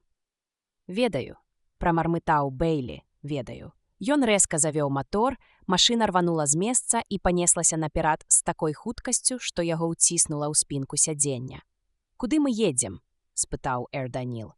«У Іст-Таун», – адказаў Бэйлі, «вытрасаць праўду з Фрэнсіса Клузара, змоўшчыка». Якім чынам вы гэта зробіце, Элайджа? Гэта зраблю не я, а вы, Даніл. Прычым вельмі проста, яны памчаліся наперад. Глава 15. Арышт змоўшчыка. Бэйлі адчуваў ледзь улоўны, непаўторны пах Істауна, які рабіўся ўсё мацнейшым, паступова запаўняючы ўсё навакал. Для Бэйлі гэты пах не быў непрыемным, як, скажам, для Джесі. Яму ён, мабыць, нават падабаўся. Ён абуджаў прыемныя ўспаміны. Кожны раз, калі Бэйлі чуў пах сырых дрожджаў, пачуццёвае ўспрыняцца нейкім незразумелым чынам адкідала яго на 3 дзесяцігоддзі назад. Ён зноў быў 10гадовым хлапчуком, які наведваў дзядзьку Борыса. Той працаваў на дрожжавай фабрыцы. У дзядзькі Борыса заўсёды было прыпасена крыху дрожжавых салодкасцяў. Маленькія пячэньцы, розныя цукеркі, якія нагадвалі па смаку шакаладныя з салодкай вадкасцю ўнутры тарцінкі, у выглядзе постацяў катоў і сабак. Нягледзячы на свой узрост, ён разумеў, што дзядзька Борыс не меў права іх раздаваць і заўсёды еў сваё пачаставанне ціхенька, сядзячы ў кутку спіной да ўсіх. Ён хутка запіхваў смакаткі ў рот, баючыся, каб яго не злавілі за гэтым заняткам. Ад гэтага яны здаваліся яшчэ смачнейшымі. Бедны дзядзька Борыс. Ён загінуў ад няшчаснага выпадку. Лайджу ніколі не расказвалі падрабязнасцяў, і ён горка плакаў, бо думаў, што дзядзьку Борыса арыштавалі за крадзеж дрожджавых прадуктаў. Ён баяўся, што і яго самога арыштуюць і пакараюць. Шмат гадоў пазней Бэйлі асцярожна заглянуў у паліцэйскую картатэку і даведаўся праўду. Дзядзька Борыс патрапіў пад гусеніцы транспарцёра. Такім трагічным аказаўся канец гэтага рамантычнага міту. Але ўсё ж пры найменшым паху сырых дрожджаў у яго свядомасці тут жа, хай на адзін міг, усплывалі дзіцячыя ўспаміны. Істаун – дрожджавы горад.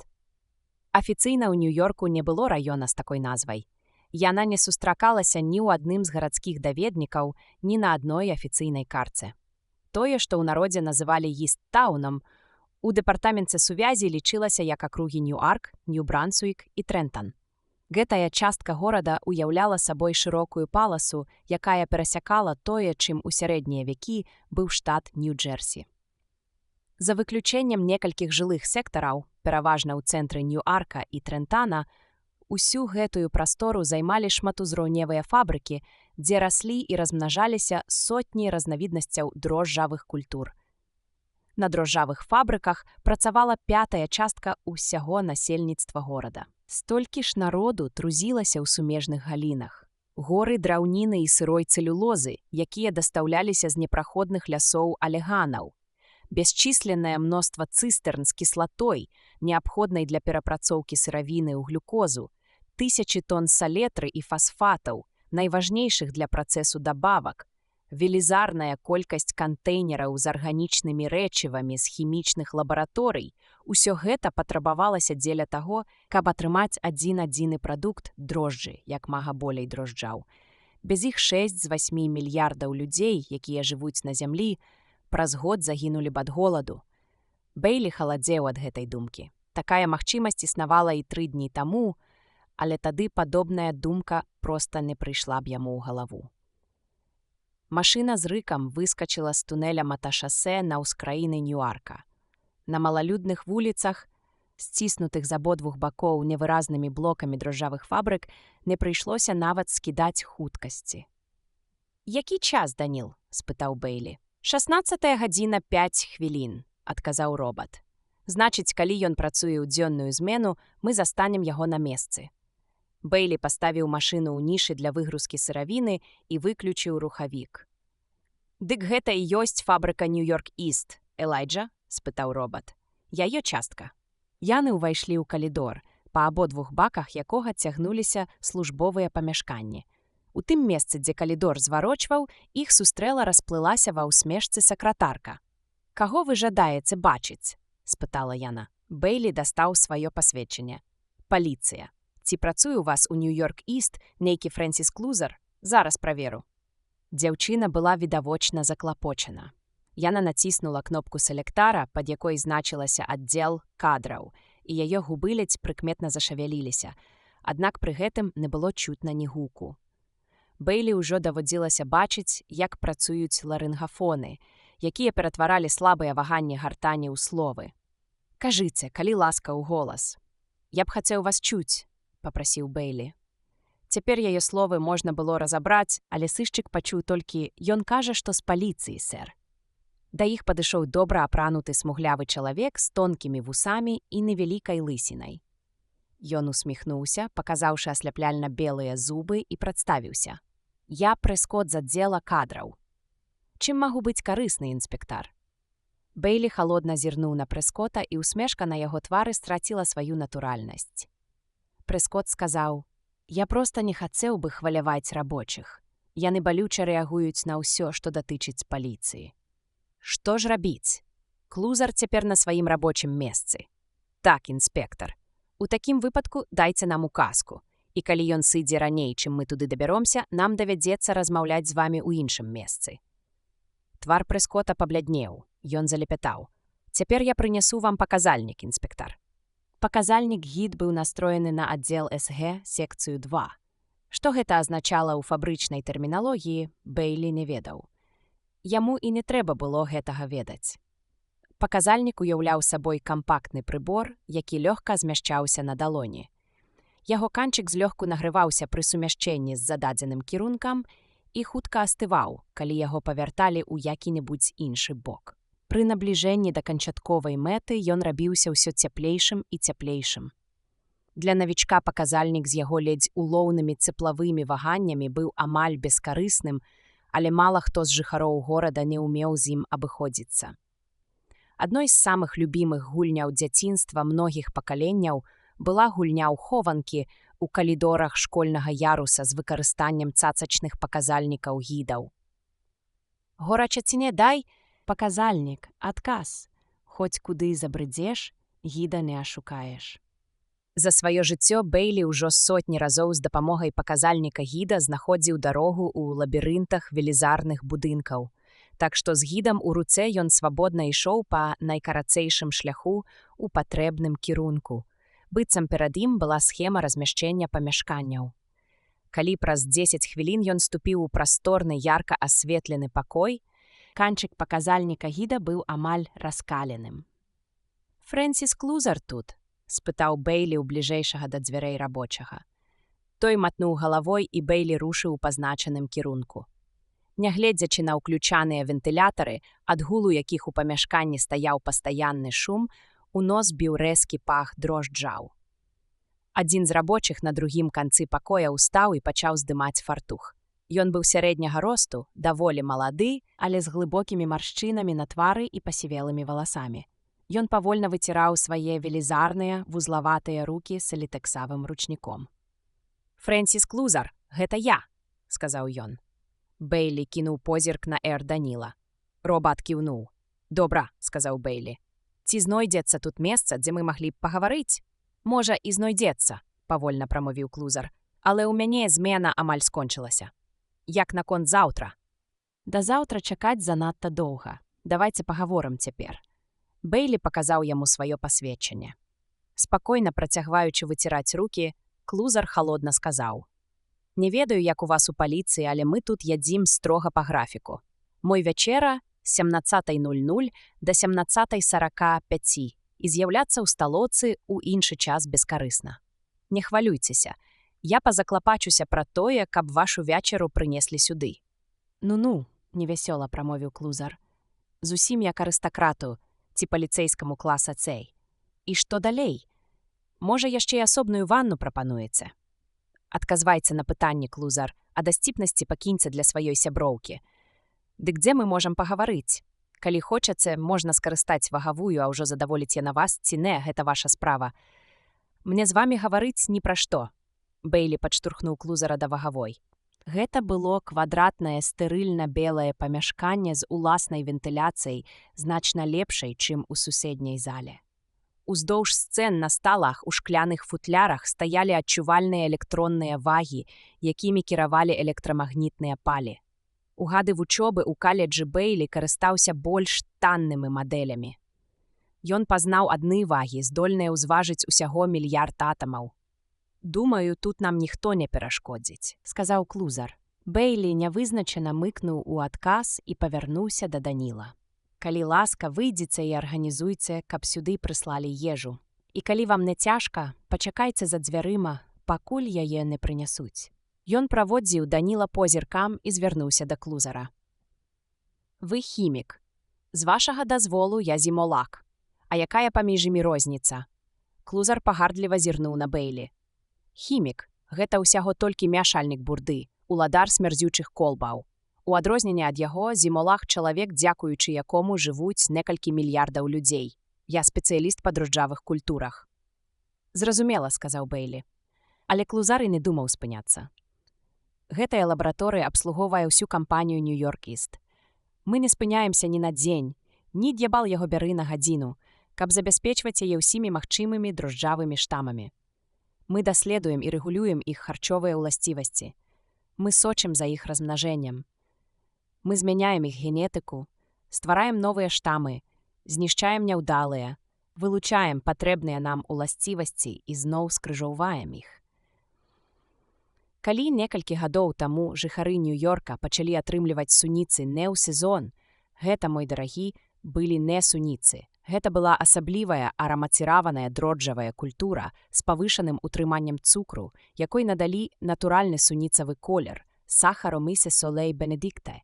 Яе вырасцілі тут, у гэтым пакоі. 20 гадоў таму яна была ўсяго толькі кволым, ні на што непрыдатным штамам з агідным прысмакам сала.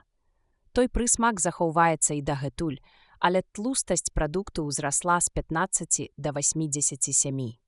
Калі сёння вы карысталіся экспрэс-дарогай, ведайце, яе змазвала менавіта Эсо Бенедикте, штам АГ-7, якога быў выведзены тут, у гэтым пакоі. Дык не называйце мяне хімікам. Я зімолаг». Бейлі міжволі адступіў перад шалёным сплёскам прафесійнай гонару зімолага. Апамятаўшыся, ён рэзка спытаў: «Дзе вы знаходзіліся ўчора паміж 18 і 20 гадзінамі вечара?» Клузар паціснуў плячыма. «Прагульваўся, я люблю крыху пабадзяцца пасля вячэры». «Вы заходзілі ў госці да сяброў? Можа быць, былі ў субэфіраніку?» «Не, проста гуляў». Бейлі шчыльна сціснуў губы. Пры наведванні субэфіраніка ў абанеменце Клузара абавязкова зрабілі б адзнаку, якую нескладана было праверыць. Правядзі ён вечар у гасцях, яму давялося б назваць імёны сяброў і разам з імі прайсці вочную стаўку. «Значыць, вас ніхто не бачыў?» «Не ведаю, можа, хтось і бачыў. Ва ўсякім разе, мне пра гэта нічога не вядома. А што вы можаце сказаць пра папярэдні вечар?» «Тое ж самае». «Значыць, у вас няма алібі?» «Калі б я здзейсніў якое-небудзь злачынства, інспектар, я б пра яго паклапаціўся». «Навошта мне алібі?» Бейлі не адказаў. Ён зазірнуў у свой блакнот. «Аднойчы вы ўжо прыцягваліся да суда па абвінавачванні ў падбухторванні да беспарадкаў. Ну і што з таго? Адзін з гэтых робатаў, праціскваючыся міма, штурхнуў мяне, і я паставіў яму падножку. Гэта, на вашу думку, падбухторванне да беспарадкаў?» Суд вырашыў, што менавіта так. Вас прызналі вінаватым і наклалі штраф. На гэтым справа скончана, ці не так? Ці вы хочаце аштрафаваць мяне яшчэ раз? 2 дні таму каля абутковай крамы ў Бронксе ледзь не пачаліся хваляванні. Вас там бачылі. Хто бачыў? Якраз у тыя гадзіны, калі вы звычайна ходзіце на вячэру. Вы вячэралі пазаўчара ўвечары. Клузар заваганаўся, потым пакруціў галавой. Расстройства страўніка. Усё задрожжаў. Такое здараецца нават са старымі работнікамі. Учора ўвечары ледзь не ўспыхнуў бунт у Уільямсбургу, вас бачылі і там. Хто? Вы адмаўляеце, што прысутнічалі ў абодвух месцах? Вы не паведамілі мне нічога такога, што я мог бы адмаўляць. Дзе менавіта ўсё гэта адбылося і хто кажа, што бачу мяне? Бейлі спакойна назіраў за зімолагам. Я думаю, вы выдатна ведаеце, пра што ідзе гаворка. І думаю, што вы адыгрываеце не апошнюю ролю ў падпольнай арганізацыі медыявістаў. Я не магу забараніць вам думаць, інспектар, але здагадка гэта не доказ, як вам, мабыць, вядома, усміхнуўся Клузар. Магчыма, сказаў Бейлі з каменным выразам твару, і ўсё ж я змагу выцягнуць кое-што з вас прама цяпер. Бейлі падышоў да дзвярэй і адчыніў іх. Побач нерухома стаяў Даніл. Вячэра Клузара прыбыла? Звярнуўся Бейлі да робата. Я і ўжо нясуць, Лайдж. Занясіце яго, калі ласка, калі ён прыбудзе. Імгненне пазней Эру Даніл увайшоў у пакой, трымаючы ў руках металічны паднос з паглыбленнямі. Пастаўце яго перад містэрам Клузарам, Даніл. Бэйлі сеў на адзін з табурэтаў, што стаялі каля акна, і, закінуўшы нагу на нагу, пачаў лёгенька паварочваць насок чаравіка. Ён заўважыў, як Клузар, увесь напяўшыся, ціхенька адсунуўся ў бок, калі Эру Даніл падышоў, каб паставіць паднос на краёк стала, найбліжэйшага да зімалага. «Містер Клузар», — сказаў Бэйлі, — «дазвольце прадставіць вам майго партнёра, Даніла Аліву». Даніл працягнуў руку і вымавіў: «Добрый дзень, Фрэнсіс». Клузар не прамовіў ані слова. Ён нават не варухнуўся, каб паціснуць руку Данілу. Робат так і стаяў з выцягнутай рукой, а твар зімалага паволі пачырванеў. «Гэта з вашага боку невыхавана, містер Клузар. Ці можа ваш гонар настолькі вялікі, што не дазваляе вам паціснуць руку паліцэйскаму?» Ціха вымавіў Бэйлі. «Калі вы не маеце нічога супраць, я б паеў», — прабурчаў Клузар. Ён дастаў з кішэні складань, вычепіў з яго відэлец і сеў, утыркнуўшыся ў талерку. «Даніл, мне здаецца, наш сябар пакрыўдзіўся на вашу халодную абыходлівасць, але вы ж на яго не злуецеся, праўда?» «А нічуць, Элайджа», — адказаў Эршу Даніл. «У такім выпадку давядзіце, што не трымаецца на яго злобы, абдыміце яго за плечы». «З задавальненнем», — сказаў Эрш Даніл і ступіў наперад. Клузар паклаў відэлец. «У чым справа? Што тут адбываецца?» Не звяртаючы ўвагі на словы Клузара, Эрш Даніл працягнуў да яго руку. Клузар рэзка адскочыў і з усяго размаху адбіў руку Эру Даніла ў бок. «Дагадства, не чапай мяне!» Ён рэзка ўскочыў і адскочыў у бок, зачепіўшы пры гэтым поднас з ежай, які з грукатам упаў на падлогу. У позірку Бэйлі з'явілася цвёрдасць. Ён коратка кіўнуў Эру Данілу, і той зноў пачаў нязмушана насоўвацца на зімалага, які адступаў. Бэйлі заградзіў шлях да дзвярэй. «Не падпускайце да мяне гэтую дрэнь», — завопіў Клузар. «Што вы сабе дазваляеце?» — халоднакроўна прамовіў Бэйлі. «Гэты чалавек — мой напарнік». «Дзе там? Гэта робат, каб яго!» — пранізліва выкрыкнуў Клузар. «Адыдзіце ад яго, Даніл», — адразу загадаў Бэйлі. Эр Даніл ступіў назад і моўчкі стаў ля дзвярэй пазаду Бэйлі. Сціснуўшы кулакі, узбуджаны Клузар павярнуўся да Бэйлі. «Ну дык вось, разумніку», — сказаў Бэйлі, — «з чаго вы ўзялі, што Даніл робат?» «Гэта толькі дурню не відаць. Дайце спецыялістам вырашаць гэта, а пакуль, думаю, вам давядзецца прайсціся з намі. Трэба высветліць, як вы даведаліся, што Даніл — робат. І шмат чаго яшчэ, мілы мой, шмат чаго яшчэ. Даніл, ідзіце звяжыцеся з камісарам. Цяпер ён павінен быць дома. Папрасіце яго прыехаць у ўпраўленне. Скажыце, што ў мяне ёсць хлопец, якому не цярпіцца, каб яго дапыталі». Даніл выйшаў з пакоя. «Чым вы кіруецеся, Клузар?» Звярнуўся да зімалага Бэйлі. «Я патрабую адваката. Вы яго атрымаеце. А пакуль, можа, раскажаце, што вы медыевісты прапаведуеце». Клузар адвярнуўся, захаваўшы рашучае маўчанне. «Іасафат, прыяцель, мы ведаем усё пра вас і вашу арганізацыю. Я не блефую. Проста мне сапраўды цікава, чаго вы медыевісты хочаце. Вярнуцца назад да зямлі», — адказаў Клузар прыдушаным голасам. «Усё вельмі проста, праўда? Гэта проста сказаць, але не так ужо проста зрабіць.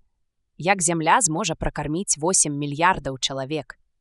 Хіба я сказаў, што людзі мусяць вярнуцца да зямлі неадкладна? Ці за год, ці за 100 гадоў? Гэта павінна адбывацца крок за крокам, спадар паліцэйскі. Няважна, колькі часу на гэта спатрэбіцца, але давайце хаця б пачнём выпаўзаць з гэтых пячор, у якіх мы жывём. Давайце выберамся на свежае паветра. А вам самому даводзілася бываць на свежым паветры?» Клузар здрыгануўся. «Я? Са мной усё скончана. Але ж дзеці яшчэ не сапсаваныя. Яны з'яўляюцца на свет кожны дзень. Хаця б іх выпусціцца на волю, дзеля Бога. Няхай хаця яны даведаюцца, што такое прастор, чыстае паветра і сонца. А калі спатрэбіцца, можна паступова скараціць насельніцтва». Іншымі словамі, назад да недасяжнага мінулага. Бэйлі і сам не ведаў, чаму раптам пачаў спрачацца. Яго ахапіла нейкае гарачковае ўзбуджанне. Назад да насення, да яйка, да ўлоння. А чаму б не рушыць наперад? Не трэба скарачаць насельніцтва зямлі. Лепей вывадзіць яго на іншыя планеты. Вяртайцеся да зямлі, але да зямлі на іншых планетах. Асвойвайце іх. Клузар засмяяўся рэзкім, непрыемным смехам. І стварайце свае новыя знешнія светы, новых касмітаў. Зусім не.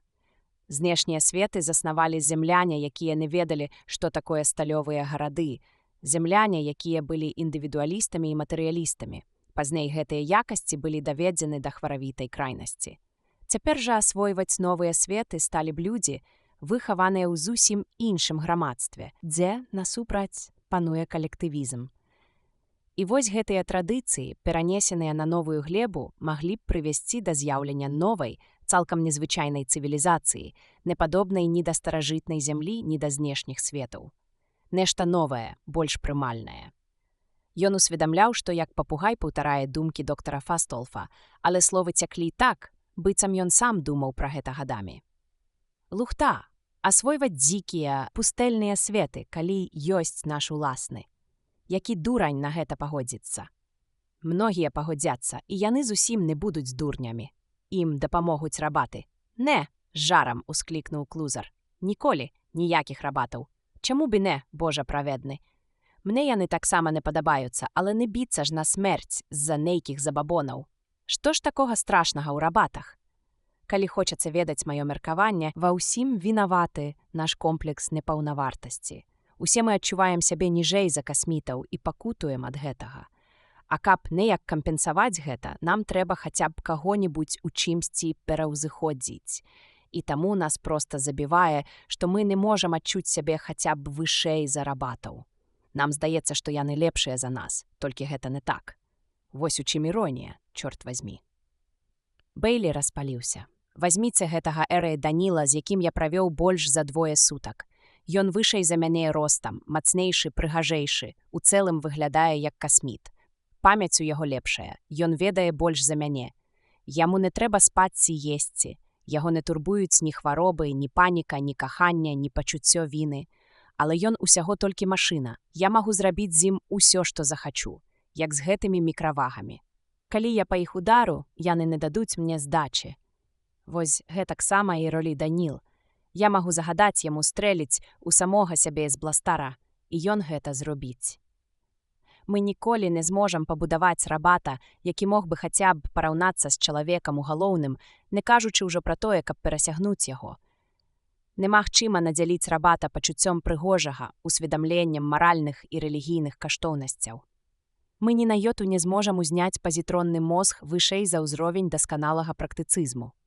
Нічога падобнага мы не здолеем, чорт пабяры, не здолеем, пакуль не зразумеем, як працуюць нашы ўласныя мазгі, пакуль існуюць з'явы, недаступныя навуцы. Што такое прыгажосць, мастацтва, каханне, дабрыня, Бог? Мы вечна балансуем на мяжы невядомага, спрабуем спасцігнуць тое, што не падуладна разуменню. Менавіта гэта і робіць нас людзьмі. Мозг робата абмежаваны, інакш яго немагчыма пабудаваць. Ён мусіць быць разлічаны да апошняга дзесятковага знака, так, каб мець мяжу гаспазе. Чаго вы баіцеся? Робат можа выглядаць як Эр Даніл. Ён можа быць прыгожым, як Бог, і ўсё ж чалавечага ў ім будзе не болей, чым у бясформенным кавалку дрэва. Няўжо вы гэтага не разумееце? Клузар некалькі разоў спрабаваў нешта сказаць, але кожны раз яго словы танулі ў патоку красамоўства Бэйлі. Цяпер, калі Бэйлі ў знямозе замоўк, Зімолах нягучна прабурчаў. «Паліцэйскі, а туды ж у філосафы. Што вы можаце ведаць?» У пакой увайшоў Эр Даніл. Бэйлі зірнуў на яго і насупіўся. Адчасткі таму, што ў душы ў яго яшчэ ўсё кіпела, адчасткі з-за раптоўнага прыступу новага раздражнення. «Дзе вы прападалі так доўга?» – спытаў ён.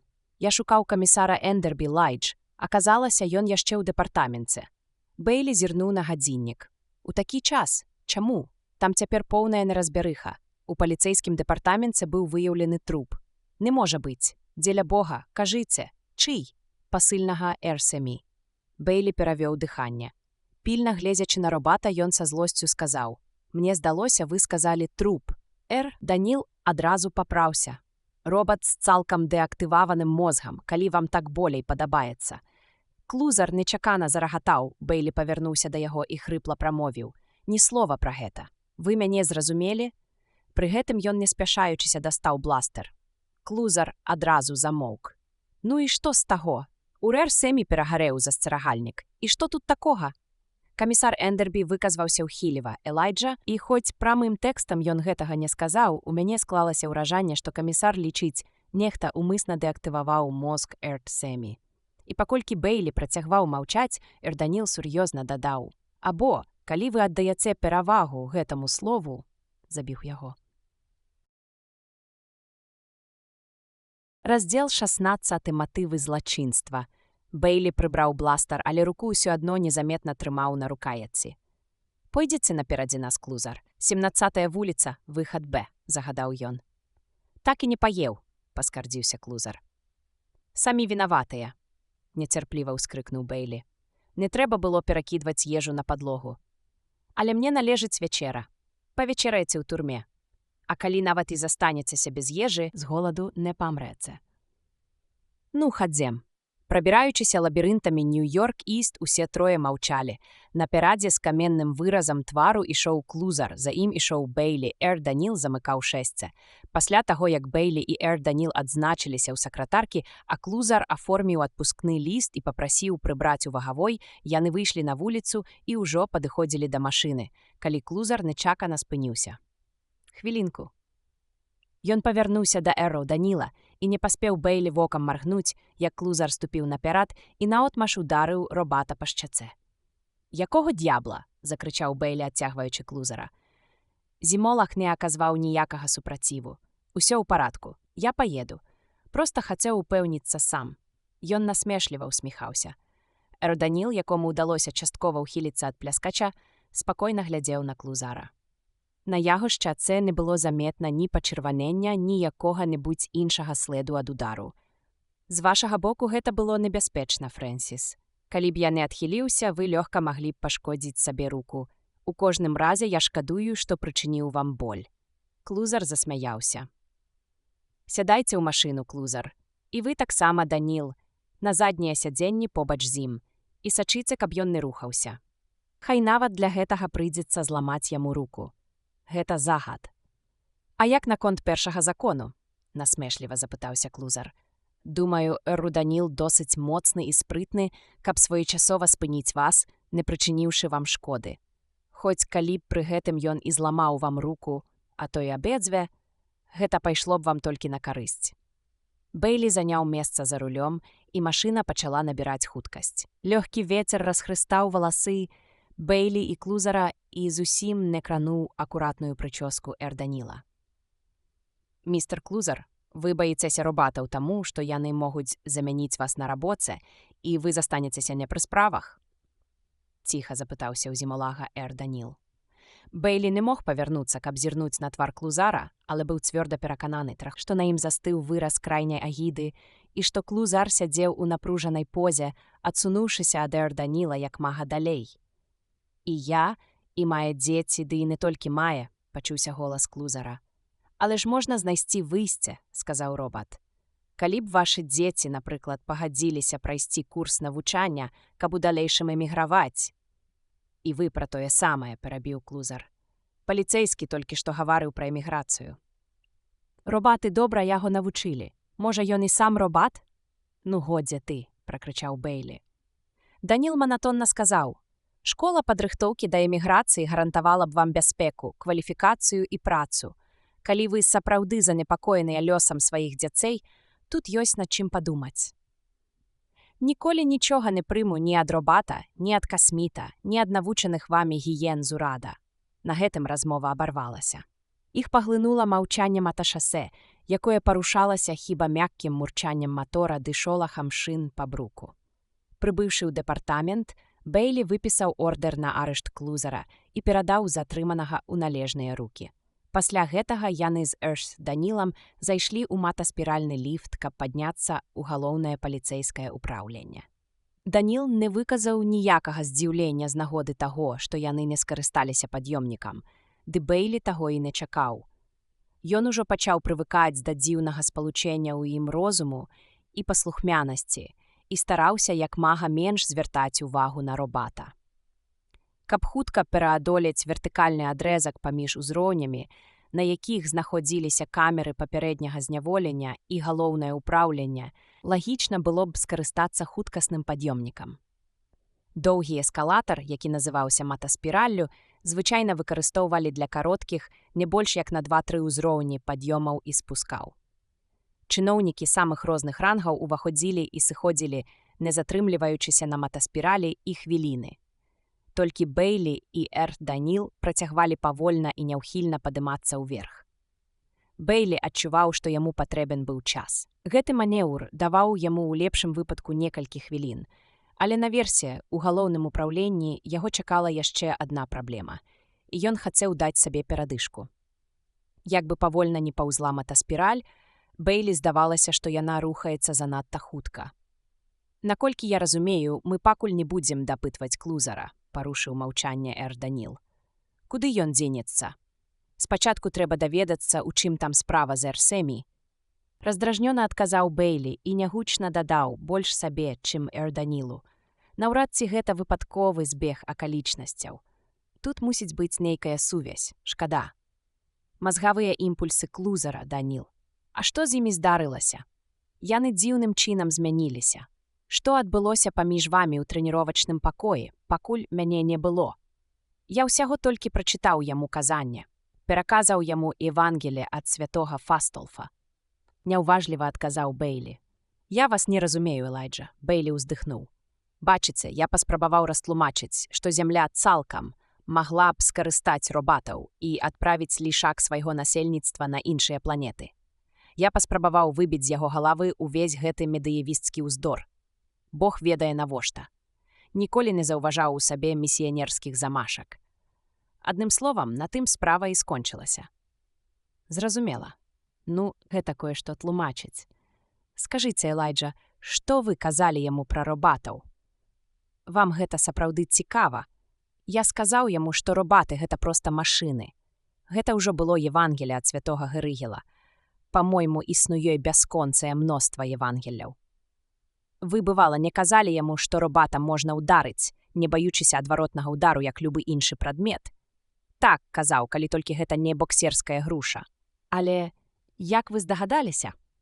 Бэйлі з цікаўнасцю паглядзеў на робата. «Пра гэта сведчаць змены ў яго мазгавых імпульсах», адказаў Даніл. «Цяпер нятрудна растлумачыць, чым была выклікана яго спроба ўдарыць мяне па твары, калі мы выйшлі з фабрыкі. Відаць, ён думаў над тым, што вы яму сказалі, і такім чынам праверыў на практыцы вашае сцвярджэнне, а заадно даў выхад сваёй агрэсіўнасці, задаволіў сваё жаданне прыніжыць мяне. Мець такія пабуджальныя матывы і калі ўлічыць да таго ж дэльтападобныя ваганні ў яго». Ён надоўга змоўк і потым сказаў: «Так, гэта вельмі цікава, і мне здаецца, цяпер я змагу сфармаваць з гэтых дадзеных лагічнае цэлае». Яны набліжаліся да ўзроўню, на якім знаходзілася ўпраўленне. «Які час?» – спытаў Бэйлі. «Чорт, я ж мог паглядзець на свой газіннік, і гэта было б куды хутчэй», – раздражнёна падумаў ён. Тым не менш, ён ведаў, чаму звярнуўся да робата. Ім рухалі пачуцці, блізкія да тых, якія адчуваў клузар, калі ударыў Даніла. Аддаючы нязначны загад, які той абавязаны быў выканаць, ён тым самым падкрэсліваў, што Даніл не больш, чым робат, тады як ён, Бэйлі, жывы чалавек. «Усе мы аднолькавыя», – падумаў Бэйлі. 20-10, адказаў Даніл. Яны сышлі з матаспіралі, і некалькі секунд Бэйлі адчуваў тое дзіўнае пачуццё, якое ўзнікае кожны раз, калі прыстасоўваешся да нерухомай падлогі пасля доўгіх хвілін бесперапыннага руху. «А ўжо і крошкі ў роце не было. Чорт бы пабіраў гэтую работу», – усклікнуў Бэйлі. Бэйлі пачуў і адначасова ўбачыў камісара Эндербі праз расчыненыя дзверы яго кабінета. Агульная пакой была пустая, нібы праз яе пранёсся віхор, і голас Эндербі, нібы ўзмоцнены гулкім рэхам, разносіўся па ёй. Без акуляраў яго круглы твар здаваўся голым і бездапаможным. Ён трымаў іх у руцэ, выціраючы свой гладкі лоб тонкай паперавай сурвэткай. Ён заўважыў Бэйлі, калі той яшчэ стаяў у дзвярах і ўсклікнуў гучным раздражнёным тэнарам: «Господі міласэрны Бэйлі, дзе д'ябал вас бяры? Вы прападалі. Бейлі прапусціў заўвагу міма вушэй і спытаў: «Што адбываецца? Дзе вячэрняя змена?» І толькі тады заўважыў, што ў кабінеце камісара знаходзіцца яшчэ адзін чалавек. «Доктар Герыгел», – міжвольна ўсклікнуў ён. У адказ на гэтае нязграбнае вітанне сівавалосы рабататэхнік коратка кіўнуў. «Рад зноў бачыць вас, містер Бейлі». Камісар надзеў акуляры і пільна зірнуў скрозь іх на Бейлі. «Усе супрацоўнікі ўнізе на допыце даюць паказанне. Я ледзь з розуму не сышоў, спрабуючы вас адшукаць. Гэта выглядала даволі дзіўна, ваша адсутнасць». «Маё адсутнасць?» Бейлі быў па-за сабой ад абурэння. «Гэтак жа, як і адсутнасць любога іншага.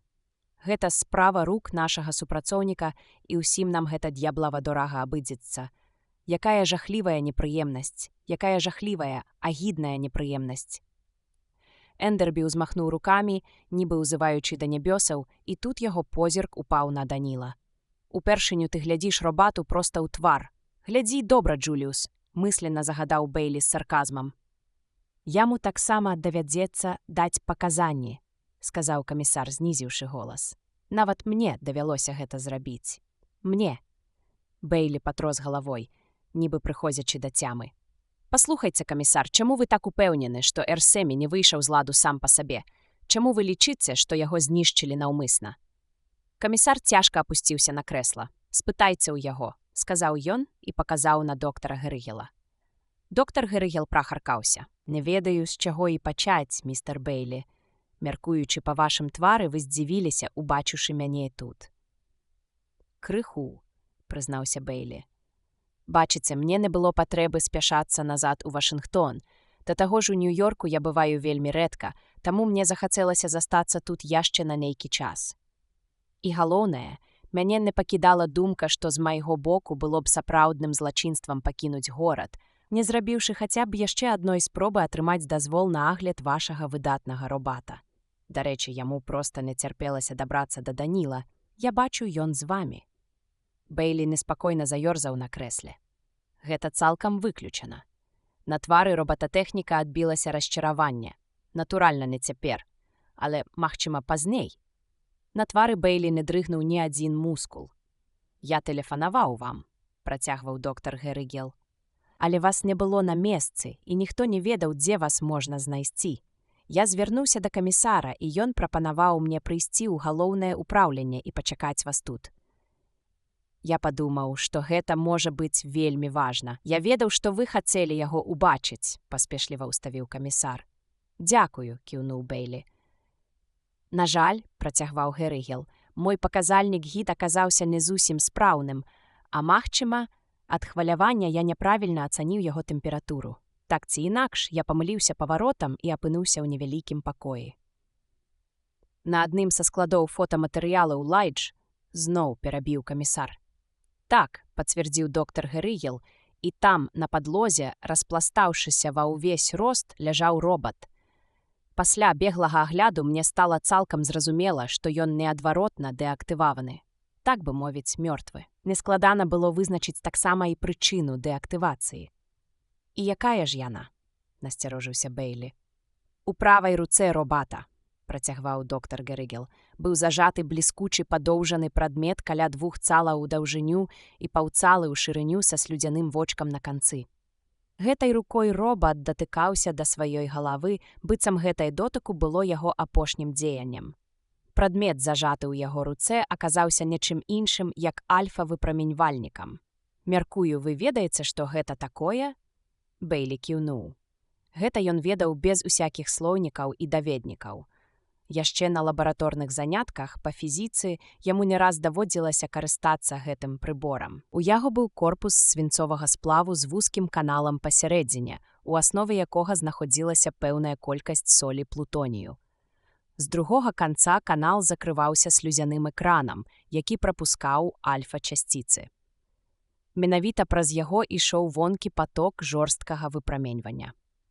Альфа-выпраменьвальнік шырока выкарыстоўваўся для самых разнастайных мэт, але аніяк не прызначаўся для знішчэння робатаў. «Наколькі я разумею, ён прыклаў яго да галавы слюдзяным канцом», – сказаў Бейлі. «Так, І адразу настала імгненная дэзарыентацыя ўсіх шляхоў яго пазітроннага мозгу. Імгненная смерць, так бы мовіць. Бэйлі павярнуўся да збялелага камісара. Памылкі быць не можа, гэта сапраўды быў альфа-выпраменьвальнік? Камісар кіўнуў, выпяціўшы свае пульхныя вусны. Памылка абсалютна выключана. Лічыльнікі зарэагавалі на яго з 10 футаў. Фотаплёнка ў пакоі аказалася засвечанай. Ён памаўчаў крыху, нібы яшчэ раз абдумваў сказанае, а потым рэзка прамовіў. «Доктар Герригел, баюся, вам давядзецца затрымацца ў горадзе на дзень-два, пакуль мы не запішам вашы паказанні на струнную плёнку. Я распаражуся, каб вас правялі ў асобны пакой. Спадзяюся, вы не будзеце мець нічога супраць ахавы». «Вы думаеце, у гэтым ёсць неабходнасць?» – баязліва спытаў доктар Герригел. «Так бяспечней». Доктар Герригел паціснуў рукі ўсім прысутным, у тым ліку і Рэўданілу, і выйшаў. Камісар цяжка ўздыхнуў. «Тут замяшаны нехта з сваіх, Лайдж. Гэта хвалюе мяне больш за ўсё. Чужыны з'явіўся б у дэпартамент толькі затым, каб укокаць робата. Іх хапае і звонку, ды там і бяспечней. І потым, гэта мусіў быць чалавек з доступам да альфа-выпраменьвальнікаў. Яны так проста на дарозе не валяюцца». Нечакана ўзбуджаныя словы камісара перакрыў спакойны роўны голас Рэўданіла. «Але якія матывы гэтага забойства?» Камісар зірнуў на Рэўданіла з відавочнай непрыязнасцю і адвярнуўся. «Мы таксама людзі. Думаю, паліцэйскія любяць робатаў не больш, чым усе астатнія. Эрсемі не стала, і, можа, у кагосьці на душы палягчэла. Памятаеце, Лайдж, як моцна ён вас раздражняў? Наўрад ці гэта можа служыць падставай для забойства», – запярэчыў Рэўданіл. «Вядома, не», – рашуча пацвердзіў Бэйлі. «Гэта не забойства», – заявіў камісар. «Гэта псаванне маёмасці. Давайце называць рэчы сваімі імёнамі, адпаведна нашаму заканадаўству. Уся загвастка толькі ў тым, што гэты злачин быў учынены ў дэпартаменце. У любым іншым месцы на гэта ніхто б не зважыў, ніхто. А цяпер можа грымнуць неверагодны скандал. Лайдж. Так. Калі вы бачылі Эрсемі апошні раз?» Даніл размаўляў з Эрсемі пасля абеду. Гэта было дзесьці каля 13:30. Ён дамаўляўся наконт выкарыстання вашага кабінета, камісар. Майго кабінета? Навошта? Мне трэба было абмеркаваць сам-насам з Рэўданілам некаторыя падрабязнасці, якія тычацца нашага расследавання. Вас на месцы не было, таму мы вырашылі скарыстацца вашым кабінетам. Зразумела. На твары камісара адбілася сумненне, але ён не стаў засяроджвацца на гэтым. «Значыць, вы самі яго не бачылі?» «Не, але я чуў яго голас недзе гадзіну пасля». «Вы ўпэўнены, што гэта быў ён?» «Абсалютна. Гэта было каля 14:30 ці крыху раней». Камісар у задуменні закусіў ніжнюю губу. «Ну, адно мне стала зразумела». «Сапраўды?» «Так. Гэты хлапец Вінсент Барэт быў сёння тут. Вы ведалі пра гэта?» «Так, але...» «Камісар, ён не змог бы зрабіць нічога падобнага». Камісар узняў вочы на Бэйлі. «А чаму б і не? Эрсемі адняў яго працу. Я цалкам разумею яго пачуцці. Ён, напэўна, лічыць, што з ім абышліся несправядліва. Напэўна, хацеў неяк адпомсціць, як і любы іншы на яго месцы. Але справа ў тым, што ён пакінуў будынак у 14 гадзін, а вы чулі голас Эрсемі ў 14:30. Вядома, ён мог перадаць Эрсемі альфа-выпраменьвальнік раней і загадаць, каб той ужыў яго праз гадзіну, але ў такім выпадку паўстае пытанне, дзе ён мог дастаць альфа-выпраменьвальнік. Вось гэта сапраўдная галаваломка. Давайце-ка вернемся да Эрсемі. Што ён сказаў вам, калі ў 14:30 вы пачулі яго голас?» Імгненне Бэйлі вагаўся, потым асцярожна сказаў: «Не памятаю. Неўзабаве пасля гэтага мы сышлі». «Куды вы накіраваліся?» «У Істтаун. Дарэчы, я хацеў бы пагаварыць з вамі пра гэта». Пасля. Камісар пацёр падбародак. «Як аказваецца, сёння тут была Джесі. Разумееце, мы ўсталёўвалі асобы ўсіх сённяшніх наведвальнікаў, і я выпадкова ўбачыў яе імя». «Так, яна заходзіла сюды», – халодна адказаў Бэйлі. «Навошта? Сямейныя праблемы. Ёй таксама давядзецца даць паказанні. Гэта чыстая фармальнасць. Я разумею, камісар. Між іншым, як наконт альфа-выпраменьвальніка. Усталявалі, адкуль ён?» «О, так. Ён з адной з сілавых станцый. Як яны тлумачаць яго прапажу, не маюць ні найменшага яўлення. Паслухайце, Лайдж, акрамя таго, што вам давядзецца даць паказанні, гэтае здарэнне не мае да вас асабіста ніякага дачынення. Займайцеся сваёй справай. Толькі і ўсяго. Займайцеся сваім расследаваннем. Дазвольце мне даць свае паказанні, крыху пазней, камісар. Справа ў тым, што я паміраю з голаду, сказаў Бейлі. Камісар Ендербі пільна зірнуў на Бейлі праз акуляры. Абавязкова паешце. Толькі калі ласка, не выходзьце з упраўлення. А ваш напарнік мае рацыю, Лайдж. Ён, здавалася, пазбягаў прамога звароту і нават згадкі імя робата. Матыў, вось што нам трэба знайсці. Матыў. Раптам Бейлі адчуў, як у яго ўнутры захалалела. Нібы нешта стороннае для яго, нешта зусім чужое, яму падхапіла падзеі сённяшняга дня і ўчарашняга, і пазаўчарашняга, і пачало жангліраваць імі. Асобныя факты зноў пачалі звязвацца паміж сабой, і зноў пачала вырысоўвацца нейкая карціна. З якой сілавой станцыі гэты альфа-выпраменьвальнік камісар? З Уільямсбургскай, а што?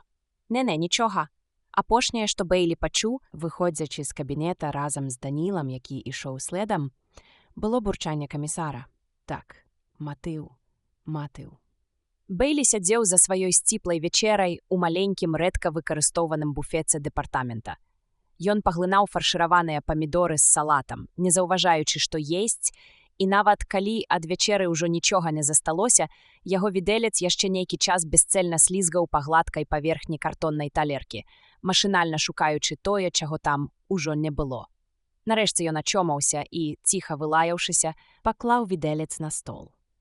«Даніл», – паклікаў ён робата. Эрру Даніл увесь гэты час сядзеў за суседнім столікам, нібы хацеў пакінуць свайго відавочна заклапочанага партнёра ў спакоі або і сам патрабаваў адзіноты. Ва ўсялякім выпадку Бейлі гэта нічуць не цікавіла. Даніл падняўся, падышоў да століка Бейлі і сеў побач. «Так, калега Элайджа». «Даніл, мне патрэбна ваша дапамога», – сказаў Бейлі, гледзячы проста перад сабой. «Якая?» «Мяне і Джесі будуць допытваць». «Гэта несумненна. Дазвольце мне адказваць на пытанні так, як я лічу патрэбным. Вы мяне зразумелі. Вядома, я вас выдатна зразумеў. І ўсё ж, калі мне зададуць прамое пытанне, я змагу сказаць толькі праўду. Калі вам зададуць прамое пытанне, тады зусім іншая справа. Адзінае, пра што я прашу, каб вы не праяўлялі ўласнай ініцыятывы. Вы ж можаце гэта зрабіць. Думаю, што магу, Элайджа, хіба толькі не апынецца, што маўчаннем я нанашу шкоду чалавечай істоце. Калі вы ўмяшаецеся ў размову, то нанясяце шкоду мне. Гэта ўжо дакладна. Я не зусім разумею вашу пункту гледжання, калега Элайджа. Напэўна, справа Сэмі не мае да вас ніякага дачынення. Сапраўды? Усё ўпіраецца ў матыў злачынства, ці не так? Вы самі пыталіся пра матыў. Тое самае казаў камісар. Калі ўжо на тое пайшло, я і сам задаюся гэтым пытаннем. Навошта камусьці спатрэбілася забіваць Сэмі? Заўважце, гаворка не пра тое, хто мог мець жаданне расправіцца з робатам наогул. Амаль любы зямлянін мог адважыцца на гэта. Пытанне ў тым, каму патрэбна было знішчыць менавіта Сэмі. Вінсенту Барэту? Магчыма, але камісар сказаў, што хлопец не змог бы дастаць альфа-прамяняльнік, і бос мае рацыю. Трэба шукаць у іншым месцы і выходзіць так, што яшчэ ў аднаго чалавека ёсць такі матыў. Яго немагчыма не заўважыць. Ён відавочны, ён проста крычыць пра сябе. Хто гэты чалавек, Элайджа? І Бейлі ледзь чутна адказаў. Я Даніл. Бясстрасны твар Даніла ніколькі не змяніў свайго выразу нават пасля такой заявы. Ён толькі злёгку паківаў галавой. Вы не згодны, працягваў Бейлі. Сёння тут была мая жонка. Яны ўжо пра гэта ведаюць. І камісар гэтым вельмі зацікавіўся. Каб ён не быў маім сябрам, ён так хутка б не адчапіўся. Цяпер яны даведаюцца, чаму яна прыходзіла. У гэтым можна не сумнявацца. Яна ўдзельнічала ў змове, дурной і бязвіннай, але ўсё ж змове. Не варта і казаць, што значыць для паліцэйскага мець жонку, якая замяшаная ў падобных справах. Таму было б відавочна ў маіх інтарэсах паклапаціцца пра тое, каб прыгасіць гэтую справу. Так, хто ведаў пра гэта? Зразумела, мы з вамі Джесі і Сэмі. Ён бачыў, што яна была на мяжы істэрыкі. А ўжо калі ён перадаў ёй наш загад нікога ў кабінет не пускаць, яна, мабыць, зусім страціла кантроль над сабой. Вы бачылі, у якім яна была стане. Наўрад ці яна сказала яму што-небудзь кампраметуючае вас. Можа быць і так. Але я спрабую аднавіць падзеі так, як гэта будуць рабіць яны. Скажуць, што яна прагаварылася. У гэтым заключаецца мой матыў. Я забіў яго, каб ён не паднімаў шуму. Яны так не падумаюць. Якраз так яны і падумаюць. Забойства наладзілі спецыяльна для таго, каб кінуць падазрэнне на мяне.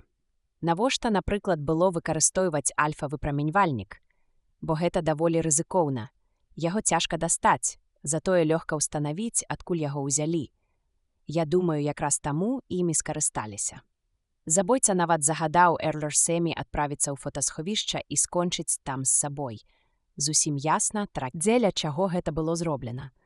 Каб зброя забойства не выклікала ніякіх сумневаў. Нават, каб усе апынуліся настолькі несвядомымі, каб адразу не пазнаць альфа-выпраменьвальнік, нехта непазбежна выявіў бы, што фотаплёнка засвечана. Але якое дачыненне ўсё гэта мае да вас, Элайджа? Бэйлі скавана усміхнуўся, але было відаць, што яму зусім не да смеху. Самае прамое. Альфа-выпраменьвальнік быў узяты на Уільямсбургскай сілавой станцыі. Учора мы з вамі праходзілі праз гэту станцыю. Нас бачылі, і гэта лёгка выплыве на паверхню. Наведванне станцыі дае мне магчымасць завалодаць зброяй злачынства. І можа стацца, што мы былі апошнімі, хто бачыў самі жывым, за выключэннем сапраўднага забойцы, вядома. Я быў з вамі на сілавой станцыі і магу засведчыць, што ў вас не было магчымасці скрасці альфа-выпраменьвальнік. Дзякую, сумна сказаў Бэйлі, але вы робат, і вашы паказанні не будуць мець сілы. Камісар, ваш сябар, ён прыслухаецца да маіх слоў. Камісар трымаецца за сваю працу, а ад мяне ў яго адны непрыемнасці. У мяне ёсць толькі адзін выхад з усёй гэтай гісторыі. Так, я пытаюся ў сябе. Навошта мяне спрабуюць уцягнуць у гэту справу? Відавочна, каб пазбавіцца ад мяне. Але чаму? Зноў жа відавочна. Таму, што я для некага небяспечны. Усе мае намаганні прыводзяць да таго, што я станаўлюся гранічна небяспечным для тых, хто забіў доктара Сартана. Магчыма, гэта медыевісты або прынамсі нейкая іх групоўка. Члены гэтай групоўкі якраз і маглі ведаць, што я пабываў на сілавой станцыі. Цалкам магчыма, што хаця б адзін з іх усё ж прасачыў мяне да станцыі, нягледзячы на тое, што вам і здавалася, быццам мы адарваліся ад пераследу. Такім чынам, выхад заключаецца ў тым, каб знайсці забойцу доктара Сартана, тым самым я знайду таго або тых, хто спрабуе прыбраць мяне з дарогі. Калі я ўсё як след прадумаю, калі я разгадаю гэту загадку, калі толькі я змагу раскрыць гэту справу, я выратаваны. І Джесі таксама. Я б не вытрымаў, каб яна, але ў мяне мала часу. Яго кулак судомна сціскаўся і разжымаўся. У мяне чартоўску мала часу. З нечаканым успышкам надзеі Бэйлі паглядзеў на точанае твар Эрданіла. Чым бы ні было гэтае стварэнне, яно моцнае і вернае, вольнае ад усякага эгаізму. Чаго яшчэ патрабаваць ад сябра? А Бэйлі цяпер патрэбны адданы сябар, і яму абсалютна ўсё роўна, што замест сэрца ў гэтага сябра нейкі механізм. На жаль, Элайджа, я не чакаў, што ўсё так атрымаецца, сказаў робат, ківаючы галавой. На яго твары пры гэтым не было і ценю жалю, што было натуральна. Магчыма, я дзейнічаў вам у шкоду. Мне вельмі шкада, але гэта неабходна для агульнага блага. Якое яшчэ агульнае дабро? Запінаючыся, спытаў Бэйлі. Я сувязаўся з доктарам Фастолфам. Божа мой, калі? Пакуль вы елі. Бэйлі сціснуў зубы. Ну? Выдавіў ён з сябе. Што здарылася?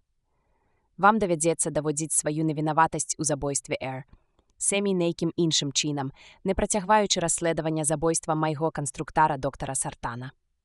На падставе прадастаўленай мной інфармацыі нашы людзі ў касмагорадзе вырашылі сёння спыніць расследаванне і пачаць падрыхтоўку да згортвання касмагорада і эвакуацыі з зямлі. Раздзел 17. Завяршэнне праекта.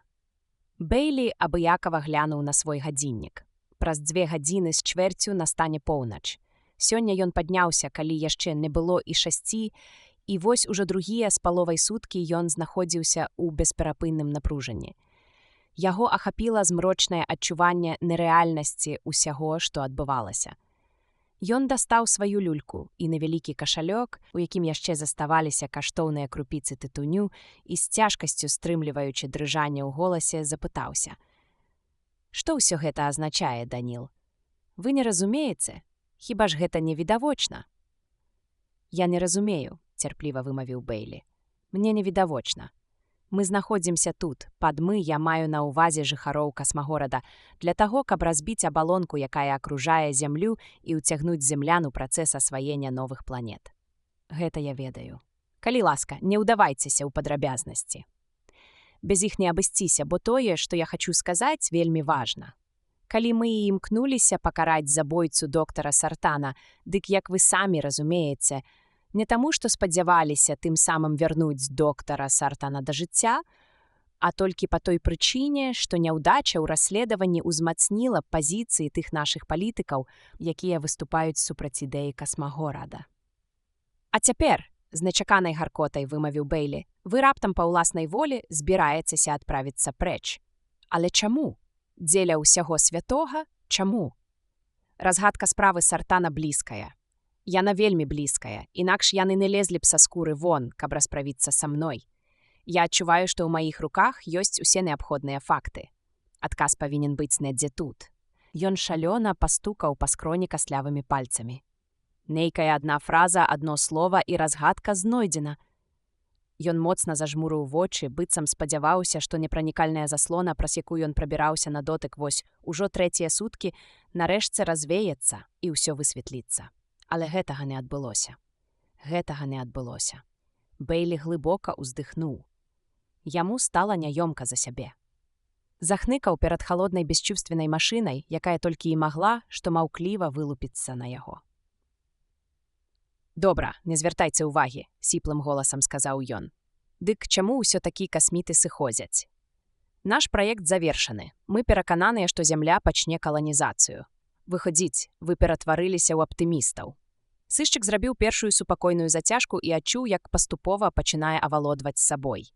Так, мы, жыхары касмагорада, ужо доўгі час спрабуем змяніць зямлю, перабудоўваючы яе эканоміку. Мы спрабавалі ўкараніць тут нашу ўласную ЦФЭ – культуру. Урад вашай планеты, а таксама урады розных гарадоў супрацоўнічалі з намі, падпарадкоўваючыся неабходнасці. І ўсё ж за гэтыя 25 гадоў мы нічога не здолелі дасягнуць.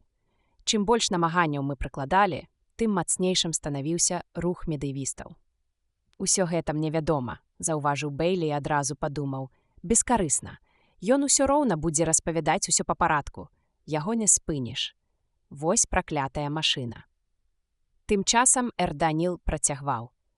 Менавіта доктар Сартан першым прапанаваў карэнным чынам змяніць нашу тактыку і стварыў новую тэорыю, паводле якой мы мусілі знайсці сярод насельніцтва зямлі людзей, якія жадалі таго ж, чаго і мы, альбо здольных захапіцца нашымі ідэямі. Усяляк падтрымліваючы іх, мы маглі б дасягнуць таго, каб новы рух разрастаўся знутры, а не насаджаўся звонку. Галоўная цяжкасць заключалася ў тым, каб адшукаць такіх людзей. Вы самі, Элайджа, сталі аб'ектам цікавага эксперыменту. Як так, здзівіўся Бэйлі. Мы былі рады, што камісар рэкамендаваў менавіта вас. Судзячы па вашым псіхічным профілі, мы зразумелі, што вы адпаведны суб'ект. Цэрэбраналіз, якому я вас падвергнуў пры нашай першай сустрэчы, пацвердзіў наша меркаванне. Вы чалавек практычнага складу розуму, Элайджа. Вы не аддаяцеся ностальгічным мроям пра мінулае зямлі, хоць і праяўляецца да яго здаровую цікавасць. З іншага боку, вас нельга назваць сляпым прыхільнікам сучаснай гарадской культуры. Мы думаем, што людзі, падобныя да вас, маглі б зноў павесці зямлян да зорак. У гэтым і заключаецца адна з прычын таго, чаму доктар Фастолф хацеў сустрэцца з вамі учора раніцай. Трэба сказаць, ваша практычнасць даведзена да крайнасці. Вы адмаўляецеся разумець, што фанатычнае служэнне ідэалу, нават памылковаму ідэалу, можа прымусіць чалавека здзяйсняць учынкі, на якія ва ўмовах звычайных ён абсалютна не здольны. Напрыклад, перасекчы ноччу адкрытую прастору, каб знішчыць таго, хто па яго меркаванні з'яўляецца заклятым ворагам яго справы. Таму мы не былі занадта здзіўлены, калі вы так упарта і дзёрзка спрабавалі даказаць фальсіфікацыю забойства. У нейкім сэнсе гэта пацвердзіла, што вы якраз той чалавек, які і патрэбны для нашага эксперыменту. Якога эксперыменту, д'ябал вазьмі? Бейлі стукнуў кулаком па стале. Эксперыменту, мэта якога заключалася ў тым, каб пераканаць вас, нібыта каланізацыя вырашыць праблемы зямлі. Што ж, мушу прызнацца, вы пераканалі мяне. Так, але пад уздзеяннем адпаведнага наркотыку. Зубы Бейлі разняліся, і ён на ляту злавіў люльку, якая выпала з рота. Перад ім зноў паўстала сцэна ў купале Фасталфа. Вось ён з цяжкасцю прыходзіць да сябе пасля шоку, выкліканага тым, што Эр Даніл аказаўся ў рэшце рэшт робатам. Вось гладкія пальцы Эр Даніла адцягваюць скуру на яго руцэ. Вось цёмнай плямай праступае праз скуру і потым знікае гіпакапсула. «Што было ў гіпакапсуле?» – спытаў ён дрыготкім голасам. «Нічога страшнага, Элайджа, слабы наркотык прызначаны толькі для ўзмацнення ўспрымальнасці вашага мозгу. Таму я і прымаў на веру ўсё, што мне казалі. Вось як атрымліваецца. Не зусім. Вы адмаўляліся верыць таму, што было чужым вашаму ладу мыслення. Па сутнасці, вынікі эксперыменту аказаліся расчароваючымі. Доктар Фасталф спадзяваўся, што вы станеце запалым прыхільнікам нашай ідэі. Замест гэтага вы выказвалі толькі далёкае ўхваленне і не больш. Перашкаджаў ваш практычны розум. Гэта прымусіла нас прыйсці да высновы, што адзіная наша надзея – гэта рамантычна настроеныя людзі. Але, на жаль, амаль усе рамантыкі удзельнічаюць у медыявісцкім руху або сімпатызуюць яму. Бейлі адчуў міжвольную гордасць за сябе. Ён радаваўся свайму ўпартасці і быў шчаслівы, што расчараваў іх. Хай эксперыментуюць на кімсьці іншым. Ён не без злараднасці усміхнуўся. І вось цяпер вы адступіліся і вырашылі адправіцца ва своясі. Не, гэта не так. Я толькі што сказаў, што мы перакананыя. Зямля пачне каланізацыю. І менавіта вы ўселілі ў нас гэтую ўпэўненасць. Я? Якім чынам? Вы гаварылі з Фрэнсісам Клузарам пра перавагі каланізацыі. Наколькі я магу меркаваць, вы гаварылі з захапленнем. Эксперымент над вамі дапамог дасягнуць хаця б гэтага. І цэрэбральныя характарыстыкі Клузара змяніліся. Вельмі нязначна, вядома, але змяніліся. Вы хочаце сказаць, што я пераканаў яго ў сваёй правацэ? Не веру. Не, перакананасць так лёгка не прыходзіць. Але цэрэбральныя змены выразна паказалі, што розум медыявістаў адкрыты для такога пераканання. Потым я сам правёў яшчэ адзін эксперымент. Калі мы вярталіся з Істаўна, я спрабаваў па яго цэрэбральных зменах здагадацца пра тое, што між вамі адбылося, і падаў яму ідэю пра школу для эмігрантаў як спосаб забеспячэння будучыні яго дзяцей. Ён адкінуў гэтую думку, але і на гэты раз яго ментальнае поле змянілася, і мне стала цалкам ясна, што я браў правільны метад пераканання. Крыху памаўчаўшы, Орчы Даніл загаварыў зноў. Тое, што вы называеце медыявізмам, ёсць нешта іншае, як імкненне да новага. Яно звернута да зямлі, гэта натуральна, яна блізка, і ў яе ёсць вялікае мінулае. Нешта падобнае ўяўляе сабой і бачанне новых светаў, і яно лёгка можа захапіць рамантычна настроеную натуру. Вазьміце Клузара, якому аказалася дастаткова ўсяго адной гутаркі з вамі. Так што, як бачыце, касміты, самі не ведаючы таго, ужо дасягнулі поспеху. Хутчэй за ўсё, землян раздражняюць не нашы ідэі, а мы самі. За нас рамантычныя настроі на зямлі аформіліся ў ідэалогію медыявізму, а самі рамантыкі аб'ядналіся ў арганізацыю. У рэшце рэшт, менавіта медыявісты хочуць разбурыць устаноўленыя традыцыі, а не гарадскія ўлады, найбольш зацікаўленыя ў захаванні існуючага парадку. Калі мы цяпер згорнем касмагорад, то болей не будзем раздражняць медыявістаў сваёй зацягнутай прысутнасцю, і яны не паспеюць канчаткова замкнуцца на сваіх ідэях на зямлі, і толькі на зямлі. Мы пакінем пасля сябе некалькі падобных да мяне робатаў, якія разам з спачуваючымі землянамі, такімі як вы, змогуць стварыць школы для тых, хто адправіцца асвойваць новыя светы. І медыявіст з часам адвернецца ад зямлі. Яму спатрэбяцца робаты, і ён альбо атрымае іх ад нас, альбо пабудуе свае ўласныя. Ён створыць культуру СФЭ па свайму ўласнаму густу. Для Ерсіу Даніла гэта была незвычайна доўгая прамова. Відаць, ён і сам гэта зразумеў, бо пасля чарговай паўзы сказаў: «Я кажу вам усё гэта, каб растлумачыць, чаму неабходна зрабіць тое, што можа пашкодзіць асабіста вам». Бейлі з горыччу падумаў: робат не павінен прычыняць шкоды чалавеку, калі толькі не зможа даказаць, што ў канчатковым выніку робіць гэта яму на карысць. Пачакайце, дазвольце мне выказаць адно практычнае меркаванне. Вось вы вернецеся ў вашы светы і заявіце, што землянін забіў касміта і застаўся непакараным. Знешнія светы патрабуюць ад зямлі кампенсацыі. Хачу вас папярэдзіць. Узнікнуць буйныя непрыемнасці, бо зямля болей ненамерана зносіць падобнага абыходжання. Я ўпэўнены, што гэтага не здарыцца, Элайджа. Тыя прадстаўнікі знешніх светаў, хто найбольш зацікаўлены ў прад'яўленні прэтэнзій зямлі, у не меншай ступені зацікаўлены ў тым, каб пакласці канец касмагораду. Мы лёгка можам прапанаваць апошняе ў абмен на адмову ад першага. Ва ўсякім выпадку, гэта мы і збіраемся зрабіць. Зямля будзе пакінута ў спакоі. І тут Бейлі прарвала. Ён загаварыў голасам, ахрыплым ад нечаканага роспачу, які яго ахапіў. «А што будзе са мной?»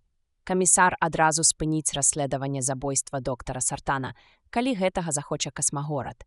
Але расследаванне па справе Эросемі абавязкова будзе працягнута, бо гаворка ідзе пра карупцыю ўнутры дэпартамента. Той, хто ўсё гэта наладзіў, у любы момант з'явіцца ў дэпартаменце з цэлай купай доказаў супраць мяне. Я гэта ведаю. Усё было падстроена наўмысна. Мяне дэкласіфікуюць, Даніл. А што будзе з Джесі? Яе заганьбяць як злачынніцу. І яшчэ Бентлі. Не думайце, Элайджа. Перабіў яго Даніл, што я не разумею, у якім становішчы вы апынуліся. Але дзеля дабра ўсяго чалавецтва даводзіцца мірыцца з асабістымі нягодамі. У доктара Сартана засталіся жонка, двое дзяцей, бацькі, шматлікія сябры. Усе яны сумуюць па ягонай смерці і будуць засмучаны тым, што яго забойца застаўся беспакаранным. У такім выпадку, чаму не застацца і не знайсці яго? У гэтым больш няма патрэбы. Тады прызнайцеся, што ўсё расследаванне з самага пачатку было толькі прэтэкстам для вывучэння нас у экстрэмальных умовах, з горыччу сказаў Бейлі. Вам заўсёды было напляваць на тое, хто забіў доктара Сартана. Нам хацелася б даведацца, халодна запярэчыў Даніл, але мы ніколі не сумняваліся ў тым, што важнейшае – асобны чалавек ці чалавецтва. Працяг расследавання ў цяперашні час прывёў бы да парушэння таго становішча рэчаў, якое мы лічым задавальняльным. Мы не можам прадбачыць, якую шкоду маглі б прычыніць нашыя дзеянні. Вы хочаце сказаць, што забойцам можа аказацца нейкі выдатны медыявіст, а ў цяперашні момант касміты не хочуць рабіць нічога, што можа выклікаць варожасць з боку іх новых сяброў. Я б так не сказаў, але ў вашых словах ёсць доля праўды. Куды падзелася ваша ланцуг справядлівасці, Даніл? Хіба гэта справядлівасць? Існуюць розныя ступені справядлівасці, Элайджа. Калі меншая несумяшчальная з большай, яна мусіць уступіць. Здавалася, быццам розум Бейлі кружыў вакол непрабіўнай логікі пазітроннага мозгу Даніла, імкнучыся знайсці ў ёй хоць адну лазейку, хоць якое-небудзь слабае месца. А хіба вам самому не цікава, Даніл? Вы назвалі сябе дэтэктывам. Ці ведаеце вы, што гэта такое? Ці разумееце вы, што расследаванне гэта болей, чым проста праца? Гэта выклік. Сутыкненне вашага розуму з розумам злачынцы. Барацьба інтэлектаў. Хіба вы можаце пакінуць поле бітвы і прызнаць сябе пераможаным? Вядома, калі працяг не служыць вартай мэце. І вам не будзе шкада? Не будзе цікава? Хіба у вас не ўзнікне пачуццё расчаравання, незадаволенай цікаўнасці? З самага пачатку ў Бейлі яшчэ цэплілася невялікая надзея, што яму ўдасца пераканаць робата, але пакуль ён гаварыў, яна зусім заняпала. Слова «цікаўнасць», вымаўленае ім другі раз, узгадала ў памяці яго ўласныя словы, сказаныя Фрэнсісу Клузару 4 гадзіны таму. Тады ён добра ведаў тыя якасці, якія адрозніваюць чалавека ад машыны. І цікаўнасць, вядома ж, была адной з іх. Кожнаму паўтарамесячнаму кацяняці знаёмае гэтае пачуццё. Але хіба можа быць цікаўнай машына, няхай нават вельмі падобная на чалавека? Рёданіл рэхам адгукнуўся на думкі Бэйлі. Што вы маеце на ўвазе пад цікаўнасцю? Бэйлі паспрабаваў прадставіць гэтае паняцце ў найлепшым святле. Цікаўнасцю мы называем жаданне пашырыць свае веды. У мяне існуе такое жаданне, калі пашырэнне ведаў неабходнае для выканання пастаўленай задачы. Так, з сарказмам вымавіў Бэйлі. Калі, напрыклад, вы распытваеце пра кантактныя лінзы Бентлі, каб больш даведацца пра своеасаблівыя норавы зямлян. Менавіта, пацвердзіў Эрданіл, зусім не адчуўшы сарказму ў словах Бэйлі. Аднак бясмэтнае пашырэнне ведаў, якое, думаю, вы ў рэчаіснасці і маеце на ўвазе пад словам «цікаўнасць», з'яўляецца нечым іншым, як праявай неэфектыўнасці, а я сканструяваны так, каб пазбягаць неэфектыўных дзеянняў. Вось тут да Элайджы Бэйлі і прыйшла тая адзіная доўгачаканая фраза, якой яму так не хапала. Непраніклая смуга, якая яго апаноўвала, задрыжала і рассеялася, і паступова ўсё пачало высвятляцца. Пакуль Эрданіл гаварыў, рот Бэйлі разгарнуўся і так і застаўся ў гэтым стане. Поўная, выразная карціна ўсяго, што адбылося, не магла скласціся адразу. Так не бывае. Недзе глыбока ў падсвядомасці ён аднаўляў яе. Аднаўляў уважліва, не губляючы ніводнай дэталі, але ўвесь час натыкаўся на адно адзінае супярэчанне. Адно супярэчанне, якое не абыдзеш і ад якога не адмахнешся. Пакуль яно існавала, выбудаваная ім версія заставалася пахаванай пад яго думкамі, недасяжнай для яго свядомага аналізу. Але вось апошняя бракуючая дэталь стала на сваё месца. Супярэчанне знікла, разгадка нарэшце знойдзена. Прасвятленне, якое наступіла, здавалася, надало Бэйлі новыя сілы. Прынамсі, ён раптоўна зразумеў, у чым мусіць заключацца слабасць Эрданіла, слабасць любой думаючай машыны. З надзеяй ён падумаў, гэтая штуковіна мусіць усё разумець даслоўна. Значыць, праект касмітаў завяршаецца сёння, а разам з ім спыняецца і расследаванне забойства доктара Сартана. Верна? Спытаў Бэйлі. Такое рашэнне нашых людзей у касмагорадзе, спакойна пагадзіўся Эрданіл. Але сённяшні дзень яшчэ не скончыўся. Бэйлі зірнуў на гадзіннік. Да поўначы яшчэ 1,5 гадзіны. Эрданіл нічога на гэта не адказаў. Здавалася, ён над чымсьці задумаўся. Значыць, да паўначы праект застаецца ў сіле, заспяшаўся Бэйлі. Вы мой напарнік, і расследаванне працягваецца. У спешцы ён гаварыў так, быццам адбіваў тэлеграму. Давайце дзейнічаць як раней. Дазвольце мне працаваць. Вашым гэта не пашкодзіць. Гэта ім толькі дапаможа. Даю слова. Калі, на вашу думку, я пачну рабіць нешта не тое, спыніце мяне. Я прашу толькі 1,5 гадзіны. Усё, што вы сказалі, вернае, адказаў нарэшце робат. Сённяшні дзень яшчэ не скончыўся. Я не падумаў пра гэта, калега Элайджа. Такім чынам, Бэйлі зноў стаў калегам Элайджам. Ён усміхнуўся і спытаў. Калі я быў у касмагорадзе, доктар Фастолф, здаецца, згадаў пра фільм «Знаты на месцы злачынства»? Так, згадаў, пацвердзіў Эрданіл. Вы можаце здабыць копію? Так, калега Элайджа. Я маю на ўвазе цяпер. Неадкладна. Праз 10 хвілін, калі я змагу скарыстаць перадатчык дэпартамента. Менш чым праз 10 хвілін Бэйлі уважліва разглядаў маленькі алюмініевы кубік, які трымаў у дрыжачых руках. Усярэдзіне яго у пэўным атамарным узоры адбіліся слабыя сігналы, перададзеныя з касмагорада.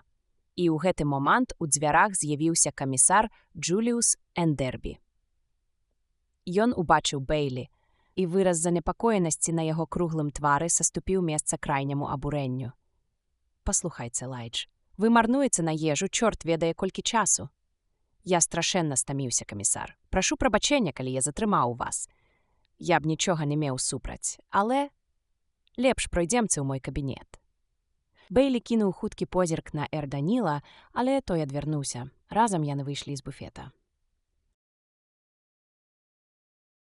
Джуліус Ендербі цяжкімі крокамі хадзіў узад уперад перад сваім сталом. Бейлі, сам ледзь заховаючы знешні спакой, сачыў за ім, час ад часу зіркаючы на гадзіннік. Было 22 гадзіны 45 хвілін. Камісар зрушыў акуляры на лоб і пацёр вочы, пакінуўшы вакол іх чырвоныя плямы. Потым апусціў акуляры і, часта міргаючы, утаропіўся з-пад іх на Бейлі. «Лайдж», — нечакана сказаў ён, — «калі вы апошні раз былі на Ульямсбургскай сілавой станцыі?» «Учора, пасля таго, як пайшоў з дэпартамента, прыблізна ў 6 вечара ці крыху пазней». Камісар пакруціў галавой. «Чаму вы не паведамілі пра гэта?» «Я якраз збіраўся гэта зрабіць. Я ж яшчэ не даваў афіцыйных паказанняў». «Што вы там рабілі?» «Проста праходзіў праз станцыю па дарозе да нашага часовага жылля». Камісар рэзка спыніўся перад Бейлі. «Не кажыце глупства, Лайдж. Ніхто не стане прахадзіць праз сілавую станцыю, каб проста скараціць дарогу дадому». Бейлі паціснуў плячыма. Не было сэнсу заводзіць гаворку пра тое, як за імі гналіся медыявісты і як яны бегалі па паласах. Ва ўсякім разе, не цяпер. Калі вы спрабуеце намякнуць, што ў мяне была магчымасць узяць альфа-выпрамяняльнік, якім знішчылі Р-Семі, то я хачу нагадаць вам, што са мной быў Даніл, і ён пацвердзіць, што я прайшоў праз станцыю, не спыняючыся, і што ніякага альфа-выпрамяняльніка пры мне не было, калі я адтуль выйшаў. Камісар павольна апусціўся на крэсла. Ён не глядзеў у бок Даніла і не спрабаваў загаварыць з ім. Ён паклаў свае белыя пульхныя рукі на стол прама перад сабой і стаў разглядаць іх з выразам крайняга пакутавання на твары. «У мяне няма слоў, Лайдж. Я проста не ведаю, што і думаць, бо ваш напарнік не можа пацвердзіць ваша алібі. Яго паказанні не маюць сілы. І ўсё ж я адмаўляю, што ўзяў альфа-выпраменьвальнік». Пальцы камісара шчапіліся між сабою і зноў расшчапіліся. «Лайдж, навошта сюды сёння прыходзіла Джесі? Вы ўжо пыталіся пра гэта, камісар? Адказ той самы. Сямейныя справы. У мяне ёсць паказанні Фрэнсіса Клузара, Лайдж. Якія? Ён сцвярджае, што Джезебел Бейлі з'яўляецца членам таварыства медыявістаў, мэта якога гвалтоўнае звяржэнне ўрада. Вы ўпэўнены, што гаворка ідзе пра Джесі. У горадзе шмат жанчын па прозвішчы Бейлі, але не па імені Джезебел». Ён назваў яе гэтым імем. Ён сказаў «Джезебел». Я сам гэта чуў, Лайдж. Я прысутнічаў пры гэтым. Добра. Няхай Джесі і была членам гэтага бяскрыўднага таварыства ненармальных. Яна толькі наведвала сходы і цяпер жахліва кае. Касацыйная калегія паглядзіць на гэта інакш, Лайдж. Вы хочаце сказаць, што мяне адхіляць ад працы і будуць трымаць пад вартай па падазрэнні ў знішчэнні дзяржаўнай маёмасці ў выглядзе Р-Семі? Спадзяюся, што не, Лайдж, але ўсё выглядае вельмі кепска. Усе ведаюць, што вы не любілі Р-Семі. Сёння з ім размаўляла ваша жонка, і гэта бачылі. Яна была ў слязах, і нашы супрацоўнікі чулі некаторыя яе рэплікі. Самі па сабе яны былі бяскрыўдны, але ж нятрудна зразумець, што за імі стаіць, Лайдж. У вас магло ўзнікнуць адчуванне, што пакідаць такога сведку небяспечна. Да таго ж, у вас была магчымасць дастаць прыладу злачынства. Калі б я хацеў знішчыць усе сведчанні супраць Джесі, перабіў яго Бейлі, хіба прывёў бы сюды Фрэнсіса Клузара? Здаецца, ён ведае пра яе значна больш, чым мог бы ведаць Р-Семі. І яшчэ. Я праходзіў праз сілавую станцыю за 18 гадзін да таго, як Р-Семі размаўляў з Джесі. Хіба ж я мог ведаць загадзя, што мне давядзецца яго знішчыць альфа-выпрамяняльнікам? Нядрэнныя доказы, заўважыў камісар. Я зраблю ўсё, што змагу. Мне вельмі шкада, Лайдж. Так? Вы сапраўды верыце, што гэта справа маіх рук, камісар? Ендербі павольна прамовіў. Шчыра кажучы, я не ведаю, што і думаць, Лайдж. У такім выпадку я скажу вам, што думаць. Камісар, усё гэта старанна падрыхтаваная правакацыя супраць мяне. Пачакайце, Лайдж, халодна сказаў камісар. Не б'ецеся ў сляпую. З такой лініяй абароны вы ні ад кога не дачакаецеся спачування. Зашмат нягоднікаў выкарыстоўвалі гэты прыём. А я і не патрабую спачування. Я проста кажу праўду. Мяне спрабуюць вывесці з гульні, каб перашкодзіць раскрыць забойства доктара Сартана. На жаль, Мой дружок-правакатар вельмі позна спахапіўся. Што? Бэйлі паглядзеў на гадзіннік. Было 23:00. Я ведаю, хто спрабуе прыбраць мяне з дарогі. Я ведаю, як быў забіты доктар Сартан і хто гэта зрабіў. І ў мяне ёсць 1 гадзіна, каб расказаць вам пра гэта, злавіць злачынцу і скончыць расследаванне. Раздзел 18. Заканчэнне расследавання. Камісар Эндербі прыжмурыў вочы і уважліва паглядзеў на Бэйлі. Што вы збіраецеся рабіць? Учора раніцай у Фастолфа вы ўжо спрабавалі прадэманстраваць нешта падобнае. Калі ласка, не паўтарайцеся. Ведаю, кіўнуў Бэйлі. Тады я памыліўся. Потым памыліўся яшчэ раз, са злосцю падумаў ён. Але не цяпер, ужо на гэты раз. Разважыце самі, камісар. Працягваў ён. Дапусцім, што доказы супраць мяне падстроены. Паспрабуйце прыняць гэтую версію і паглядзіце, куды яна вас прывядзе. Спытайце сябе, хто мог гэта зрабіць. Відавочна, толькі той, хто ведаў, што ўчора ўвечары я быў на Ільямсбургскай станцыі. Добра. Хто гэта можа быць? Сталоўкі за мной па пятах ішла група медыевістаў. Мне здалося, што я здолеў адарвацца ад іх, але, мяркуючы па ўсім, адзін з іх усё ж такі бачыў, як я прайшоў праз станцыю. Зрабіў я гэта, як вы самі разумееце, з адзінай мэтай канчаткова заблытаць сляды. Камісар задумаўся. Клузар. Ён быў з імі. Бэйлі кіўнуў. Добра. Мы дапытаем яго. Калі яму нешта вядома, мы выцягнем з яго прызнання. Што яшчэ я магу зрабіць для вас, Лайдж? Пачакайце, яшчэ рана закругляцца. Вы разумееце маю думку. Ну, давайце паглядзім, наколькі я вас зразумеў. Камісар зноў сціснуў руку. Клузар бачыў, як вы ўваходзілі на сілавую станцыю ва Ільямсбургу. Ці, магчыма, яму паведаміў пра гэта нехта з яго групы. Ён вырашыў выкарыстаць гэты факт, каб дамагчыся вашага адхілення ад расследавання. Вы гэта мелі на ўвазе? Прыкладна. Добра, ажывіўся камісар.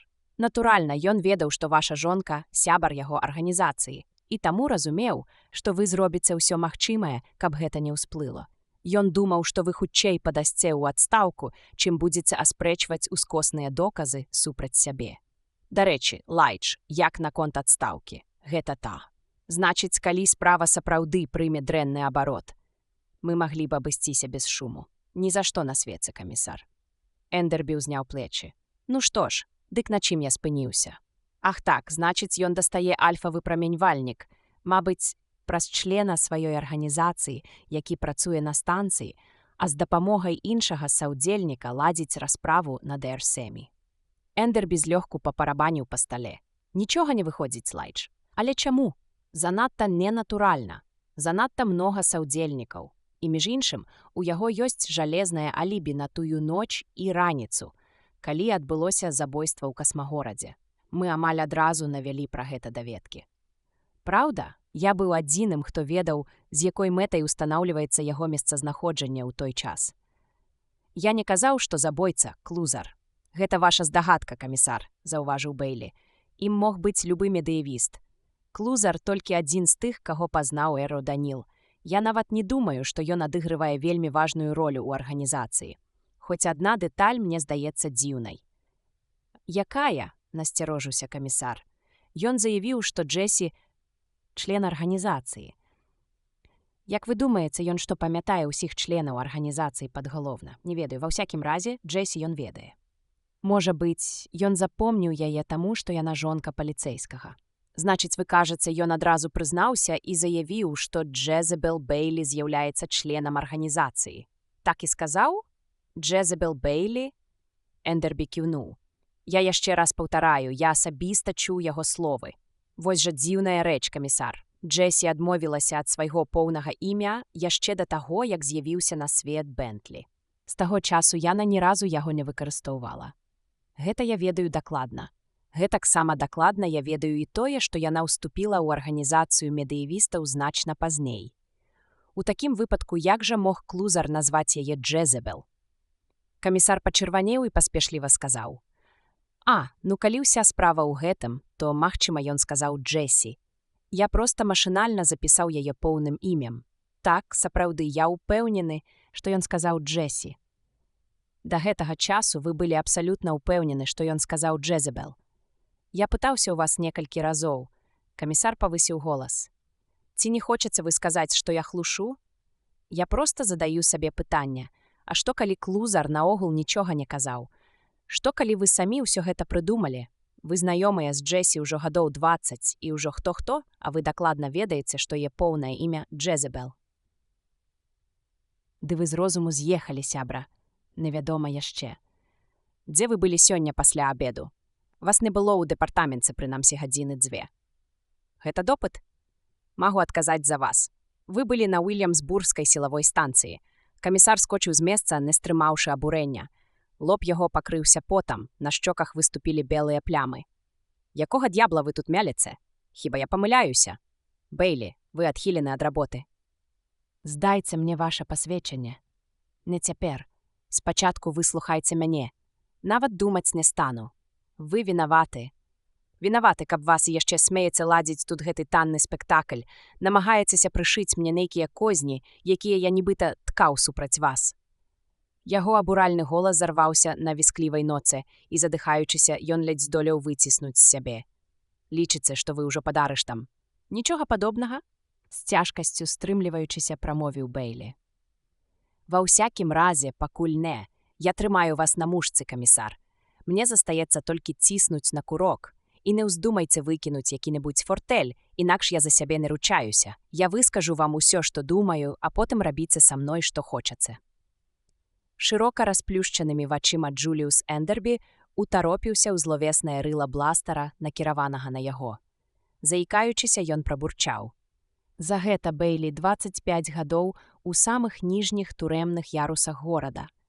Нечакана да Бейлі падышоў Эр Даніл і, моцна сціснуўшы яго запясце, апусціў руку з бластарам уніз. «Я не магу дазволіць гэтага, калега Элайджа», – спакойна сказаў ён. «Вы не павінны прычыняць шкоду камісару». Упершыню з таго часу, як Эр Даніл увайшоў у горад, камісар звярнуўся да яго наўпрост. «Эй, затрымай яго! Першы закон!»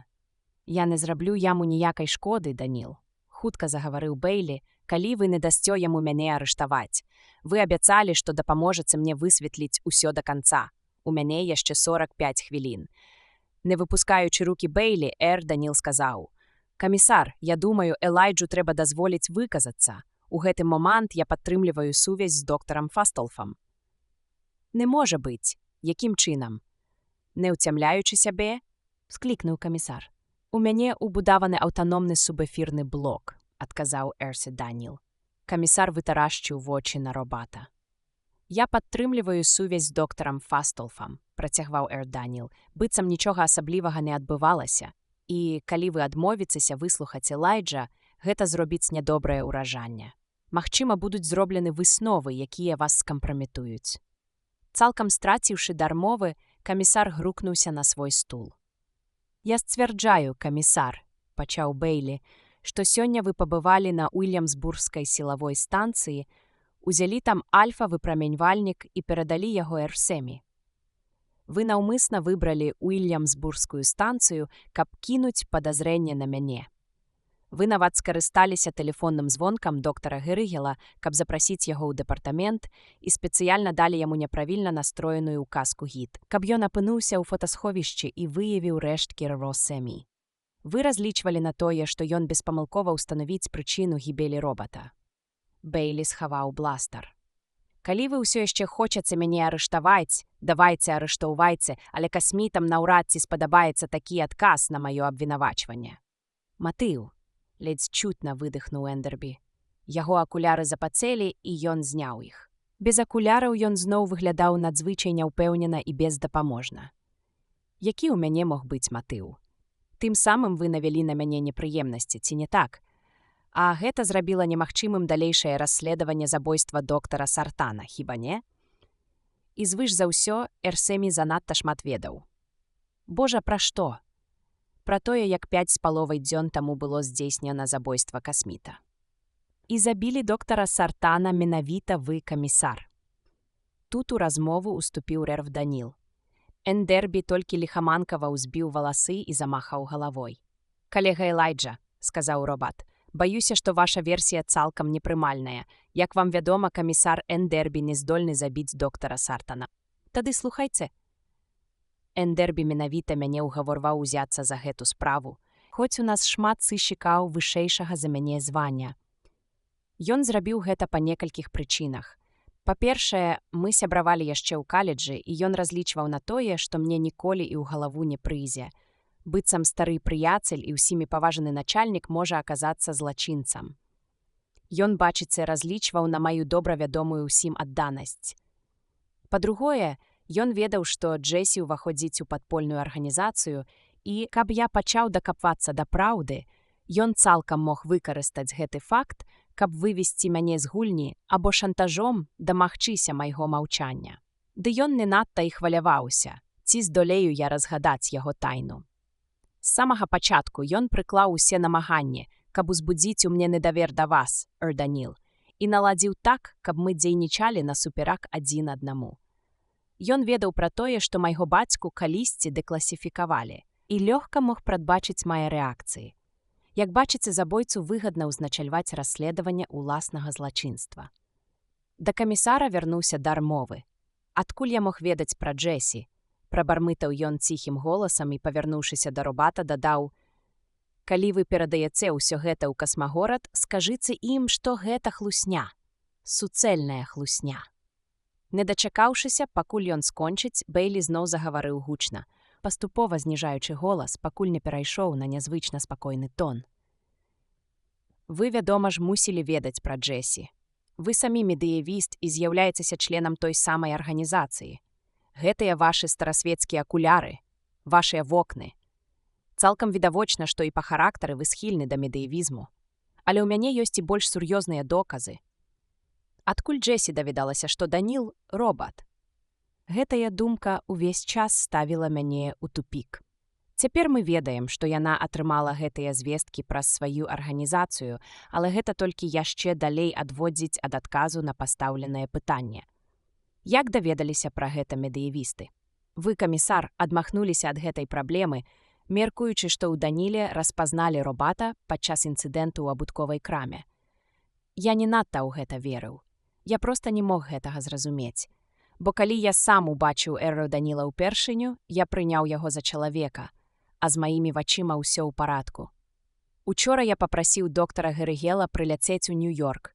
Ужо пасля нашай тэлефоннай размовы высветлілася, што мне патрэбна яго кансультацыя па цэлым шэрагу пытанняў, але ў той момант, калі я тэлефанаваў яму, маёй адзінай мэтай было запрасіць яго і паглядзець, ці зможа ён без маёй дапамогі распазнаць у Даніле робата. Ён не змог, камісар. Я прадставіў яму Даніла, той паціснуў яму руку. Мы ўсе разам нейкі час размаўлялі. І толькі пасля таго, як размова зайшла пра чалавекападобных робатаў, яго асяніла. А ведаеце, гэта быў не хто-небудзь, а доктар Герыгел, найбуйнейшы спецыяліст па робатах на зямлі. Няўжо і пасля гэтага вы будзеце сцвярджаць, што нейкія медыявісты аказаліся кемлівейшымі за яго, ды яшчэ ў той замятні, якая панавала каля крамы? Як маглі яны быць настолькі ўпэўненымі ў сваёй здагадцы, каб падняць на ногі ўсю арганізацыю? Цяпер ясна, што медыявісты з самага пачатку ведалі, што Даніл – робат. Інцыдэнт каля абутковай крамы быў уладжаны спецыяльна, каб паказаць Данілу, а праз яго і касмагораду, маштаб антыробацкіх настрояў у горадзе. Ён быў патрэбны для таго, каб заблытаць усю справу, адвесці падазрэнне ад асобных асоб і скіраваць яго на насельніцтва ў цэлым. Такім чынам, ад каго ж яны з самага пачатку маглі даведацца праўду пра Даніла? Не ад мяне. Нейкі час я думаў, што гэта справа рук самога Даніла, але такая версія адпала. Акрамя мяне, адзіным землянінам, хто ведаў сапраўднае паходжанне Даніла, былі вы, камісар. У наш дэпартамент маглі пранікнуць шпіёны. З нечаканым запалам усклікнуў камісар. Медыявісты маглі падаслаць іх колькі заўгодна. Ваша жонка таксама, напэўна, шпіяніла. І калі вы лічыце магчымым падазраваць мяне, то чаму б не падазраваць і іншых супрацоўнікаў? На твары Бэйлі з'явілася злосная ўсмешка.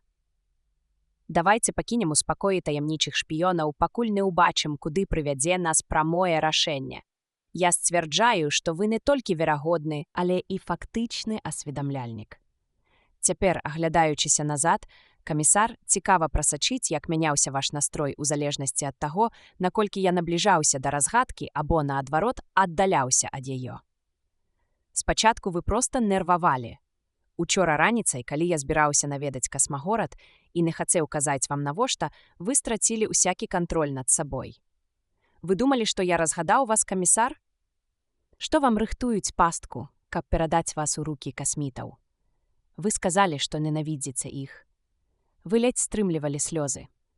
Нейкі час я думаў, што прычынай гэтага быў успамін пра тое прыніжэнне, якому вы падвергліся ў касмагорадзе, калі падазрэнне ўпала на вас. Але потым Даніл паведаміў мне, што з вамі абышліся вельмі далікатна, і вашы пачуцці не былі закранутыя.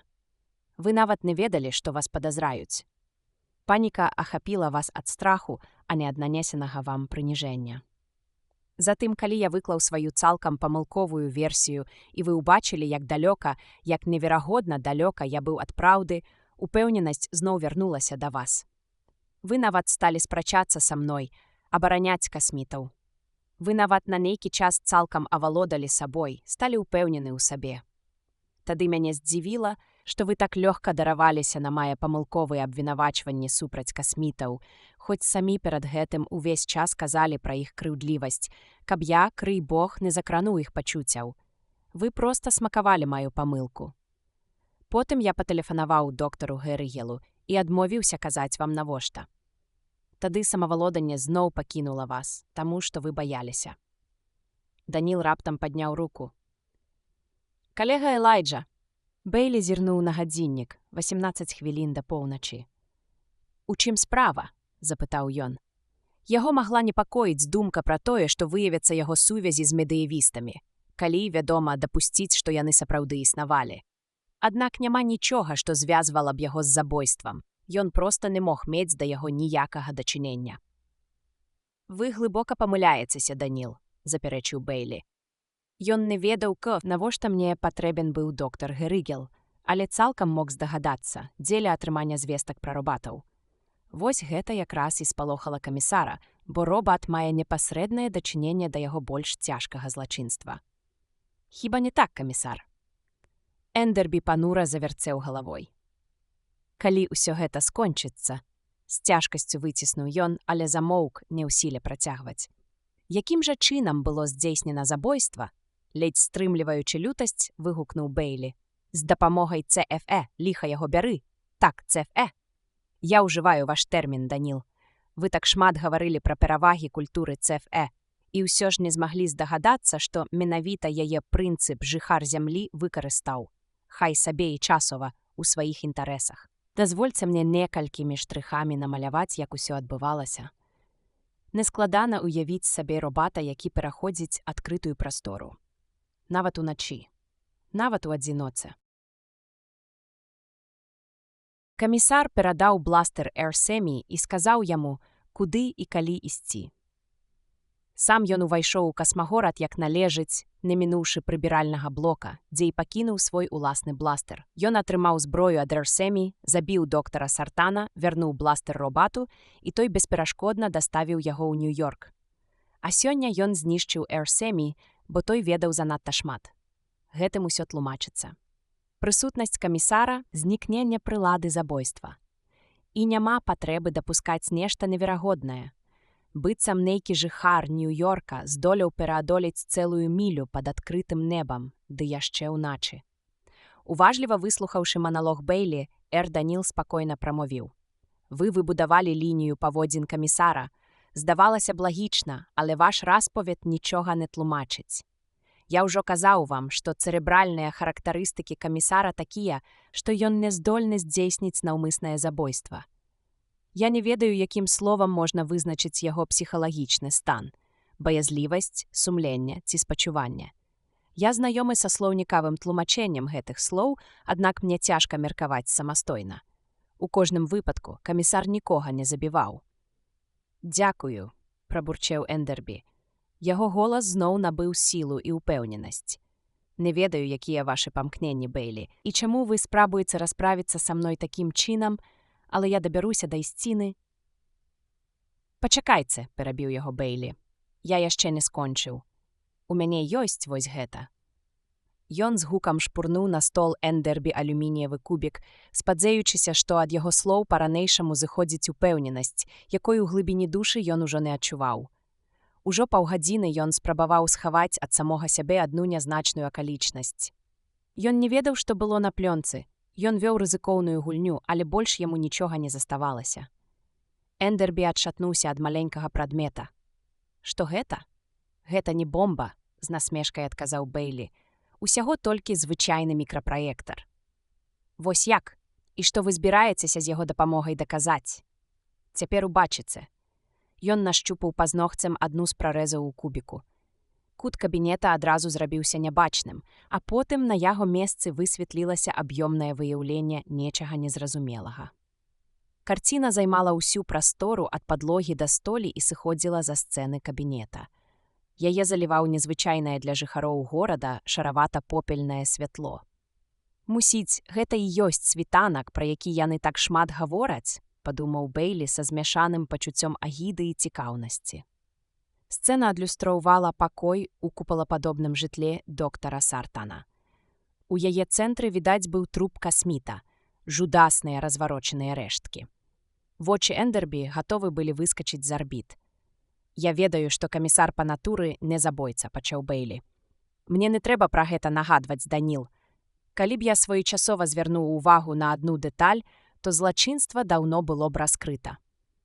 Па сутнасці, я знайшоў разгадку толькі гадзіну таму, калі размова зайшла пра кантактныя лінзы Бентлі.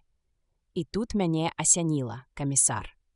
Мне прыйшла ў галаву думка, што разгадка хаваецца ў вашай блізарукасці, у вашых акулярах. Мяркую, на знешніх светах людзі не пакутуюць блізарукасцю, інакш яны маглі б раскрыць забойства адразу ж. Калі вы разбілі свае акуляры, камісар?» «Прычым тут гэта?» — насцярожыўся камісар. «Калі мы ўпершыню гаварылі пра гэтую справу, вы мне сказалі, што разбілі акуляры ў касмагорадзе. Я падумаў, што вы разбілі іх у замяшанні, пачуўшы пра здзейснёнае забойства. Але вы самі ніколі гэтага не ўдакладнялі. Дык і падставы для такога меркавання ў мяне не было. На самой жа справе, калі вы ішлі ў касмагорад, замышляючы злачынства, вы ўжо былі дастаткова ўзрушаны і маглі ўпусціць і разбіць акуляры яшчэ да забойства.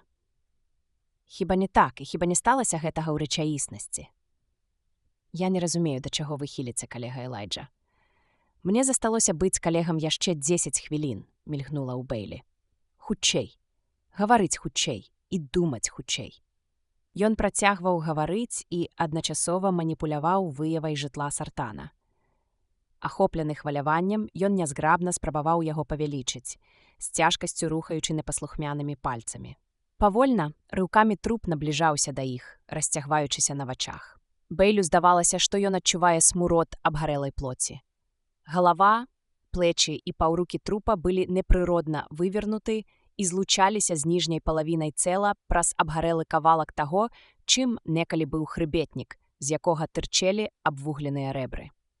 Бейлі укосна зірнуў на камісара. Эндербі сядзеў з заплюшчанымі вачамі. Відаць, яму было блага. Бейлю таксама млела, але ён мусіў глядзець. Рухаючы рычажкамі праектара, ён павольна перамяшчаў аб'ёмную выяву, квадрат за квадратам, аглядаючы прастору вакол трупа.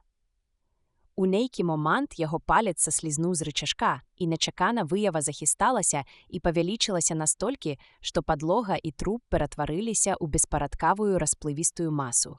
Здольнасці праектара для такога павелічэння не ставала. Бейлі зменшыў выяву і адвёў прамень праектара ад трупа. Ён усё яшчэ працягваў гаварыць. Інакш нельга было. Даць сабе перадышку ён мог толькі тады, калі б знайшоў неабходныя рэчавыя доказы. У выпадку няўдачы грош цана была б усім яго словам. Сэрца яго шалёна калацілася, у скронях стукала кроў. Ён казаў: «Камісар не здольны на наўмыснае забойства. Праўда!» На наўмыснае, але кожны чалавек можа забіць выпадкова.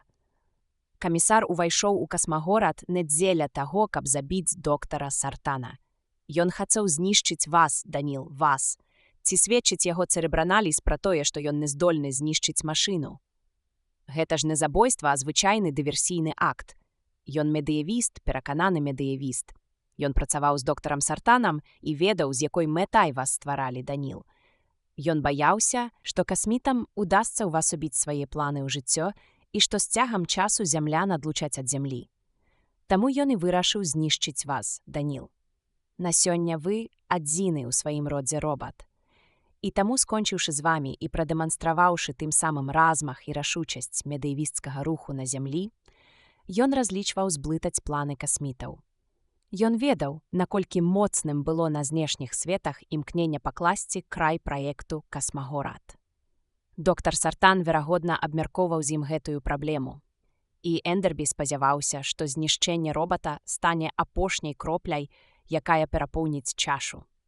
Думаю, рашэнне ўчыніць забойства, хоць бы і робата далося яму нялёгка. Ён з ахвотай даручыў бы гэта Эр-Семі.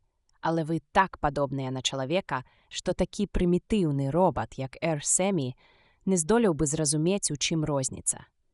Першы закон замінаў бы яму выканаць загад камісара. З другога боку, каб ён не быў адзіным землянінам, які меў вольны доступ у Касмагорад, камісар абавязкова давярыў бы забойства каму-небудзь з людзей. Наколькі я разумею, план камісара заключаўся ў наступным. Прызнаюся, гэта толькі мае здагадкі, але, думаю, яны недалёкія ад праўды.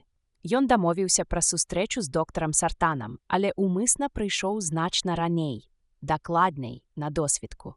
Думаю, доктар Сартан звычайна ў гэты час спаў, а вы, Даніл, натуральна, не спалі. Дарэчы, я зыходжу з таго, што вы жылі разам з доктарам Сартанам. Вы зусім маеце рацыю, калега Элайджа, кіўнуў робат. Тады я працягну. Вы, Даніл, мусілі адчыніць камісару дзверы і атрымаць зарад бластара ў грудзі ці ў галаву. Такім чынам, з вамі скончана. Камісар хутка сыходзіць па пустэльных досвітачных вуліцах Касмагорада да таго месца, дзе яго чакае Эр-Семі, аддае яму бластар і потым, не спяшаючыся, вяртаецца да дома доктара Сартана. Пры неабходнасці ён сам выявіць цела, хоць ён аддаў бы перавагу, каб гэта зрабіў хто-небудзь іншы. У выпадку, калі ўзніклі б пытанні наконт яго ранняга прыбыцця, ён заўсёды мог бы апраўдацца тым, што прыйшоў паведаміць доктару Сартану пра напад на Касмагорад, які, паводле чутак, рыхтуюць медыявісты, і прапанаваць яму прыняць тайныя меры засцярогі, каб пазбегнуць адкрытага сутыкнення касмітаў з зямлянамі. Мёртвы робат толькі дадаў бы вагі яго словам. Калі б вам сказалі, камісар, што паміж вашым уваходам у Касмагорад і прыбыццем да купала Сартана прайшоў даволі доўгі адрэзак часу, вы маглі б растлумачыць гэта, напрыклад, тым, што заўважылі, як нехта крадзецца па вуліцах, накіроўваючыся да адкрытай прасторы, і вам прыйшлося нейкі час пераследаваць яго. Да таго ж такое тлумачэнне пусціла б касмітаў па ілжывым следзе. Што да Эр-Семі, ніхто не звярнуў бы на яго ўвагі. Мала хіба робатаў працуе на навакольных агародніцкіх фермах. Дык наколькі я блізкі да праўды, камісар? Эндербі ўвесь здрыгануўся. Я не... Вядома, перабіў яго Бейлі, вы не забівалі Даніла. Вось ён тут перад вамі, і за ўвесь той час, што ён прабыў у горадзе, вы ніводнага разу не змаглі прымусіць сябе паглядзець яму проста ў вочы ці звярнуцца да яго па імені. Паглядзіце ж на яго цяпер, камісар. Эндербі не мог гэтага зрабіць. Дрыжачымі рукамі ён закрыў твар. Праектар ледзь не выпаў з дрыжачых рук Бейлі. Ён знайшоў тое, чаго шукаў. Цяпер у цэнтры выявы знаходзіўся галоўны ўваход у дом доктара Сартана. Дзверы былі адчынены, дакладней адсунуты да сцяны, і праектар буйным планам паказваў металічныя пазы, па якіх яны слізгалі. Унутры іх нешта ледзь бліскацела. Вось яно, вядома, памыліцца было немагчыма. «Усё адбылося так», – працягваў Бейлі. «Вы ўжо падышлі да дома і якраз тады ўпусцілі свае акуляры. Мабыць, вы хваляваліся, а калі вы ў такім стане, я сам не раз гэта бачу, то звычайна здымаеце свае акуляры і пачынаеце іх працірае. Вы і тады зрабілі дакладна гэтак жа. Але рукі ў вас дрыжалі, і вы выпусцілі акуляры, а можа і наступілі на іх. Ва ўсякім выпадку яны разбіліся, і якраз у гэты момант дзверы адсунуліся, і перад вамі паўстала постаць, падобная да Эр-Даніла. Вы разрадзілі ў яго свой бластар. Падабралі аскепкі акуляраў і пабеглі прэч. Труп знайшлі яны, а не вы. Потым адшукалі вас, і тут-то вы зразумелі, што забілі не Эрор Даніла, а доктара Сартана, які, як аказалася, уставаў па раніцах вельмі рана. На жаль, доктар Сартан надаў Эрор Данілу свой выгляд, а вы без акуляраў не заўважылі розніцы. І калі вы хочаце атрымаць рэчавыя доказы, яны тут. Выява дома доктара Сартана дрыгнула. Бэйлі асцярожна апусціў праектар на стол, трымаючы яго моцна абедзвюма рукамі. Твар камісара Эндербі скрывіўся ад жаху, твар Бэйлі ад напружання. Даніл, як заўсёды, заставаўся бясстрасным. Бачыце той бляск у пазах дзвярэй? Бэйлі працягнуў руку да выявы. Што гэта было, Даніл? 2 маленькія кавалачкі шкла, халоднакроўна адказаў робат. Яны нам ні пра што не казалі. Цяпер вы ўсё зразумееце. Гэта часцінкі ўвагнутых лінз. Вызначце іх аптычныя характарыстыкі і параўнайце з характарыстыкамі акуляраў, якія Эндербі носіць цяпер. Толькі не разбіце іх, камісар. Ён кінуўся да камісара, вырваў з яго рук акуляры і, цяжка дыхаючы, падаў іх Данілу. Думаю, гэта дастаткова пераканальны доказ таго, што ён пабываў каля дома Сартана раней, чым усе меркавалі. У мяне не засталося ніякіх сумненняў, сказаў Даніл. Цяпер я бачу, што цэрэброаналіз камісара зусім збіў мяне з панталыку. Віншую вас, калега Элайджа. На гадзінніку Бэйлі было 24:00. Пачынаўся новы дзень. Камісар павольна апусціў галаву на рукі. Яго словы таналі ў глухіх рыданнях. Гэта была памылка. Памылка. У мяне і ў думках не было забіваць яго. Нечакана ён саслізнуў са стула і, скурчыўшыся, застыў на падлозе. Даніл падскочыў да камісара. Вы прычынілі яму шкоду, Элайджа. Гэта вельмі дрэнна. Ён жывы, праўда? Так, але страціў прытомнасць. Ачуняе. Думаю, для яго гэта была занадта вялікая нагрузка. Але іначай ніяк нельга было, Даніл. Ніяк. У мяне былі адны толькі здагадкі, ніводнага доказу, а іх суду не прадставіш. Прыйшлося паступова, крок за крокам загоньваць яго ў кут у надзеі на тое, што ў нейкі момант ён зломіцца. І ён зламаўся, Даніл. Вы ж чулі яго прызнанне? Так, дык вось, я абяцаў, што ўсё гэта ідзе на карысць праекту касмагорада, таму пачакайце, ка ён прыходзіць да памяці. Камісар застагнаў. Павекі яго дрыгнулі, ён расплюшчыў вочы і маўкліва ўтаропіўся ў постаці, якія схіліліся над ім. Камісар, вы чуеце мяне? Спытаў Бэйлі. Эндербі млява кіўнуў. Добра, дык вось, мэта касмітаў не ў тым, каб аддаць вас пад суд. Іх намеры куды большыя. Калі вы будзеце супрацоўнічаць з імі. Што? Што? У вачах камісара бліснула надзея. Вы, напэўна, важная асоба ў медыявісцкай арганізацыі Нью-Йорка, а можа і ўсёй планеты. Паспрабуйце пераканаць сваіх аднадумцаў у неабходнасці асваення космасу. Вы ж ведаеце, якую лінію трэба весці, праўда? Маю на ўвазе, мы можам вярнуцца назад да Зямлі, але на іншых планетах. Не разумею, прамармытаў камісар. Вось да чаго імкнуцца касміты. І я, чорт вазьмі, таксама, пасля гутаркі з доктарам Фастолфам. Гэта тое, чаго яны хочуць больш за ўсё на свеце. Дзеля гэтага яны пастаянна рызыкуюць сваім жыццём, заставаючыся тут на зямлі. Калі забойства Сартана прымусіць вас перавесці медыявізм на шлях аднаўлення асваення галактыкі, яны, магчыма, прызнаюць гэтую ахвяру апраўданай. Цяпер вы разумееце? Элайджа мае цалкам рацыю, пацвердзіў Даніл. Дапамажыце нам, камісар, і мы забудзем пра тое, што здарылася. Я кажу гэта ад імя доктара Фастолфа і іншых жыхароў касмагорада. Зразумела, калі вы згодзіцеся дапамагаць, а потым надумаеце здрадзіць нам, то памятайце, што мы заўсёды зможам зрабіць факт вашай віны з дабыткам грамадскасці. Спадзяюся, вы гэта разумееце. Мне цяжка нагадваць вам пра гэта, але я абавязаны. Мяне не будуць судзіць, спытаў камісар. Не калі вы нам дапаможаце. Яго вочы напоўніліся слязьмі. Я зраблю ўсё, што змагу. Гэта была выпадковасць. Растлумацца ім. Няшчасны выпадак. Мне здавалася, што я ўчыняю правільна. Калі вы нам дапаможаце, вы сапраўды ўчыніце правільна, сказаў Бэйлі. Асваенне космасу адзіна магчымы шлях да выратавання зямлі. Адкіньце забабоны, і вы зразумееце гэта. Раю вам пагаварыць з доктарам Фастолфам. А пакуль вы можаце дапамагчы, калі ўладзіце справу Эрсемі. Назавіце яго гібель няшчасным выпадкам або прыдумайце яшчэ нешта. Адным словам, закрыйце яе. Бэйлі падняўся, і памятайце, камісар, што я не адзіны, хто ведае праўду. Касмагурат у курсе ўсіх падзей, таму не спрабуйце пазбавіцца ад мяне, калі не хочаце нажыць сабе непрыемнасцей. Больш нічога казаць не трэба, Элайджа, заўважыў Эрданіл. Яго намеры шчырыя, і ён будзе дапамагаць. Гэта выразна відаць па яго цэрэбраналізе. Добра, тады я еду дамоў. Хачу пабачыць Джесі і Бентлі і зноў вярнуцца ў звыклую каляіну. І яшчэ я страшэнна стаміўся. Даніл, вы застанецеся на зямлі пасля таго, як касміты сыдуць? У мяне наконт гэтага пакуль няма ніякіх інструкцый. А чаму вы пытаецеся? Бэйлі прыкусіў губу і павольна сказаў. Ніколі не думаў, што змагу сказаць нешта падобнае такому, як вы, Даніл, але я веру вам. Я нават захапляюся вамі. Сам я ўжо занадта стары, каб пакінуць зямлю, але ў мяне ёсць Бентлі. І калі нарэшце адчыняцца школы для эмігрантаў, магчыма, вы з Бентлі разам. Магчыма. На твары Даніла не адбівалася ніякіх эмоцый. Ён павярнуўся да Джуліуса Эндербі, які назіраў за імі зачужаным тварам, які толькі цяпер пачынаў паступова ажываць. «Сябар Джуліус», – сказаў робат.